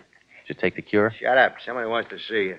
If it's Marie, tell her my book's full. Thought you might like a lift. No, I got a friend who runs a streetcar. Now, go on, beat it. Regan, don't be that way. Offer him a panatella, Maxwell. Who's this, your father-in-law? You smoke, Regan? No, it might explode. Yes. So long. Hold it, Buster. Get in. Oh, Max. Max, I told you before, you're on probation. Oh, that's all right. Don't pick on him, teacher. He didn't hurt me. Get in front, Max. Sure. Where's your other boy, Red? We could play some bridge. I thought he'd do better in the shoe business. The one I gave him didn't fit, huh? I'm a much misunderstood man, Mr. Regan. I'm sure you'll put your best foot forward. I'd love to. My card, Horace Grundy. Sometime earlier, a little man called me, Mr. Regan. Custer or Boone or... Davy Crockett? Of course. I want you to understand I get many such calls. Party line. It's a private number, but the salesmen bother me anyway. Well, it's tough to be popular. Davy tell you what he was selling? No. Well, he didn't tell me either. Have it your own way. When I told him I'd meet him, he said he'd arranged to get out of jail. He said all he wanted was a job. And he got one. Yes, only there's no future to it. I wouldn't want anything like that happening to you, Mr. Regan. I'll renew my insurance. Oh, no, you'll come with me. It's more friendly. Suppose I don't like to talk. You won't have to, if everything goes all right. Well, it's your taxi. And you're paying the fare. All right, Maxwell. Cloverfield.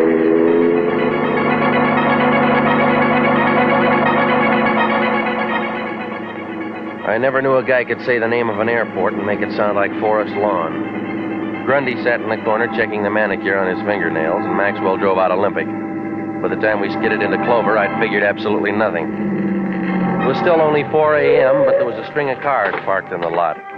I spotted a 37 Packard Roadster, but I was too busy getting rushed up onto the field to look for the blonde. Besides, the faster we ran, the more excited Grundy got. And then we rounded a hangar, and the reporters hit us. Say, Louis B's pretty sore, huh? No. Louis B and I are friends. Just his plugs are burned. Let us through, boys. Hey, wait a second. This Julio who's traveling on the plane. They say he wants $250,000. You going to pay him today? After I see a workout. Come on, Regan, let's go.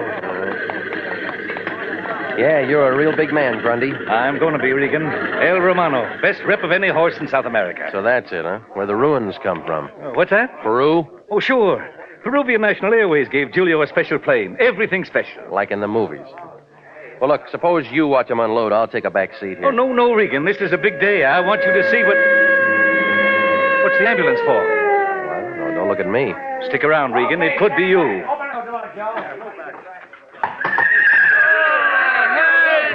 Help me! Hey, get that stretcher over there. Oh, he kicked me, hit me, kicked me. It's Julio. That the guy who owns him? Must be. I tried to hold him. The halter break. Oh, my ribs. Take it easy, boy. We got you. What happened? Bounce. The landing, she is rough. That is all. Where is the doctor? You're going to the hospital. Lie down. I'm broken in 6 places. Lift up the stretcher. Come on, boys. Hurry it up. Oh, he kicked me. Move fast, boys. Yes, hot. Hey, Mr. Grundy! Mr. Grundy, the horse! Well, the guy by the plane started to yell just about the time they took Julio toward the rear of the ambulance. Grundy took a dive for the cargo door, and so did everybody else. Then I had to stand there while 6 feet of Big Shot cigar turned into a crybaby. Look, Regan. Look at the horse's leg. He's kicked himself. Okay, so he's clumsy. But he might not run again. He was going to be mine, Regan. Well, that's too bad. Call a vet. I have already paid $50,000 retainer on the horse, Regan. I'll send you a lawyer. I got an idea you're connected with this. Oh, dry up, Buster. It's an accident. Yeah? I got an idea there's going to be another accident. Yeah, Grundy. Maybe you're right. Go! Hey, stop him! Well, I didn't wait to see if he went down. Maxwell swung, but I took off through the crowd. It figured that Cloverfield wasn't for me, and I wasn't going to stick around for the daisy. And then I spotted a ride, the rear end of Julio's ambulance. I made it just as the buggy started to move. I pulled the door shut and tried not to step on that stretcher inside. I shouldn't even have bothered that. The stretcher was empty. The only patient was me.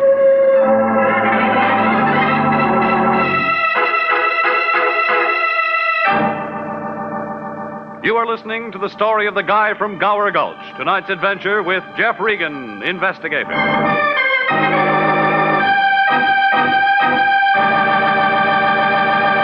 Commissions are still available in the Army Nurse Corps Reserve. Graduate registered nurses between the ages of 21 and 45 may qualify for service with this fine organization.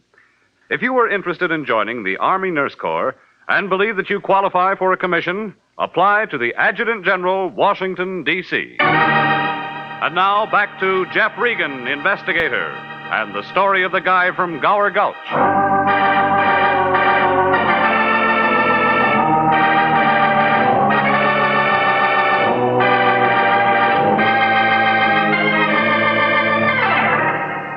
Well, things were beginning to move like a hula dancer with a hot foot. Davy Crockett sent me out to pick up a roll of movie film. A Joan Fitzpatrick travelogue on beautiful Peru. There was something in it that was hot, but Crockett got himself plugged before he could say what it was. There were shots of a horse race in Peru. And when a big buster named Grundy turns up buying a nag from a Peruvian breeder, I figured a connection. So did Grundy. When the horse got hurt and Julio did a disappearing act with his money, everybody looked at me. That's when I took the shortest way to Hollywood in an ambulance, got my car, and made it for home. Only parked up the street from my apartment was that same 37 Packard Roadster I'd been dodging all evening. The blonde wasn't in it. She was sitting in my place looking real hopeful. Good evening. You keep late hours, Mr. Regan. That's the kind of friends I've got. Perhaps you ought to change them. I'll stick it out. What do you want? A little chance to talk to you. It'll keep till morning. Oh, but Mr. Regan, I've been waiting so long, you've got to talk to me now. Why? I'm Davy Crockett's wife. You've got something that belongs to me.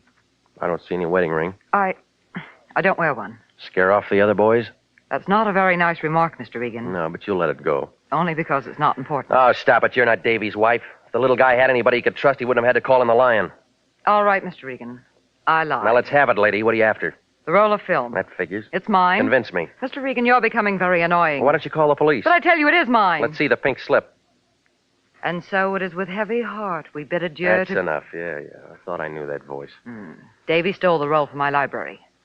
Now may I have it back? Homicide will turn it over to you when they're ready. I can't wait. Well, what makes it so valuable?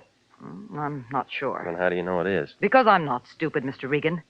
Somebody goes to a lot of trouble to break into my film library. But he only steals one roll of film. Go on. I put the police on Davy, follow them to the jail. So you go after the film. That adds up to pretty important business. Did you push those holes in Davy? Of course not. Now, you're going to get a chance to prove that when Homicide starts speaking in your cupboard. About the film, I'll buy it from you. No sale. There's the door, lady. Use it. I threw the light switch and grabbed for the floor. When the noise stopped, I looked up. My landlady was going to be mad. The shots plowed a few holes into her flower pot. The blonde turned a couple of different colors and decided she could find safer company. She left with a fire escape without even goodbye.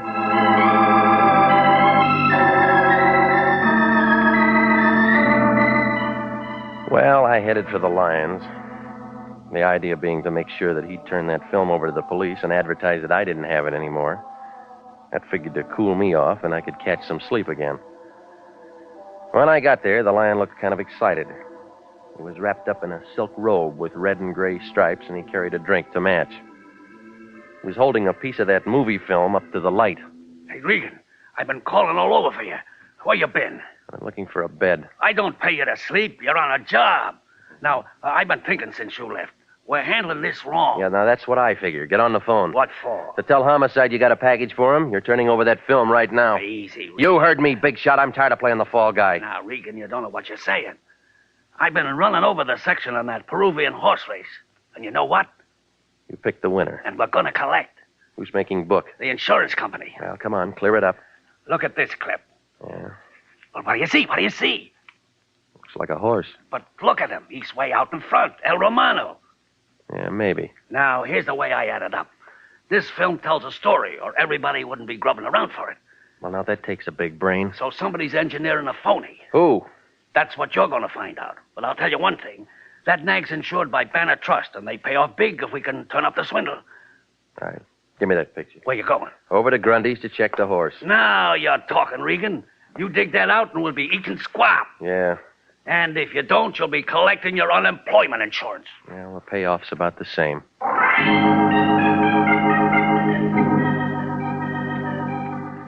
I didn't like it any better than a fan dancer likes a wind tunnel. I'd already seen enough of Grundy and his boys for one night, but when the Lion gets an idea, he's like a hangman with a new rope. So I went out to test it. I found Horace Grundy's place. It was a bright new house in the San Fernando Valley. There was some fancy fence in back, and a stable looked like the paint was still wet where it said El Romano. A trailer was parked on the road with a truck from the veterinarians. When Grundy opened the front door, he looked like he'd been sitting a 3-day wake, but without any beer. Hello, Regan. What's the verdict? It's bad, Regan. Bad. Tendons torn. Never run. Never. Yeah, you said that. I can't believe it. Uh-huh. I knew somebody else liked animals. A guy from Gower Gulch. Decided to talk? Maybe. If you keep your hands in the audience. What else did Crockett say? Now you got him on the wheel. All right, you drive. That's better. Do you know the horse is insured? Not by me, it isn't. You don't own it. You just paid a deposit. Sure, 50 G's. You got it back yet? There's plenty of time. Julio's in the hospital. Oh? Well, now, if it wasn't for the accident, you would have coughed up another 200,000. Yes. No. Oh, what difference does it make? The whole deal's a bust now. What if that horse is a phony? Say some more, Regan. I don't know much more. Davy Crockett was a movie fan. You're doing fine. You had pictures? I wouldn't advertise them, but there's a shot of a horse winning a race. Take a look here. Give me that. All right, it's economy size. You're going to ruin your eyesight. I got a magnifying glass for my income tax. Well, let's get a light behind it. Now, what do you see? Horse. You get a star. 4 white feet. I can do that well myself. Listen, Regan. Horse in the stable's got 3. That does it. My boss gets promoted. Come on. Come on outside. I'll show you. I'll take your word for it. Let go of me. I got my information. Maxwell, where are you? I told you, don't whistle the bulldogs. You're in it now, Regan. You're on my side. All right, drop your blood pressure. There's a handkerchief on the plate. Hey, wait. Hello. I look for somebody. Good morning. Pan America. See. I'm Julio. Is Mr. Grundy? It's the guy with his mouth open there. How do you do? I'm so glad to meet in Choget. Okay? You switched horses. No, you'll not understand. El Romano, he kicked me. Wait for the encore. Mr. Grundy, with belief, I'm telling you. Now, look, you better make it fast, Julio. This guy goes off. Shut up, Regan. A man trades a stretcher for a slab. Let him talk. The hospital. I did not go. Julio is honest. A debt comes first. The interest's going up. When El Romano hurts himself, I know the deal is off. I know I must see the consul, so we cash the check. What?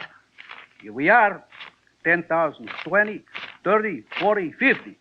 Your down payment is up. Now we are one big happy United Nations, no?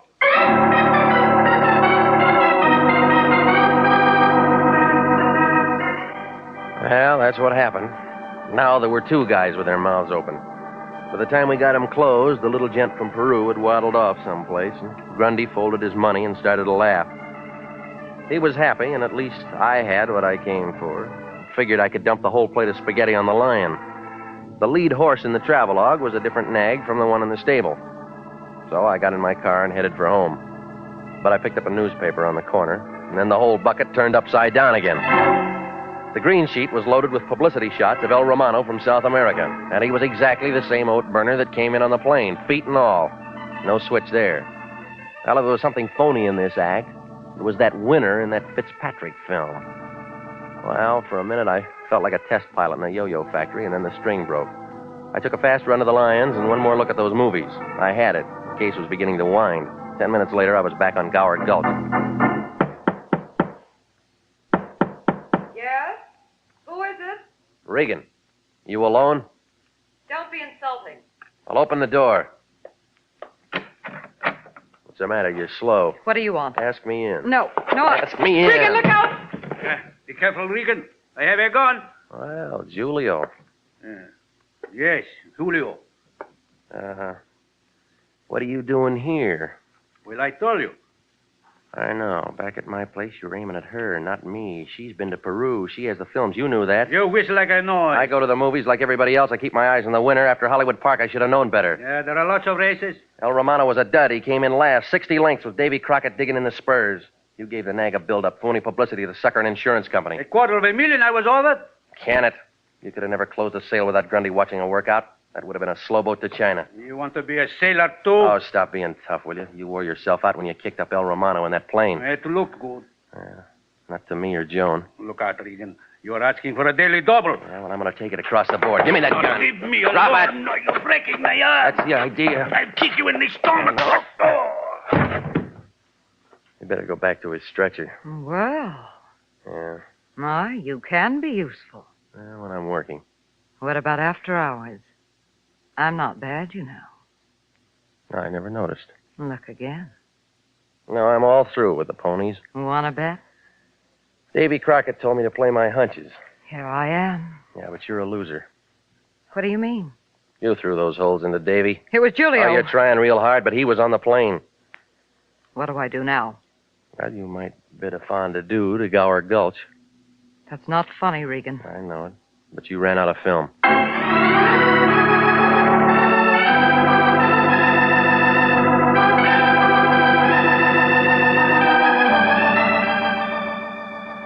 Well, the whole thing blew up like a hoop skirt in a high wind. Julio had a real good thing until he ran into the little man with a good memory and a dame with a fast trigger finger. Her blackmail pitch was already set up, but Davy figured to queer it, so she had to knock him off. Well, the hospital boys came after Julio, and homicide dated Joan, the travel queen. The Lion was pretty excited about the way things worked out. He figured that the insurance company would come across with some green stuff for exposing a fraud. They did. That was the color of the season pass they gave him to the Burton Holmes travel lectures.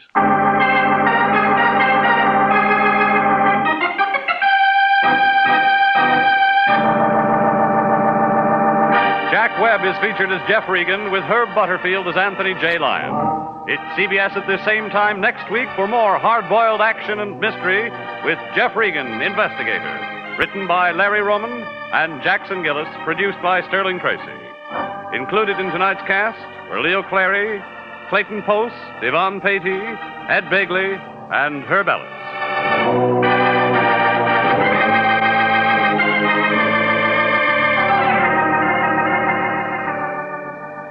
29,000 nurses are needed to join the new Army Nurse Corps Officers Reserve. For the first time in history, qualified nurses have the opportunity of receiving commissions in the regular Army Reserve. These nurses will remain on inactive status, ready to serve their country in time of emergency. 4,000 of them, if they wish, may choose active duty. All nurses who receive commissions will benefit from the opportunity for specialized training offered to them by the Army.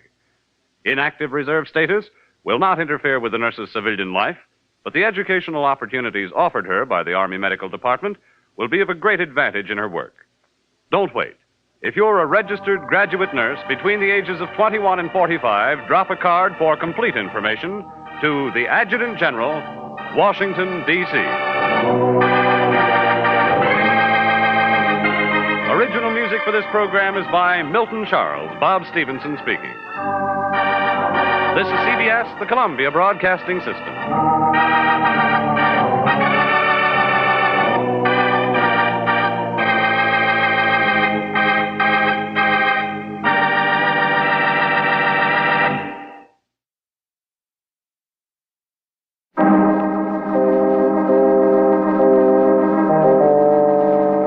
My name's Regan. I get 10 a day and expenses from a detective bureau run by a guy named Anthony J. Lyon. They call me the Lion's Eye. With Jack Webb as Jeff Regan, the Lion's Eye, stand by for hard-boiled action and mystery and thrilling adventure in tonight's story of the Pilgrim's Progress.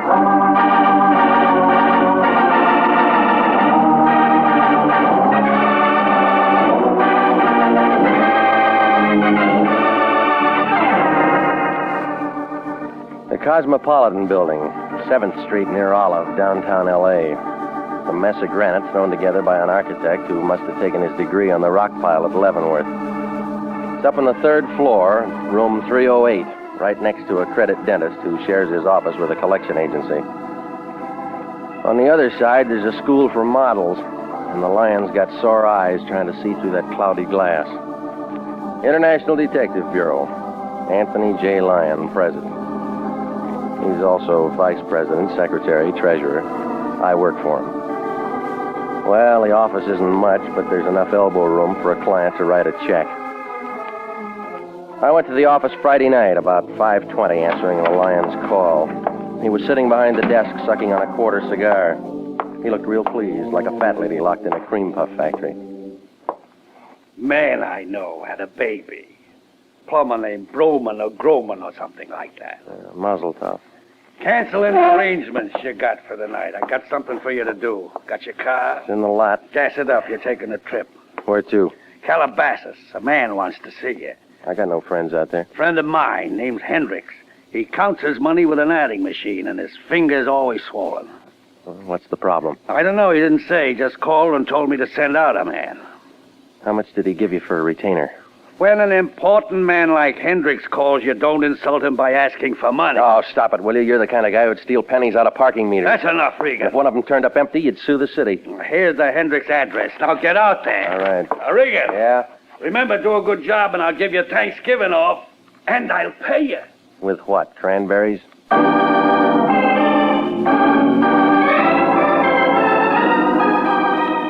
Well, I headed out Beverly and then up through Hollywood.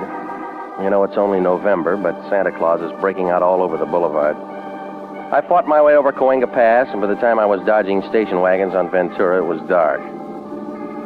Calabasas is a place with a couple of service stations, a hot dog stand, and a few road signs full of buckshot. The Hendricks place turned out to be about 5 miles down a road that the Indians built for hauling firewater. I guess they couldn't keep the cork in. But the house itself was strictly Prohibition stuff. Big pile of slate roof and leaded windows. It looked dark and lonesome. I figured somebody had their holidays mixed. Hiya, Pilgrim! It was a big fat guy. He was holding a 6-foot gun in the shape of a straightened-out tuba. He came closer, and I could see his hat. It was a high one with a buckle on it. He was dressed in black, and he had buckles all over him. Well, I figured that I'd been eating too much Quaker Oats. What's the matter, Pilgrim? A little shooting make you nervous? That's a big gun there. Shoots musket balls. Good for Indians. Well, I'm no Indian. Well, I wasn't aiming at you. Well, that gun wouldn't know the difference. It's a blunderbuss. Great weapon. Is it? I'll show you. You prop it up on a crutch. You keep fooling with that thing, and we'll both need one. Now, let's be quiet. You load the barrels, lots of powder. Look, why don't you give that thing back to the museum? She does this. More powder. Gotta use lots of this black powder. Buster, you need black coffee. Come on, give me that thing before it blows up in your face. You broke a window. Oh, it's all right. It was only the attic. You live here? Of course not, Pilgrim. I'm Miles Standish. Well, where's the rest of the party? They're all inside, talking to John Holden. Yeah, sure they Oh, you just think I'm kidding, don't you? Pilgrim, you just haven't got the Mayflower spirit. No, you drank it all. It's just cider. Nothing better on a cold New England night. Thanksgiving's not for a week. Come on, get off it. Hark. What's the matter? Injun. Put that down. I'm not going to shoot him. He's a friendly type. Brother Regan, Yeah? if thou wilt follow me, please. Oh, you too, huh? I beg your pardon? Okay. Well, so long, Pilgrim. Yeah, keep your powder dry, Standish. I'll see you on Plymouth Rock. Okay, this way, Brother Regan. Now, look, Sunshine, you work here. My name is Phelps. Why don't you lock that guy up? I'd be outnumbered, sir. There are 21 pilgrims. Bad winter. They make you wear those corduroy knickers? Knee breeches, sir. It was Priscilla's idea. You need a union. Need more shapely legs. Through here. Well, it's quite a place you got. Well, looks better without the decorations, sir. Yeah. How do you keep from stepping on these pumpkins? It's only when they use them for bowling that it's difficult. Come on, fill me in. What's this all about? Thanksgiving, sir. 1621. Okay, this room here, sir. Go right in. Okay. Shut the door. Shut it. Mr. Hendricks around? He's not here. Come over, sit down. Who are you, Priscilla? Please don't say another word of that silly rigmarole or I'll start screaming. Yeah, well, I could use a little yell myself. I'm Agnes. I'm Mrs. Hendricks. Or Agnes. It doesn't make any difference. Does to my friends. Didn't I say sit down? Yes, you did, and I didn't. So you don't like the party, huh? I'm not much of a Puritan, Mr. Regan. Well, that Great Dane says the masquerade was your idea. Phelps is stupid. This goes on all weekend, Mr. Regan. It's called a turkey shoot. Oh, so that's it. Who gets the bird? The Pilgrim Fathers, my husband's friends. They ought to be shot, every one of them. Yeah, well, I'm not from the SPCA. Oh, wait a minute, Mr. Regan. I like you. That's not the point. I won't bore you. Your husband might. Him. He's crazy, Mr. Regan. Crazy as the things he does. Shooting, drinking, spending money. It's a hard life. I don't know how I stood it for as long as I have. My lawyer says I'm the most patient woman in the world. Yeah. Well, thanks for the conversation, Miss Hendricks. Why did my husband send for you? I don't know. Yes, you do. You do know. Tell me. I don't know. Please. You don't realize what kind of a man my husband can be. I never met him. You don't know how much I need help. How lonely I am. Well, where is he? I'll tell you if you promise to come back to me. No, I'll write you a letter. He's out in the shed, the other side of the patio. Thanks. I wouldn't act this way if I weren't so frightened. You don't know what it is to be frightened all the time. No, but I'm learning. I wish you'd stick around, Mr. Regan. Well, thanks, Mrs. Hendricks, but the pin feathers are a little sharp.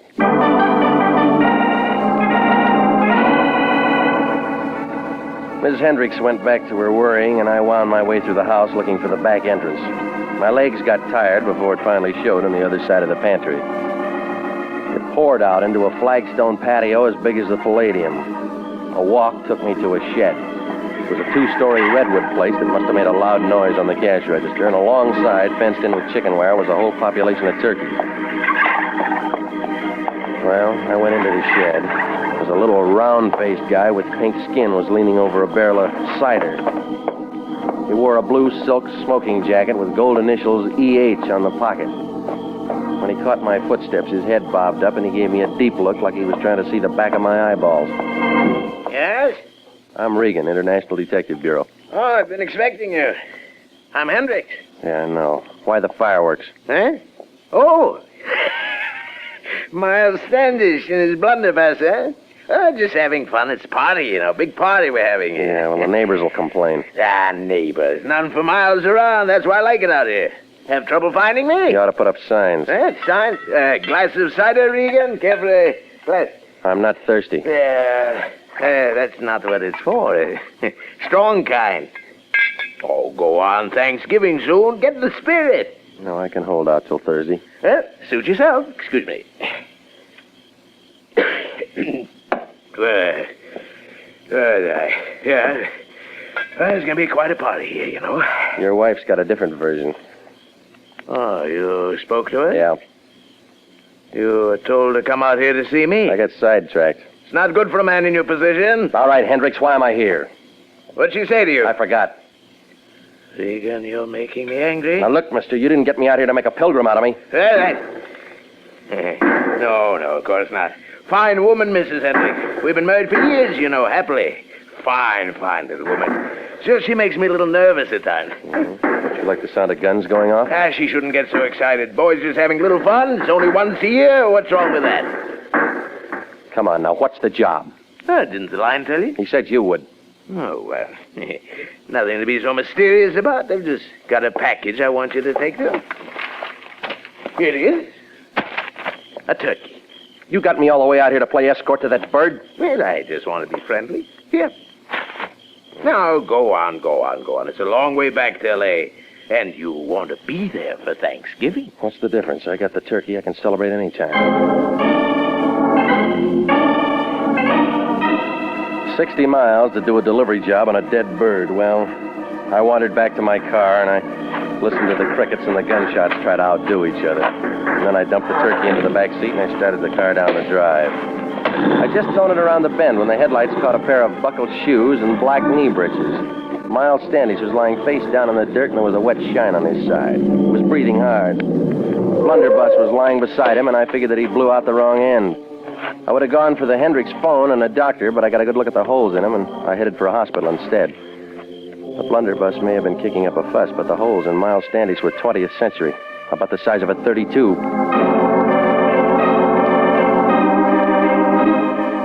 Well, I turned him over to an emergency hospital, and I put a call into the sheriff's office. I gave the story to Lieutenant Robinson, and then I headed back toward town. At the Lyon's place, the lights were still on, so I figured he didn't have company. I rapped on the door, and he flung it open before the echo could die away. He had a carving knife in one hand, and he was wearing an apron. His eyes were big, and he had an eager look like a college couple on Mulholland Drive. Regan, you're back. Oh, now that takes a big brain. I've been waiting for you. You know, I had a chance to go to a classy party tonight. Russian caviar and champagne and favors to all the guests. Know why I didn't go? You lost your crash suit, huh? I said to myself, is it fair to go out and have a good time while my employee is working real hard for International Detective? The answer came out yes, but the party was called off. Well, as a matter of fact, it was. But I wouldn't have gone anyway. Where is it? Where's what? The package from Hendricks. Now, you can change your plans, big shot. You're getting a bundle of trouble instead. What do you mean? Turkeys aren't the only thing they're knocking off out on that ranch. Huh? Somebody's handy with a .32, and he's found a target. You've been drinking? Check the county emergency hospital. They'll show you the holes. I send you out on a simple little job, and you come back with a crazy story about a shooting. You're out of your mind. Now, listen, you. There's a big smell out in Calabasas. What about my turkey? The sheriff's office are going to have a lot of questions. You got the answers? I don't know anything. I was miles away. Well, then find out something. Check into the guy who shot. Find out who he is, what he does, and what he was doing out at Hendricks. Where you going? Scratch around in the Hendricks closet. They tell different stories about their wedded bliss. Hey, Regan. Yeah? Where's my turkey? It's too rich for your blood, Fatso. Stick to chicken.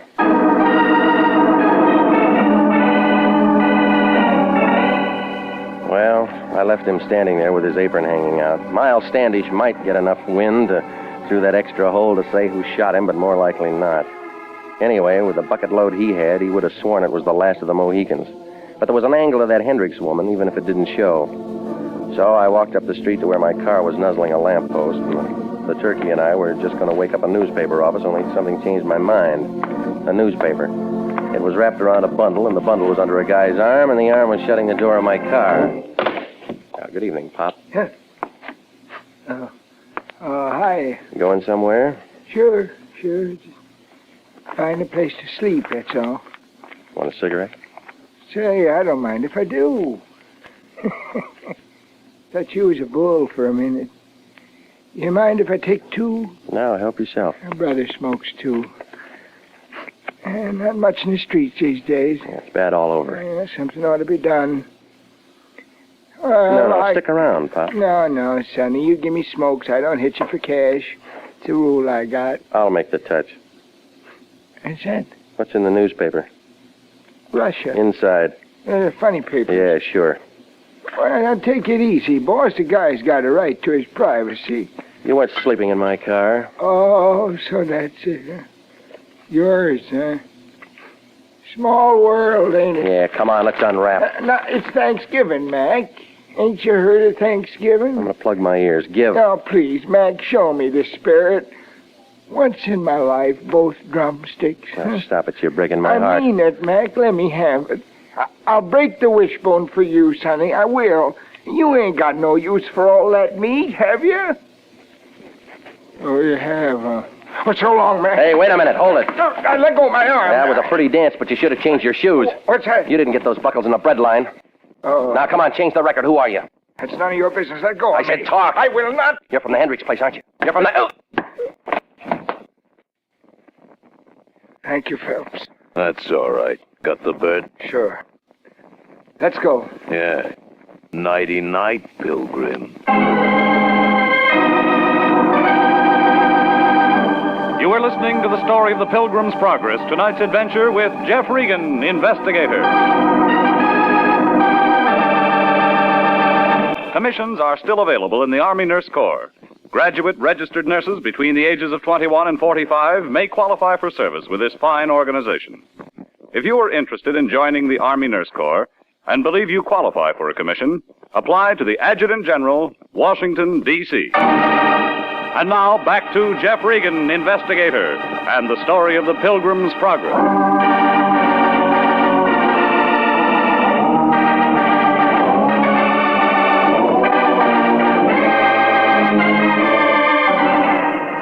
Well, none of it made sense. The Lyon sent me out to pick up a turkey on the Hendricks Ranch in Calabasas, and the Mr. and Mrs. were having an old-fashioned turkey shoot, and all the guests carried blunderbusses and dressed like pilgrims. Only it wasn't just the turkeys who were acting as targets. One of the pilgrims ended up with some .32 caliber holes in him. And then the Hendricks lackey and a buddy shoved the gun at me and stole the Lyon's bird. Well, I picked myself up and I went home. A heavy man was doing a heist job on my icebox. He was pouring himself a glass of milk to wash down a sandwich he was munching on. Hi, Regan. You're right ahead. Help yourself. Yeah, thanks. I didn't know how long I was going to have to wait, and I was getting hungry. There's a restaurant just up the block. I like it better this way, homemade. Fix you a sandwich? Pretty good deviled ham. Come on, let's close the box and open your mouth, buddy. Why not? We had a date, remember? Robinson, sheriff's office. That's what I figured. You don't mind me coming in like this, do you? What if I did? I'd leave. Sanctity of the home, you know. You can throw me out even though I got a badge. Let's cut away the fat, mister. What do you want? Answers to a couple of questions. What were you doing at the Hendricks place? Picking up a turkey. Well, that's a new one. Now, look, you ask him. I'll answer him. Never mind the feature page. How long have you known the Hendricks? Never met him before. Wrong answer. What do you mean? We found this out at the Hendricks house. A page torn out of the yellow directory with a red circle around International Detective. Now, that doesn't say a thing. Maybe yes, maybe no. I'm still scratching around. It'll ruin your manicure. You know, Regan, you don't seem to realize the seriousness of this. That pilgrim you dragged in died. Well, that figured. We don't like unsolved murders messing up our record books. Well, then you're wasting your time here. I got lots of it. I don't come up for pension for 12 more years. What was that pilgrim's name? Well, he gave me Miles Standish. Sounds like a fake. Well, don't count on it. I once knew a John Smith. Give me the real name. I don't have it. All right. He's an out-of-town boy, but we'll track him down. Now, straighten out something for me, Regan. How long did you say you knew the Hendricks? Now, look, I gave this to you once. Nothing's changed. How come we find a $5,000 check in that joker's pocket made out to cash and signed by Hendricks? Go ahead, answer. Just don't make a date. You may not be available.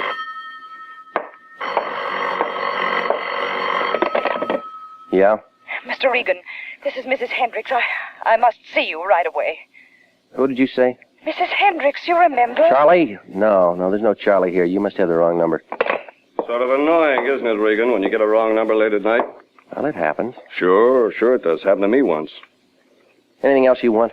Another deviled ham sandwich? Kitchen's closed. Pretty rotten hospitality. Well, you weren't asked.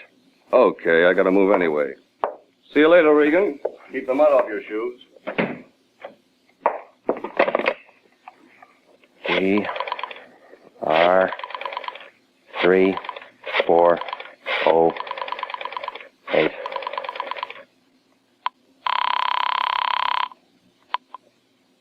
Hello? Mrs. Hendricks, this is Regan. I just called you. Well, I couldn't talk. What do you want? Can you come out, Mr. Regan? Right away. You're still lonely? Things aren't going well. Well, murder's like that. I've got to talk to somebody. Won't you please come? Give me a reason. I can tell you some things now I couldn't mention before. Like why your husband wrote a $5,000 check to the dead man? Check? But there must be some mistake. What do you mean? My husband couldn't write a check that large. He doesn't have any money of his own. It's all in my name. All right. Put a lantern in the window, lady. I'll need some light.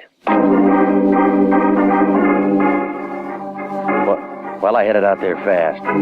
But when I raised a racket with a brass knocker, nothing happened. I tried a window, and a couple of scratches later, I was in the hall.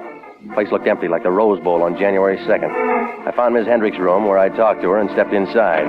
The decorations were different.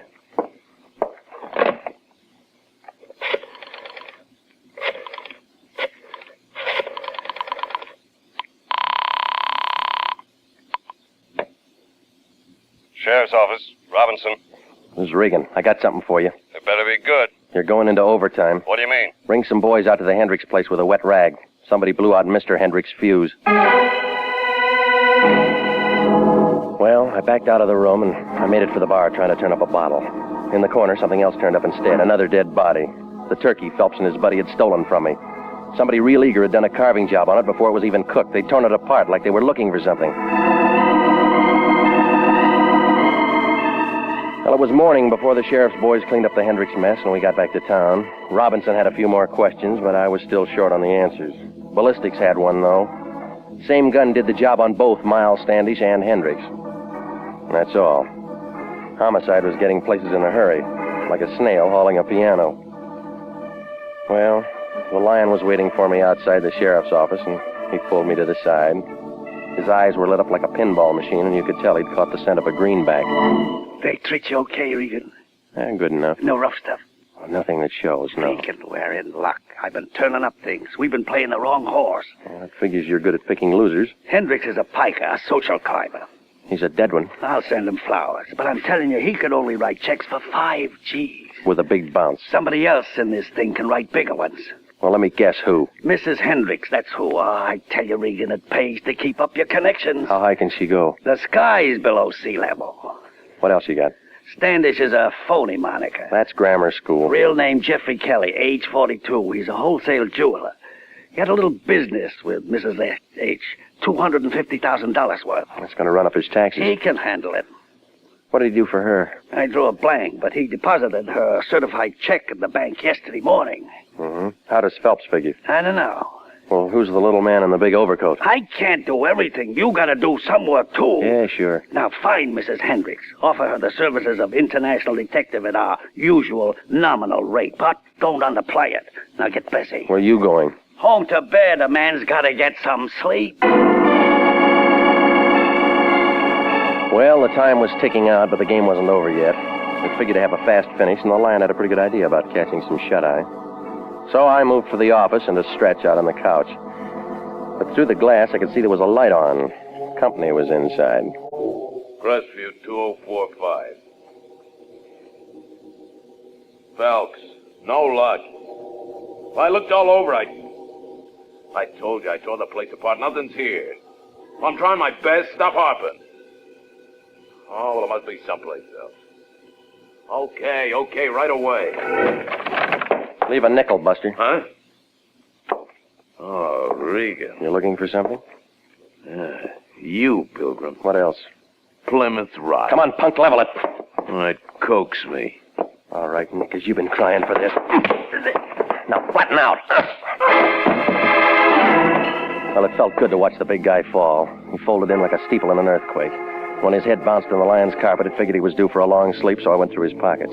Ticket stubs from the prize fights, the gun, and a pocket knife I dumped into the safe. It was a pass to the Dons game on November 25th. He must have swiped that from his boss, so I filed that in the Lion's desk for future reference. But this guy Phelps had taken orders from somebody besides Hendricks. I just heard him do it on the phone. So when I turned up an old envelope with 832 North Palm scratched in the back, I crossed my fingers. He'd been calling a Crestview number, and the phone book said that I had a lead. North Palm was in the Crestview Exchange area. So I called for the cops to sweep up Brother Phelps, and I climbed back onto my broomstick. I drove out through Beverly Hills. I wound up in front of a big Spanish house with potted $10 bills on the driveway. There was a new Nash sticking out of the garage, and I walked around to take a look. But Honest John had beat me to it. Who's there? Now, stick around. I want to talk to you. Stand back. Stand back. You like cars, don't you? Maybe you want a hot rod. No, you don't. Get away from me. Hey. Well, it was the little turkey fan that I'd last seen in an overcoat. Phelps' buddy.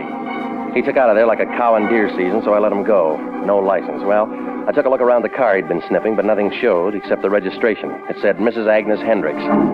I went to the house and rang the doorbell, and she answered. Oh, what's you?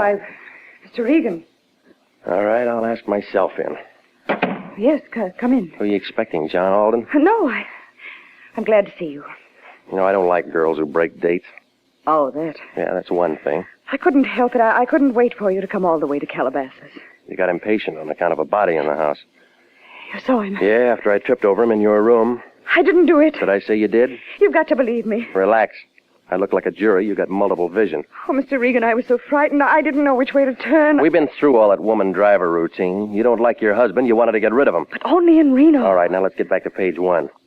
You gave 250 G's to a jeweler named Kelly. You bought a rock. What? A rock, Plymouth Rock. It's a diamond. It's got to be. Well, why'd you do it? Who'd you buy it for? Myself. My lawyer said I should get it for myself, that's all. He likes you pretty, huh? No, it was a community property thing. He said I could keep my husband from knowing how much money I had when he asked for a divorce settlement. Only hubby got wind of the deal. I guess so. You're making sense. Only why did he write a check to Kelly? Well, it was a small one. It must have been for a paste imitation, don't you think? It's not my business. Keep dealing. I mean, maybe he planned on switching them and getting my real one. That's been done. But he actually did it. Because all through this, there's been a diamond in the place where I always keep it. All right, you got a strong boy, Phelps. Had him out looking for the real diamond. What? And the other guy, the old man, was out in the garage. No. Phelps tore up my office, phoned here to you. Mr. Regan, Now, look, please. there's been 2 guys killed. Mr. Regan. Good evening, Pilgrim. Where's your overcoat? Stand still, please. Yeah, my foot's in a crack. Mr. Regan, this is John Alden. Oh, can it, will you? I've seen him act one part already. That's true. Mine is the only name that's real. This is my house, Mr. Regan. Lawyer? Yes, I came here to see him, Mr. Regan. I just got here before you did. Be quiet, Agnes. Well, I got it all now. You won't keep it. Phelps took his orders from you. It's a waste of testimony. You started this. Spotted the gem switch. Figured to cash in. You're losing your chips. Shut up, will you? I got aces. Hendricks outfoxed you. You never found the real diamond. 5 in the hand draws blood. Mr. Alden, don't... Now, you keep out of this, Agnes. She's not in it. You are. That's all, Regan. All right, come on. Drop it. Drop it. Go with that.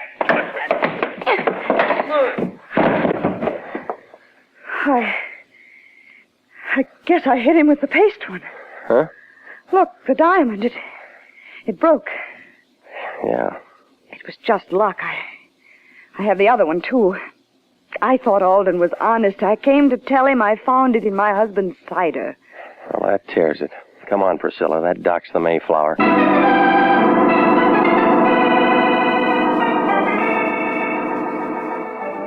Well, the whole thing folded in like an elephant on a pogo stick. Yeah, the lawyer did it all right, both of them. When he spotted what Hendricks was up to with that diamond switch, he moved in, but not for his client. The jeweler, Miles Standish, alias Kelly, got bumped because he was the only one who could tell the real diamond from a phony. But Hendricks got wise to the muscle act, and so he got shot. Well, the Lyon was real happy the way it worked out. That dame with the nerves wrote him a check. So he invited me out to Thanksgiving dinner. He offered me any part of the turkey that I wanted. I told him, but I got it anyway.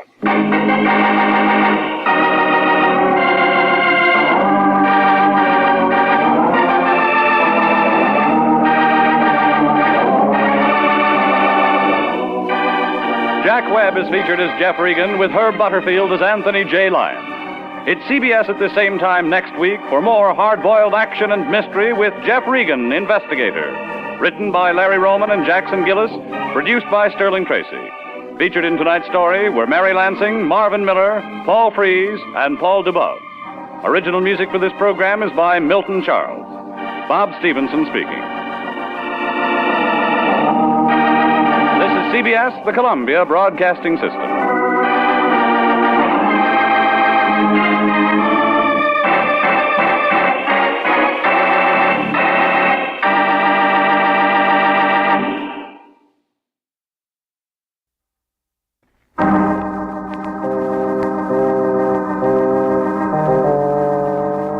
My name's Regan. I get 10 a day and expenses from a detective bureau run by a guy named Anthony J. Lyon. They call me the Lion's Eye. With Jack Webb as Jeff Regan, the Lion's Eye, stand by for hard-boiled action and mystery and thrilling adventure in tonight's story of the man who fought back.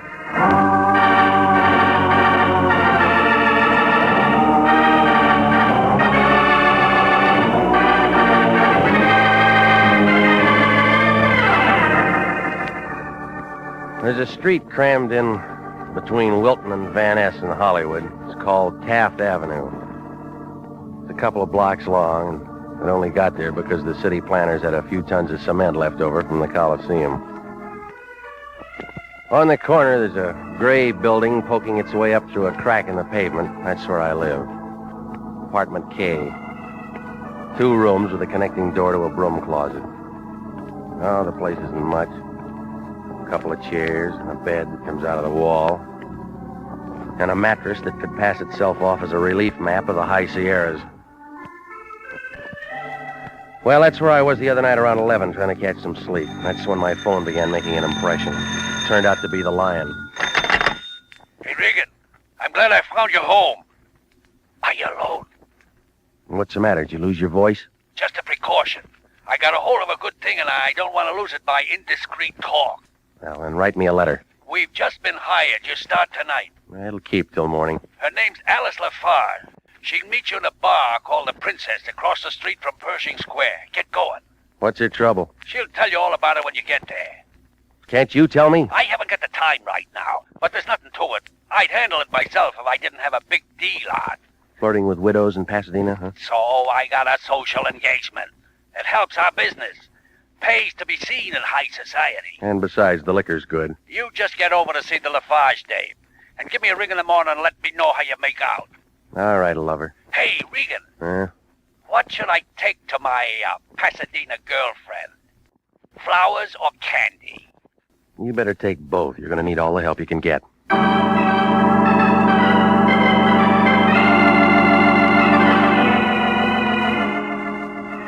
I threw on some clothes and I headed for town. My car found a parking lot off Olive, and I cut through Pershing Square to make it over to Hill. It was after midnight. A sailor was chasing a bow-legged Marine over the grass. He brought him down on about the 40-yard line.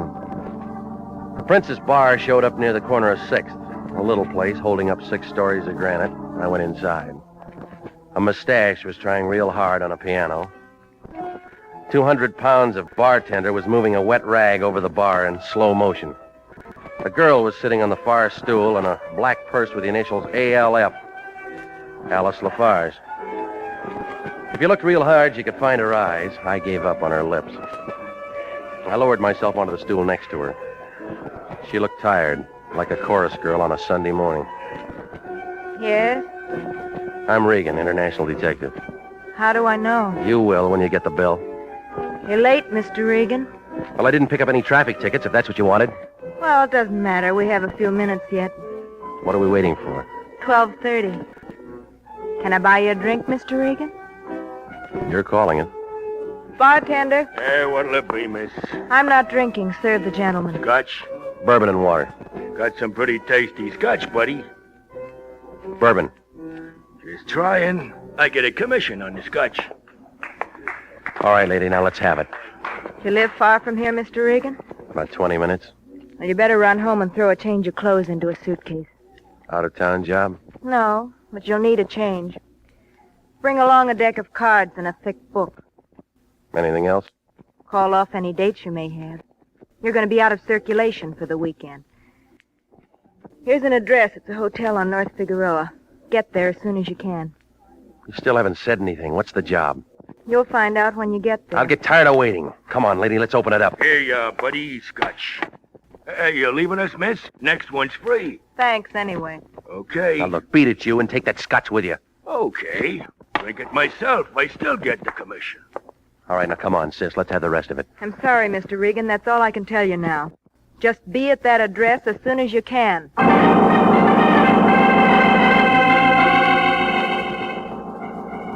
Now, she slid off the stool and moved for the front door. I caught a view of her in the mirror. There was nothing there to make a guy want an encore. Sandy hair, short, thin body that you could have slipped into a mailbox. Well, she threw the door shut behind her. A couple of seconds ticked by, and I moved out after her. I made the street just in time to see her climb into a cab and start up 6th. That's when I spotted the red Austin with an Illinois license. There was a Glen plaid sleeve sticking out of the left side, and that's all I got of the driver, except that he was doing a real bad tag job on the Lafarge girl.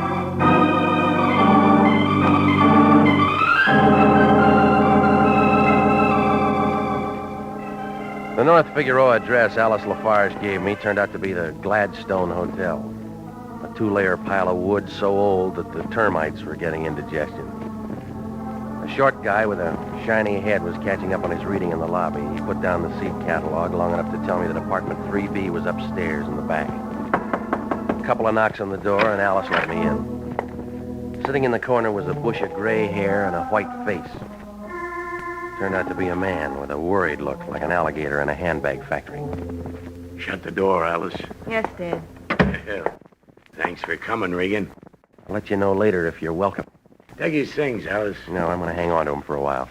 Suit yourself, but your coat will get heavy in a few hours. What says I'm going to stay that long? Me? That's what you're hired for. What else? Well, lots of time to get to that.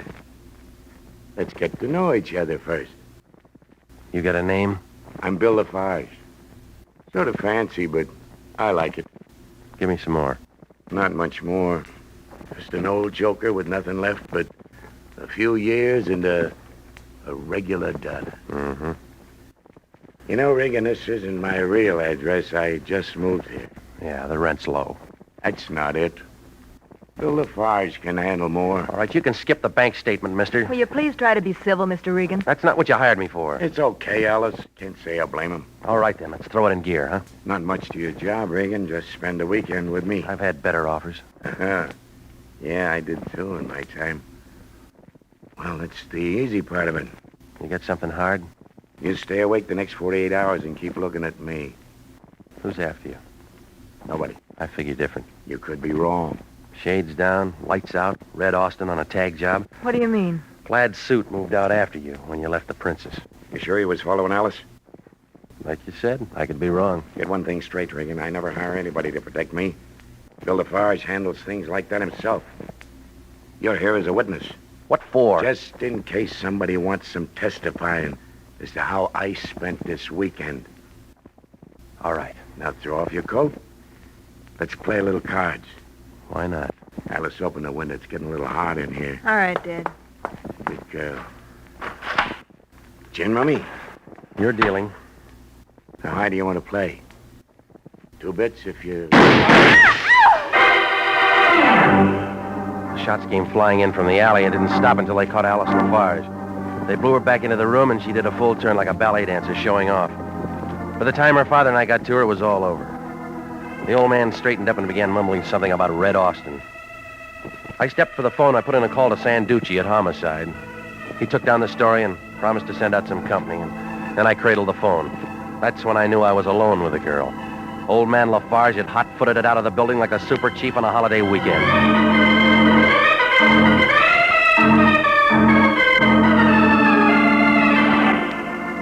Well, the boys from Homicide showed in a couple of minutes, and they had a few questions. I gave them what I had, and Sanducci tabled the rest until the next day.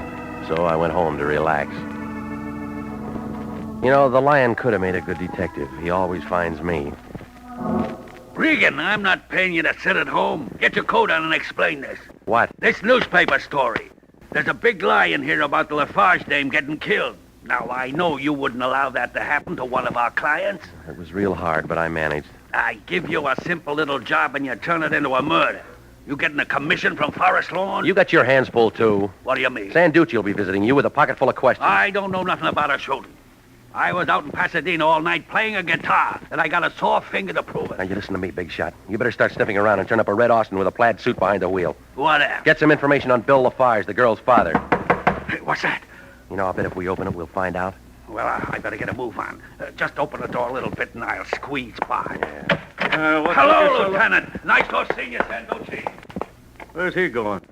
Get in line for Notre Dame tickets. Why did you take up knocking, Sanducci, huh? New directive went through the department. Show a little more courtesy. You don't wear it well. Well, I figure it's political. They're working on building up a gate for the next policeman's show.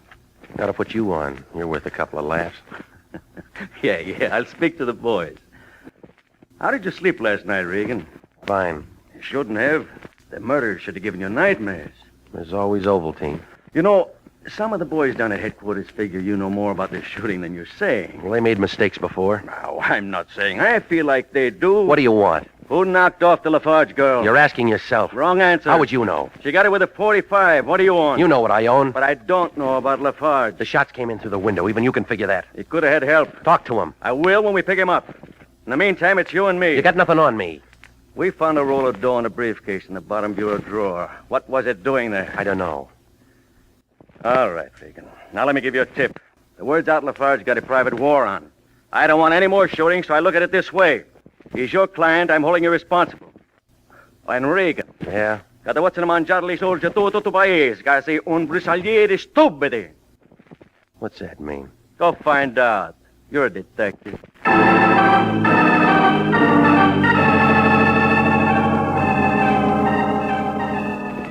Well, I don't suppose I'll ever find out.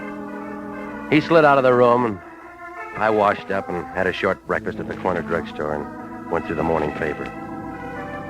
The Lafarge murder rated a lot of big type, and there was a picture of Alice right next to the weather report, slightly cooler. After the bottom showed in my coffee cup, I went over to the Hollywood Library. The city directory gave William Lafarge an Orange Drive home address and occupation printer. The yellow phone book turned up a Lafarge Preston print shop on Santa Monica near La Brea. It was a small place, the color of stale peanut butter, and it was tucked in between a pet store and a beauty parlor. When I stepped inside the front door, the bell rang, and a couple of pair of tortoise-shell glasses covering a couple of deep blue eyes looked at me. She was a brunette with light skin and a voice that sounded like it was diving for sponges. The print shop smell got lost in all that taboo. Good morning, sir. May I help you? I'm looking for Mr. Lafarge. There's no Mr. Lafarge here. Sign outside says there is. It's an old one. Won't I do instead? Now, that's another chapter. Then turn the page. I think you'd enjoy it. You know, you ought to put out cards. Mr. Preston says business has picked up immeasurably since I started working here. Let's get back to Lafarge. I told you he's not here. Well, try Preston for me. He's very busy. Well, he can spare a couple of words. Now, wait a minute. You can't go in there. I'm sorry, Mr. Preston. I told him you were very busy. All right, Lois. Who are you? My name's Regan. I'm with International Detective. I got some questions about your partner. Of course. Please leave us, Lois. See you later, soldier. Cigar, Mr. Regan? No, I won't be here that long. Naturally, I'll be only too happy to tell you anything I can. It was such a shock reading about his poor daughter's death. A wonderful girl. Lafarge said that. Yeah, you'd say it, too, if you knew her. She was very good to him. Well, Mr. Regan, what specifically can I tell you? The book calls this place Lafarge Preston. Somebody's missing. Well, you see, Bill and I were in partnership for years. When he decided to pull out, I just planned to leave the name the same. When did he go? Just a few weeks ago. You give a reason? I don't know exactly. Implied he had enough money or was coming into some, I'm not sure. But it happened so sudden, left me a little short-handed. Still having trouble finding a first-class engraver to take his place. I left him sitting there chewing a panatella, and I moved out fast like a sailor on shore leave. It was about 11 and getting warmer. I picked up my car and went home. It took me 10 minutes to track down Sanducci. Yeah? Regan, What do you want me for? Fix a traffic ticket? look, I got something for you. Make it good. I've been talking with Preston down at the print shop. Yeah? Lafarge stepped out kind of fast carrying a roll. Mm-hmm. Now, look, he knew engraving. I figure you ought to take a good look at that money. It may turn up phony. I'm not impressed. All right, I gave it to you. Do what you want. Look, we checked into the door already. It's absolutely legit. Now give up, Regan. Navy didn't. What's the matter, Regan? She turn you down? Who let you in? Stranger in town. Just catching the sights. Well, they're better outside. Ease off, Regan. You don't know who you're talking to. You know, the name's a blank, but you drive a red Austin. Yeah, it's not bad for a beginner. You got a drink around? Not for you, no. If I were you, I'd show a little hospitality to an out-of-town boy. Chicago. South Side, huh? You're not being very nice. You weren't invited. But now that I'm here, that changes some things, huh? What do you want? A drink. No sale. Listen, fresh Get guy. your hands off me, punk. Are you against this? 45 always stops him. Like it did that. How about getting old Gus a drink, huh? 3-finger will do. Skip the water. You better fix one for yourself. No, you're the type that drinks alone. Oh, you better have one, Regan. It's gonna be your last. How do you figure? Well, I look at it this way. A guy like me gets hired to do a job. Comes 2,000 miles for it, then pulls a boner. Like knocking off the daughter instead of Lafarge, huh? Yeah, that's it. Top that off with a witness sitting in the same room who spots my red Austin. Now, let me ask you something. Can I leave him around breathing good air? According to me, nah.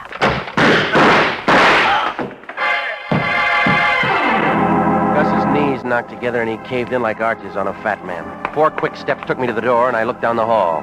Nothing there. So I made it for the stairway and I looked down the spiral. An old guy was taking the steps 2 at a time and stuffing a gun into his overcoat pocket. It was Bill Lafarge. You were listening to the story of the man who fought back. Tonight's adventure with Jeff Regan, Investigator.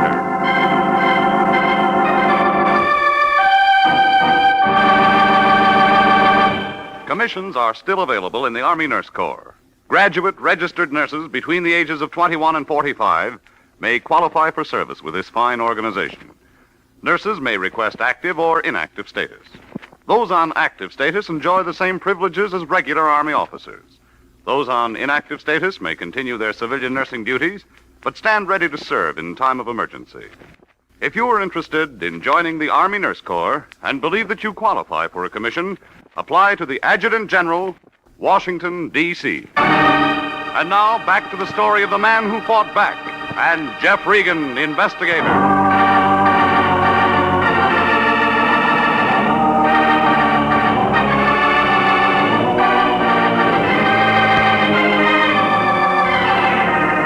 Well, things were moving kind of fast.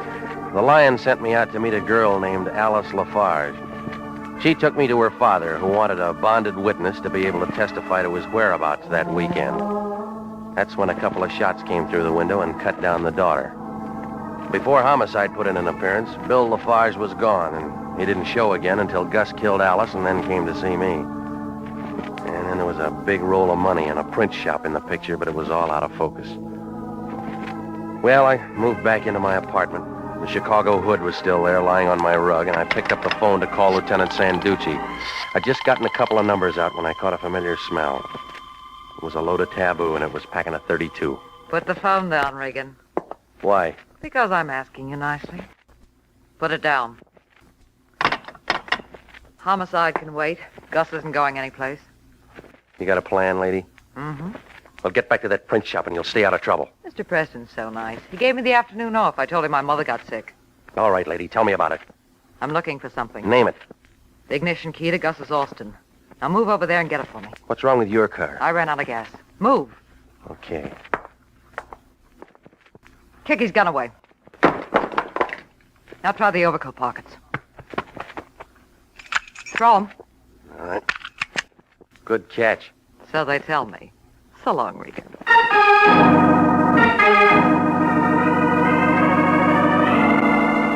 I put in a quick call to homicide, and then I waited a couple of minutes to give her a chance to get a head start. When I stepped out of the building, the red Austin was just turning the corner. I followed in my car. We wound up in Glendale.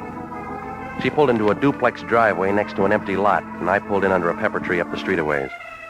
And then she got out and unlocked the trunk. She looked inside, ripped up the floor matting and then the boards. When she slammed the trunk shut, it figured that she didn't find what she was looking for.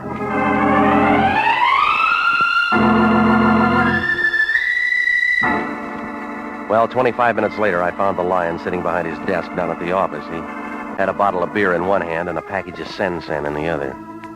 Spread out in front of him was a typewritten piece of paper that he'd just slipped out of his Remington. He had a puzzled look, like a little boy caught in a mixmaster. Regan, where you been?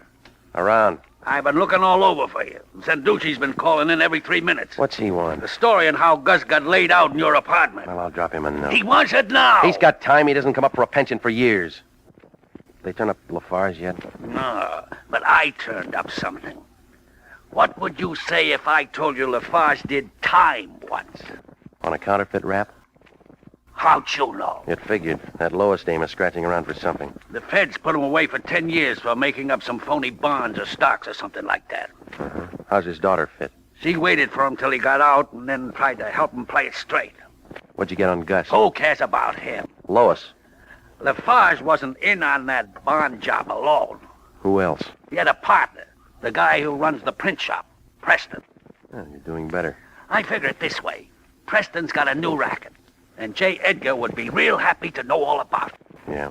We're gonna be the ones to tell him. How much is the reward? I don't even know if there is one. Oh, stop it. When gold went up to $35 an ounce, you pulled your mother's teeth. Regan, you're getting out of line. And then you bawled her out for not having more cavities. Now, you get over to Preston and have a talk with him. Yeah. Regan. Yeah. Remember, if we crack this thing, it'll mean more money in your pocket, too. There's no room for it with your hand there already.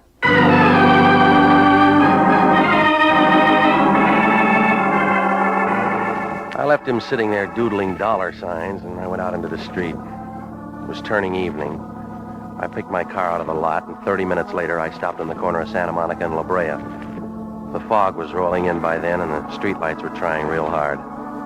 I walked to the front door of the print shop. I shook it a little, but nothing gave, so I moved around to the back. The place inside was as dark as a saloon in Kansas, but somebody inside was handy with a gun. So I cracked the window with a rock, and I climbed inside. It smelled like target practice on a rifle range. Preston was curled up on the floor like a piece of wet tissue paper, and there were 2 holes in him. Well, the game wasn't over, but they were running out of players. I moved for the phone to call the police, and that's when I spotted Bill Lafarge. He was slumped down in a chair with a gun in his hand, and he looked tired. It took a lot of shaking to bring any words out of him. Hey, come on, Lafarge. Hey. Stop shaking. I'm up. He dead? Yeah. Yeah, he was a bum. You want to give me that gun? Sure. You got a call into the cops? No, not yet. We'll use my car. Any way you want it. Don't matter much no more. Things go easy for some guys. Other guys get all the rocks. You got a couple of answers? Why not? Preston did a tie-in with a gambling syndicate out of Las Vegas. Some joker had a hot idea. Keep going. Counterfeit 20,000 New Year's Day bowl tickets and sell them on the open market at $5 plus. That's big business at 100,000. But I didn't take. Preston got sore because I wouldn't do the engraving and he got somebody else. That doesn't add up to murder. Yeah. Did when his head got working overtime worry and I had too many answers. And he hired that Chicago boy with the bad eyes. Yeah. He got my daughter by mistake. Yeah. Where are the bowl tickets? Who cares? How does Lois fit? I don't know. All right. Front door's closer to my car. You drive, Regan. LA traffic makes me nervous.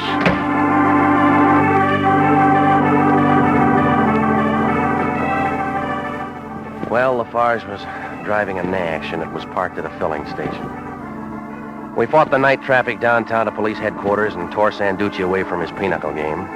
He sent a couple of boys out to clean up the print shop and then moved Lafarge into a room with a secretary to get the story on paper. I'd heard it before, so I started for home, but Sanducci had other ideas. He put me in a private little room with white walls, and he told me to wait. I thought maybe he'd gone on his vacation, but he finally came in. Yeah, getting tired of waiting, Regan? Do you care? No. You got something to say?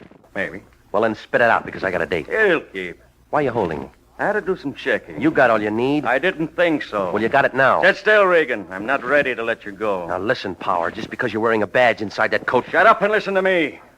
Took me 18 years to turn in those overstuffed shoes for thin soles. I'm not letting a two-bit detective tell me how to handle my business. You could stand it. You and that crummy boss of yours are licensed by the state of California, and we can lift it for acts detrimental to public welfare. We got a whole blotter full. Tell that to the Lyon. I'm telling it to you. Now, that's all. Beat it. Okay. Oh, Regan. Yeah? One thing more. There's a big hole in Lafarge's story. What do you mean? Look at his gun. Now, what about it? Look at the caliber. It's a .38. That's not the weapon that killed Gus and Preston. You sure you don't own a .32?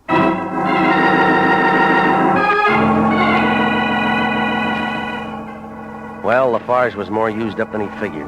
He couldn't tell where the dream left off and the murders began. Oh, the whole thing was a screwy picture, but the artist had a woman's touch.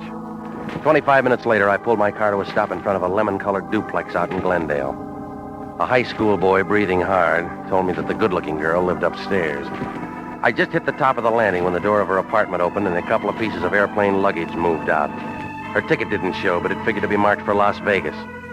When Lois saw me, she looked kind of confused, like a penguin in Death Valley. Regan, Hey, your memory's good. I wish you'd told me you were coming. I'd have dressed for it. No, it's better this way. You're fixed for traveling. What do you mean? We talk about it inside, huh? I'd like to, you know that, but I have a few things... Come on, move it, lady. Well, what's come over you? What's inside the suitcase? You can work that out yourself, Regan. You've been by a woman's shop. Throw it open. It'll embarrass you. I'll take a chance. All right, now dump it over. Come on, sis, your time's running out. Oh, yeah, sure. Preston had the tickets in an asbestos box hidden in the furnace. I finally turned them up. Regan, they're worth over $100,000. Yeah, that's what Lafarge said. I know where to unload them. It won't do you any good. What do you mean? There's no PX at Tehachapi. Come on, don't scramble for that .32. It's out of reach. Let go of me! You threw those holes into Gus and Preston, figuring homicide would stick Lafarge with a rap, knowing he was out for revenge. Let me go! Even the old guy didn't know what was going on. No, he didn't. No, but ballistics did. Regan. Yeah. This could mean a lot of dough to us, you and me. We form a partnership. Yeah, your forehead's getting damp. Don't be a piker. Here's your chance to really turn into something. Well, now you can check with me when you get out, lady, to see if I made it.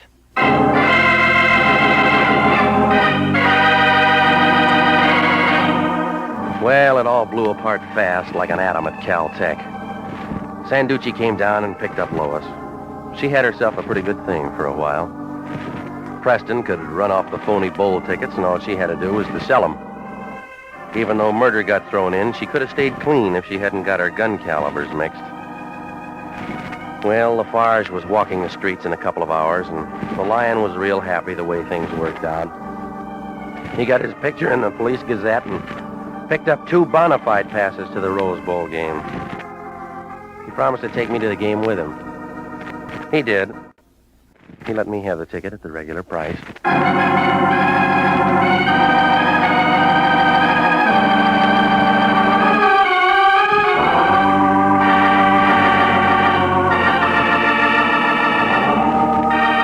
Jack Webb is featured as Jeff Regan with Herb Butterfield as Anthony J. Lyon.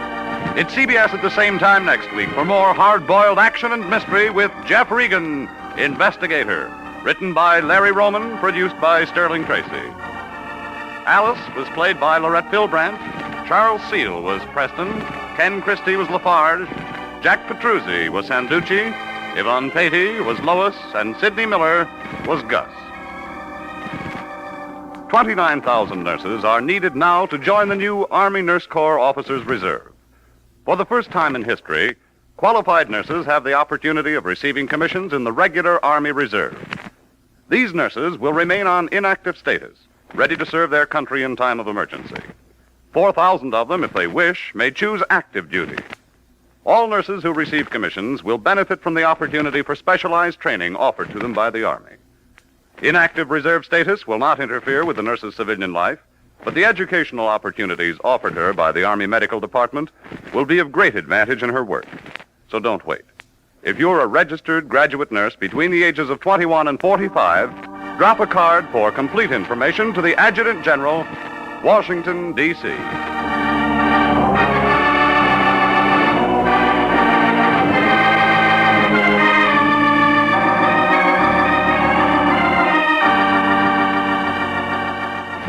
Original music for this program is by Milton Charles. Bob Stevenson speaking. This is CBS, the Columbia Broadcasting System.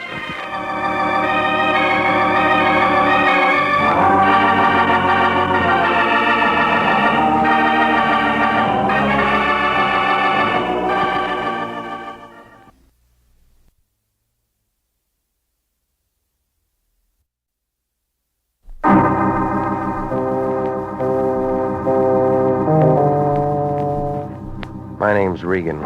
I get 10 a day in expenses from a detective bureau run by a guy named Anthony J. Lyon.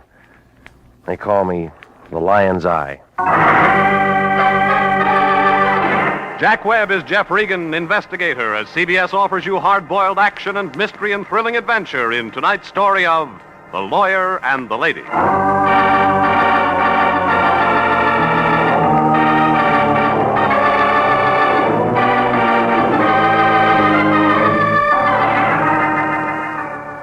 The Cosmopolitan Building's on 7th Street near Olive, downtown L.A.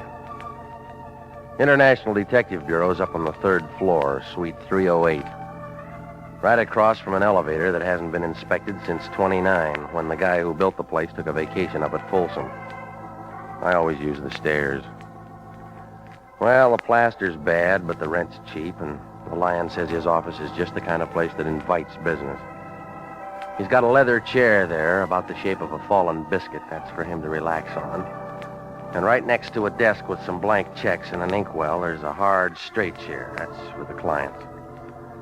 The Lion got mad when our last customer asked if the chair was wired. Well, when I walked in last Thursday night about 6 o'clock, he was staring at that empty chair. Wishful thinking. Regan! Christmas is coming. Well, that's news. It's the time of year when everybody's nice to everybody else. Somebody give you a calendar? I got better than that. It's a check. From who? His name's Kramer. He's a big lawyer. We need one again? He's our new client. He wants to see you. What about? He'll tell you. You tell me. I want you to be nice to him. He's a big man. His office is in the Park Central building. Abercrombie, Kramer, and Schmidt. A trio. It's an important legal firm in this city. Well, what's the job? I told you he'd give you all of it. Look, the last time I waited for a client to talk, he died. Now, look here. The kind of dough he pays, you could do janitor work for him and not ask questions. Well, you never learn. This is a certified check. Came by special messenger. He's waiting for you now. What else? The message said he wanted all this done confidentially. No police. You understand?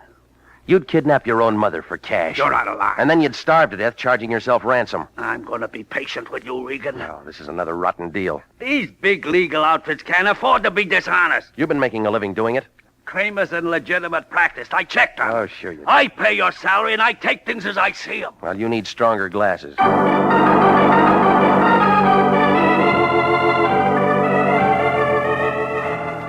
Well, I left him sitting there holding the check up to the light. He had both arms above his head. He reminded me of a two-armed slot machine. I walked the 4 blocks over to the Park Central building, and an elevator operator with a cardboard collar took me up to the 7th floor. Abercrombie, Kramer, and Schmidt had a flock of stables in the back with a fire escape. The names were hung out in silver, and I figured if they were ambulance chasers, they used a motorcycle escort. I opened the door and stepped into a green carpet that needed mowing. Then I heard a noise at the deep end where the trout stream should have been. She had hair the color of smoke, and the rest of her spiraled up to match. But she looked unhappy, like a termite in a granite quarry. She glanced at her typewriter, and then up at me, the Remington 1. We've already ordered our Christmas cards. Get them in July. Well, maybe I'm not selling. You should. You're the type. Kramer in? He might be, but he never sends cards. Doesn't believe in Christmas. Well, he sent my office a check. Did he? What office is that? I'm Regan, International Detective Bureau. Stick to greeting cards. Kramer sent for me. Oh? He wants protection, huh? You tell me. Maybe it's something else. Well, let's find out. In a minute. He's busy right now. What's the matter with Abercrombie? He's dead. Schmidt? Wishes he was. Palm Springs with a hangover. Yeah, real nice bunch. How long you worked for him? Too long. My jokes are newer. Well, Benny's making a move. Maybe he'll hire you. I don't like funny men. What do you do when you're not working? All depends on who I'm with. Thought maybe you were antisocial. That's Kramer's. I was ahead of her trying the door, but it was locked from the inside. She fumbled around on the desk and finally brought out a key. Kramer was sitting at his desk holding onto the front of his shoulder. His face was white and he wasn't feeling too good. Fire escape. He got through there. Emmy, call Dr. Sorensen. This wouldn't look good in the papers. No police. That's a big order. Well, that's a big hole in his shoulder.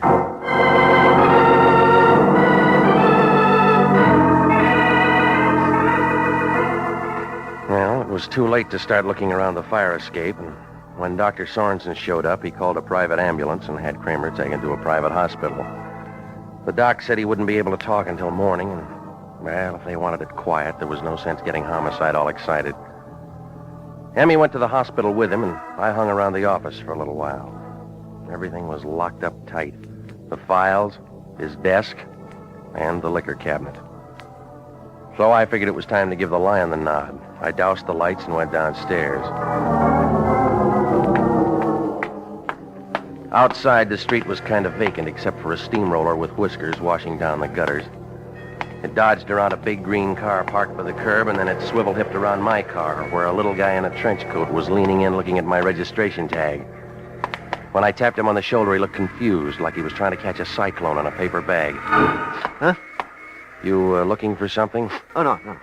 No, just, Looking. Yeah, that's right. Looking.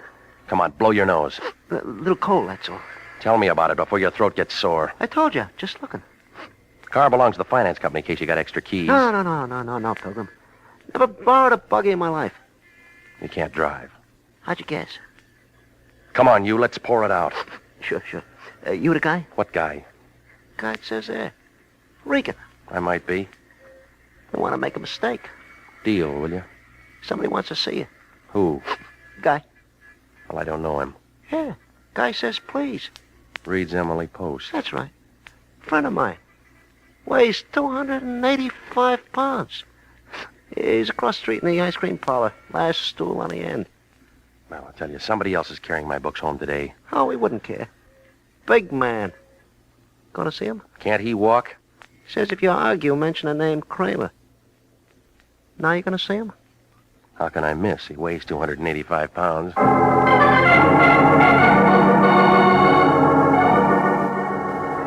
Oh, it didn't figure, but sometimes you look and nothing figures. Kramer had taken one in the shoulder, and before he'd been able to talk, the lights had gone out, and he wound up in a hospital. Well, somebody had an angle, and Maybe it was the guy across the street. I found him sitting all alone, about 300 pounds of beard in a plaid coat. He was picking all the strawberries out of his ice cream. Hey, you sent for me? Mm-hmm. Regan? You got it. Have something. Great banana split here. 4 kinds of ice cream. I'm on a diet. Oh, I never worry about things like that. It's a mistake. You only live once. Know me? You got a name? Spec Jameson. You know me now? You got a grudge with Kramer? Yeah. You shot at him from the fire escape. I did? When? Half hour ago? Anybody see me? No. That's good. How'd I do? He got it in the shoulder. He'll live. Up to that point, it could have been me. Well, it's going to make a good story for the police. For anybody. I'm clean as a whistle. You sure you won't have something? Now, look, I got a date, Fatso. Let's span this out. Oh, sure. How about Kramer? Oh, yeah. Where'd you say he was? Hospital. Oh, yeah. He hire you for protection? Maybe. Regan, you got a lot to learn about life. No, just about living. You catch on quick. To what? Now, you take me, for instance. Your complexion's not so good. It'll improve. Besides, I don't like trouble, Regan. Well, you'll have to get used to it. It's just there's some things a man can't stand. Can't take lying down. Name 3. No, I just want you to understand I know what I'm doing, that's all. And this is what I'm doing. All right, Regan. Back on your feet. Yeah, they serve that ice cream in big dishes, I'll don't give they? you a boost. Here's my hand. Take off the knuckles. Quiet, Regan. There's some more metal in my pocket. I don't need a Geiger counter. I said you were smart. Now get this. It's a clean sweep. You're staying out of it. Suppose I stick around. Then I'll unglue you.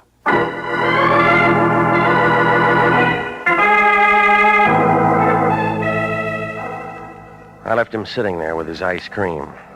Wouldn't have done any good to trade fists with him. But there was something in the way he talked about Kramer and the shooting that made it a Sunday puzzle. I found a phone booth and put in a call to the Lyon.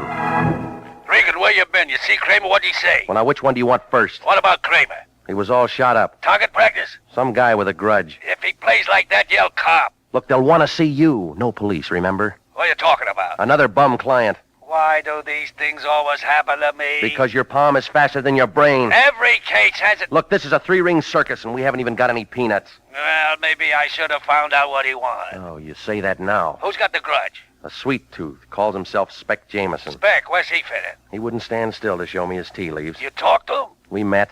When people start asking questions, we don't want to be stuck without any answers. You get out and run down some dope on this man Spec. What are you going to do? Don't worry, I'll take care of my end. Yeah, most people do. Well, this job had more ups and downs than the Berlin airlift. I turned the phone book over to some drunk with a beer breath, and I walked over a couple of blocks to the morgue. I mean, the one where they keep dead newspapers. I got a friend who works in the file room of the L.A. Times. After 15 years of it, he's got about as much adrenaline as an old magazine in the attic. Nope. No, I never heard of a Spec Jameson. Probably a nickname, isn't it? You know, Spec, short for glasses? Yeah, I caught the drift. Thought I was going to say spectacles, didn't you? Hey, look, let's try this for size. Now. Yeah. Big fat guy, but always hungry. Mention any friend? Kramer, and he wasn't a friend. Spec Adams in last Thursday's paper. What'd he do? Executed the same day in Sing Sing. Spec Jameson. Released from Quentin day before yesterday. Let me see. That's all it says. Served full 10-year sentence, continuous on 4 counts. Somebody threw a book at him. Yeah, maybe. Tell you in a minute. Try December 38. This case would have come up in November. Yeah, there we are. Yeah, you take these. Yeah. Hey, look at the funny skirts. Short, weren't they? Hey, here's one. War impossible, says Look, Senator. let's stick to the subject. November 17th, Jameson appeal denied. Read it, man. A lot of stuff. He was in the rackets. Go on. Judge said unusual completeness of prosecution's case made retrial impossible. Mm-hmm. Continuous sentence upheld. Who was the judge? Old Govern, he's dead. Oh, here's what you want. Special Prosecutor Joseph W. Kramer. Yeah. Excuse me. Uh-huh. Joseph W. Kramer was brilliant, Hello? relentless work for the forces of good in Los Angeles. It's for you. Okay, thanks. Yeah? Mr. Regan? Yeah. This is Emmy, Mr. Kramer's secretary. Are you always this hard to find? Well, that depends on where you look. Mr. Kramer wants to see you. You talking now? He's feeling much better. The doctor said it was just a flesh wound. What kind? 38. All right. Where's the hospital? It's a little place on Hawthorne. Mrs. Kramer will show you. Mm-hmm. If you don't mind going by the Biltmore and picking her up. I haven't got my car. Use Mr. Kramer's. It's in the garage there. Is she expecting me? I phoned. 15 minutes. Good. He wants to thank you for what you did. Well, what'd I do? Kept the police out of it.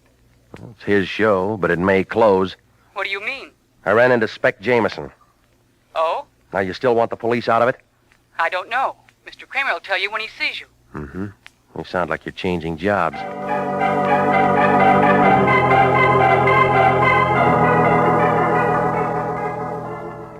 So I went over to the garage and I picked up his car and then I drove to the hotel entrance. While I was arguing with the cab driver, Mrs. Kramer walked out. 45, a little tired around the eyes. She was wearing a white sheet, double bed size, under a mink coat that must have set somebody back $10,000. She didn't look like a wife that Kramer'd have. I hope this isn't inconveniencing you. No, it's not. Are you sure my husband's all right? He's talking, according to Emmy. Emmy. She's there with him. She's his secretary. It's funny, isn't it? I'm his wife, yet she spends more time with him than I do. Well, that's business. Even now. When he's been hurt, she's there first. She was there when it happened. Of course. I guess I... Oh, never mind. You're a detective, aren't you? Yeah, that's right. Mr. Kramer hired you to protect him from that Jameson. I never found out. Maybe. I've been so worried about him. At the trial, Jameson said he'd kill him if it was the last thing he ever did. You know, I always thought it was taking an awful... Hey, take it easy, lady. You know the story. Emmy? She's young, pretty. I have to spend my time at bridge parties. Does it help? No. How long you been married to him? Next month, 18 years. I don't look the same way anymore. Neither does he. Funny what life does to you, isn't it? I was his secretary. Once. That's how I met him. Look, how far to the hospital? It's only a few more blocks. You go straight Hang down. on. What about Who do you know that drives a big green Nash? No one. Well, he knows us. Been following us since we left the hotel. What do you say? Is he still with us? Yes. I can't understand a thing like this happening. Why would anybody want to follow us? Maybe it's a friend of your husband's. Jameson? He tried once tonight. Maybe it'd be better to get you. I'm scared. All right, come on, get out. Mr. Regan! The green Nash had been tailing me. I shook it on the last corner. There are lots of them, but it might have been the same one that was parked by my car downtown earlier. Oh, it made no sense, but I wasn't taking any chances. Only before I could get the door open, the Nash came sliding around the other side of the block. I shoved Mrs. Kramer into the floorboards and slid under the wheel. A lot of glass got broken fast. By the time I could separate my teeth from the clutch pedal, the car had gone. I shook Mrs. Kramer, but she didn't shake. She was dead. You are listening to the story of The Lawyer and the Lady, tonight's adventure with Jeff Regan, Investigator.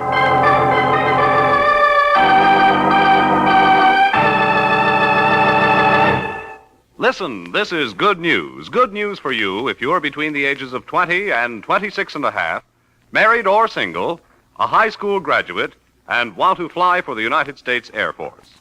Yes, the Air Force Aviation Cadet Program is offering you the opportunity to become a pilot officer in the mightiest Air Force in history.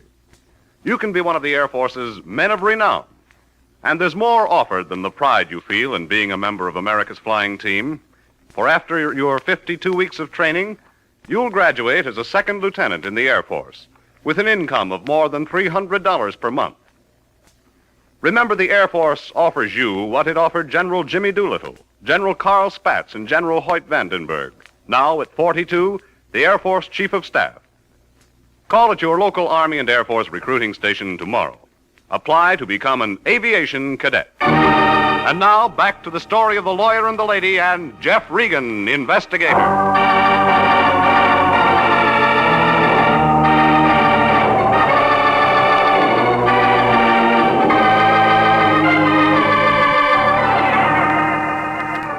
Well, it all made sense, like a Ubangi with a piccolo.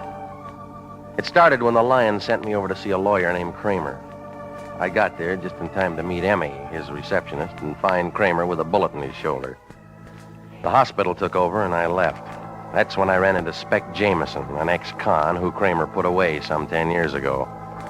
He turned out to have a lot of stomach and a big hate for the lawyer. And then I got a call from Emmy to pick up Mrs. Kramer. I did, and the shots began, and she ended up a candidate for the city morgue. Well, I called homicide, and they sent out some boys to clean up. I gave them what I knew, and I moved on out to see Kramer.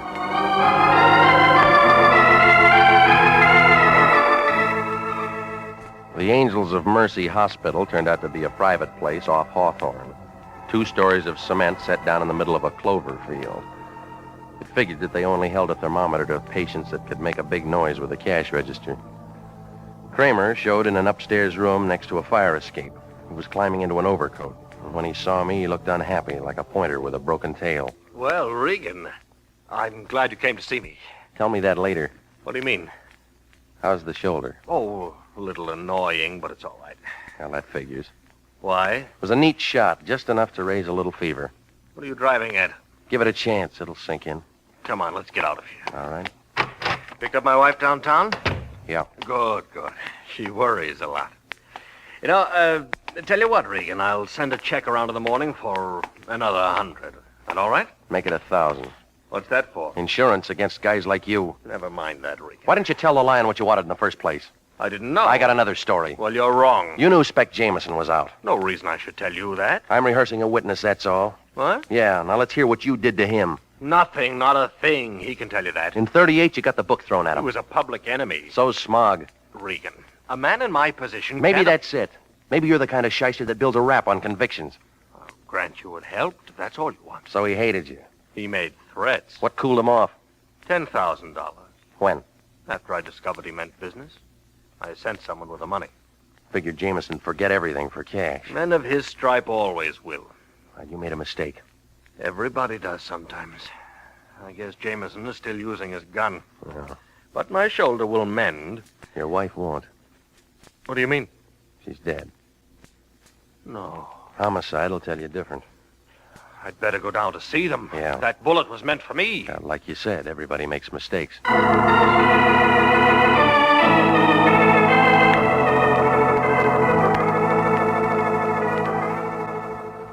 Well, we climbed in the taxi and headed for headquarters. Kramer looked confused. He mumbled a few words about what a good cook his wife had been, and how he'd always tried to protect her from the stuff that he'd done to make a success. He was the kind of guy that always figured it was better to make a deal than face facts. Now he had to face a backfire. Well, there were a couple of newspaper photographers in front of the place. Kramer's shoulders dropped a couple of notches, then he headed for inside. I started in behind him, but an arm stopped me. Regan, come here.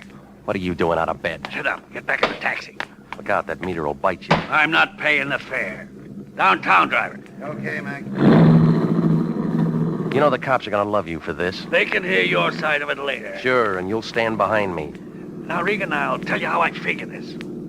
She gets killed. It was a mistake. Oh, now that takes a big brain. Kramer's got enemies. Said Emma enemy, Dylan the wife Regan to get Kramer. That's the last chapter. And we write the next one. Turn in said enemy, and we'll pick us up a nice fat reward. Homicide started with Jameson already. They're gonna be surprised. What do you mean? He didn't do it. How do you know? I look into things. That's how I know. Well, all right, big shot, open it up. It goes this way. 15 minutes after I talk to you, I put a call into the cops. Saying what? That I don't like my operator being threatened by ex-cons. What happens? You tell me. The police themselves take Jameson out of circulation. He was locked up before Mrs. Kramer got fogged. He's sitting in the Hollywood station house right now with a smile on his face. Talking? No, eating ice cream.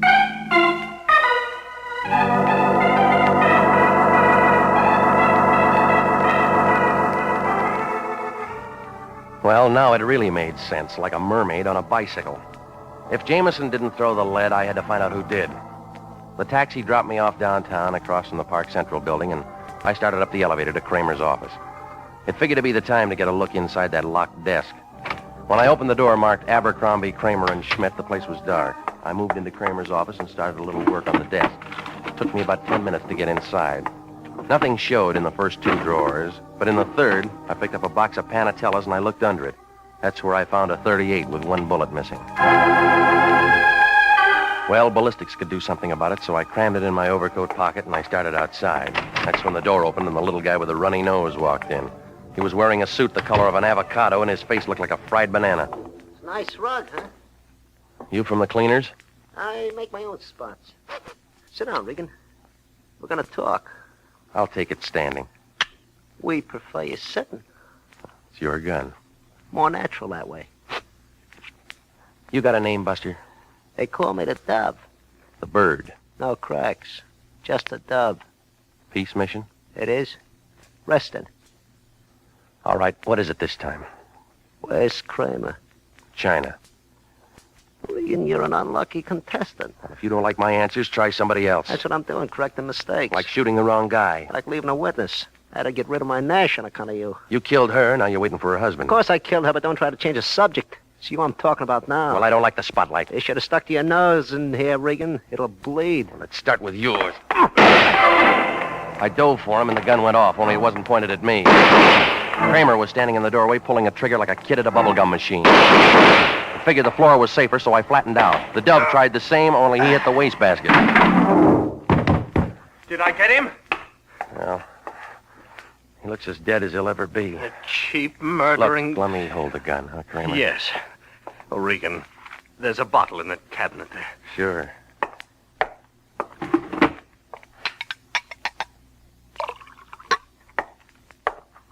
Here you are. Thank you. Now, what are you going to do now? I don't know. Call the police, I guess. I thought you were with them. I came down in their car to get some of my files. On the old Jameson case? Yes. You want to tell me? Oh, it's about as you know. He was a small-time grifter. I gave myself a big name by prosecuting him, built my business and the reputation it gave me. You told the police why he hates you? Oh, yes. I intend to stand trial for killing this man. You're growing up, Kramer. Who was he, anyway? The Dove. No driver's license. Oh, yes, here it is. Dove Duval. Regan, look at this. It's a lot of money. It's $10,000. Same amount of money I sent to Jameson to stay away from me. Looks like the chickens came home to roost, doesn't it? Mm-hmm. Yeah, it does. Well, police are waiting. I'd better go and tell them about this. Go on. You coming? No, I'll meet you there, Kramer. I got a late date.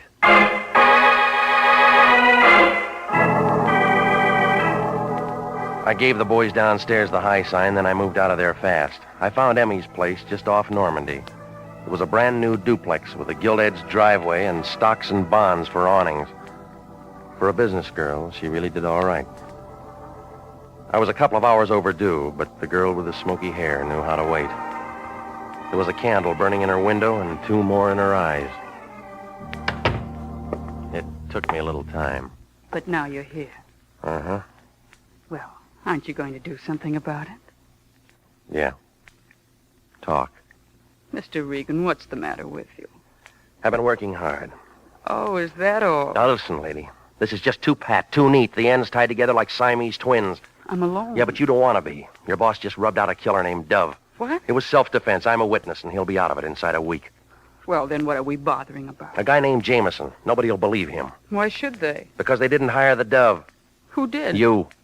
Oh, Mr. Regan. All right, maybe it was your boss. He primed me with a story about giving Jameson 10 G's. Only one ever saw that dough was the Dove. Well? That was his price for killing Mrs. Kramer. You're out in left field, Mr. Regan. I was working. You were keeping me outside till Kramer could throw a small bullet into his shoulder. Why would he do that? To point up that Jameson was still after him. But he was. I figured different. And homicide's gonna like my way. I don't even know what you're talking about. Well, this gun has a different version. Where'd you get it? Kramer's bottom drawer. And the caliber is gonna fit the hole in your boss's shoulder. Well, that's it. You've got it all now. Yeah. You know, you got a real nice hair. Yeah? That San Quentin water's gonna ruin it.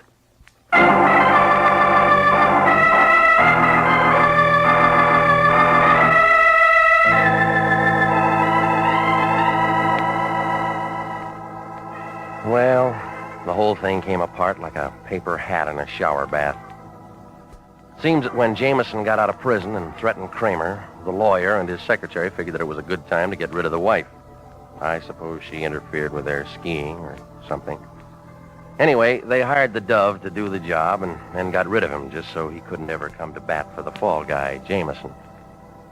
Yeah, they had a perfect frame fixed for him, and I was picked to decorate the edges, only it didn't work. Everybody was positive about this one. Kramer knew he was going to win. Emmy knew she was in for a big cut, and the Lion knew he was going to collect a fat fee. They should have all figured it. This is the year for upsets.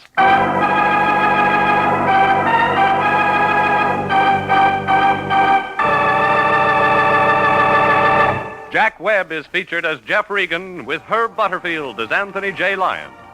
It's CBS at the same time next week for more hard-boiled action and mystery with Jeff Regan, Investigator. Written by Jackson Gillis and D. Jack Newman. Produced by Sterling Tracy. Featured in tonight's story were Carol Matthews, Marvin Miller, Lou Krugman, Herb Vigran, Mary Lansing, and Larry Dodkin.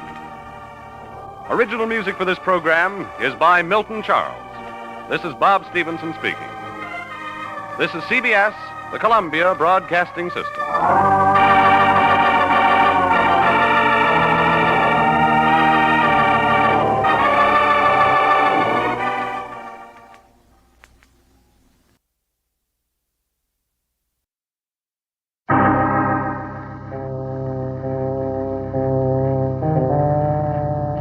My name's Regan.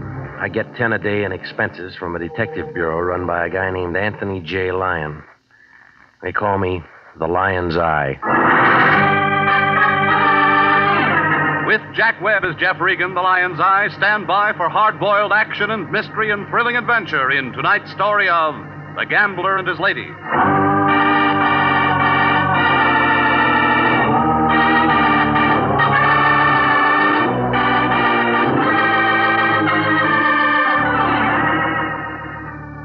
You find it in Hollywood, on Taft Avenue.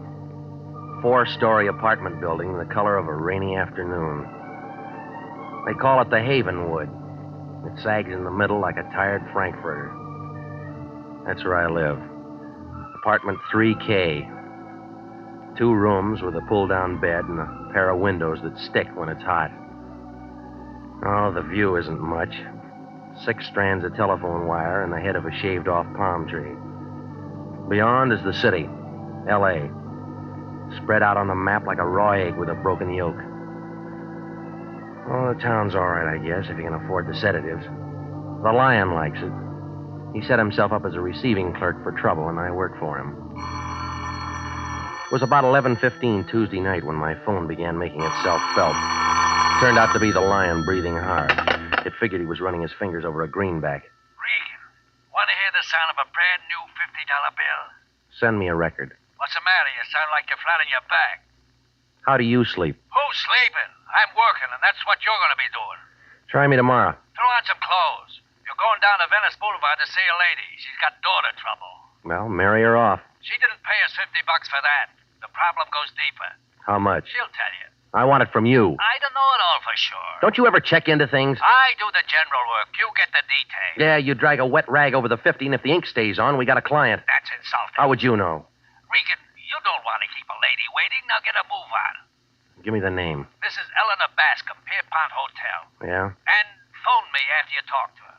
What for? I want to be sure it's legit. Do you care? Better make that call to me tomorrow after 10. I'm sort of going to be tied up till then. Doing what? Sleeping.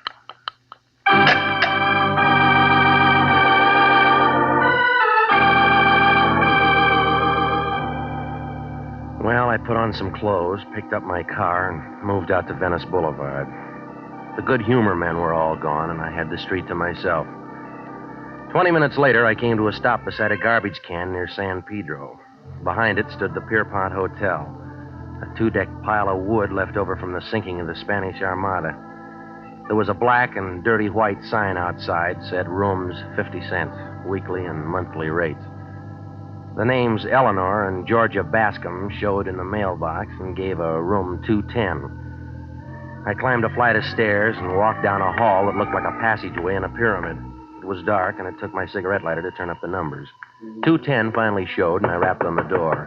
A bush of black and gray hair pulled it open. It was wearing a red kimono and an impatient look, like a tax collector in January. She was pushing 50 and looked tired. Yes? I'm Regan, international detective. Oh, yes, the Lyon's Eye. I've been waiting for you. Come in. I'm Mrs. Bascom. Eleanor or Georgia? Georgia's my daughter. Oh. I want to apologize for getting you out here this time of night, Mr. Regan, but it's urgent. The Lion said that the girl's the problem. Huh? Yes, How old is she? 22. Who's the man? How'd you know there was a man? Well, what other kind of trouble would she go after? She's a good girl, Mr. Regan. She always has been. Until now. Huh? That's what I want to know. Well, she's old enough to call her plays. That's not the advice I'm paying for. Where'd you get the 50? It took a lot of saving. All right, give me his name. Louis Desmond. Gambler, card sharp, bookie, all-around con man. He's got a card room out toward Gardena someplace, the Five Aces Club. What does your daughter see in him? Oh, it's this place. The way we have to live. She's tired of having nothing. I've tried, but she's looking for a change. And taking a wrong turn. I'm not sure yet. Yeah, other girls have it real tough. They go to work. Well, we had a little trouble in the family once. It shows up if someone starts looking. When can I talk to Georgia? Well, you'll have to work that out yourself, Mr. Regan. What does that mean? She put some clothes in a suitcase and left earlier this evening. That's why I had to call you so suddenly. Where'd she go? Louis is a real bum, Mr. Regan. You talk like you know him. We've met. I want to know just what's going on. If Louis is forcing her into anything crooked. She force easy? A fur coat makes a young girl do a lot of things. Yeah. Oh, here's a picture of her. You may need it. Not very good, but the only one I've got. I'll make it work. That's about all, Mr. Regan. Get in touch with me as soon as you get something. Okay. Oh, Mr. Regan. Yeah. As you can tell, I'm the kind of person who sometimes gets hysterical over things, but I'm also the kind who demands results. You sound like a radio commercial.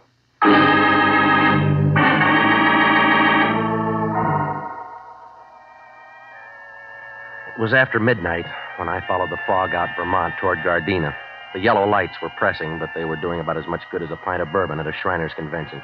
I wound around the flatland for a while before the Five Aces Club turned up by a bend in the road. It looked like a blue wart with a neon sign. There was a front door and a back one, and a couple of pairs of shoulders standing at each.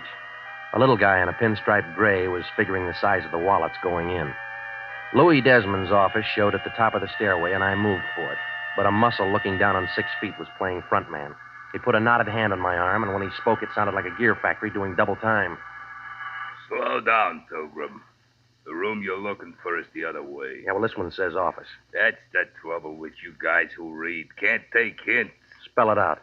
Beat it. Not until I see Louis Desmond. What's your business? I'll tell it to him.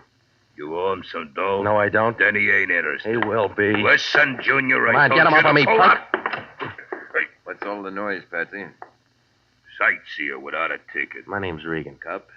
Maybe. You want me to bounce him down the stairs, boss? Maybe. What do you want? Talk. That's always a waste of time. Not if it's about Georgia Bascom. Come on in. Never saw you around here before, Regan. No, I can't afford it. Oh, don't say that. Some people go out of here with more than they come in with. Yeah, you. Guess you're right at that. Cigar? No, thanks.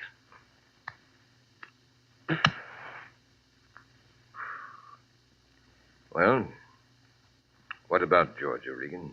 You tell me. That doesn't add. You came to see me. She's got a worried mother. They're all like that. Now, this one figures you're doing a little forcing. Oh. You'd know more about that. Give me a clue. Blackmail, maybe? You're a kick. Arthur Godfrey'd love to get a hold of you. I come too high. Let me give you some good advice. Go home and pull a blanket over your head and say it's all a bad dream. You know, you talk a lot, mister, but you don't say much. What's the hold on Georgia? All right, wise guy. Honey. Come over here, baby. Regan, you know this girl? I've seen a picture. Georgia, this is a peeper named Regan. He come to rescue you. But what for, Mr. Regan? $50? My mother gave you that to come and take me back? Something like that. But I can't go. Why not? Well, Go ahead. Show him, baby. look, Regan. 3 carats. With a wedding band to match. On what dice table did you pick those up? Stop the noise, Regan. Congratulate the lady. Not on a bad mistake. Listen, Shamus. Oh, never mind him, Louis. He doesn't matter. When did the furs come? Louis said soon. Tell Mama we're married and not to worry. We're going away for a few days. Ensenada for some gambling and fishing. You won't enjoy it. Sure I will. You'll be in L.A.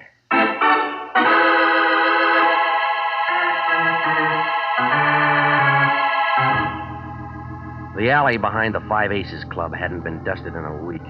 My brown flannel suit fixed that.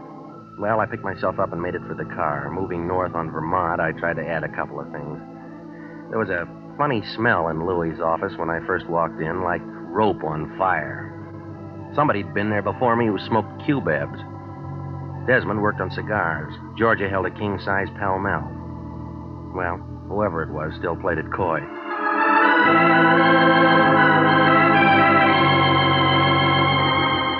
About 1 o'clock, I started raising a small campaign with the Lyon's door knocker. His dream must have been a real good one because it took him 10 minutes to get to the door. He was wearing a nightgown, and he looked like a poor imitation of the Fisk tire ad. All that was missing was the candle. Regan, I told you not to bother me until after 10 a.m. It's no bother. Get out of here, let a man sleep. Your dreams will be bad. What do you mean? You just lost a client. What's the matter? The money phony? Georgia Bascom married Desmond. There's nothing I can do about it. Well, think of something. Say you married her first. You're out of your mind. So it's a bad idea. Get a good one. Yeah, I already have. What is it? You give Mrs. Bascom her case back. Well, you can't do that. Try me. Think a minute, Regan. She's come to us for help. A lonely woman with no place to turn entrusts her trouble to International. You got that 50 spent? It's not the money. It's the moral obligation. Oh, stop it, will you? You don't give blood anymore since you found out somebody'd pay for it. You're getting out of line. You're the only guy in town who can turn a shaving cut into a bankroll. That's enough. Well, let's do it this way. You go over to Mrs. Bascom and give her the lowdown. Let her decide if she wants you to carry on or not. You sure go to a lot of trouble for a 50. I need a lot of new stuff around the place. Well, it's close to Christmas, right to Santa Claus.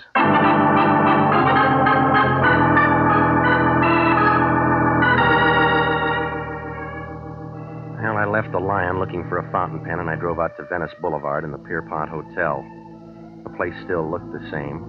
A black Nash was parked up the block, the motor going. A couple of cats were doing a duet on a garbage can. I climbed the stairs to the second floor, and I started down the hall for 210, walking real easy to keep the boards from creaking, but somebody else didn't care about the noise.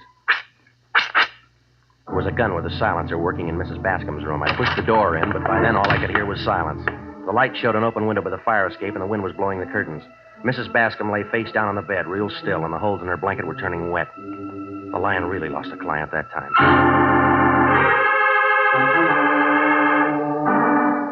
Well, it didn't take Sanducci and the boys long to get there. The fingerprint man and the photographers went to work in the room. Sanducci picked me. He had a grouch on like a fat lady in an upper berth. What's the matter, Regan? You get lost? What do you mean? You're pretty far from home. Well, I get around.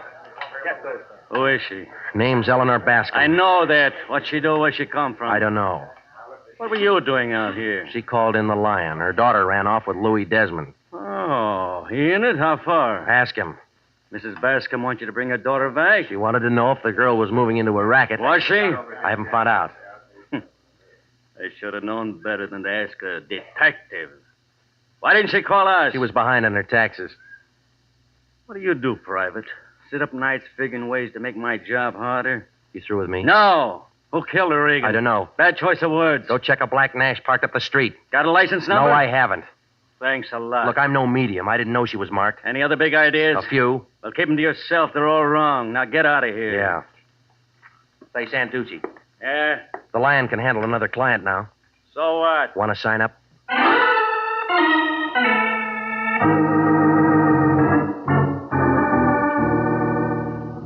Well, I went home and slept. Coffee and warmed over biscuits at the drugstore took care of breakfast the next morning. Then I checked the phone book. Louis Desmond's home address turned up on Rodeo Drive in Beverly Hills, and so I drove out there. It was on a corner. A 2-story colonial place with white colors and green shutters. The doorbell sounded like a second chorus at the Hollywood Bowl. The Japanese maid let me in, and I waited in the anteroom. That's when I caught that peculiar smell again. Somebody had just been there who smoked those Q-Beb cigarettes. Well, a couple of minutes later, a tall blonde fighting 30 stepped up to me. She smelled like she just crawled out of a bottle of Platine. It was a bright morning, but she had the kind of look that had you wishing for an eclipse. Well, what do you want? Louis Desmond. Census taker? No, What's he done? I don't know yet. Where is he? I don't know where he is. He didn't come home last night. Lots of work at the office? Card room out in Gardena. Lots of work out there? He didn't say. He doesn't tell me everything. Should he? Depends on what you think of your marriage vows. Who are you? His wife. Want a drink, mister? Sure. What'll it be? Yours? Bourbon. You pour. I don't know when to stop. All right.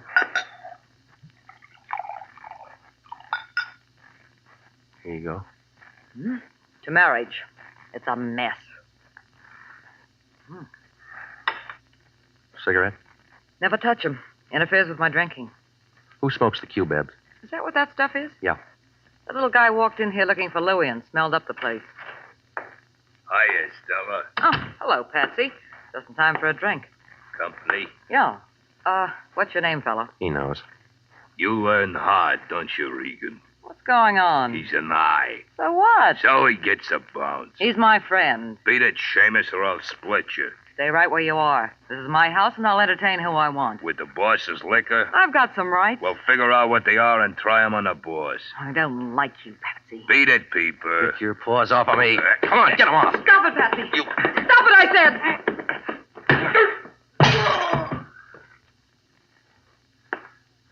Well, you hit him pretty hard, lady. No, I didn't. His head's soft.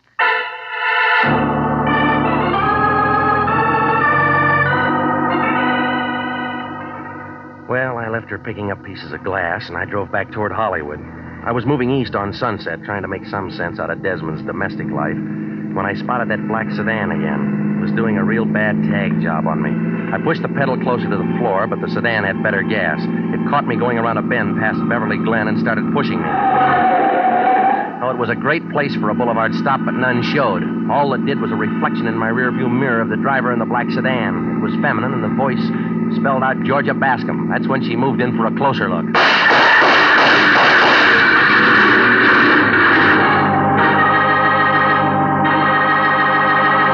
You are listening to the story of the gambler and his ladies, tonight's adventure with Jeff Regan, Investigator.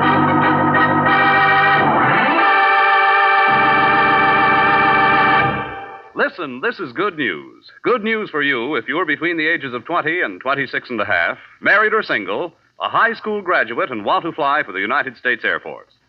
Yes, the Air Force Aviation Cadet Program is offering you the opportunity to become a pilot officer in the mightiest Air Force in history.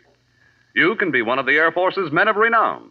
And there's more offered than the pride you feel in being a member of America's flying team. For after your 52 weeks of training, you'll graduate as a second lieutenant in the Air Force with an income of more than $300 per month.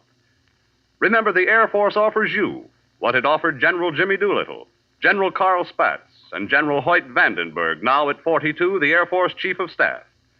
Call at your local Army and Air Force recruiting station tomorrow. Apply to become an aviation cadet. And now, back to the story of the gambler and his ladies and Jeff Regan, Investigator.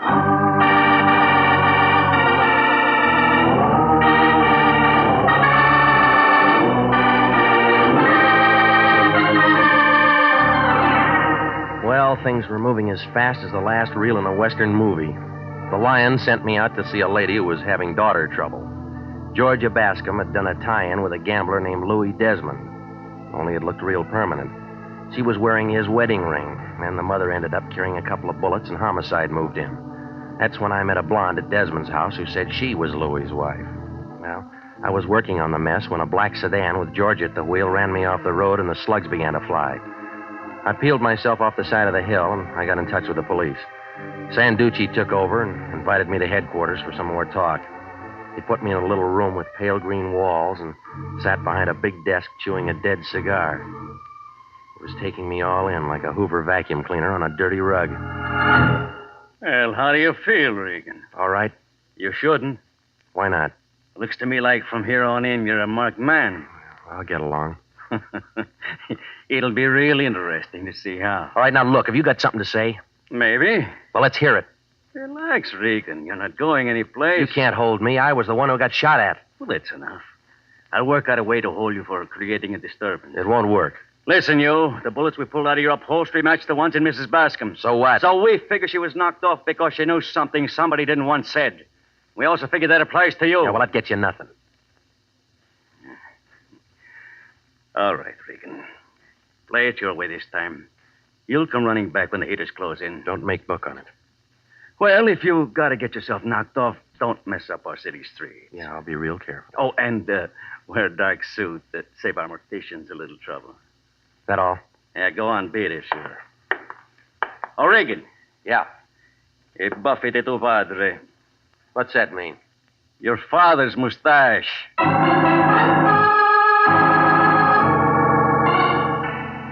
Well, it was late afternoon by the time I walked out of headquarters. The sun was still working, but it was cold. The cab driver, with a lot of conversation, drove me to my place over on Taft. When I opened my front door, I smelled it again, those cubebs. A small face was sitting on my sofa, sucking on them. It belonged to a guy who had to stand on a box to see over a fox terrier. When I shut the door behind me, he ground the cigarette into an ashtray and turned on a nervous look like a pig in a football factory. Your landlady let me in, Mr. Regan. I hope you don't mind. I have to talk to you. We met before. We did? I don't remember. Just me and your cigarettes. Huh?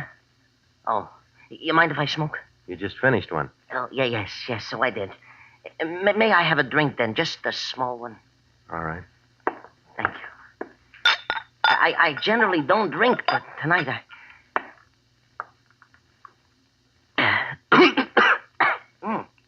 Yeah, thank you. Now, I barely know where to begin. Well, you better figure it out. You haven't got much time. Yes. Well... Start with a name. Is that necessary? Yeah, it is. Loper, Max Loper. I'm a businessman. What kind? What kind? Furrier. Yeah, I'm a furrier, Mr. Regan. All sorts of furs. Ermine's nice. Generally, I prefer sable, but it depends on the woman, you know. What does Georgia get? You beg pardon? Let it go. I'm not the man I used to be, Mr. Regan. My fortunes have changed. Yeah, it changed. I think I better have that cigarette. Save it for later and start making sense.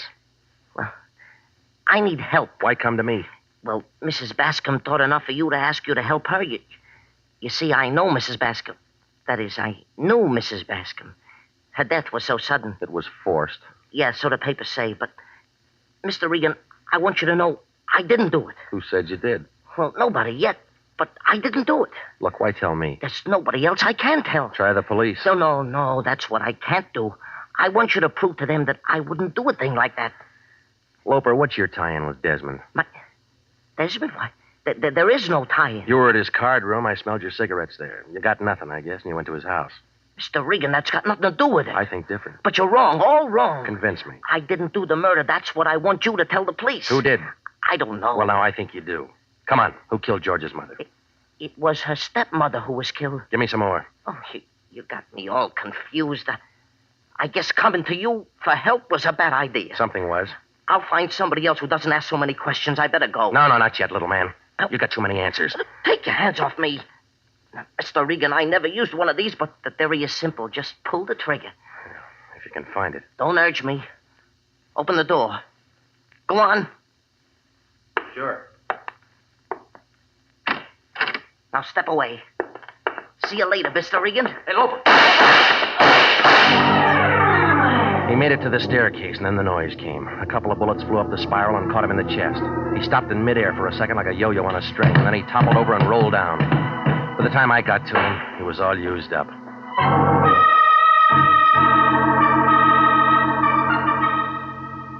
Well, I called into homicide, brought some of the boys out, and they took care of him. A fat guy with a head like a plunger took him pictures for a paper, and a girl with a leaky fountain pen got the story. It took about an hour and a half to clear my place. But the minute the crowd moved out, the Lion moved in. He had a sheet of paper in one hand, and his face was lit up like an old maid at a cocktail party. This concerns Louis Desmond and Georgia Bascom. You interested? Yeah? Desmond's got a wife, and her name's not Georgia. No, it's Stella, and she's a ripe candidate for a drunk tank. What else do you know about her? She's jealous. Well, there's no record any place of a divorce or of a marriage between Georgia and Desmond. That whole setup's a phony. Tell me why. Georgia's father, named Peter Bascom, was a furrier, and he was once in on a fur job with the same Louis Desmond. Go on. The old Bascom ended up with a bullet in him, and Louis with a pile of dough. How did it work? I can't find out everything. You got to do something. You know a Max Loper? Never heard of him. You got an address on this Georgia. The Lorena Hotel, room 406, on Catalina off Wilshire. All right. The way I figured, an insurance company might be real interested to get hold of her. No, the gas chamber's got priority. We figured the swindle first, collect the fat bonus, then let the city handle her any way it wants. Call me when you get it all sewed up. What are you going to be doing? Resting at home. I'm all worn out. Yeah, well, that figures. You've been doing a little thinking.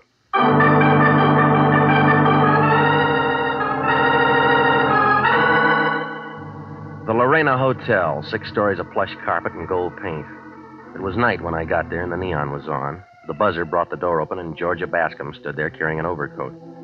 She had her purse under her arm and it figured she was leaving. When she saw me, she turned on a surprised look. Oh, Mr. Regan. Moving out? Just a little errand. It'll keep. Shut the door. Now, see here. Shut up. Well, that's a lot of nerve. Don't let it bother you. There are bigger things. Like what? A fur job you and Louie are working on. What are you talking about? And a little murder. Throw your purse on the sofa. I will not. Come on, lady. It's getting heavy. Now open the closet door. Come on. There. I hope you're satisfied. I'm not much on fashions. Read them to me.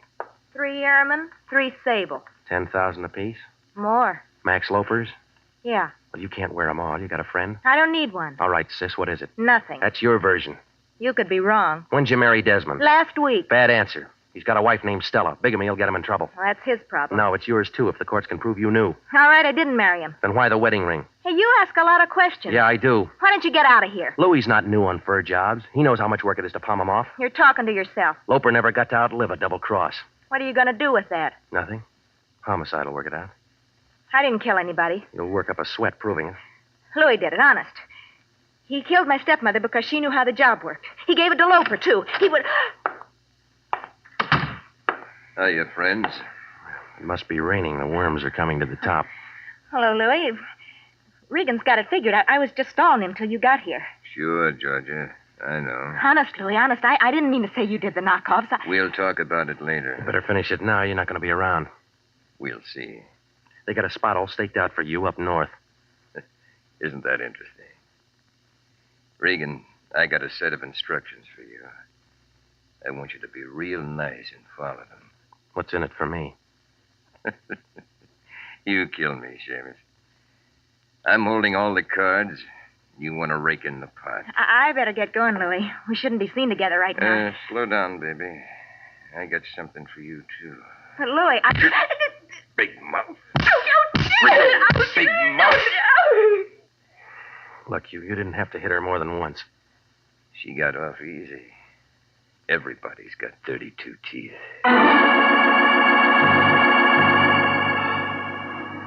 Desmond moved us out of the apartment and down the hall. Georgia was beginning to sob, but Desmond wasn't impressed. He held the gun under his coat and walked behind us careful, like an elephant on a crate of eggs. The button brought the elevator, and the 3 of us went in. And then it started down. When the door swung open on the first floor, a whiff of bourbon came floating in, packing a .32. Louis turned white. Stella. Stella! I told him if he kept messing around, he was going to have trouble at home. You want to give me the gun? No.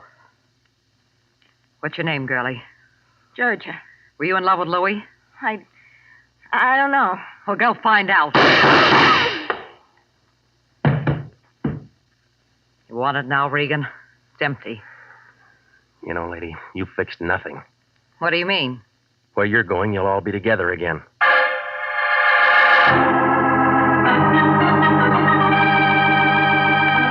Well, it was all over fast, like a $1 dinner. The coroner's office sent out some boys for Georgia and Louie, and Sanducci picked up Stella. Desmond had himself a pretty good thing. Do a tie-in with a furrier and move the furs across the border with nobody making a fuss. Oh, it was slow work, but $10,000 a week's pretty good pay, and it was real safe. Loper wasn't going to say the furs were even stolen until they were turned into money. Of course, he never got to say it at all. Everything would have been all right if Stella didn't see green every time Louie saw blonde. Well, the insurance company thanked us for what we did to expose the fraud. The Lyon was unhappy. He said they should have shown their gratitude with something more lasting. They gave it to him, a 1949 pocket calendar.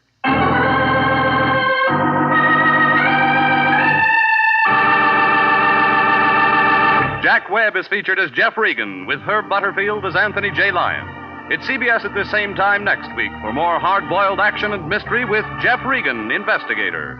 Written by Larry Roman, produced by Sterling Tracy. Included in tonight's cast were Mary Lansing, Marvin Miller, Pat McGeehan, Lorette Philbrandt, Jack Petruzzi, Yvonne Patey, and Sidney Miller. Original music for this program is by Milton Charles. Bob Stevenson speaking. This is CBS, the Columbia Broadcasting System.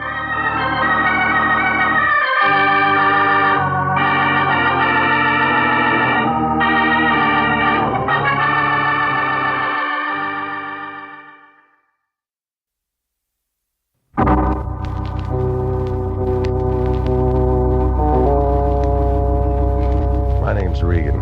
I get 10 a day in expenses from a detective bureau run by a guy named Anthony J. Lyon. They call me the Lion's Eye. Jack Webb is Jeff Regan, Investigator, as CBS offers you hard-boiled action and mystery and thrilling adventure in tonight's story of the man who lived by the sea.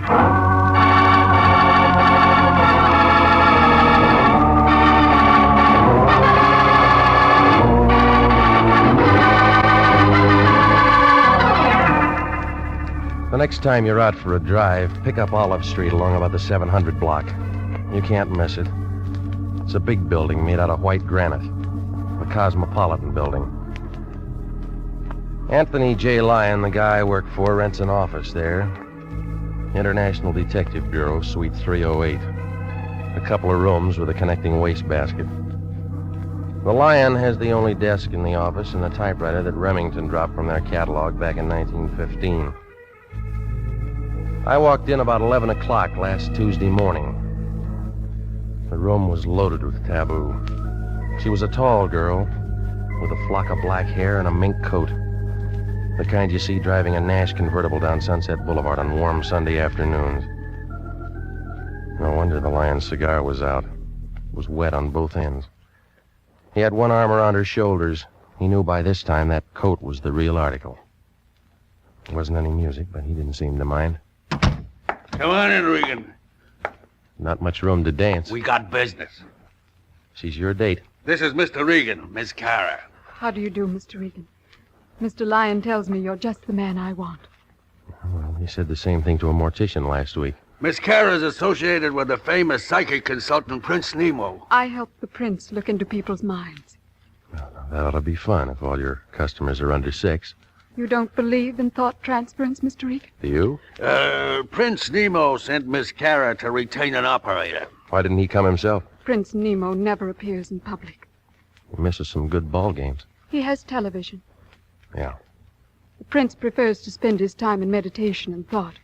I handle all of his outside contacts. Regan, I want you to drive out to Prince Nemo's home in Ocean Town with Miss Kara and speak to the prince. What kind of a retainer did he send you? We don't discuss finances in front of clients. Oh, this is another blind spot. You don't know what this guy wants? He said it's a very delicate matter, and he wants to explain it to you himself. Oh, sure. She waltzed in here with a check, and you'd sell your grandmother to a glue factory for $2. Is there any way I can reassure you, Mr. Regan? Buy me a battleship. You got a license and a contract with International. You want to tell me about it, lady? Prince Nemo was very excited this morning. He called me in and told me to make the arrangements. It's not enough script. He never tells me anything. I just work for him. Will you please? All right. Here's a nickel. Call me and tell me what's up. Suppose I can't. Then you got something for your piggy bank.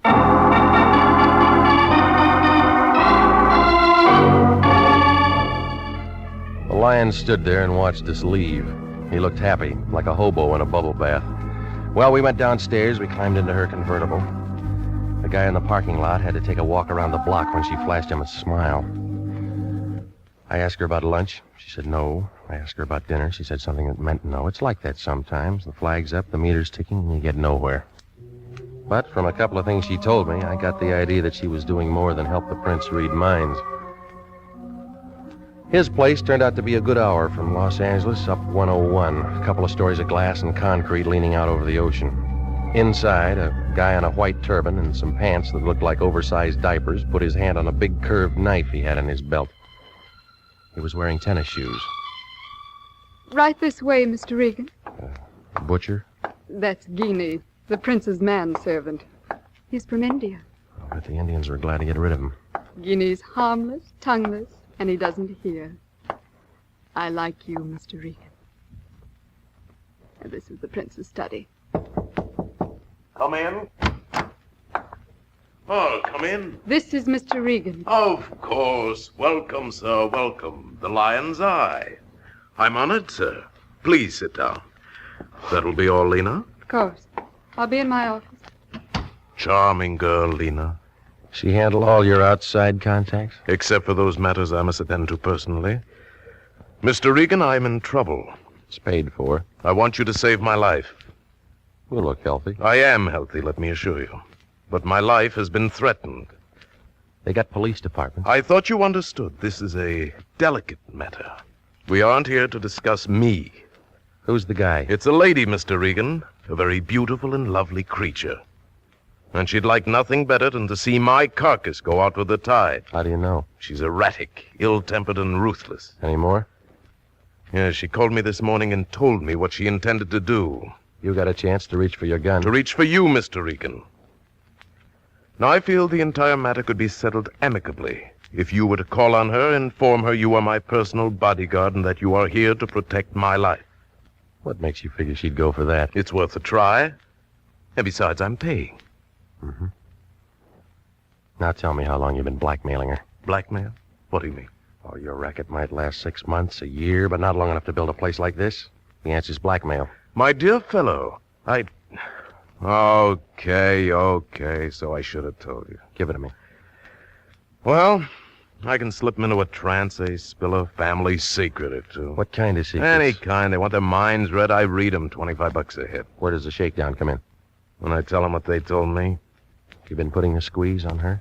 She's an actress. She was in on a deal at the studios. And she won't shake. She said she'd blow my head off. Look, I'm in a spot rig, and she's the kind who'd do it and make love to the jury. Give me a name. Doris Patrick. Never heard of her? Where's she live? Palisades. Here's her address. All right. You going over to talk to her now? Well, she isn't gunning for me. Oh, thanks a lot, Regan. You know, I've been sweating. It's real good for a cold. Yeah, I'll try and catch one. You guys yell real loud when they answer back. I'm just thinking of my future, Regan. I won't look good dead.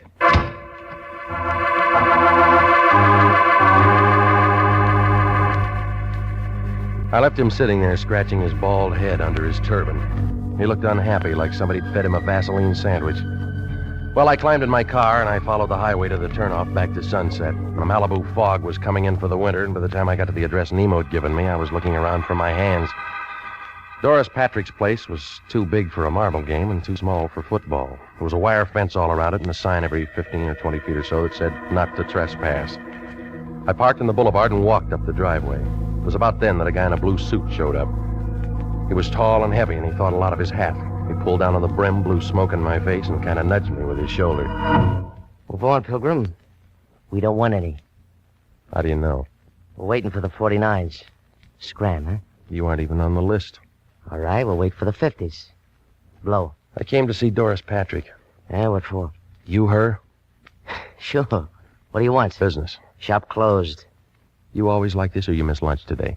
Look, I don't know who you are, Pilgrim, but you don't understand English. Well, I know you. There's something about a guy in the lineup. Yeah? He memorizes easy. Cop? Private.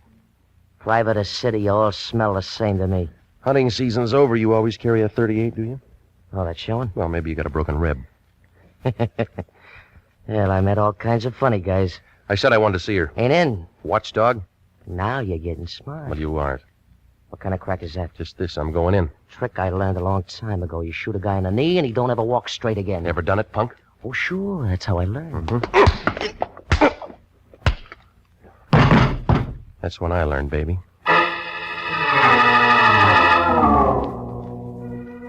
He slumped against the side of the wall, and he looked tired, like he'd been running from Compton. Well, I left him there, and I went up the driveway to the porch.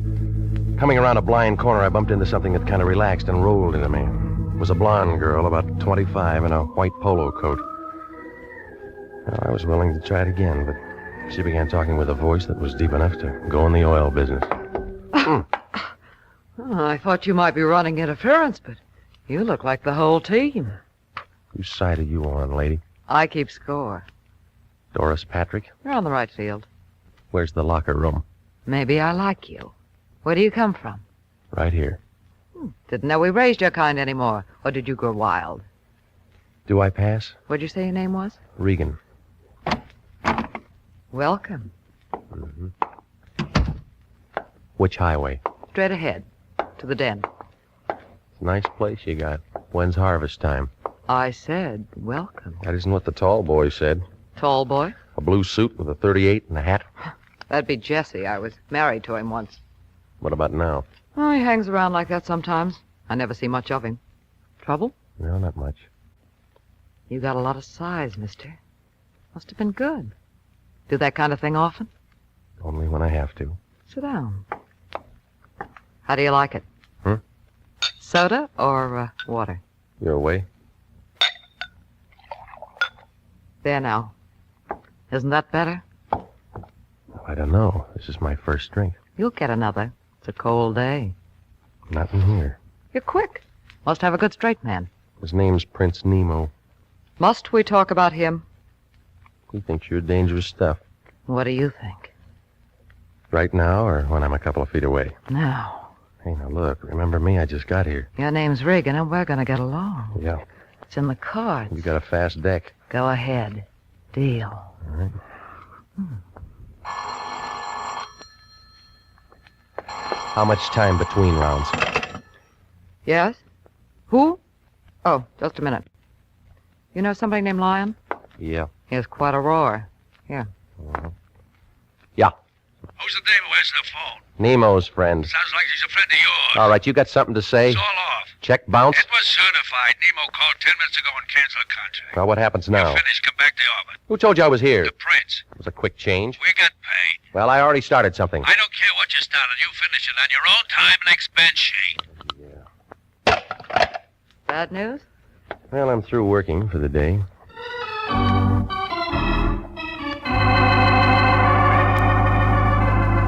Well, I was an old friend of the family when I left. She didn't want me to go, but I was thinking about Prince Nemo and the way that nothing made sense. Oh, the whole thing looked phony, like an undertaker in a white derby. It didn't take 20/20 vision to see that somebody was getting anxious to make a play. Well, by the time I got home, I figured I was out of it. But my company had other ideas. It was Jesse, and he had friends.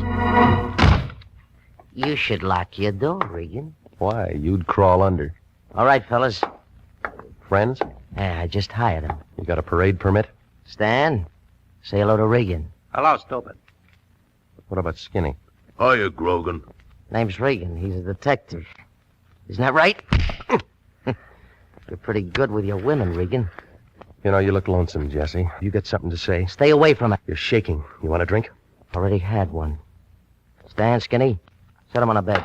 Let go. Oh, Regan, once more. Once more. Stay away from her. You said that before. I want to make sure you understand. Stan, Skinny, hold his arms.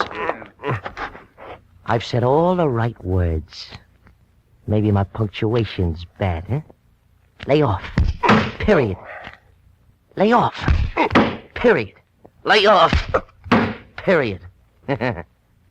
Okay. Okay, leave him on the bed. Hey, he rolled off. Oh, that's fine. Fine. Now he won't have to change his sheets. Well, Jesse was good. When I got up, my face looked like a relief map of Pasadena. He was wearing a signet ring. He left out some of the boulevards, but the Rose Bowl was right out in front. I found a drink in the cabinet, and I started for the mirror to see what was left. It was about then I heard a knock on the door. He was a little guy in a cab driver's suit. It figured that he got the job because they ran out of big uniforms. They double-crossed him on that cap. If it wasn't for his ears, he'd have been wearing a snood. Hiya. Yeah? Football? What do you want? Your name Regan? That's what it says in the mailbox. I met a friend of yours today. Get to the point, will you? A dame named Lena Cara. Yeah, Lena Cara. Some dish. All right. You're in the register. Wait, that ain't all. She wants to see you. What about? Didn't say. Just said to see if you was home. You home? Yeah. I got her down in my cab. We'll send her up. I don't think she can make it. What do you mean? She looks kind of funny. Maybe you better come down?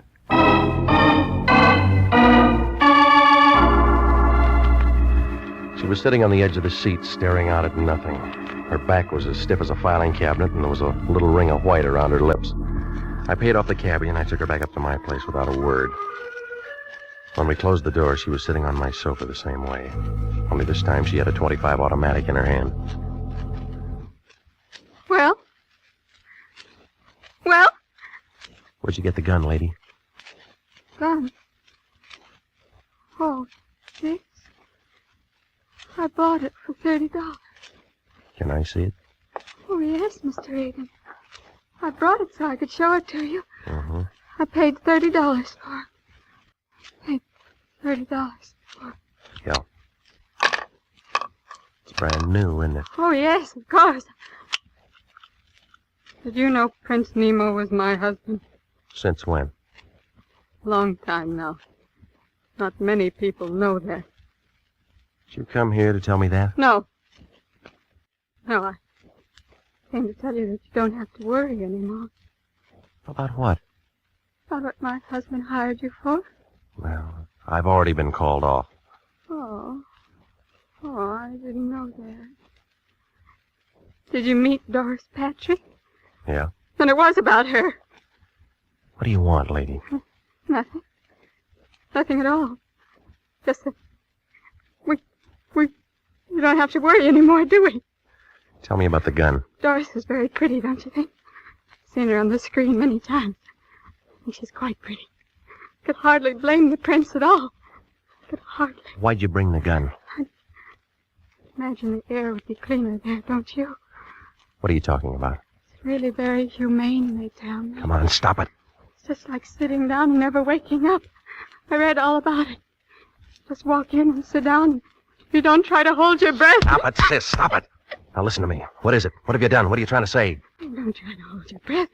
You go right to sleep, don't you? You're trying to tell me that you killed him? They don't make such a great deal of noise, do they? Left him sitting there in his house by the sea. He looked very much alive, only...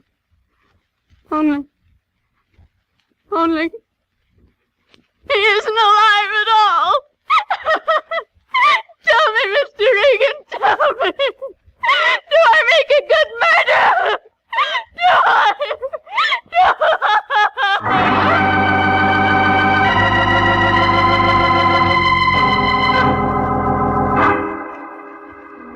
Well, after she got through screaming, she settled down to a slow, even kind of giggle that started somewhere around her shoelaces and didn't get past her knees.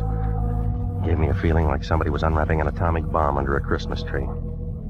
Well, she wasn't going to do any more talking, so I went downstairs and brought back a doctor friend of mine named Sammy Wing. He had his little black bag with him, and he gave her a shot of something. She wilted like last night's orchid and went to sleep. Sammy wrote down a couple of things, and then he looked up at me. Some playmate. Wish I'd have been here for the party. How is she, Sam? You know her better than me. No, is she going to be all right? In 4 or 5 hours, she'll wake up and want some water. And then what? She might ask you what happened, or it might start all over again. By the way, what was it? I don't know. She came over to see me. I should have visitors like this. I've been working too hard. She said she killed a guy who was a client of mine. Maybe I'm lucky at that. Why the past tense? The Lyon called me off the case. Official, huh? Yeah. You got nobody to protect. Where's the corpse? At a house in Ocean Town. Here, call the police. And you and me can go out and do our Christmas shopping. Oh, she said she used this gun. A .25, it killed people. No, Sammy, there's a bullet jammed in the chamber. Dames don't know how to reload. It hasn't been fired. Ballistics got better ways of telling. She's pretty and she's nice, and I'll bet she looks like $1 million in a bathing suit. But if I'd have met her within the last 3 hours, I'd have run for help. Was that professional? Acute hysteria. The kind that pops off guns and people and does a lot of things they can't remember later on. Call Sanducci. Look, it doesn't figure she'd do it with this. Maybe she had another one. While you're at it, call the coroner. Tell him to go out there with some DOA forms. No, I'm going first. Corpse hunt? Just an idea. La Brucherie had an idea. Yeah. This dame's bipped somebody, and she's told you her story. Well, I don't like it. What do they do when a private eye messes up an open and shut murder case? Sammy, stay with her, will you? There's some bourbon out in the kitchen. Maybe both of us will get our pictures in the papers. I left him sitting there. He looked sad, like a water buffalo caught in a drought. I pushed through the fog for about 40 minutes, and I pulled up in front of Nemo's place in Ocean Town about 9:30. It was dark enough to give a ghost the creeps. I used that ring of keys that I'd taken from her purse, and I went inside. It smelled dry and still, like somebody was waiting for the world to fall apart. I clicked on my flash, and I walked down the long hall to his office. Well, he was there, just like she said. And there were 3 holes in the front of his shirt, close range, but it wasn't the laundry's fault. He'd been dead maybe 2 hours. The desk drawer showed some canceled checks made out to Doris Patrick. While I was thinking that over, I spotted a .38 Smith & Wesson on the floor by his hand. Lena had been carrying a .25. I broke it, and 3 cartridges fell out. From the looks of the holes in his chest, the .38 was the gun for the job. Well, that made her story and the .25 a fairy tale. While I was kneeling there, a light went on behind me. A fat man wearing a sheriff's star was standing by the switch. A tall leather jacket with a flashlight in his hand was in front of me. I began to feel helpless, like a trombone player with a short arm. Scavenger hunt, son? You don't talk, Charlie. Ain't much for him to say, is there, Cap? Yes, not. Well, son? You're going to be calling me names. What do you like best? Killer, murderer, slayer? Papers use slayer a lot. I don't like any of them. Kind of breezy for a hot boy, ain't you? You mind giving me a name? Regan. I'm with the International Detective Bureau. It's Regan, Cap. He's with the International Detective Bureau. Got a card or something, son? Yeah, here. Oh. This guy here, a friend of yours? My client once. What'd you do for him? Okay, tell me this. Why'd you plug him? There's another story. Any good? Better than the one you got. You'll have a hard time selling it. It's a fix. Oh, why you want to say a thing like that? How long you been on the force? Easy, Regan. Me and Cap's being nice. Phone call a little while ago. Funny kind of voice. Said we'd find a stiff here. We didn't say we'd find you. Yeah, you're extra. The dame who worked for him told me. You tell homicide? No. That was a mistake. Where's this girl now? Name? Charlie, call a coroner. Ocean Town is just a small place. Only me and Charlie around. We borrow from the county when we get something like this. Well, I can find you a real answer in an hour. You got ideas? Lots of them. You can tell me all about them later. We got a corpse, we got a suspect. You know that's good. Even a weapon. I'll have an alibi when you check the time of death. We'll worry about that later on. All right, son, let's go. Well, I had about as much chance as an elephant in a tea room if those 2 locked me and booked me. I leaned back into his gun, spun around, knocked his wrist down. He pulled the trigger. But I'd already hit the light switch, and he was making rockets in the dark. I left my car there and cut across the highway and doubled back up the hill. They spread out in the wrong direction.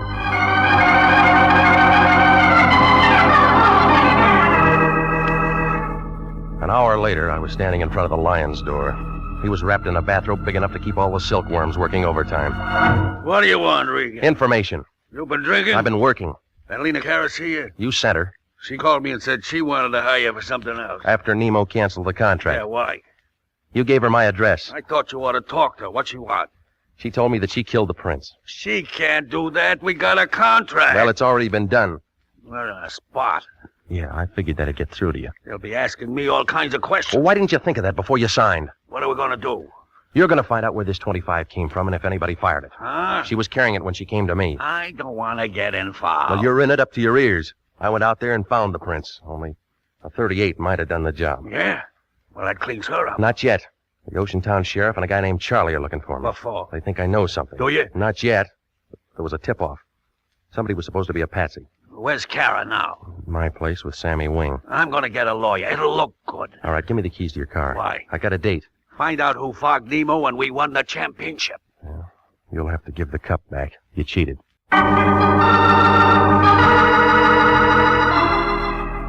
I drove back out to Doris Patrick's place in the Palisades, and I rang the bell and waited.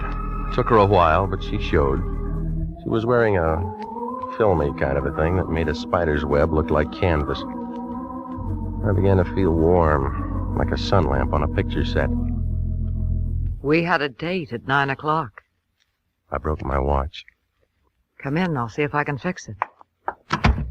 I'm great with the Swiss movement. Yeah, it shows.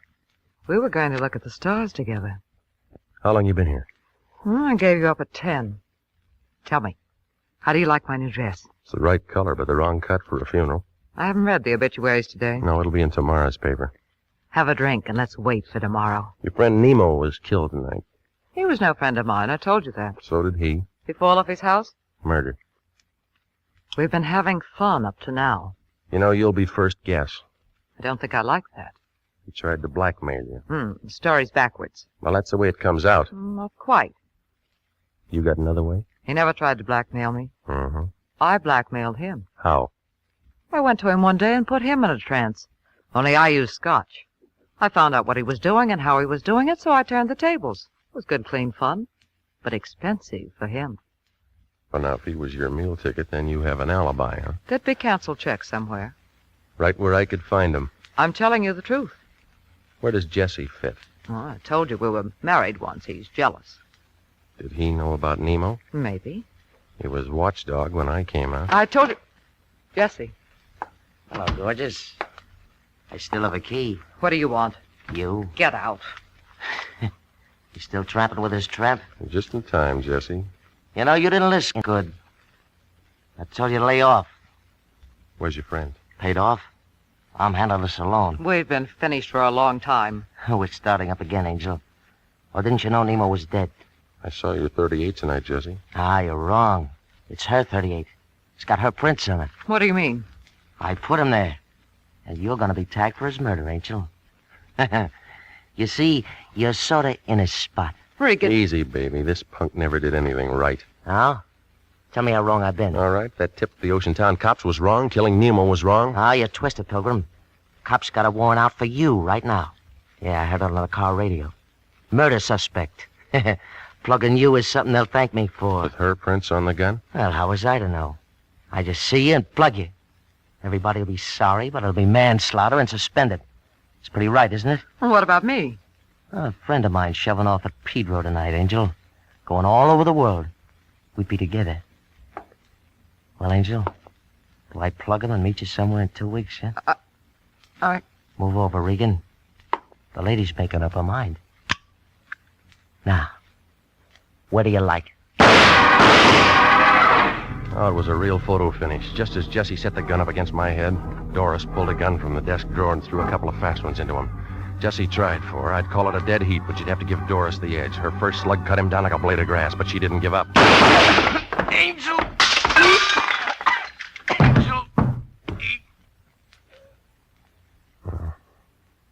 He's all used up. Never shot anyone before. You look like a professional. Give me the gun. He deserved to die. Didn't he? Didn't he? I don't know, lady. You knew him better.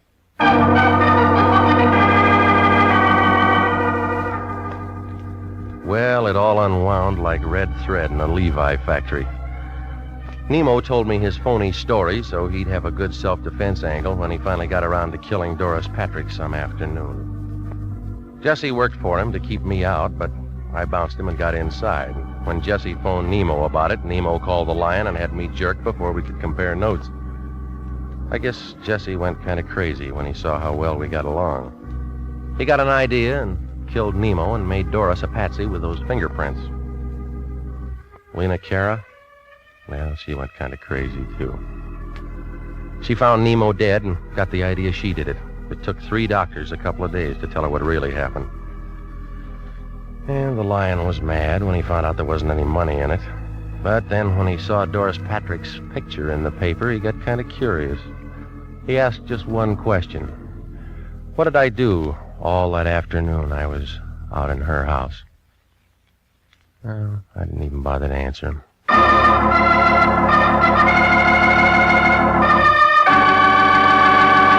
Jack Webb is featured as Jeff Regan with Herb Butterfield as Anthony J. Lyon. The story of the man who lived by the sea returned tonight by special request and was written by E. Jack Newman, produced by Sterling Tracy. In tonight's cast, the role of Doris Patrick was played by Yvonne Patey.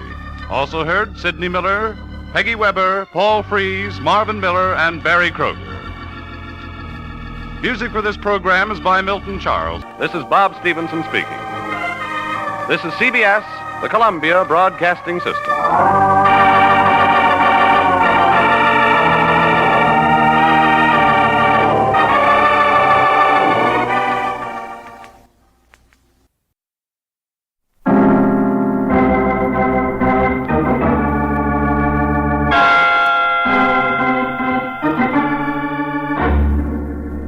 My name's Regan. I work for Anthony J. Lyon, International Detective Bureau. They call me the Lion's Eye.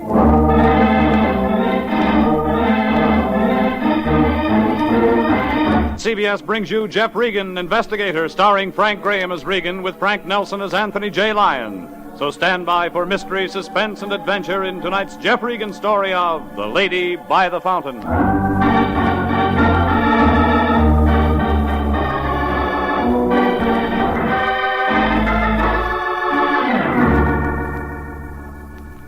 A block above Wilton off Hollywood Boulevard, there's a street called Taft.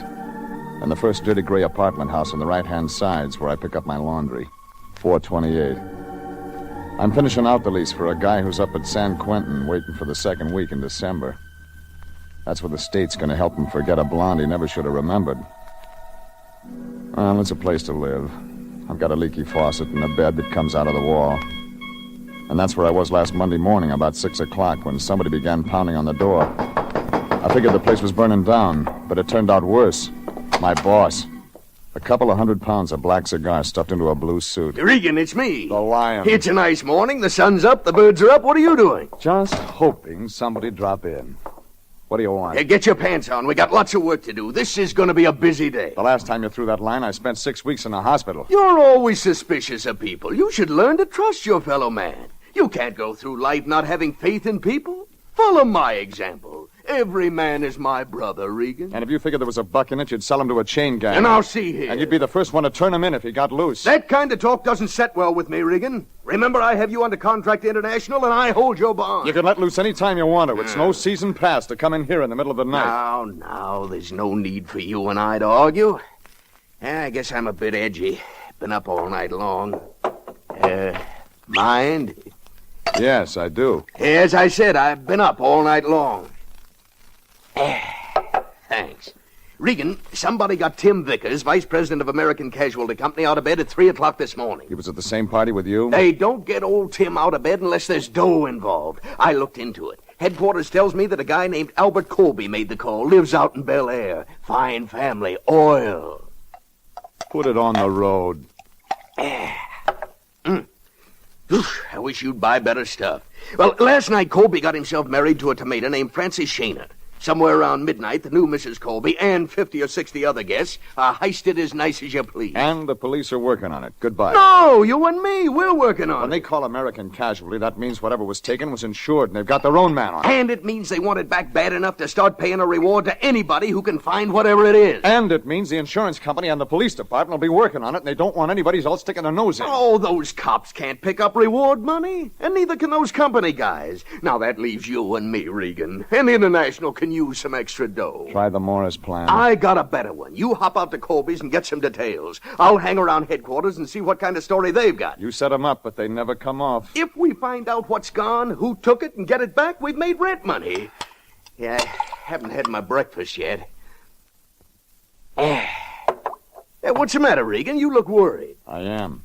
That's my only bottle. Oh, you got nothing to worry about anymore? Here, it's empty.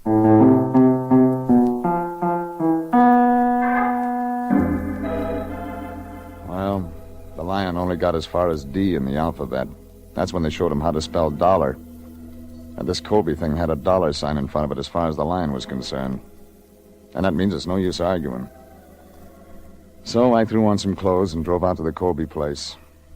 It turned out to be a lot of brick and grill work on top of one of those canyon roads right after you turn off Sunset into Bel Air. When I drove in the gate, I got a feeling somebody better check with London to see if Buckingham was still there. 2 guys in uniform stopped me. I showed them my license. They let me through. I parked in the driveway behind 3 police cars and started looking around for the ladies' entrance.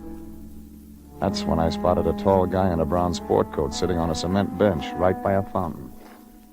Up close, he looked sad, like an umpire on a rainy day. Yes, what can I do for you? I'm looking for a guy named Colby. Are you from the police? No. Insurance company? No. Well, we don't want any reporters hanging around All right, here. I'm no scribe. Now, can you tell me where I can find Colby? What do you want to see him about? You're him. Yes, I'm Albert Colby. My name's Regan, International Detective Bureau. Oh. What does that mean? Look, I've been through a very hard night, Mr. Regan. I learned a lot of things I didn't know before. What kind of things?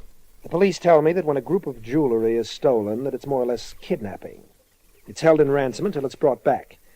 And that the procedure is to wait to be contacted by one of the thieves. That's one way. Yes, so I understand.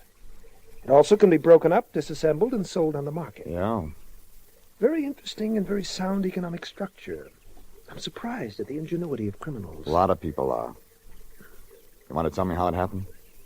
The man from my insurance office also told me there'd be uninvited private investigators around. And he told you to keep quiet until he went to work. In a word, yes. You want the stuff back, don't you? I do. But I believe the police and insurance company to be reasonably capable. Just a You're minute. wasting your time, Mr. Regan. Good morning. He was right. I was wasting my time. The lieutenant in charge made a statement a half hour later that told me no more than I'd got from the Lion. It was easy to see they wanted to sit tight and wait for a contact. They were playing it coy. And I gave up after a couple of hours and walked out and got in my car. That's when I met her. A tall brunette with equipment to match. She looked good in that sable coat, but she'd have looked good in a fishnet. She didn't waste any time. She climbed in beside me. I own 1 Cadillac and 2 Buicks, but they're all on the fritz.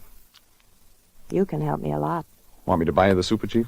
I want you to drive me to Wilshire and Fairfax. The cab boys might think I'm cutting in. Look, I don't know who you are, but I've been up all night answering questions and talking to a lot of nosy cops, and I'm tired. Be a good boy, huh? You were here when it happened? Do I have to go through all that again? If I take you to Wilshire and Fairfax, you do. All right.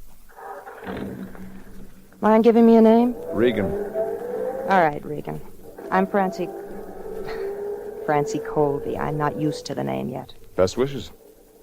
For what? Isn't that what they say when you get married? Yeah. You ever met him? Yeah, in your garden. Doesn't talk much. Bert's that way. What do you want to know, Regan? When it happened, how they did it. Oh, boy. I'll tell you my story, and you pick out what you can use. Let's hear it. It was 2 hours after the ceremony. Everybody was out in the garden for the reception. I don't know where they came from, but there were 3 of them. What'd they look like? They were tall, wore masks. One handled a gun and lined up everybody, and the other 2 had pillowcases. They went down the line and took everything that glittered. Strictly jewelry. Anything big? 20,000 from the rest of them. I was queen. Hmm? I was wearing a thing called the Colby Group, necklace and bracelet belonging to Bert's mother. What price? 100,000. Ooh, there'll be a real payoff on that. Oh, so that's your angle. What else? How'd these guys get away? They backed out, tipped hats, and left. 4th man in their car? No, one of them went ahead of the other 2. Anybody go after him? That's why I couldn't drive myself. All the cars were jimmied. Phone lines cut. Neat. I suppose so. That all you wanted to know? Enough. Tell me, what kind of friend have you got who drives a green coupe? What? I haven't got any friend who drives a green coupe. Neither have I, but he's been following us ever since we left your place. What? Now, look, I'll stop at this next corner, jump out, and run into the drugstore. You'll have to follow me. You're a nice guy, Regan. I hope you make the grade on this. Now. So long. She made it to the drugstore, and he stuck with me.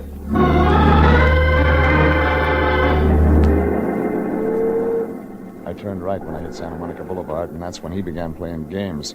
His front bumper tapped my fender, and I pulled over. He crawled out of his car. Heavy man in a suit that didn't fit him around the middle. I didn't like the way he smiled. What do you think of the new Mrs. Colby? Nice girl. You a friend of hers? No, never met her, really. You never met me either. That's where you're mistaken. Your name's Regan. You're with International Detective Bureau. You work for the Lyon. Sent you out on a job. What did I have for breakfast? A lot of talk from the Lyon about the Colby case, right? You follow me just to tell me that? I wanted to make sure you heard it. Real sure. Well, you can unwrap your bumpers and get moving, Buster. I don't listen easy. That's what they tell me, Regan. Yeah. My name's Winters. I got that badge 4 years ago. It says American Casualty Company on it, and right next to it there's a license that makes me one of their investigators. Right now, I'm working on one of their cases. You're wasting a lot of time. No, you're wasting the time, Regan. This is a one-man show. I'm handling it, and I don't want any private peepers snooping around trying to fall in the cracks. You talk like you got it all figured. I got so much of it, there isn't any left for you and the Lion. You really know that much? I really know that much. Name me 3 hoods in black masks. I'll have their files by 6 o'clock tonight. Show me some important stuff called the Colby Group. I'll have that, too. Are they going to close it on talk? Regan, I went to a lot of trouble to make sure you understood that you're not wanted. There's nothing in this for you with the Lion. No reward. Nothing. You're not wanted. Clear? Yeah. So clear, I'm taking your license number right now. From here, I go to 3500 Hope Street, City License Bureau. They're going to tell me if you're what you say you are. But no matter what you are, if you get my way, Buster, I'm going to look you up. And if you want to keep your arm, get it off of my car.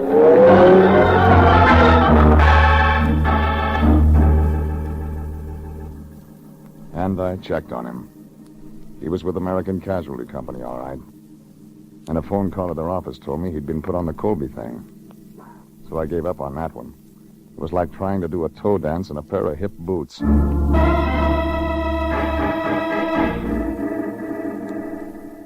It was about 6 o'clock when I got to the office. The Lion was there. He looked unhappy.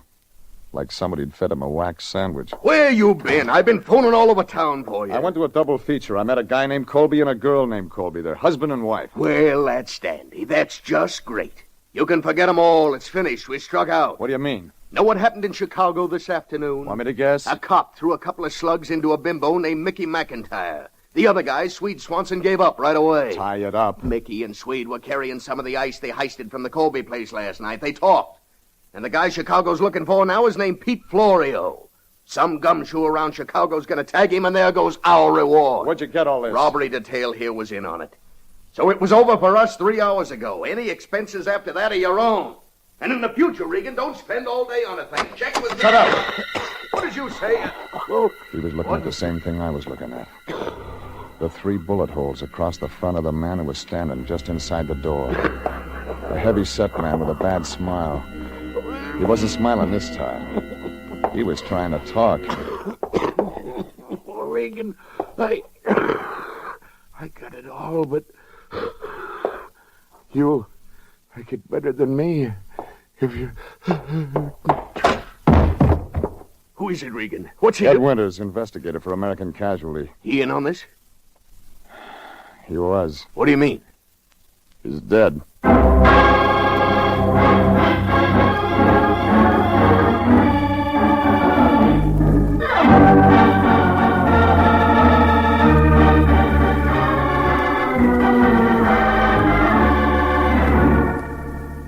The whole Colby thing looked as phony as an undertaker in a pink derby. Colby and his wife Francie had a lot of conversation, but they didn't say anything.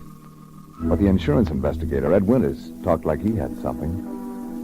Only didn't get a chance to tell his story. He fell in our front door loaded down with slugs.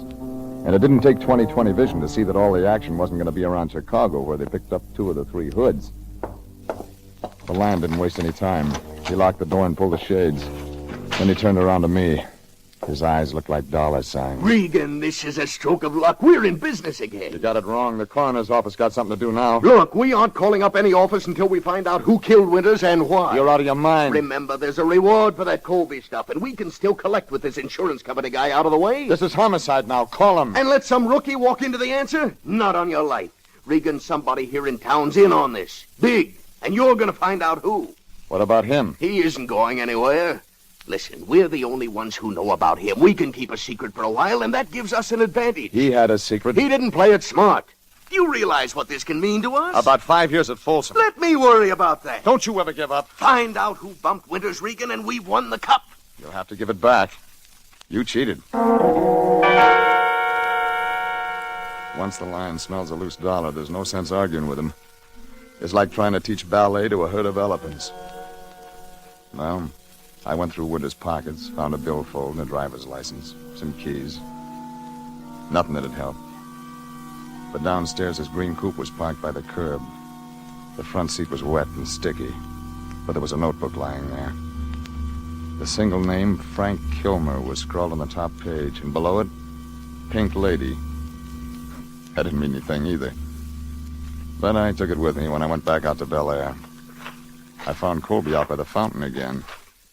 He read the opening line. Hello, Mr. Regan. What do you want now? Information? All right, here's something up to date. They caught 2 of the 3 men in Chicago this afternoon. I know that much. And the Chicago police expect to arrest the third one, Pete Florio, any minute. And when they arrest Mr. Florio, that will be the end of it. You make it sound easy. Facts are facts, Mr. Regan. There's another version. What is that? Inside work. I don't know what you're looking for, and I don't think I particularly care. I'll just ask you to leave these premises and not bother me nor my wife anymore. Hello, darling. I didn't know we had company. Francis, sweetheart, this is Mr. Regan. I was just telling him I didn't like him. Hello, Mr. Regan. Have you heard the news? I'm going to get my jewelry back, so things aren't so bad after all. That's what Brooklyn thought today. My, you sound vicious. I've met him twice, darling. He always sounds this way. He doesn't think the police will apprehend Pete Florio. Do you, Mr. Regan? You're a long way from the end, Colby. Well, if he feels that way, Bert, and it does happen to work out that way, you'll buy me another bracelet and necklace, won't you? Of course, sweetheart. Now, Regan, you can see how worried we both are about this whole thing. I'm certain there's nothing more for you to do. You're wrong. I got 2 things to do. Yes? Find out who Frank Kilmer is, and look up the Pink Lady. Good night. Just a minute. We'll have to swing wild in the preliminaries. Colby and his wife figured to be in on the main event. I started with the phone book. It didn't turn up a Frank Kilmer, but it did show a Pink Lady nightclub in San Marino. It wasn't much. There was a little pale guy playing piano in one corner. Figured he'd never been out for a music lesson. I put the question to the bartender. Nope, never heard of a guy named Frank Kilmer. Just got here from Cheyenne myself. Worked at the frontier for 4 years. Nice place. Yeah, sure. Anybody else might know? I don't know, Pilgrim. Why don't you ask somebody? Ask her. She's the cigarette lady. Kitty. Kitty. Yeah, Tom, what is it? Oh. This is Mr. Regan. Yes, Mr. Regan. He wants to ask if you ever seen a guy named Frank Kilmer. He don't know what he looks like. Oh. See? She don't Tom, know. why don't you go crack some ice? We got plenty of ice, Kitty. Enough ice to last It's going to be a hot night. Beat it. Oh, all right, Kitty, all right. And the music, ready. You know the other guy, Mr. Regan? Maybe. What'd he look like? He had a name, and he paid for his information. Yeah. His name was Winters. He was around this morning, knocking on my door. What do you want to know? What you want to know about Frank Kilmer? Oh. Go ahead. I'm listening. Wait a minute. Is Frank in trouble? He's a name on a scratch pad to me, lady. I don't want to get anybody in any trouble. Just tell me what you told Winters, okay? I met Frank 2 years ago. We used to go out once in a while. Then, a little over a year ago, we didn't. What happened? He met somebody else. Yeah. He met somebody else. Who? A singer named Francie Shaner. Uh-huh. They picked up together, Frank and Francie. They were lousy, Regan. I hated her. Then what? They went over to Las Vegas one night and got married. When was this? Over a year ago. I haven't seen them since. But I saw Francie in the paper last week. All about her marrying some guy named Colby. What'd Kilmer do for money? Funny, I don't know. He had money sometimes. Sometimes he didn't. I lent him some. Why? Does the name Pete Florio mean anything to you? No. Should it? Mickey McIntyre? Sweet Swanson? Thanks, Angel. This helps. Regan, you meet lots of people. Maybe you understand things. Like what? Like why she'd take him away from me and then not use him. Why would a girl do a thing like that? I don't know. Maybe she did use him.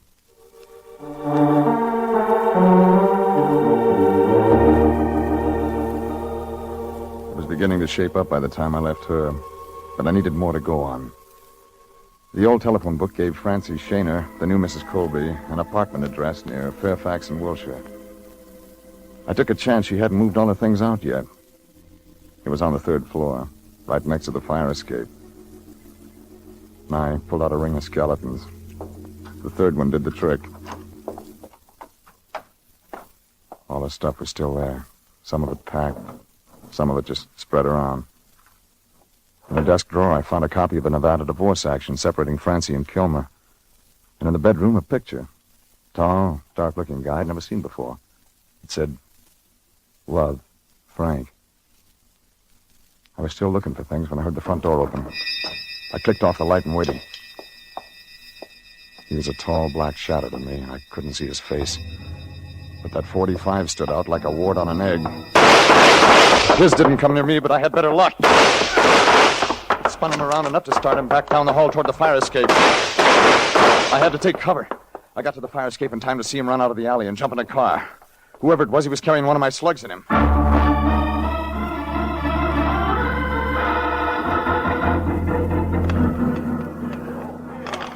The place was beginning to crawl with people.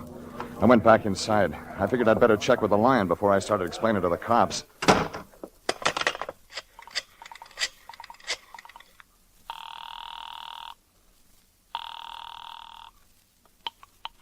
Yeah? I'm calling from her old apartment. I was looking through his stuff when somebody began throwing lead. Lead? Gunplay? Regan, how many times have I told you? Shut up and listen. I hit whoever it was, but he got away. The cops will be here any minute, and I'm going to have to do some explaining. And when I tell it, they'll want a story from you about that stiff in your office. Now, look, Regan, we're about at the end of this thing. What do you know? Francie once had a boyfriend named Kilmer. She married him, divorced him. But Kilmer, that doesn't...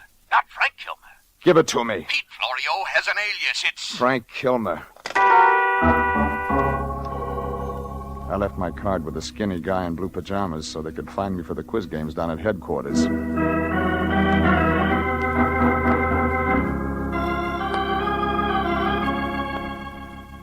It took me 10 minutes to get out to that house in Bel Air.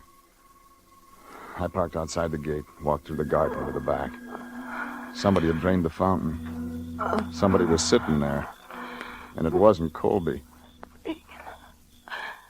Regan. It was Francie. And she had a big hurt.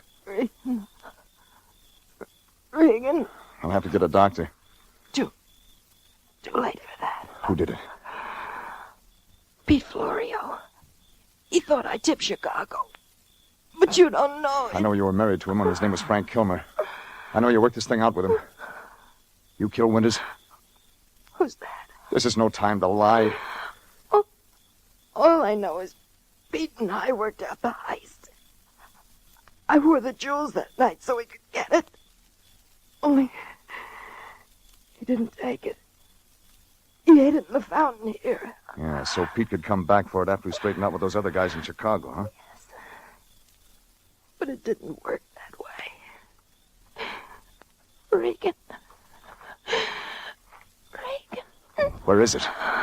Did Pete...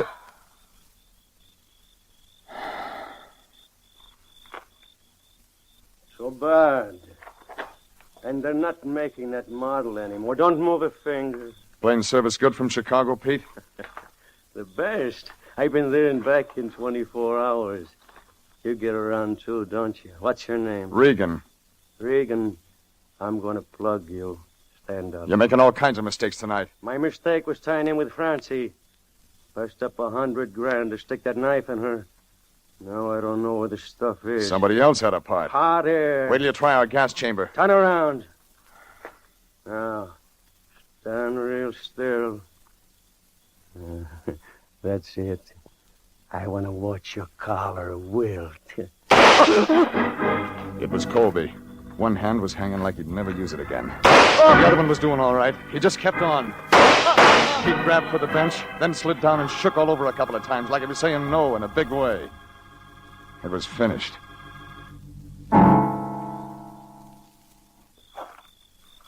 He was going to shoot you, Regan. He was going to kill you. I did right, didn't I? I did right? Yeah, you did fine. You saved the state some expenses. Give me that gun. Yeah, here. Same one you used on Winters? Yes. He came to me for money. He found out the same thing I caught you finding out. That my own wife had planned to steal from me. How did you tip to it? A week before we were married, I saw Florio, or Kilmer, whatever you call him, watching the house. I'd seen his picture in Francie's apartment. I found what they were planning. I listened in on the phone. And you wanted him to get away with it. So you could get the stuff out of the fountain before Florio got back. So you could stick the insurance company for the payment. I didn't think you needed dough that bad. Regan, it wasn't for me. It was for her. All she wanted was money. Now look at her. Regan, all I wanted was her. I didn't care if she stole from me. All I wanted was her.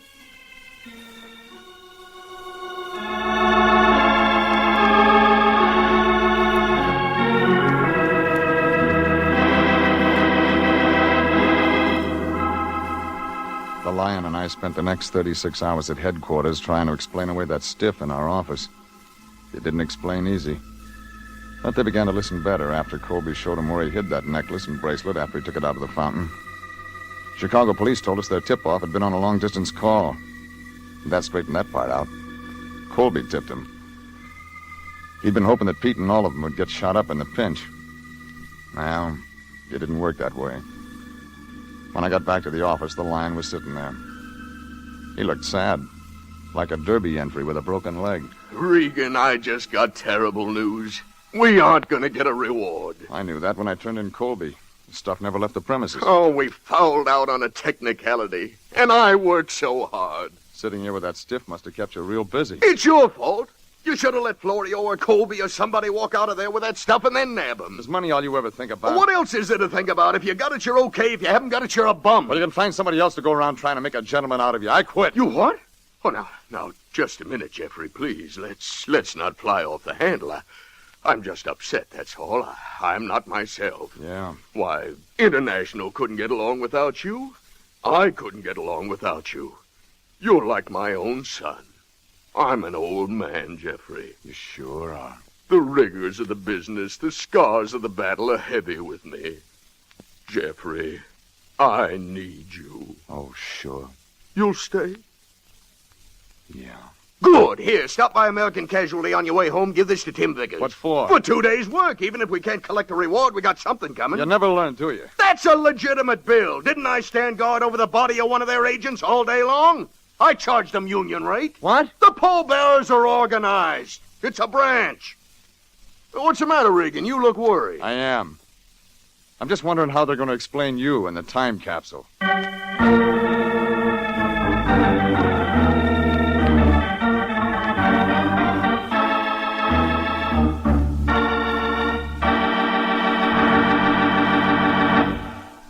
Jeff Regan, Investigator, written by E. Jack Newman, directed by Sterling Tracy, is heard at the same time each week over these same stations. Frank Graham plays the title role. Frank Nelson is Anthony J. Lyon. Original music is by Richard Arant.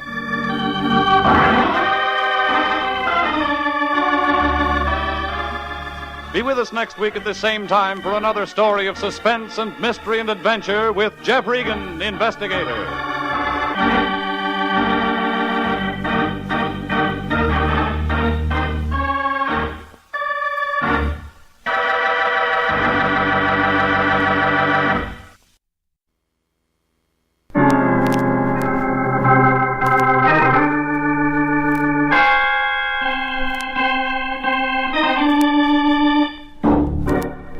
name's Regan. I work for Anthony J. Lyon, International Detective Bureau. They call me the Lion's Eye.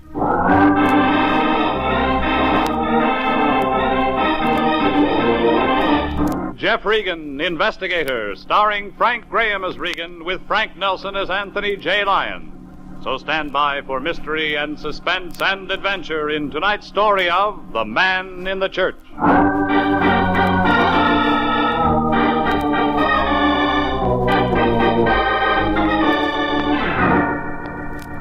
You'll find the Cosmopolitan Building on 7th Street near Olive. A pile of white granite holding up a brass clock that hasn't kept time since 1932. That's the year Anthony J. Lyon, the guy I work for, took out a 30-year lease on Suite 308. You can't miss it. Right after you get off the elevator, the International Detective Bureau. Good bargain counter if you want to buy your trouble wholesale. Right after the SC game last Saturday, I walked in. The Lion was at his desk. He had a sparkle in one eye and a jeweler's glass in the other. And even though he tried to cover up, I could tell he was looking at a $50 bill. Oh, you, Regan. I was just noticing the engraving on this bill. Intricate, fascinating, work of art, really. Grant took a good picture. Yeah, didn't he, though? Ulysses Simpson Grant was one of our greatest presidents, Regan. So you're starting a collection? I've already started one. This is my first showing. All right. Who's the new client? Client? Oh, I didn't get this from a client, really. Rather an old friend. Just a little errand. Yes, I called you in because I want you to do a favor for a friend. Last time we did a favor for a friend, he turned out to have a record as long as a rolled-up kite string. Oh, Pencole's not like that. Not at all. Pencole? Yes, Charles Pencole, my friend. He wants a bonded, licensed operator at his place at 6 o'clock tonight. Capitol Hotel on Aliso Street. And just what does Charles Pencole, Capitol Hotel, Aliso Street, want this bonded, licensed operator to do at 6 o'clock? Now, see here, Jeffrey, there's no need to take that attitude. All Pencole wants is someone to deliver a cash amount of $5,000. You took another job without asking any questions, didn't you? What do you mean, ask questions? When a man who lives in a two-bit hotel on Aliso Street needs a licensed operator to deliver $5,000, there's questions to be asked. Well, I ask questions. Well, then give me some answers. All right. So I lied to you a little about his being an old friend. He isn't that, really, but the man asked for help. I couldn't turn him down. He touched me in some way, Jeffrey. Here. There was a look about him. Gentle. Soft. A $50 look. I tell you, Mr. Pencole was a distressed soul when he came in to see me. If you could have seen him so disturbed, so helpless. It was our opportunity to help a brother in distress. Charles Pencole is our brother, Regan. Come on, answers. Start talking. All right. I'll tell you what I can. Pencole has a problem, but it's in strictest confidence.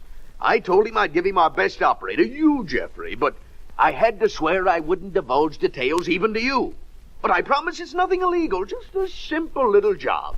My word, Jeffrey. If you're lying to me again. I'm not. Go see this man, Jeffrey. Take one look at him. You'll see I'm telling the truth. Now, I told him you'd be there. The reputation of the agency's at stake. You took his $50. Yes, I took his $50. And we're on the hook. Yes, we're on the hook. Okay, Fatso, I'll see him. Just see him. But you stay right here. Stay here? Why? Because if this ball has a curve on it, I'm coming back here to ram that $50 right down your throat.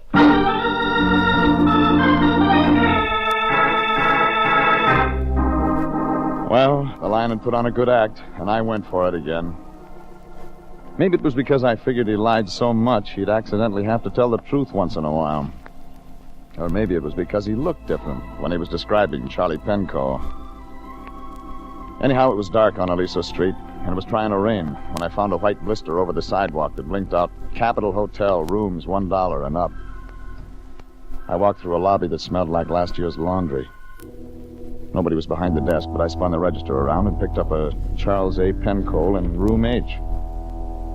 It was upstairs, in between a broom closet and a fire escape. But I didn't have to knock. A tall, big-boned man with a lot of gray hair had the shorter one by the lapels. This ain't right. You shouldn't do things this way. You've been out of touch. Yeah, Johnny, I've been out of touch, but I know how to handle a punk like you. Now listen to me.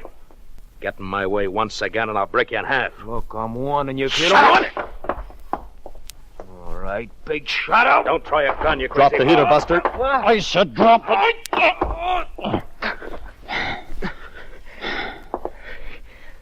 Got a lot of friends, Charlie. They always show up just in time. I remember you too, mister. I remember you Get too. out of here. Go on, get out. I remember this. I remember all of this. You're a pretty good soldier. What's your name? Regan. Oh, you some thanks. Thanks, Regan. Might have used that thing, you know. We try to keep our clients alive until we've earned our fees. Clients? I'm from International. Oh. And if you're Charlie Pencold, you're a client until $50 is used up. Oh, yeah, sure. Come on in, Regan. Yeah, make yourself at home. Isn't much. Wire bed and the neon sign outside. I've had better, Regan. Yeah. Hey, you want a drink? Why not? Probably got a lot of questions to ask, Regan. I'll answer them fast. Yeah, here you are. Thanks. Suppose you start with the punk. Johnny Largo? Mm-hmm. Look, he hasn't got anything to do with you and me. He's a separate feud. Sure. He's used that 38 before. You know him? I've seen him in the mug files. Well, I can handle him. I want you to handle something else. What's the look for? I've seen that kind of suit before. Did $10 come with it? Yeah. Just got out of San Quentin. Did 18 years. It's over. Time served. It shows. You don't do that much vacation standing on your rear, Regan. It's hard to get any exercise in a 10-by-8 room. And the nights, too, they're always a couple of million years long. You got somebody to worry about. Somebody like Largo? No, I tell you, he's nothing. On 29, he was a truck driver who had big ideas. He's still got them, but he's got nothing to back them up with. All right. You got somebody else to worry about? Yeah. Guy's name is Sidney Chambers. Owe him some money. You sure you want a detective? I can pay Chambers, but I can't see him. I'm going to be busy.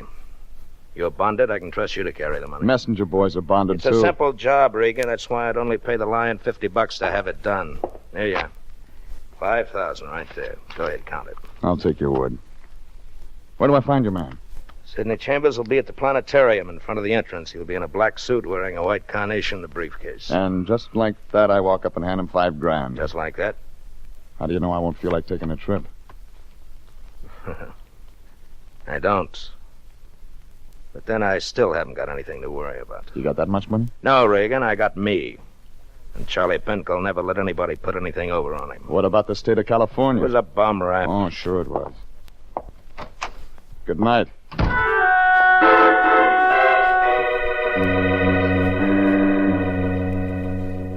I left him sitting there. He looked as happy as a Ubangi with a fever blister. Maybe the lion was telling the truth. So I put the $5,000 in my pocket, but it felt hot, like a dynamite stick with a short fuse. It was 10 minutes to wait when I parked in front of the planetarium. A little guy in a black suit was standing at the entrance looking at his watch. I was afraid he was going to get trampled, but the briefcase and white carnation saved him. Doors will be closed at 8 o'clock. All those wishing to listen to tonight's lecture in the afternoon. Going to the lecture? It's all about a trip to the moon tonight. Oh, is it? Well, I don't think I'll go in. I'm expecting a friend. Friend named Charlie Penco? What? Penco. You going to meet him here? Yes, but you can't be Penco. You're much too young. That's right, I'm not Penco. I don't understand, Mr. Regan. Oh. Mr. Penco promised me faithfully he'd meet me here tonight. You had parents, didn't you? Name? No. I'm Sidney Chambers, but You got the briefcase to collect some money in? Did you bring it? Did you really bring it? How much expecting? Why, $5,000 and not a penny less. All right. There you are. Well, say now. Say it's now. All there. It certainly is. It certainly is. It most certainly is. Yes, indeed. Thank you, Mr. Regan. If I hadn't seen him pat his bulged pocket, I'd have gone on home and played canasta with my landlady. But when I saw him drive away, I began to get a slow feeling. Like all my troubles were already started. So I crawled at my car and followed him. I was still following when he pulled up in Palos Verdes and parked in front of a little house stuck up on a hill all by itself. I had that same feeling when I cut my engine, coasted to a stop, and sat there thinking about nothing. I watched a light go on somewhere in the back of the house. I was just putting my cigarette out when the place lit up like a cop. I pulled my gun and started for the door. But I wasn't fast enough to stop that black coupe that was in the alley.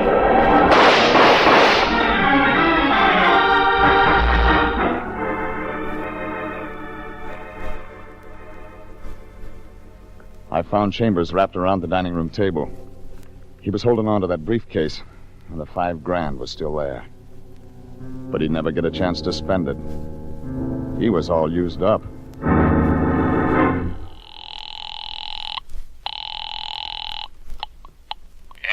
J. Lyon speaking. You better have something good to say, Fatso. Regan, where you been? I've been looking all over. You know where I've been. I called the Capitol Hotel, but no one answered. Listen, Regan, I don't want you to take this job. I took it 3 hours ago, and now I need those answers. Answers? You told me Pencold had filled you in on the background of this thing. Well, it's time you shared secrets with me. Regan, I can't tell you anything. You'd better. But I didn't get anything from him, Regan. I made up that stuff about a personal problem just to get you to take the job. All for $50? There's no time for that now. You said it. After you left, I got worried, so I looked up Pencold. He's really good-time Charlie Pencold, an old-time racketeer. And he just got out of San Quentin. And somebody's already dead. What? Now get this. I'm calling you from a house in Palos Verdes. It belongs to a little guy named Sidney Chambers. I made the delivery and decided to follow him home. Just as I got here, somebody blew his fuse. What happened to the $5,000? The killer steal it? It's still here. Still there? Good.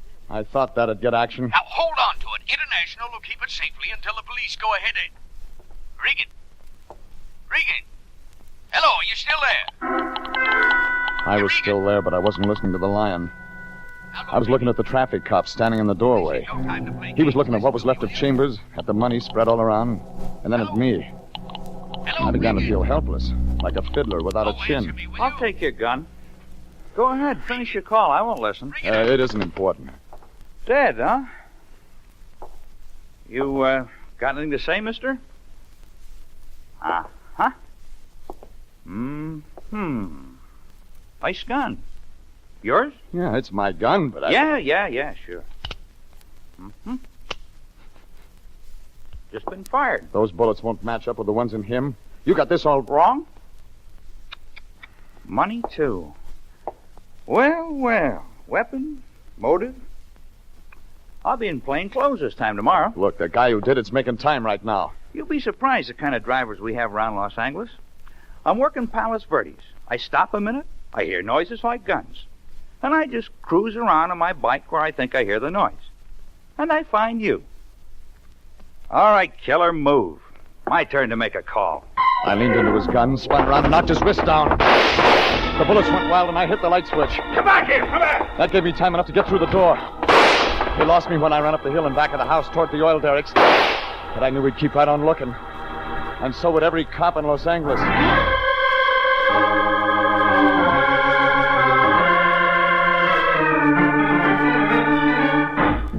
I had as much chance as a snowball in a Turkish bath. None of it made sense. I delivered Penco's $5,000 to a little guy named Sidney Chambers. And before I knew it, a question mark in a black coupe blew out Chambers' life.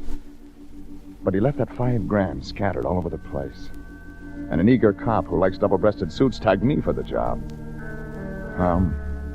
When I broke away from that cop, I knew I'd have to get some answers. I made my way back downtown and dropped into the Capitol Hotel. Any key fitted room H. It was as clean as a bookie's stall when a long shot comes in. No Charlie Pencold, nothing. The newspaper clipping on the dresser with an ad on how to handle your muscles on one side and part of a society column on the other meant nothing. But the knock on the door had possibilities. Oh. Charles, are you in there? Are you asleep? Charles, She was a tall, gray-haired woman in a fur coat. She didn't look like Pencold's kind of company. Oh, I'm so sorry. I thought this was Mr. Pencold's room. He's left town. Maybe I can be of help. No, I'm sure you can't. I just made a mistake, that's all. I'm sorry I bothered you. I'm terribly sorry. Please forgive me. Well, just a minute. Relax. You can see her later. Inside. Wait a minute. Come on in, boys. Come in. I wanted Charlie, but you'll do for now. You got a parade permit, Largo? I don't need one. This is going to be a quiet little party. You and me and my friends this time. Don't they talk? Sure they talk. Boys, there's a friend of Charlie Pencold. Hello. Hi. You see? All right, friend of Charlie Pencold's. We had all the introductions. Now let's have a party. You took my gun away tonight. I told you I'd remember you. This is gonna be fun. Hold him. Now, here we go with feeling.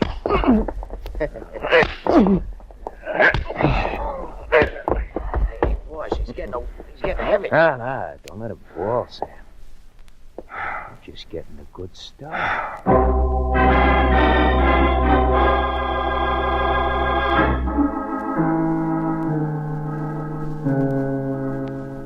Well, it was almost morning when I started to come around.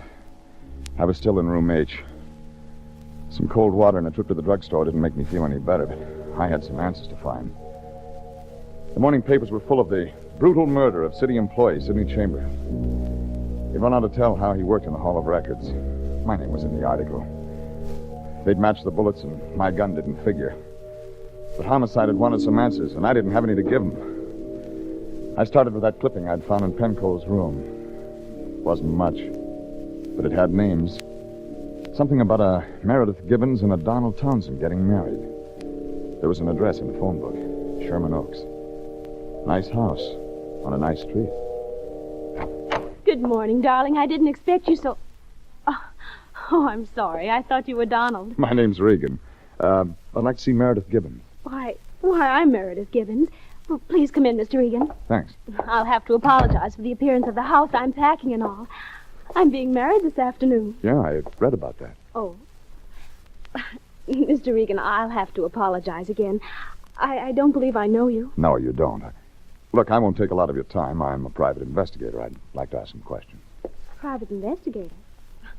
Well, certainly, Mr. Regan, but I don't know... Hey, darling, I'd like to... Oh, Donald, you're here. Oh, morning, sweet. Donald, this is Mr. Regan. He's a private detective. He wants to ask me some questions. Oh? Well, glad to meet you, Regan. What's this all about? Probably nothing. Just a lead. Look, do you people know a man named Penco? Penco? Oh, no. I think it's important. His name's Charles Penco. No, Mr. Regan, I don't. I'm sorry. Neither do I. All right. Does the name Sidney Chambers mean anything to you? No. Sorry again, Regan. Nothing again. I can't think so well. I'm marrying her today. Oh, Donald. No, Mr. Regan, I've never heard that name before. You're looking for these men? One of them's dead. Oh? Which one? Chambers. He was shot last night. Oh, dear. I've got to find Penco. Well, sure wish we could help you more, but... tell me, Regan, why did you come here? I found this clipping about your marriage in Penco's room. That's funny. Truly, Mr. Regan, I never heard the name before.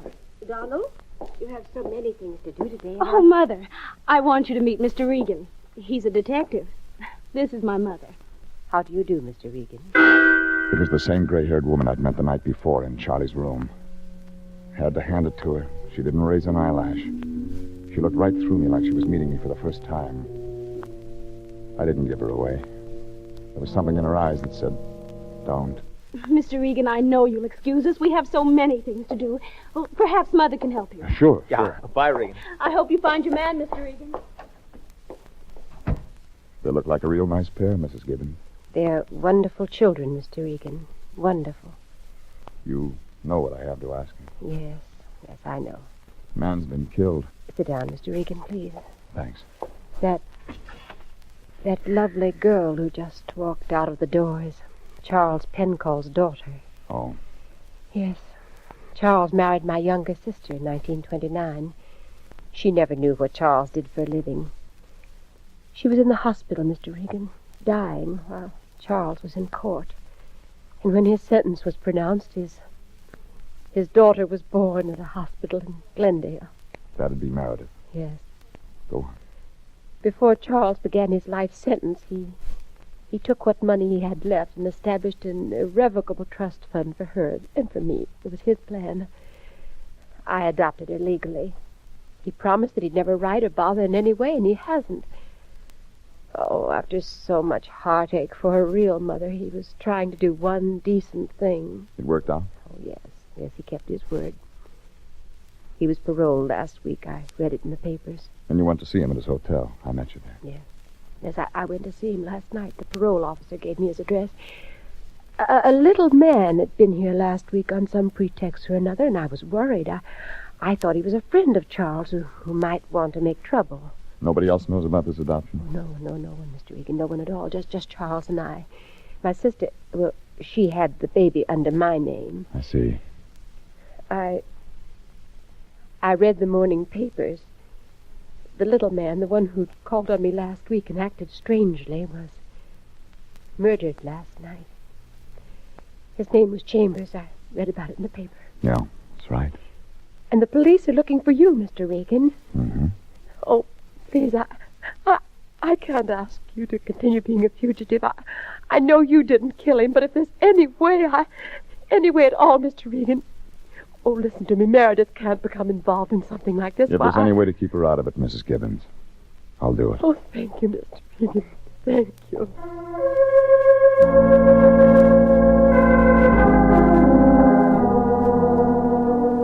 When I left there, I had a pretty good picture of the whole thing. A check with the Civil Service Commission did the rest as far as Chambers' part fitted in. Besides working at the Hall of Records from 1932 on, he'd worked at the city morgue before. And before that, the county hospital as an orderly. And before that, a private hospital in Glendale. But that still left Johnny Largo on stage.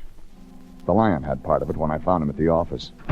Regan. Who'd you expect? Never mind. Anybody see you? You're a hot boy. You know how I got that way. I know, but those things will happen. Where's that $5,000? A cop on the Palos Verdes division is looking at it. Huh? Don't you read the papers? They're looking for me. They want to talk to me about a murder. Oh, and I wanted to see how that much money looked all at once. What have you been telling Homicide? That I don't know anything about it. Well, maybe I better make a call. Now, look, Jeffrey. We've got to find out who tagged Chambers. It's the only way we can square ourselves with Homicide. You afraid of that jailhouse coffee? Oh, please. I had another one of my attacks today. Oh, knowing you were out there somewhere in this vast city, hunted, because of my indiscreetness. Jeffrey, I've done you wrong. You're going to drown in those tears. Oh, now, please, find out who killed that poor man Chambers. Square yourself with the police. Make a clean breast of everything. Well, then you start giving me more answers. I'll help you in every way I can, Jeffrey. All right, where does Johnny Largo tie in with Charlie Penco? Largo? Oh, it's an old-time feud. I went through the 1929 morgue files. Largo tried to kill Pencoe over some money or something. He claimed Pencoe held out on him. Nothing else? Nothing else. Why? You got a lead? What does Largo do now? He runs a joint in Gardena that fronts for a roulette wheel. Hey, where you going? To try my luck. By the way, what happened to your face? It got stepped on. Somebody had big feet. Yeah, 6 of them. Bye. I knew I was coming into the home stretch. I made Largo's place about 3 o'clock that afternoon, but I was too late. 3 squad cars were piled up in front, and the morgue wagon was there. I checked with the driver, looked inside, and saw that their customer was Largo. He was extremely dead. It was easy to see Penco was making the rounds. First, Chambers. Second, Largo. He figured to have one more stop, and I found it. That black coupe was in front of St. Anne's Church in Sherman Oaks. Inside, Meredith Gibbons and Townsend were kneeling at the altar. There were a lot of people watching. But the one I was interested in was the guy in the dark suit. He was standing in the back. Hello, Regan. I came to get you, Charlie. Yeah, I figured you would. They don't like murder in this state, no matter what it's for. And the state doesn't know Chambers was trying to buy that kid up there out of her life. So to keep your daughter from knowing who her old man was, you hired me. So you could get a line on Chambers, follow him, kill him. He was just a name on a phone to me. You had to tag him for me. It's the only way to treat him. Somehow he knew she was my kid. He had all the facts for blackmail. He waited 18 years to trap me. Largo was just a sideline. He was until he found out I'd killed Chambers. You see, he was following me that night in Palos Verdes. So you traded one blackmail for another. Yeah. And no way out. We'd better go, Penco. Now, just a minute, Regan. I want to see her walk.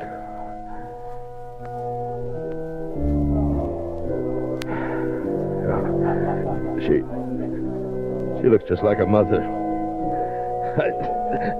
Regan. What's the matter? What? Largo threw some that connected here. Put your arm in back of me. Hold me up, Regan. At least till she gets by. I don't want to ruin anything. Please. But, Donald, there's Mr. Regan. He came to our wedding. How nice. Yes. Hello, Regan. Thanks Hello. for coming. Oh, we're so happy. Did you ever find the man you were looking for? Yeah. I found him. I'm glad. We're so very happy today. We sure are. Mr. Regan, do I know your friend? He looks familiar. No, you don't know me. Not at all. Good luck. Well, thank you very much. Come on, darling. All right, dear. Okay, Penco. Thanks, Regan. Oh, get me out of here, quick.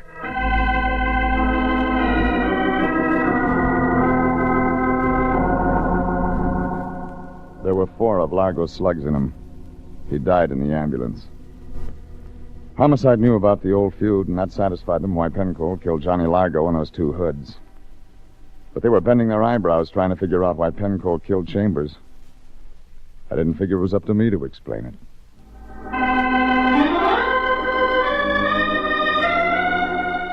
The next morning when I came into the office, somebody was just leaving. The Lion had one arm around her shoulder. No, just part of our service. Glad to be of help, but... Oh, Regan. Oh, Mr. Regan. Hello, Mrs. Gibbons. Oh, I just came by to thank you. To thank you for everything. I didn't know that people could be so understanding. I didn't know. Thank you. Thank you so much. Fine figure of a woman, Regan. Fine figure of a woman. And what else does she want? Well, she just came to thank us, that's all. Yeah. Regan, you don't think that after all that's happened... Yes, I do.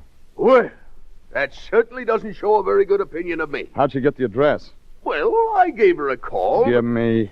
Now, you don't really think... I said give me. It's just a small check. A gesture of her appreciation. Oh. Regan, that's dough! You got paid for this once? Yes, but this was a bonus for the rest of it. After all, International has expenses. This is a legitimate... Oh, well... Maybe this time you're right.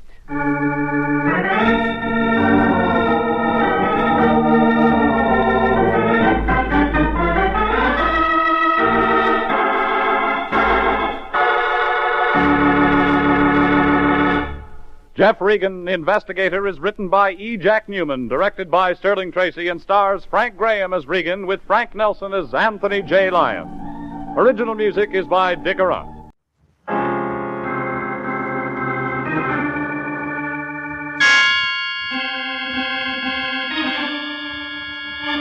My name's Regan. I work for Anthony J. Lyon, International Detective Bureau. They call me the Lion's Eye.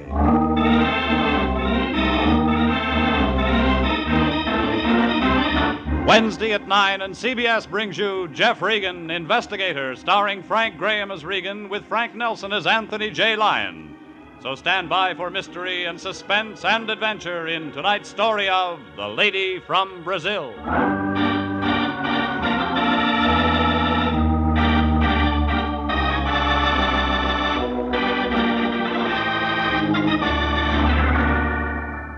Her name was Irene Centino.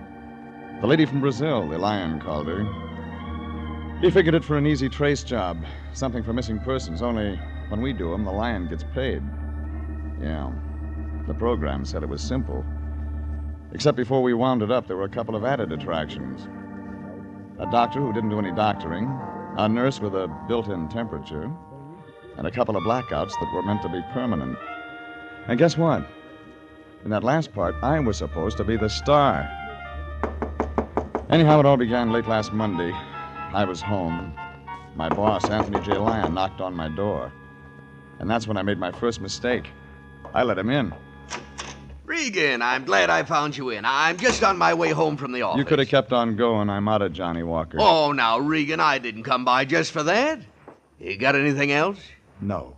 All right. As a matter of fact, I want your advice, Regan. Cut out starches and get some exercise. What else?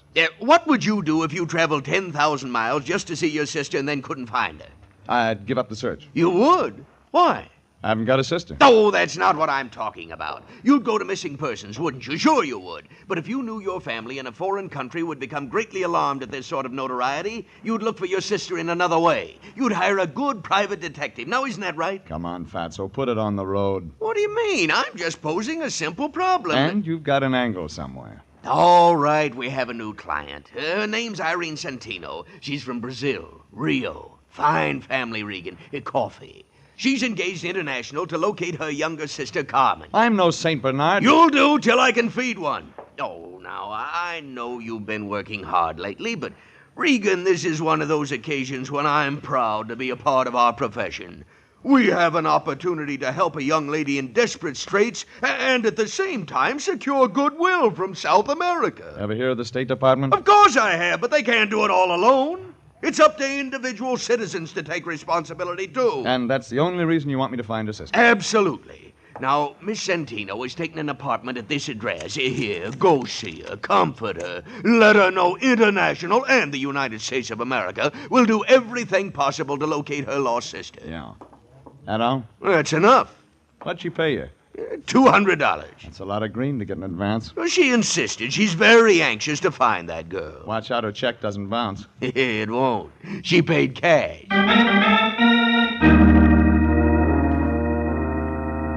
That $200 was already making a lump in the Lyon's coat, and I knew the next spot for it was his mattress. Well, maybe that's the reason he's a bachelor. I left him in my place and drove over to the address he'd given me. It was one of those Beverly Hills apartments with a long, glassy look, like a greyhound with a sore stomach. Irene Santino's apartment was on the second floor. She was a tall, brown-haired girl without a smile. She wore glasses, and when she talked, she sounded sad, like a banjo player with a paper pick. Thank you so much for coming over, Mr. Regan.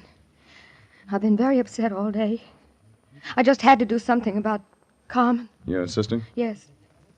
She's the one I came to California to see. I heard. It's an awful vacant feeling.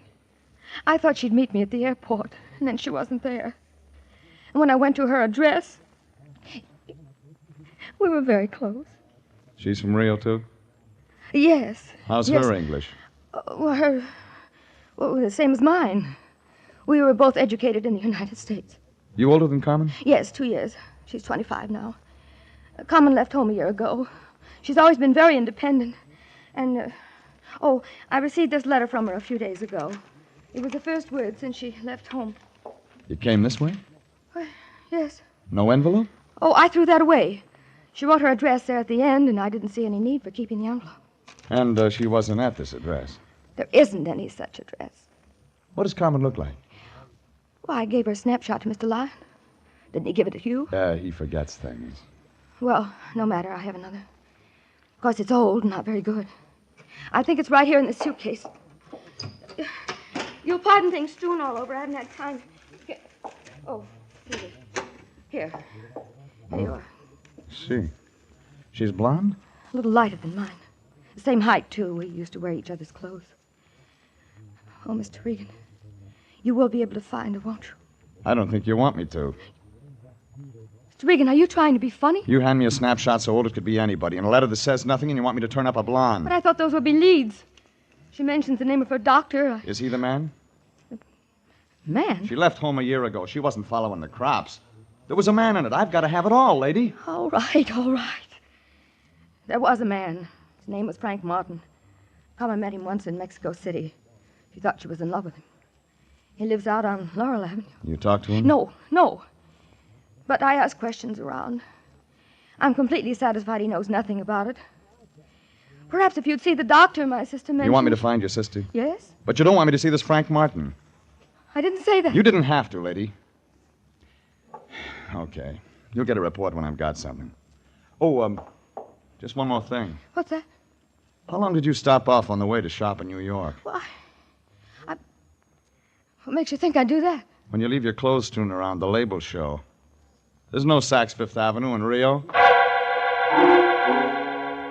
When I walked out, her mouth was wide open like she was trying to scream. Only nothing came out. I hung around outside the door for a minute to see if she'd use the phone, but nothing happened. I looked up Frank Martin in the city directory and drove over to Laurel. A 2-story apartment building the color of a bride's blush. It was wrapped around a swimming pool. Too small for people and too big for birds. Martin's name wasn't on the mailbox, so I looked up the manager. You don't know me, do you, Pilgrim? Well, I just got here. I played the Palace in 26. Oh, them were the days. Write it up and sell it to the movies. Them slobs. Central Casting ain't called me in 4 years. Got a card? Afros, SAG, and the Musicians Union. I play French horn.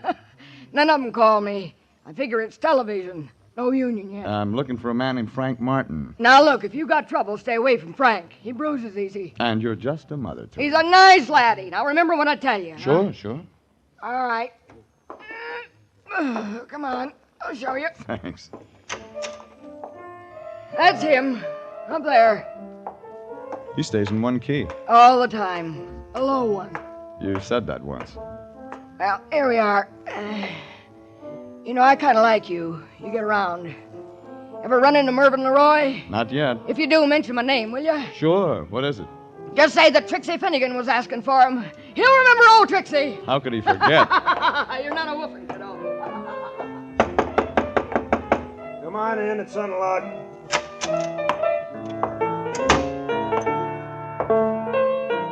Your name Frank Martin? Yeah, who wants to know? My name's Regan. I'm a private investigator with the International Detective Bureau. Wrong steer, Gumshoe. I don't need one. I'm not looking for work. I'm looking for you. What'd you say it was? Regan? Yeah.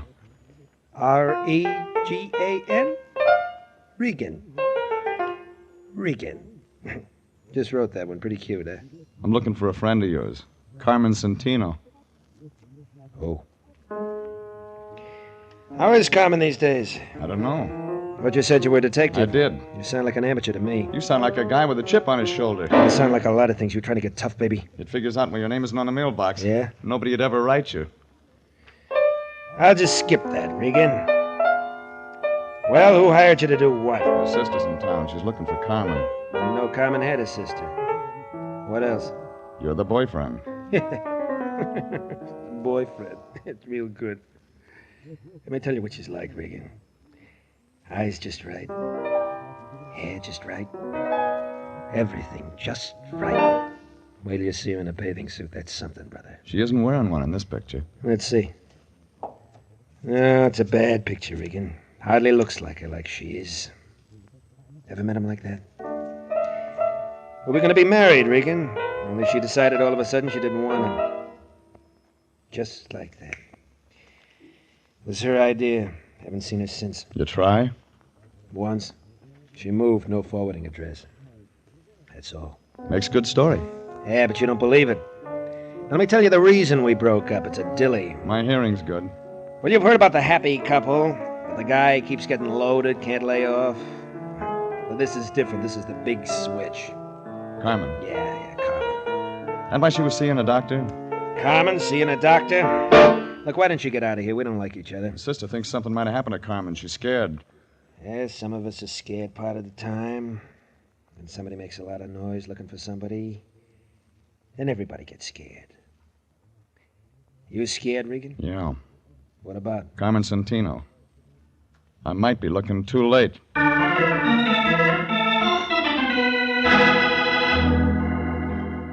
Well, what he gave me filled in the cast, but the plot wasn't getting any clearer. So I looked up the doctor Carmen had mentioned in her letter. His name was Kingston, and the only address was a place out in Encino. It was a ranch house spilled all over the top of the hill like whipped cream. Figured he was getting oversealing for his pills.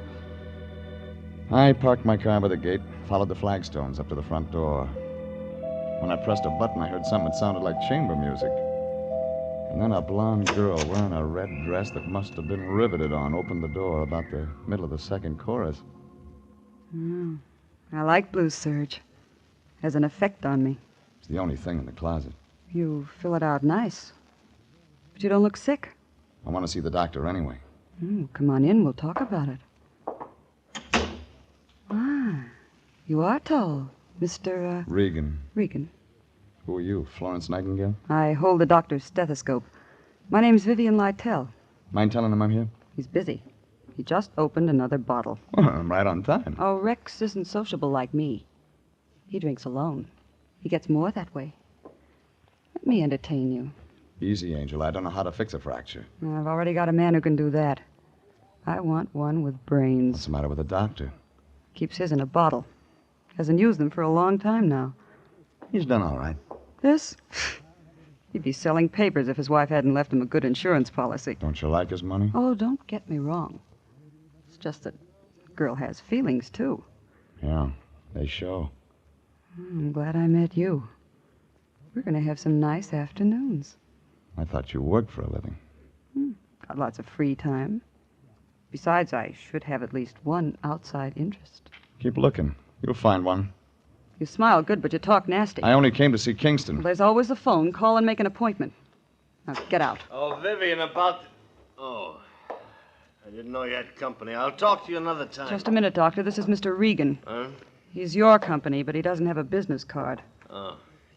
Well, look, Mr. Regan. I'm no longer in practice, just doing research on my own. I have all the medical equipment I can use. I turned all my patients over to another doctor. I know one you forgot. Well, tell me who. Carmen Santino. Carmen. Go ahead, Vivian. I'll speak to Mr. Regan. Watch yourself, Rex. He doesn't know how to be nice. Only take a minute. I'll crack some ice. You'll need a drink. She's a very fine nurse. Yeah. It's a nice uniform. Well, working on my own, very casual. You said I had a patient named Carmen... What was that? Carmen Santino. I'm afraid you're mistaken, Mr. Regan. Who told you that? Well, I read about you in a letter. That must have been another Kingston. There's only one with a license. You a relative of the girl's? Friend. You're a detective, aren't you? Yeah. Want to show me your files someday? Why not today? This way, I keep them right here in my lab. Help yourself, Mr. Regan. Oh, you want a drink? Too early. You don't mind if I have one? Your house.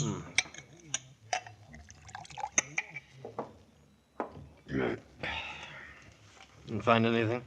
Not under Santino. She could have used another name. No, that's possible. When was I supposed to have treated her? Well, about a year ago, according to this letter. Here, this is a picture. No. Oh. I've never treated anyone who looks like that. Sure. Positive. What was her illness? Might have had something to do with that stuff you're drinking. They die from it sometimes. I see. You can't see it from this window. But just over the hill, my wife is buried. I had special permission from the county, of course, to bury her on my property. She was a great comfort to me. We were very close. I haven't been the same since she passed away. And that is why I am no longer in practice. I didn't ask for that. Oh, but you did, with your eyes. You're a strange man. Do you enjoy making a living this way, prying into other people's lives, searching for what is best left alone? Is he still here, Rex? Yes, Vivi. He's just leaving. You can find your way? Yeah. Bye, Blue Surge. You were a real disappointment. Don't give up. I'll be back. Don't bother, Regan. The doctor will be out.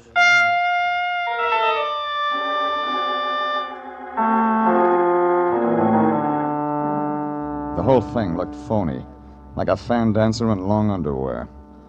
But when I left the two of them, I was beginning to get an idea, just beginning. I walked over the side of the hill to look at that grave.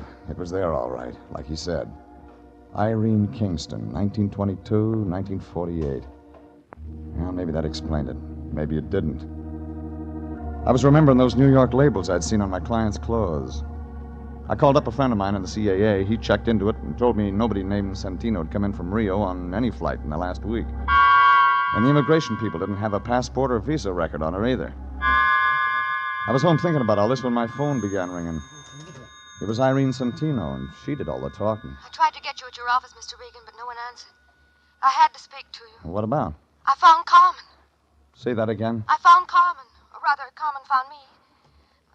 I feel foolish now, calling you people in and all that. She came right to my apartment. Can you imagine she's been looking for me? Please thank Mr. Lyon for his kindness. And, Mr. Regan. Yeah? It's all confidential. I wouldn't want any of this to get to the wrong people. You know some of the wrong kind? Doesn't everyone? Well, goodbye.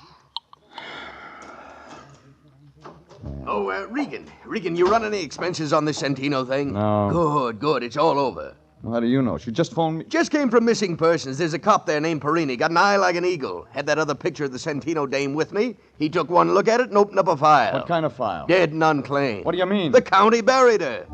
Carmen Santino's been dead a year.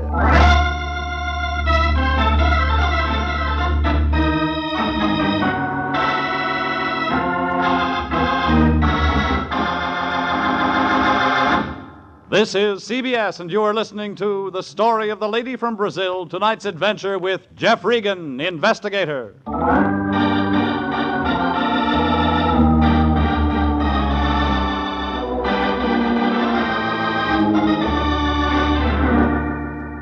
Well, it figured somebody was having nightmares. I didn't say anything to the Lyon and went down to the Hall of Records. There was a little guy sitting at the desk in vital statistics. His fingernails were dirty, and that wasn't a Harry Drucker haircut he was wearing. He was reading a dictionary, and he must have been at a good part, because he looked mad when I nudged him. No, we're not in a bus, buddy, so just quit shoving. I want some information. Public servant, that's what I'm here for. What kind of information Death do you want? files. You're such a morbid guy. You got lots of stuff on births and marriages. Why don't you ask me something about them? A girl named Carmen Santino died about a year ago. Tell me what from. Okay, take it easy. How do you spell it? Just like it sounds. Santino, huh? Yeah, Santino. What's that? Sabatini, Sailor, Sanaki, Sanford. That's what happened to old Sandy. No wonder I ain't seen him around lately. Get the Santino. Oh, yeah, Santino, yeah. Yes. Santino. Date of death, 15 October 1948. Cause of death? Alcoholic poisoning. Yeah, that's right. How'd you get it? Never mind. Who signed the certificate? Rex J. Kingston, M.D. Okay. Now, here's one more for you. Look up Irene Kingston. The doc's wife? Look it up. Okay, yes. Let's see. Kingsley. Oh, yeah. Kingston, Irene, 13 October 1948. Cause of death? You guessed it again. The same. Alcoholic poisoning. Hey, this guy couldn't keep a patient. Well, that filled it in. I could see the plot, but I wasn't sure of the ending. So I didn't waste any time getting over to Irene Santino's place. But I wasn't fast enough. The door was halfway open when I got there. All the company had left, but Irene was still around. She was sitting there looking at the phone like it was all she had to think about. Miss Reed. What's so funny? Excuse me for not getting up, but I didn't expect you. I told you I found my sister, didn't I? You told me, but you didn't tell me she was dead. I didn't even tell you that I haven't got a sister. Did I? Did I? Come on, lady, give it to me. What are you talking about? This little red spot on my arm. It doesn't look like much, does it? But you just wait, Mr. Regan. You just wait. You just wait.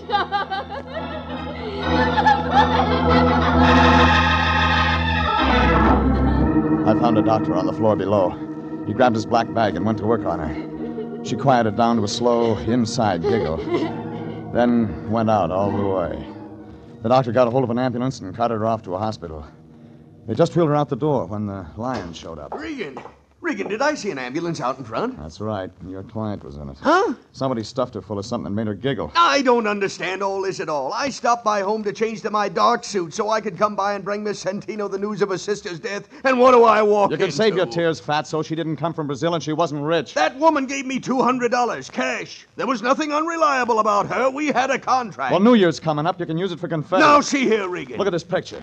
Irene Santino. I have one just like it. All right, draw some glasses on it. Add about 6 or 7 years. I don't understand you, Regan. We're talking business, and all at once we're playing games. Look, when I came to see her tonight, she wasn't wearing her glasses. She looked a lot like the dame in this picture. Well, of course she did, naturally. That's her own sister. She never had a sister. Never had a sister? Then who did the county bury? That's what I'm going to find out from a certain Dr. Kingston.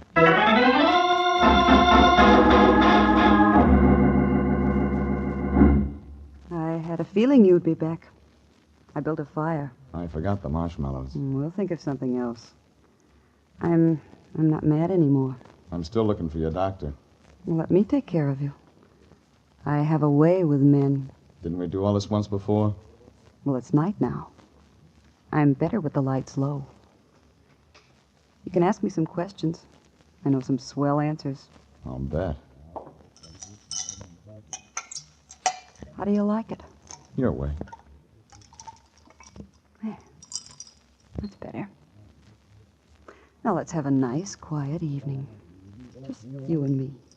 That why you wore that? You like it? You got talent, lady. Will discover me.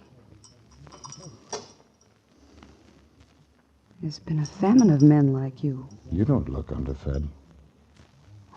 Come on, you haven't touched your drink. I want to see him. Oh, all right. We could have had such a nice evening. Rex.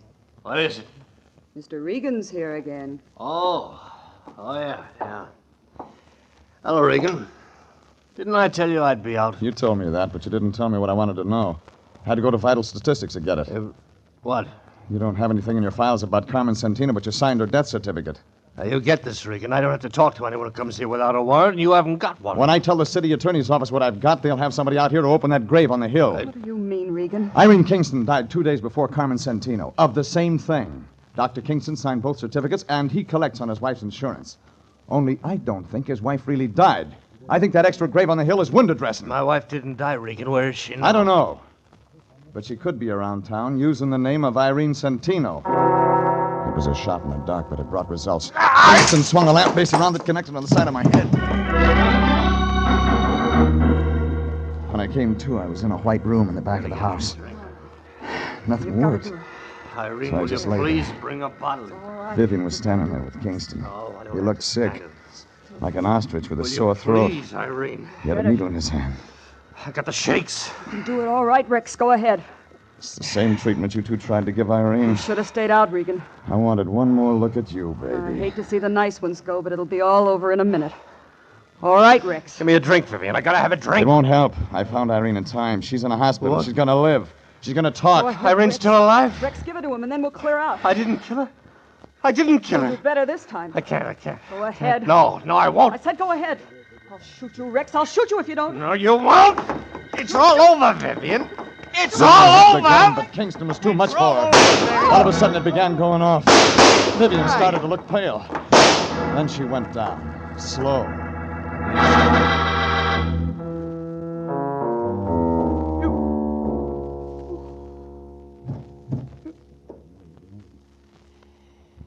Oh, she deserved that. That what you're gonna tell the state?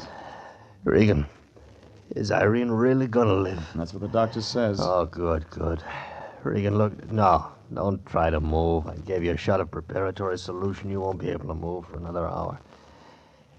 I suppose I ought to run. You won't get far. I know. Listen to me. Irene is my wife. She's innocent of all this. When you tell the police the real story, I I want haven't got it all. I know it started with Carmen Santino. Oh, she stumbled in one night, dropped dead before I could do anything for her. Alcohol. Yeah. Before she died, she kept talking about a man named Martin. Lives over on Laurel. But I didn't get in touch with him. I had a better idea. She looked a great deal like my wife, Irene. It was really quite remarkable. The insurance. Yeah. Irene didn't want to do it, but she loved me, so she finally agreed to hide out in New York. I used one body for 2 death certificates, buried an empty box up on the hill. I was supposed to join Irene later. We were going to start a new life together. Vivian. Yeah. Vivian came along. I was drinking one night. She found out the truth. I was trapped. Would have stayed that way if Irene hadn't hired you. Well, it figures she made up that story about a sister from Brazil just to scare you into getting rid of Vivian. It worked, too. I'm scared stiff. Yeah, like that guy Martin said. Somebody gets scared, and then you... And everybody. Regan? Regan, can you hear me? Huh? Oh, sorry. Stuff's making me sleepy. Yeah, that'll wear off. I'm going now, Regan. See that Irene gets a fair shake. I'll try. He picked up a bottle and started out the door.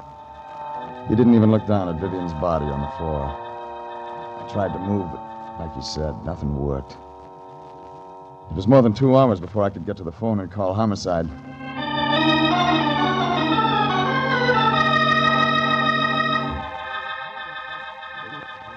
And it was more than 2 days before I talked to the Lyon. Jeffrey, my boy, how you feeling? Better? Well, the fog's gone out of my head, if that's what you mean. Otherwise, I feel lousy. Oh, don't take it so hard, my boy. All in a day's work. Besides, there's the brighter side. Yes, indeed. Like what? Well, for one thing, they got that Dr. Kingston. He only got as far as Las Vegas. Crime doesn't pay, Jeffrey. Crime just does not pay. Doesn't, huh?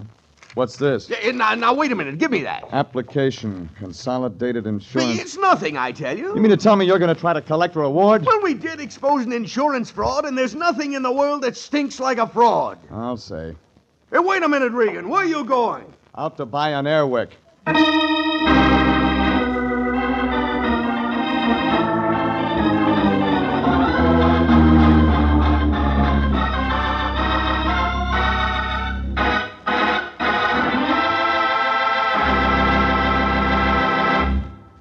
Jeff Regan, Investigator, is written by E. Jack Newman, directed by Sterling Tracy, and stars Frank Graham as Regan, with Frank Nelson as Anthony J. Lyon.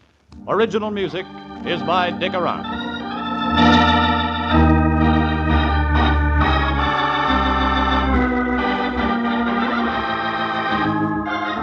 Jeff Regan, Investigator, is heard each week at the same time over CBS.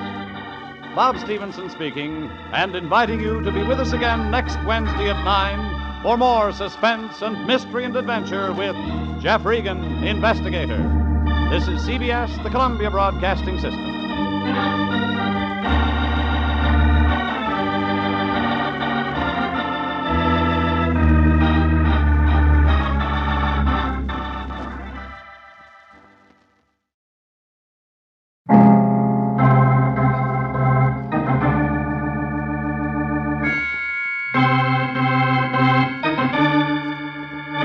My name's Regan. I work for Anthony J. Lyon, International Detective Bureau. They call me the Lion's Eye.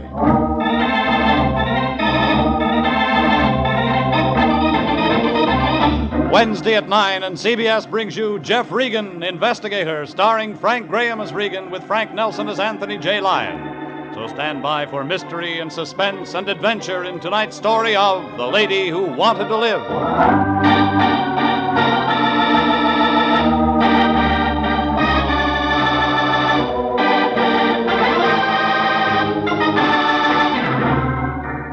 Trouble comes cheap in this town.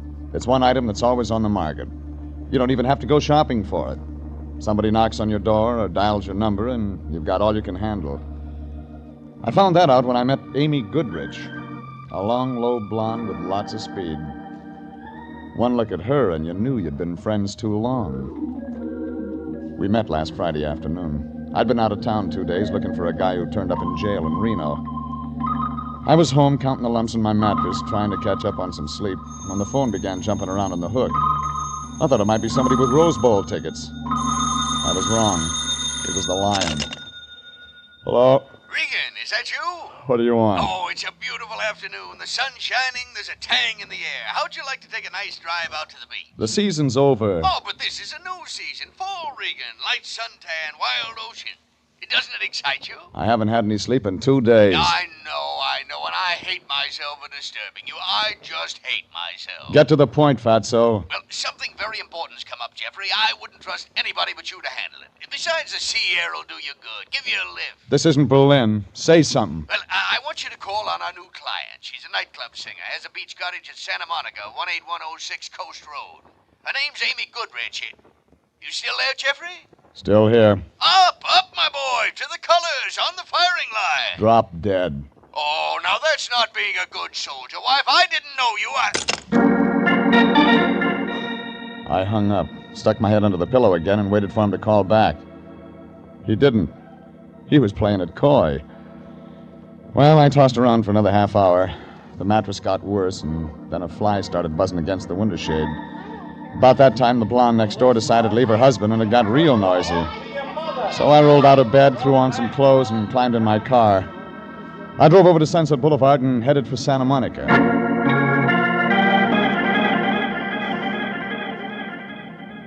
18106 Coast Road turned out to be a bundle of flagstone and glass brick piled up against the ocean. Had a lot of angles, like a shyster lawyer. Figure whoever built it never heard of the FHA. Front door was open. Inside, a skinny little guy with a complexion like dried codfish was catching up on his music appreciation. His eyes swung around when I walked in. It looked like they'd been hurting him all his life. He turned the record player down, but those elevator shoes brought him up to my chin. I'm listening to music. Whatever you're selling, we don't want any. How do you know? We never want anything. So long. Amy around? Who are you? My name's Regan. What do you want? You her? She's around. All right, she's out back on the patio, taking a sunbath. You didn't tell me what you want with her. I don't. She wants me. Okay? Okay, sure, okay. Why should you be any different? Traffic problem, huh? Yeah, we need stoplights. Go right on through the dining room. Just in case I want to write this up, who are you? Felix. Felix Beethoven. Well? I didn't say anything.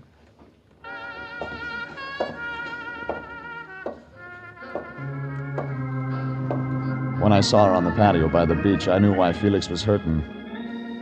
Amy Goodrich was the kind of blonde they put on those resort hotel calendars in Las Vegas. No matter what month it was, she'd always start you looking around for spring. There wasn't enough material in her sunsuit to make a good pen wiper. And when she smiled at me, I began to feel warm inside, like a radio with a broken coil. I know it's warm for this time of year, but you aren't wearing a sheepskin. It wouldn't fit in this crowd. You're from Mr. Lyon, aren't you? How'd you know? Well, he said he was sending me his best man. So, Mr. Regan, come over here and sit by me. Sure I won't crowd you. Mm-mm. You're a party lady. I always drink scotch. How about you? Maybe. Later. Well, so you're the lion's eye, Very nice. Depends on how you look at it. I had to crawl out of bed to come over here. Oh? You haven't been sick, I hope? Well, when you work for the Lion, you just don't get much sleep. Oh, I see. I thought you looked nice and strong. I'll tell my tailor. And quick, too. Look, you can relax, Regan.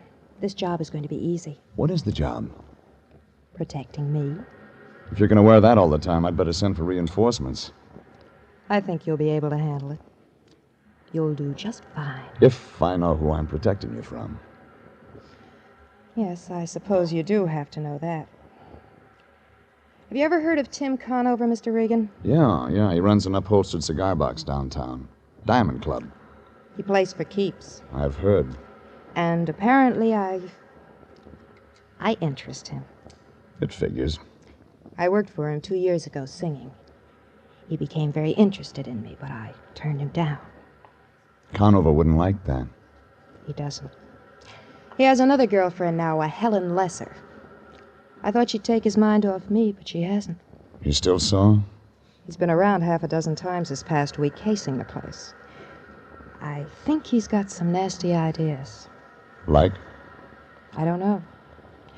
But he might not be very gentle. So, I hang around until he shows up, huh? Mm-hmm. You protect me, Mr. Regan. I want you to stay real close to me. I, could go to the Diamond Club, talk to him. You could, but he doesn't impress easily. And, I'd still want you around. I see. You don't want me to talk to him. There'll be time for that later. But right now, let's you and I get acquainted. Your boyfriend isn't going to like that. Felix? He's only my arranger. He writes better if he's jealous. He must turn out a couple of operas a day. He's got a bad ticker, hasn't he? He's got a bad heart.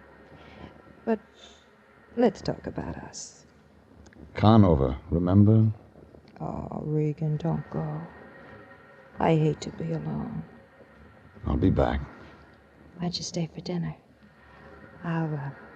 Send Felix out to a double feature or something. I'm hired. I have to see Conover. All right. Kiss me goodbye. No thanks, lady. I gotta drive. But it figured Amy never read the vehicle code.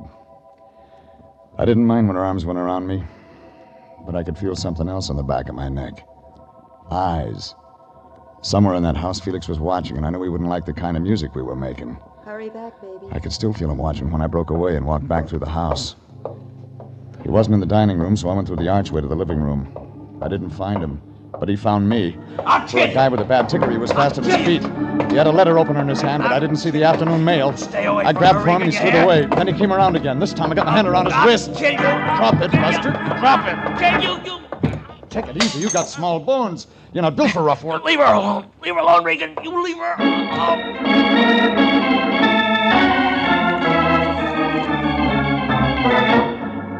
Felix got his idea across all right, but he had a one-track mind. I tried some questions, but got no answers. I figured Conover might do better, so I got in my car and drove back into town. It was just getting dark when I parked in Figueroa near Olympic, in front of the Diamond Club.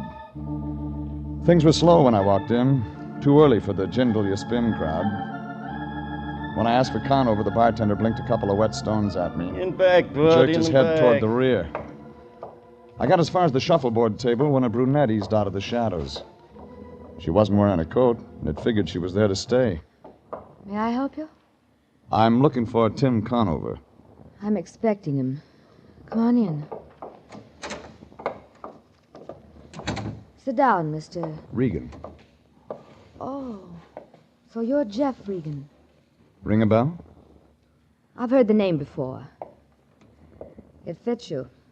You're a private investigator. Yes, of course. Tim's not in any trouble, is he? Not yet. What do you mean? Maybe I better talk to him about it. Huh? Well, if it's that important, I better find him. Make yourself at home, Mr. Regan. If you like scotch... Thanks. I helped myself to that, waited around for about 10 minutes. The phone rang once, and I let it go. A guy in a blue suit stuck his head in the door, said something about getting the wrong room, and backed out. I was just catching up on my music when the door opened. Through the mirror, I saw Conover. A gray suit with a bulge in the front of his coat. There he is, Tim. Thanks, baby. I didn't know you played, Regan. Hello, Conover. I was having dinner. Helen tells me you've got something on your mind. That's right. Do I unload it now? In front of her? Why not? She's my baby. This is about another baby of yours. Do I go on? It's your show, Regan. Amy Goodrich wants you to know she's got protection. Oh? Well, all right, Regan. You did your job. You told me Amy's got protection. See you somewhere. She wants to be left alone. All right, she wants to be left alone. Anybody bothering her? You are, according to her. This guy's working in a weed field, Angel. I got over her a long time ago. I haven't seen her in 2 years. I believe you, Tim. All right, Regan. She believes me. This is where you get off. Amy says she's seen you hanging around her place lately. Makes her nervous. Wrong guy, Regan. You made a big mistake. Sure. So the guy who picked Michigan. Look, I don't know what your pitch is, or Amy's, but I'm not buying any. You may change your mind. You know, you've been in business too long, taking too many rabbit punches. You ought to start taking care of yourself. You ring, boss? Yeah. Get rid of this bum. They were a real pretty pair of muscles. One of them had a nose that looked like he'd been dipping it in an ink bottle all his life. The other one had an ear that could have passed for a golf ball. Well, they walked me out a door that opened onto an alley in back of the club. That's when the one with all the nose frisked me. Hey, just in case, Barry, just in case. Get your hands off me, punk. Easy, easy. We're just gonna... Gussie says take it easy. Hey, look. State of California. Gun and all. This guy's a gumboots. Max. What? I don't like no gumboots. Gumboots worse than a bum. You hear that, gumboots? Gussie says a gumboots is worse than a bum.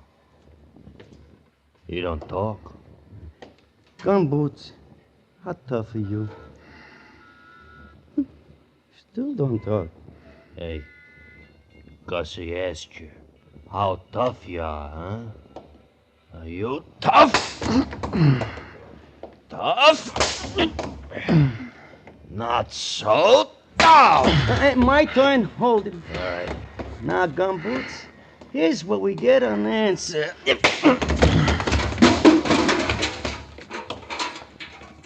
Very nice, Gus. Thank you.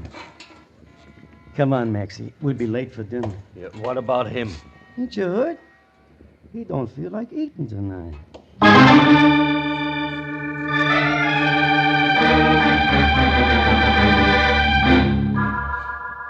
don't know how long I was away, but when I came back, I felt like I'd been sleeping on the wrong side of the world. I was still in that alley, and it was still dark. My head was rattling like it was full of broken glass. A yellow cat with an inferiority complex was sitting there looking at me. All of at once, he started running. Regan. I didn't try to catch him. Regan! Regan! Oh. Can you hear me? Wake up! Yeah. Have you been drinking? Oh, shut up. I send you out on a simple little job. I put all my faith and trust in you, and what do? Wind up in an alley drunk. Get out of here. Nuzzled up to a garbage pail, bleary-eyed, with melon seeds in your hair. How Stop can blowing you do... steam, Fatso. You're not a locomotive. Oh, now, don't get so excited. You're getting seeds all over. Give me a hand, will you? Yeah. How'd you get here? Amy Goodrich called. She was getting worried about you. Said you went over to see Conover. She wanted me to stop you. I figured she would, but she's too late. A couple of his boys played beanbag with my skull. Well, who does Conover think he is, anyway, pushing my boy around? Just who does he think There's the door. Go in and ask him. Well, now, I couldn't do that. Well, tell me, what's this all about? That's what you're going to tell me. But I don't know anything. Amy Goodrich must have told you something when she hired me. If you're holding out on me... But I'm not, Jeff. Well, then start checking. Find out about Conover. Conover? What do you want to know about him? Everything. Find out, for example, if there's anything Amy Goodrich could be blackmailing him with. Blackmail? Regan, what is going on? I told you I don't know. Well, then make a guess. Okay. It looks like everyone's in love with Amy. I left the Lion standing there. He looked worried, like an elephant with a skin rash. None of it made sense. I knew I'd have to get some answers before long. I drove over to my place and straightened myself out with a shower and some Johnny Walker. A half hour later, I was back out in Santa Monica. The fog was closing in over the house when I rang the bell. Nobody answered. But somewhere in the back, there was a light, so I walked around on the sand. The patio was empty. Inside, Amy was sitting on a zebra-striped couch. She was wearing a white strapless thing with a splash of red in one shoulder. She had a movie magazine in one hand and a drink in the other. But she wasn't having a very good time. She was dead.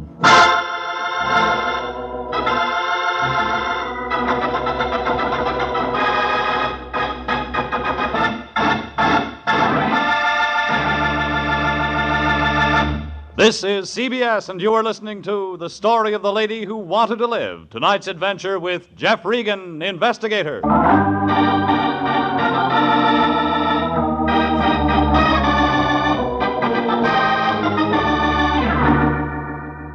Well, the Lion wasn't going to like it. His client, Amy Goodrich, was dead, and she wasn't in the market for protection anymore. I looked around for a gun, but didn't find it. Then I picked up the phone and put in a call to homicide. But I never talked to them. Out of the corner of my eye, I saw Felix standing out on the patio, and he saw me. I hit the floor and pulled the lamp with me. Even after the gun was empty, he stood there pulling the trigger. Then he threw it down and began running toward the ocean. I went after him.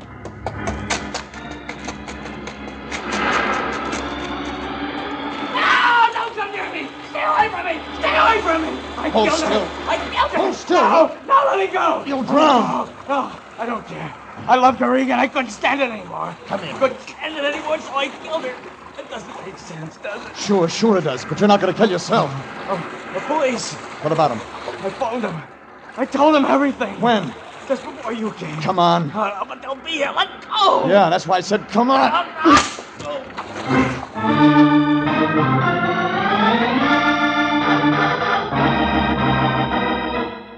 I dragged him out of the surf and got him into my car.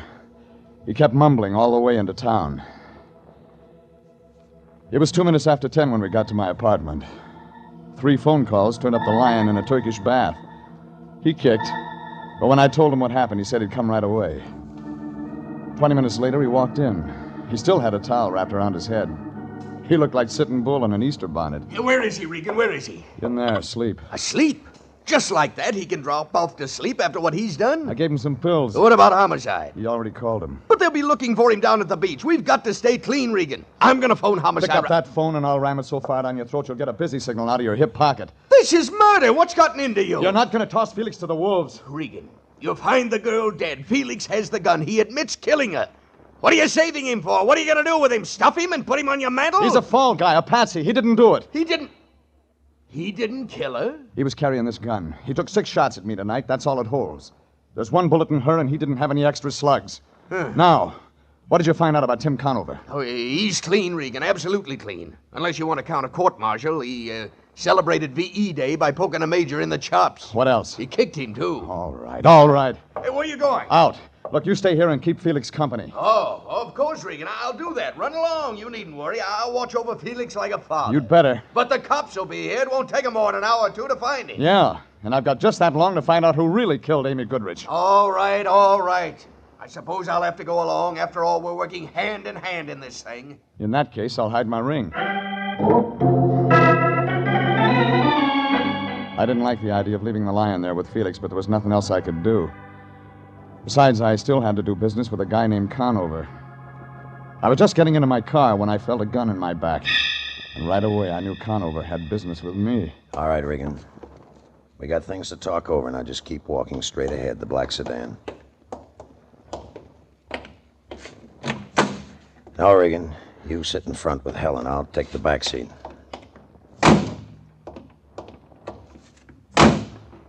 Okay, Helen. Where to, Tim? Nowhere. Regan and me can do our talking right here. It's quiet. Tim, are you sure you're doing right? Please, let me handle this, baby. All right, Regan, what's the play? I know Amy's dead. Now, let's just take it from there. Who told you? I was there tonight. Tim, you shouldn't. He'll involve you. He'll tell the police. I said I'll handle this, baby. So you were there. I know, don't tell me. She was already dead when you showed up. No, not quite. All I got out of her was the name of some guy, Dolan, and something about Lake Tahoe. She seemed to think I know what it was about. And you didn't? No. Kind of figured you'd tell me. All right. Blackmail. Amy? Blackmailing me? You didn't know her very well, did you, Regan? She said she needed protection. I think she wanted a strong-arm boy. No, it doesn't fit. She was no good, but not blackmail. It doesn't fit at all. Maybe I can make it fit. Don't try. I'm not going to be tagged for this thing, Regan. You know some answers. Maybe you better start talking right now. I said start talking. I didn't know if Conover was just looking for information or if he wanted to find out how much I knew about a guy named Dolan in Lake Tahoe. Well, I had a 50-50 chance. I could get the butt of that gun across my face, or I could try walking away and take a chance on getting a bullet in my back. And then I saw an old coupe, Oklahoma license, limping along the other side of the street. I opened the door, stepped out onto the sidewalk. Regan! I kept on going into the middle of the street. Conover yelled, but he didn't fire. And then the coupe slammed on the brakes. What's the matter with you, Pilgrim? You want to get yourself bashed up standing out in the middle of the street? Want to get yourself all bashed up, We ran out of gas. Well, join an auto club. Pay your dues. There's no phone. Could you give me a lift? I wasn't going anyhow. Well, climb in. And do it at the bowling alley. Hey, what are them two going to do? Just sit there and nick? I didn't answer that. But when we pulled away, Conover was just sitting there staring. But there was nothing to stare at. Helen was different. She registered one look. Fear.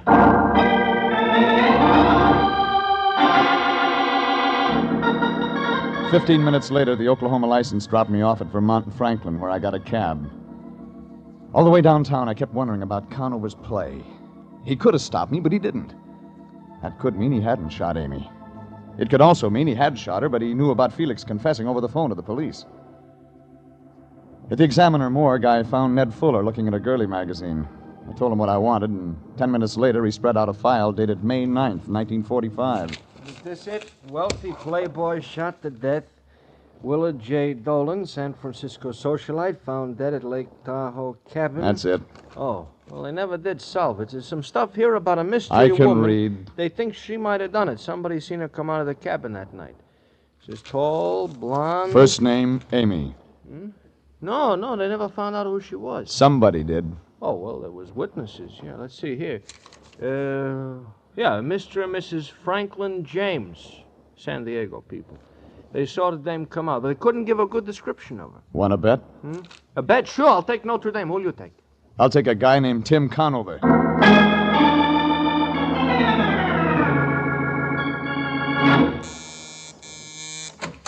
Regan. Hello, Conover. You're staying up late tonight. You work awfully hard for a buck soldier. That's for what your boys did to me out in an alley. I wonder what makes a guy walk into trouble 3 times in one day. You got a lot of nerve, Regan, but you use it in the wrong places. I'm just getting started. All right, make your play. What's next? You talk. What about? Dolan, Willard J. I told you. Lake Tahoe, May 9th, 1945. Talk, Conover. All right, then I'll talk. A tall blonde named Amy Goodrich. An unsolved murder at Lake Tahoe. But there was a witness. When I first came over here, I guess she was blackmailing you. I was wrong. You were blackmailing her. You stink, Regan. I told you wouldn't tag me for this. Well, you're wrong. No, he isn't, Mr. Regan. Oh, so that's it. Thanks, Helen. Give me the gun. I'll run things from now on. I don't know what you get out of this, Regan, but you got your engine switched. Look, a mixed-up guy named Felix Beethoven actually thinks he killed Amy, and he didn't. I've got him on ice, but the cops will get him. And when they do, he's on his way to the gas chamber. Oh, Tim, please, let's get out of here. Let's not listen. Wait a minute, baby, wait. So I was blackmailing Amy. I had a good thing, but I shot her. And I was the mystery witness at Lake Tahoe.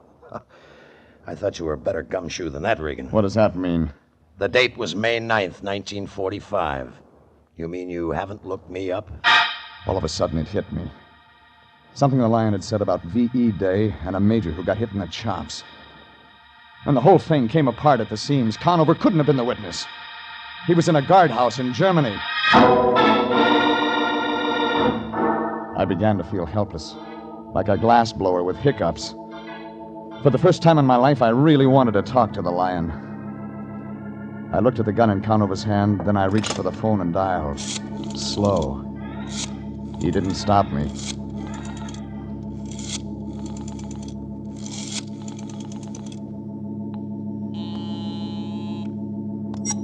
Anthony J. Lyon. Lyon, the cops. Oh, Regan. They're not here yet. Felix? Still asleep. Well, get him out of there. Regan, I can't do that. Get him out of there. We broke our pick. What? I've been working the wrong angle. We gotta have more time. But I can't get him out of here now. We'll be seen. You must have something. I have. A guy named Willard Dolan was killed at Lake Tahoe. A Mr. and Mrs. Franklin James were the witnesses. But Conover isn't... Regan. Hold it. Yeah? That name. Tim. Mr. and Mrs. Franklin James? Hang up. Regan, what's going on? Hang up. Jeffrey, are you... Helen's got something to tell you. Oh, Tim, please. Go ahead. Go ahead, baby. Tell him. Tim. Wait a minute. Mrs. Franklin James. Yeah, Mrs. Franklin James. All right. I was Mrs. Franklin James. I was a witness. I did blackmail Amy. And you figured me to be the fall guy. You've hung around just so you could use me if the heat ever came on. No, I swear, Tim. I love you. I never meant to get you involved. But I used a piece of your stationery once. Amy had it traced. So she figured it was Conover all the time. Yes. Oh, I went crazy trying to cover it up. Because I love you, Tim. I love you. I couldn't let anything happen to you. No, but you set me up for a murder rap. No, I wasn't. I was trying to protect you. Don't you see Amy was going to kill you, Tim? She was going to kill me. Yes. Oh, she wanted Regan Forrest to set up that story about your threatening her. And then she could claim self-defense. But it didn't work that way. No. You came around. I couldn't let Tim find out. I couldn't let anybody find out. You killed her, didn't you? Yes, I killed her. For you, Tim. I killed her for you. We can get away, darling. Regan's the only one who knows. Sure, and the kid with a bum ticket takes the rap. Except that somebody might ask questions about what happened to me. We'll have to take that chance, Tim.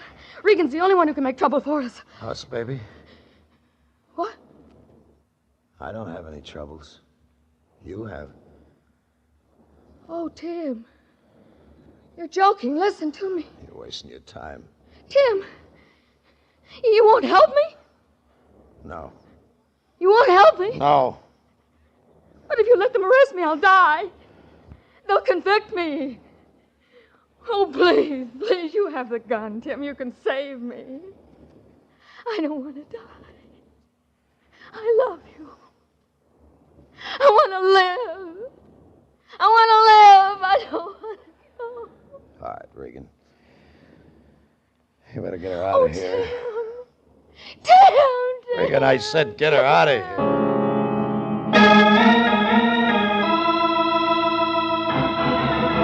Well, that's the way it wound up. Helen went to headquarters. Tim went back to his club.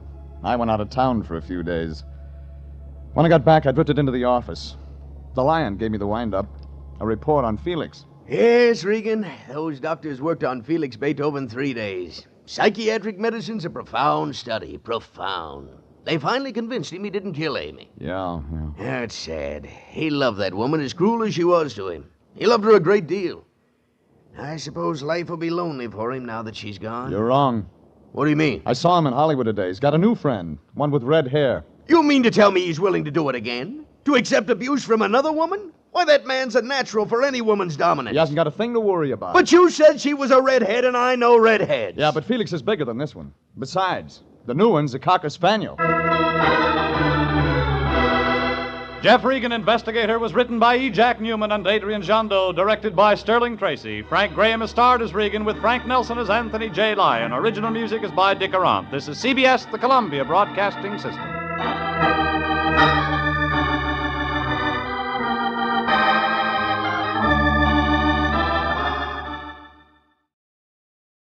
There's a lot of guys in L.A. who wear black suits. Ushers, waiters, floor walkers, and the crew down at the coroner's office. Petticini wore a black suit, but he didn't do any of those things. He had a different angle. I found that out the first time I saw him. A big guy with a lot of black hair and a pair of hands he could have rented out to a shovel company. It all started last Thursday in a one-arm joint on 6th Street. I was working on a cup of coffee that would have been Exhibit A for the Restaurant Commission when the skinny guy who runs the place got ambitious. Hey, Bud. Something to go with your coffee or bear claw, maybe, huh? I'll chew on the coffee a while. I made it myself. I got a special recipe. It's a secret. Save it for the next war. We'll need some weapons. Oh. Try to please the public, and what do you get? Nothing but talk. Everybody gotta have an answer. I'm gonna be a big man in this business someday, and then Sure. Your phone's ringing. Maybe it's J.P. Morgan. Well, you're a wise guy or something, huh? Oh, so it's only a girl. I ain't got one. A girl ties you down, you can't get nowhere. It's bad business. Hello, ye Bear Claw Coffee Shop, you who? I'll ask him. Hey, Bud, is your name Regan? Who wants to know? A guy named Lyon. Hang up on him. Bad business hanging up on people. Here. Okay. Yeah? Oh, Jeffrey, I'm glad I finally located you. I know this is your day off. I'm busy. So long. Now, wait. Don't hang up. I wouldn't think of interfering with anything you have planned today. I just thought I might be able to help you relax, relieve the tension. What's in it for you? Oh, now, Jeffrey. I intend to watch the workouts at the Lacey Street Gym today, but I can't make it myself. Now, if you'd care to go, just use my name at the main gate. They'll let you right in. Who's the client? Client? Client? I didn't say anything about a client. Of course, if you want someone to talk to, someone who knows the ins and outs of the fine, manly sport of boxing, there's a chap named Petticini. Be sure and look him up. Give him my best regards. Old friend, roomed together in college. What college? What college? Well, at the moment it escapes me. So did I. So long. Now, wait. Oh, the truth is, Jeffrey, I don't really know this Petticini guy at all. He retained us. But I thought you could enjoy yourself at the gym. Meet Petticini, talk to him, find out what he wants. Then the first thing tomorrow, you can start right in, show him the kind of service International... That's bad business, you're hanging up on people. Oh, shut up. Every time I get hot into the collar, I always sit down and drink myself a cup of coffee. You want some? I'm not that hot. Oh, is that going to be for you, that him calling back, huh? Try hello. You'll pick it up from there. Hey, where you going? What'll I say to him? Try hello. You'll pick it up from there. That's what you just said. Yeah. I had my choice of talking to the Lyon again or going straight out to the Lacey Street Gym and talking to a guy named Petticini. I already knew what the Lyon had to say. So I drove out Sunset past Alvarado, found it in the middle of the block. Big pile of cement that might have been a soundstage once. Keep your I drifted through the gate and started up the ramp. That's when a little guy wearing a hat he could have used for a snoot stuck out a hand. Price is 50 cents. 50 cents to watch. I worked for Anthony J. Lyon. He said to use his name. All right, you used it. 4 bits. You always this nice? I won first prize this week. You must have cheated. Look, the name's Joey Arch. Used to fight bantamweight. Now, you're tempting me, and it'll be an assault with a deadly weapon if I hit you. I'll wire for help. Oh, cut it out. All the time answers. Look, I came here to see a guy named Petticini. And Joey's making it tough for you, is that it? Huh? My name's Petticini. You looking for me? Oh, yeah. Yeah, Lyon sent me. You be Regan? Joey apologized, don't you, Joey? Yeah, but this guy... Oh. Okay, Regan. I think I'm still fighting sometimes. Thanks for coming. Look, I've been working out with the boys. I want to get out of these clothes and catch a shower. My office is upstairs. I'll be right up. Make yourself at home.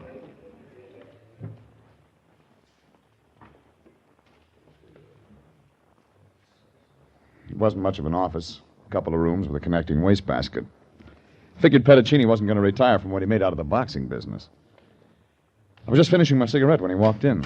This time, he wasn't wearing the sweatsuit. He was wearing a black one. But he skipped the white carnation. I didn't figure to do much for that white collar he was wearing backwards. Father Petticini? Yes, that's right. I didn't know you were a priest down there. Well, you can't punch a bag wearing a cassock. You're surprised, aren't you? I'm 38 years old, Regan, and I get surprised every day. There's no other Petticini around here. No, I'm the one you're supposed to see. Well, maybe the Lion didn't know you were a priest either. Well, come to think of it, I may not have mentioned it when I phoned him. Yeah, I thought so. Well, Father, we'd be glad to help, but I'm not sure you have anything to be in our line. This is in your line. Oh? All right, Father, what can I do for you? Find Davy Lang. Do you know him? Middleweight? Mm-hmm. One who topped Al Shummer 2 nights ago. That's him. Gee, a guy like Davy'd be hard to lose. Not so very. You know anything about him? Well, I've seen him fight. He's a comer. Turned pro a couple of years ago, that's all. I'll tell you the rest. He's got a good right hand, and he keeps in training. He's one of my boys, Regan, and I want him back. Well, a guy like Davy can take care of himself. Nobody can take care of himself. Davy's on parole, Regan. He made a mistake once. And you don't want him to make another one. He's due to report at the parole office before Saturday. Well, what's he waiting for, an engraved invitation? I don't know, Regan. I haven't talked to him lately. Oh, he's disappeared. Yes. They gave him a rule book when they let him loose. He knows what he's doing. And you and I both know what it means if he antagonizes those people. It'd be rotten if they sent him back up. Rotten. You can only do one job, Father. I'll do a dozen if I have to. That's why I wear this collar. Have you got a light? Yeah.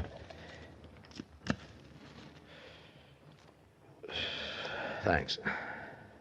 You know, I was raised on this street, Regan. I've known a lot of guys like Davy Lang, kids who make little mistakes that turned into big mistakes. You figure Davy Lang hasn't made that big one yet. I figure David Lang isn't going to make that big one. That's why I sent for you, Regan.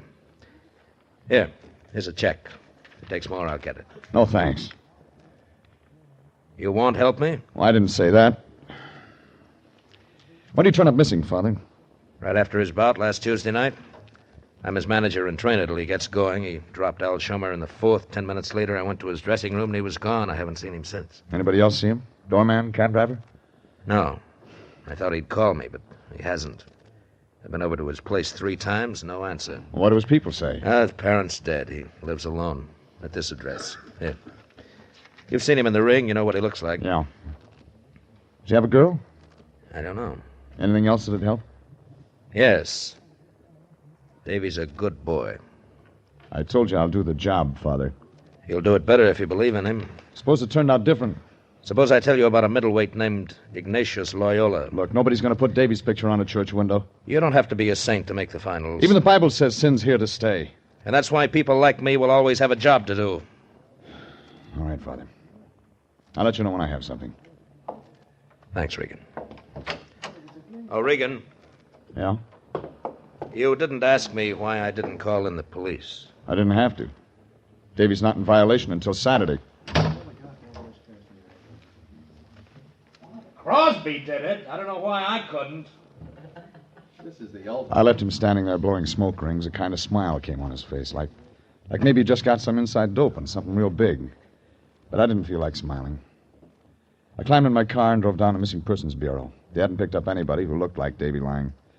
Then I went through the dead and unclaimed records over the city morgue. Nothing there. Lincoln Heights and City Jail, all the hospitals turned up the same. Nothing. It was after 7 when I got to the address Father Pettacini had given me. A red brick apartment house in South Marathon. Davy's place was on the 2nd floor. I pulled out a ring of skeletons and won my letter on the 3rd key. I didn't expect to find anything. I was wrong. A blue suit with a scar across his face was standing in the middle of the room. It was dark in there, but I could still see that .45. Then I began to feel nervous, like a hula dancer in a forest fire. All right, Nosy, close the door.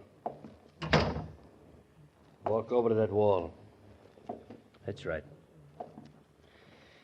Okay. Now, tell me you're the landlord. Milkman? Friend of Davy's? That way, huh? Well, Listen, Bus. Don't you guys ever learn? My knees folded like an army cot. I began to see pinwheels all over the place. He knelt down beside me and went through my pockets. I heard him grunt when he found my gun. Then he lit a match to read my billfold. He didn't like what he found there, either. Your name is Regan, and you're gum healing for Davy Lang. Who sent you? Oh.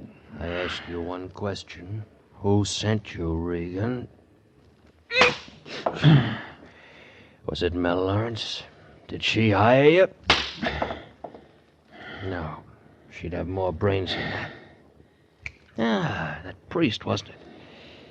Davy ain't got no family. It was the sky pilot who hired you, wasn't it? Pettacini. Yeah. Pettacini. Why didn't I think of that, huh? Pettacini!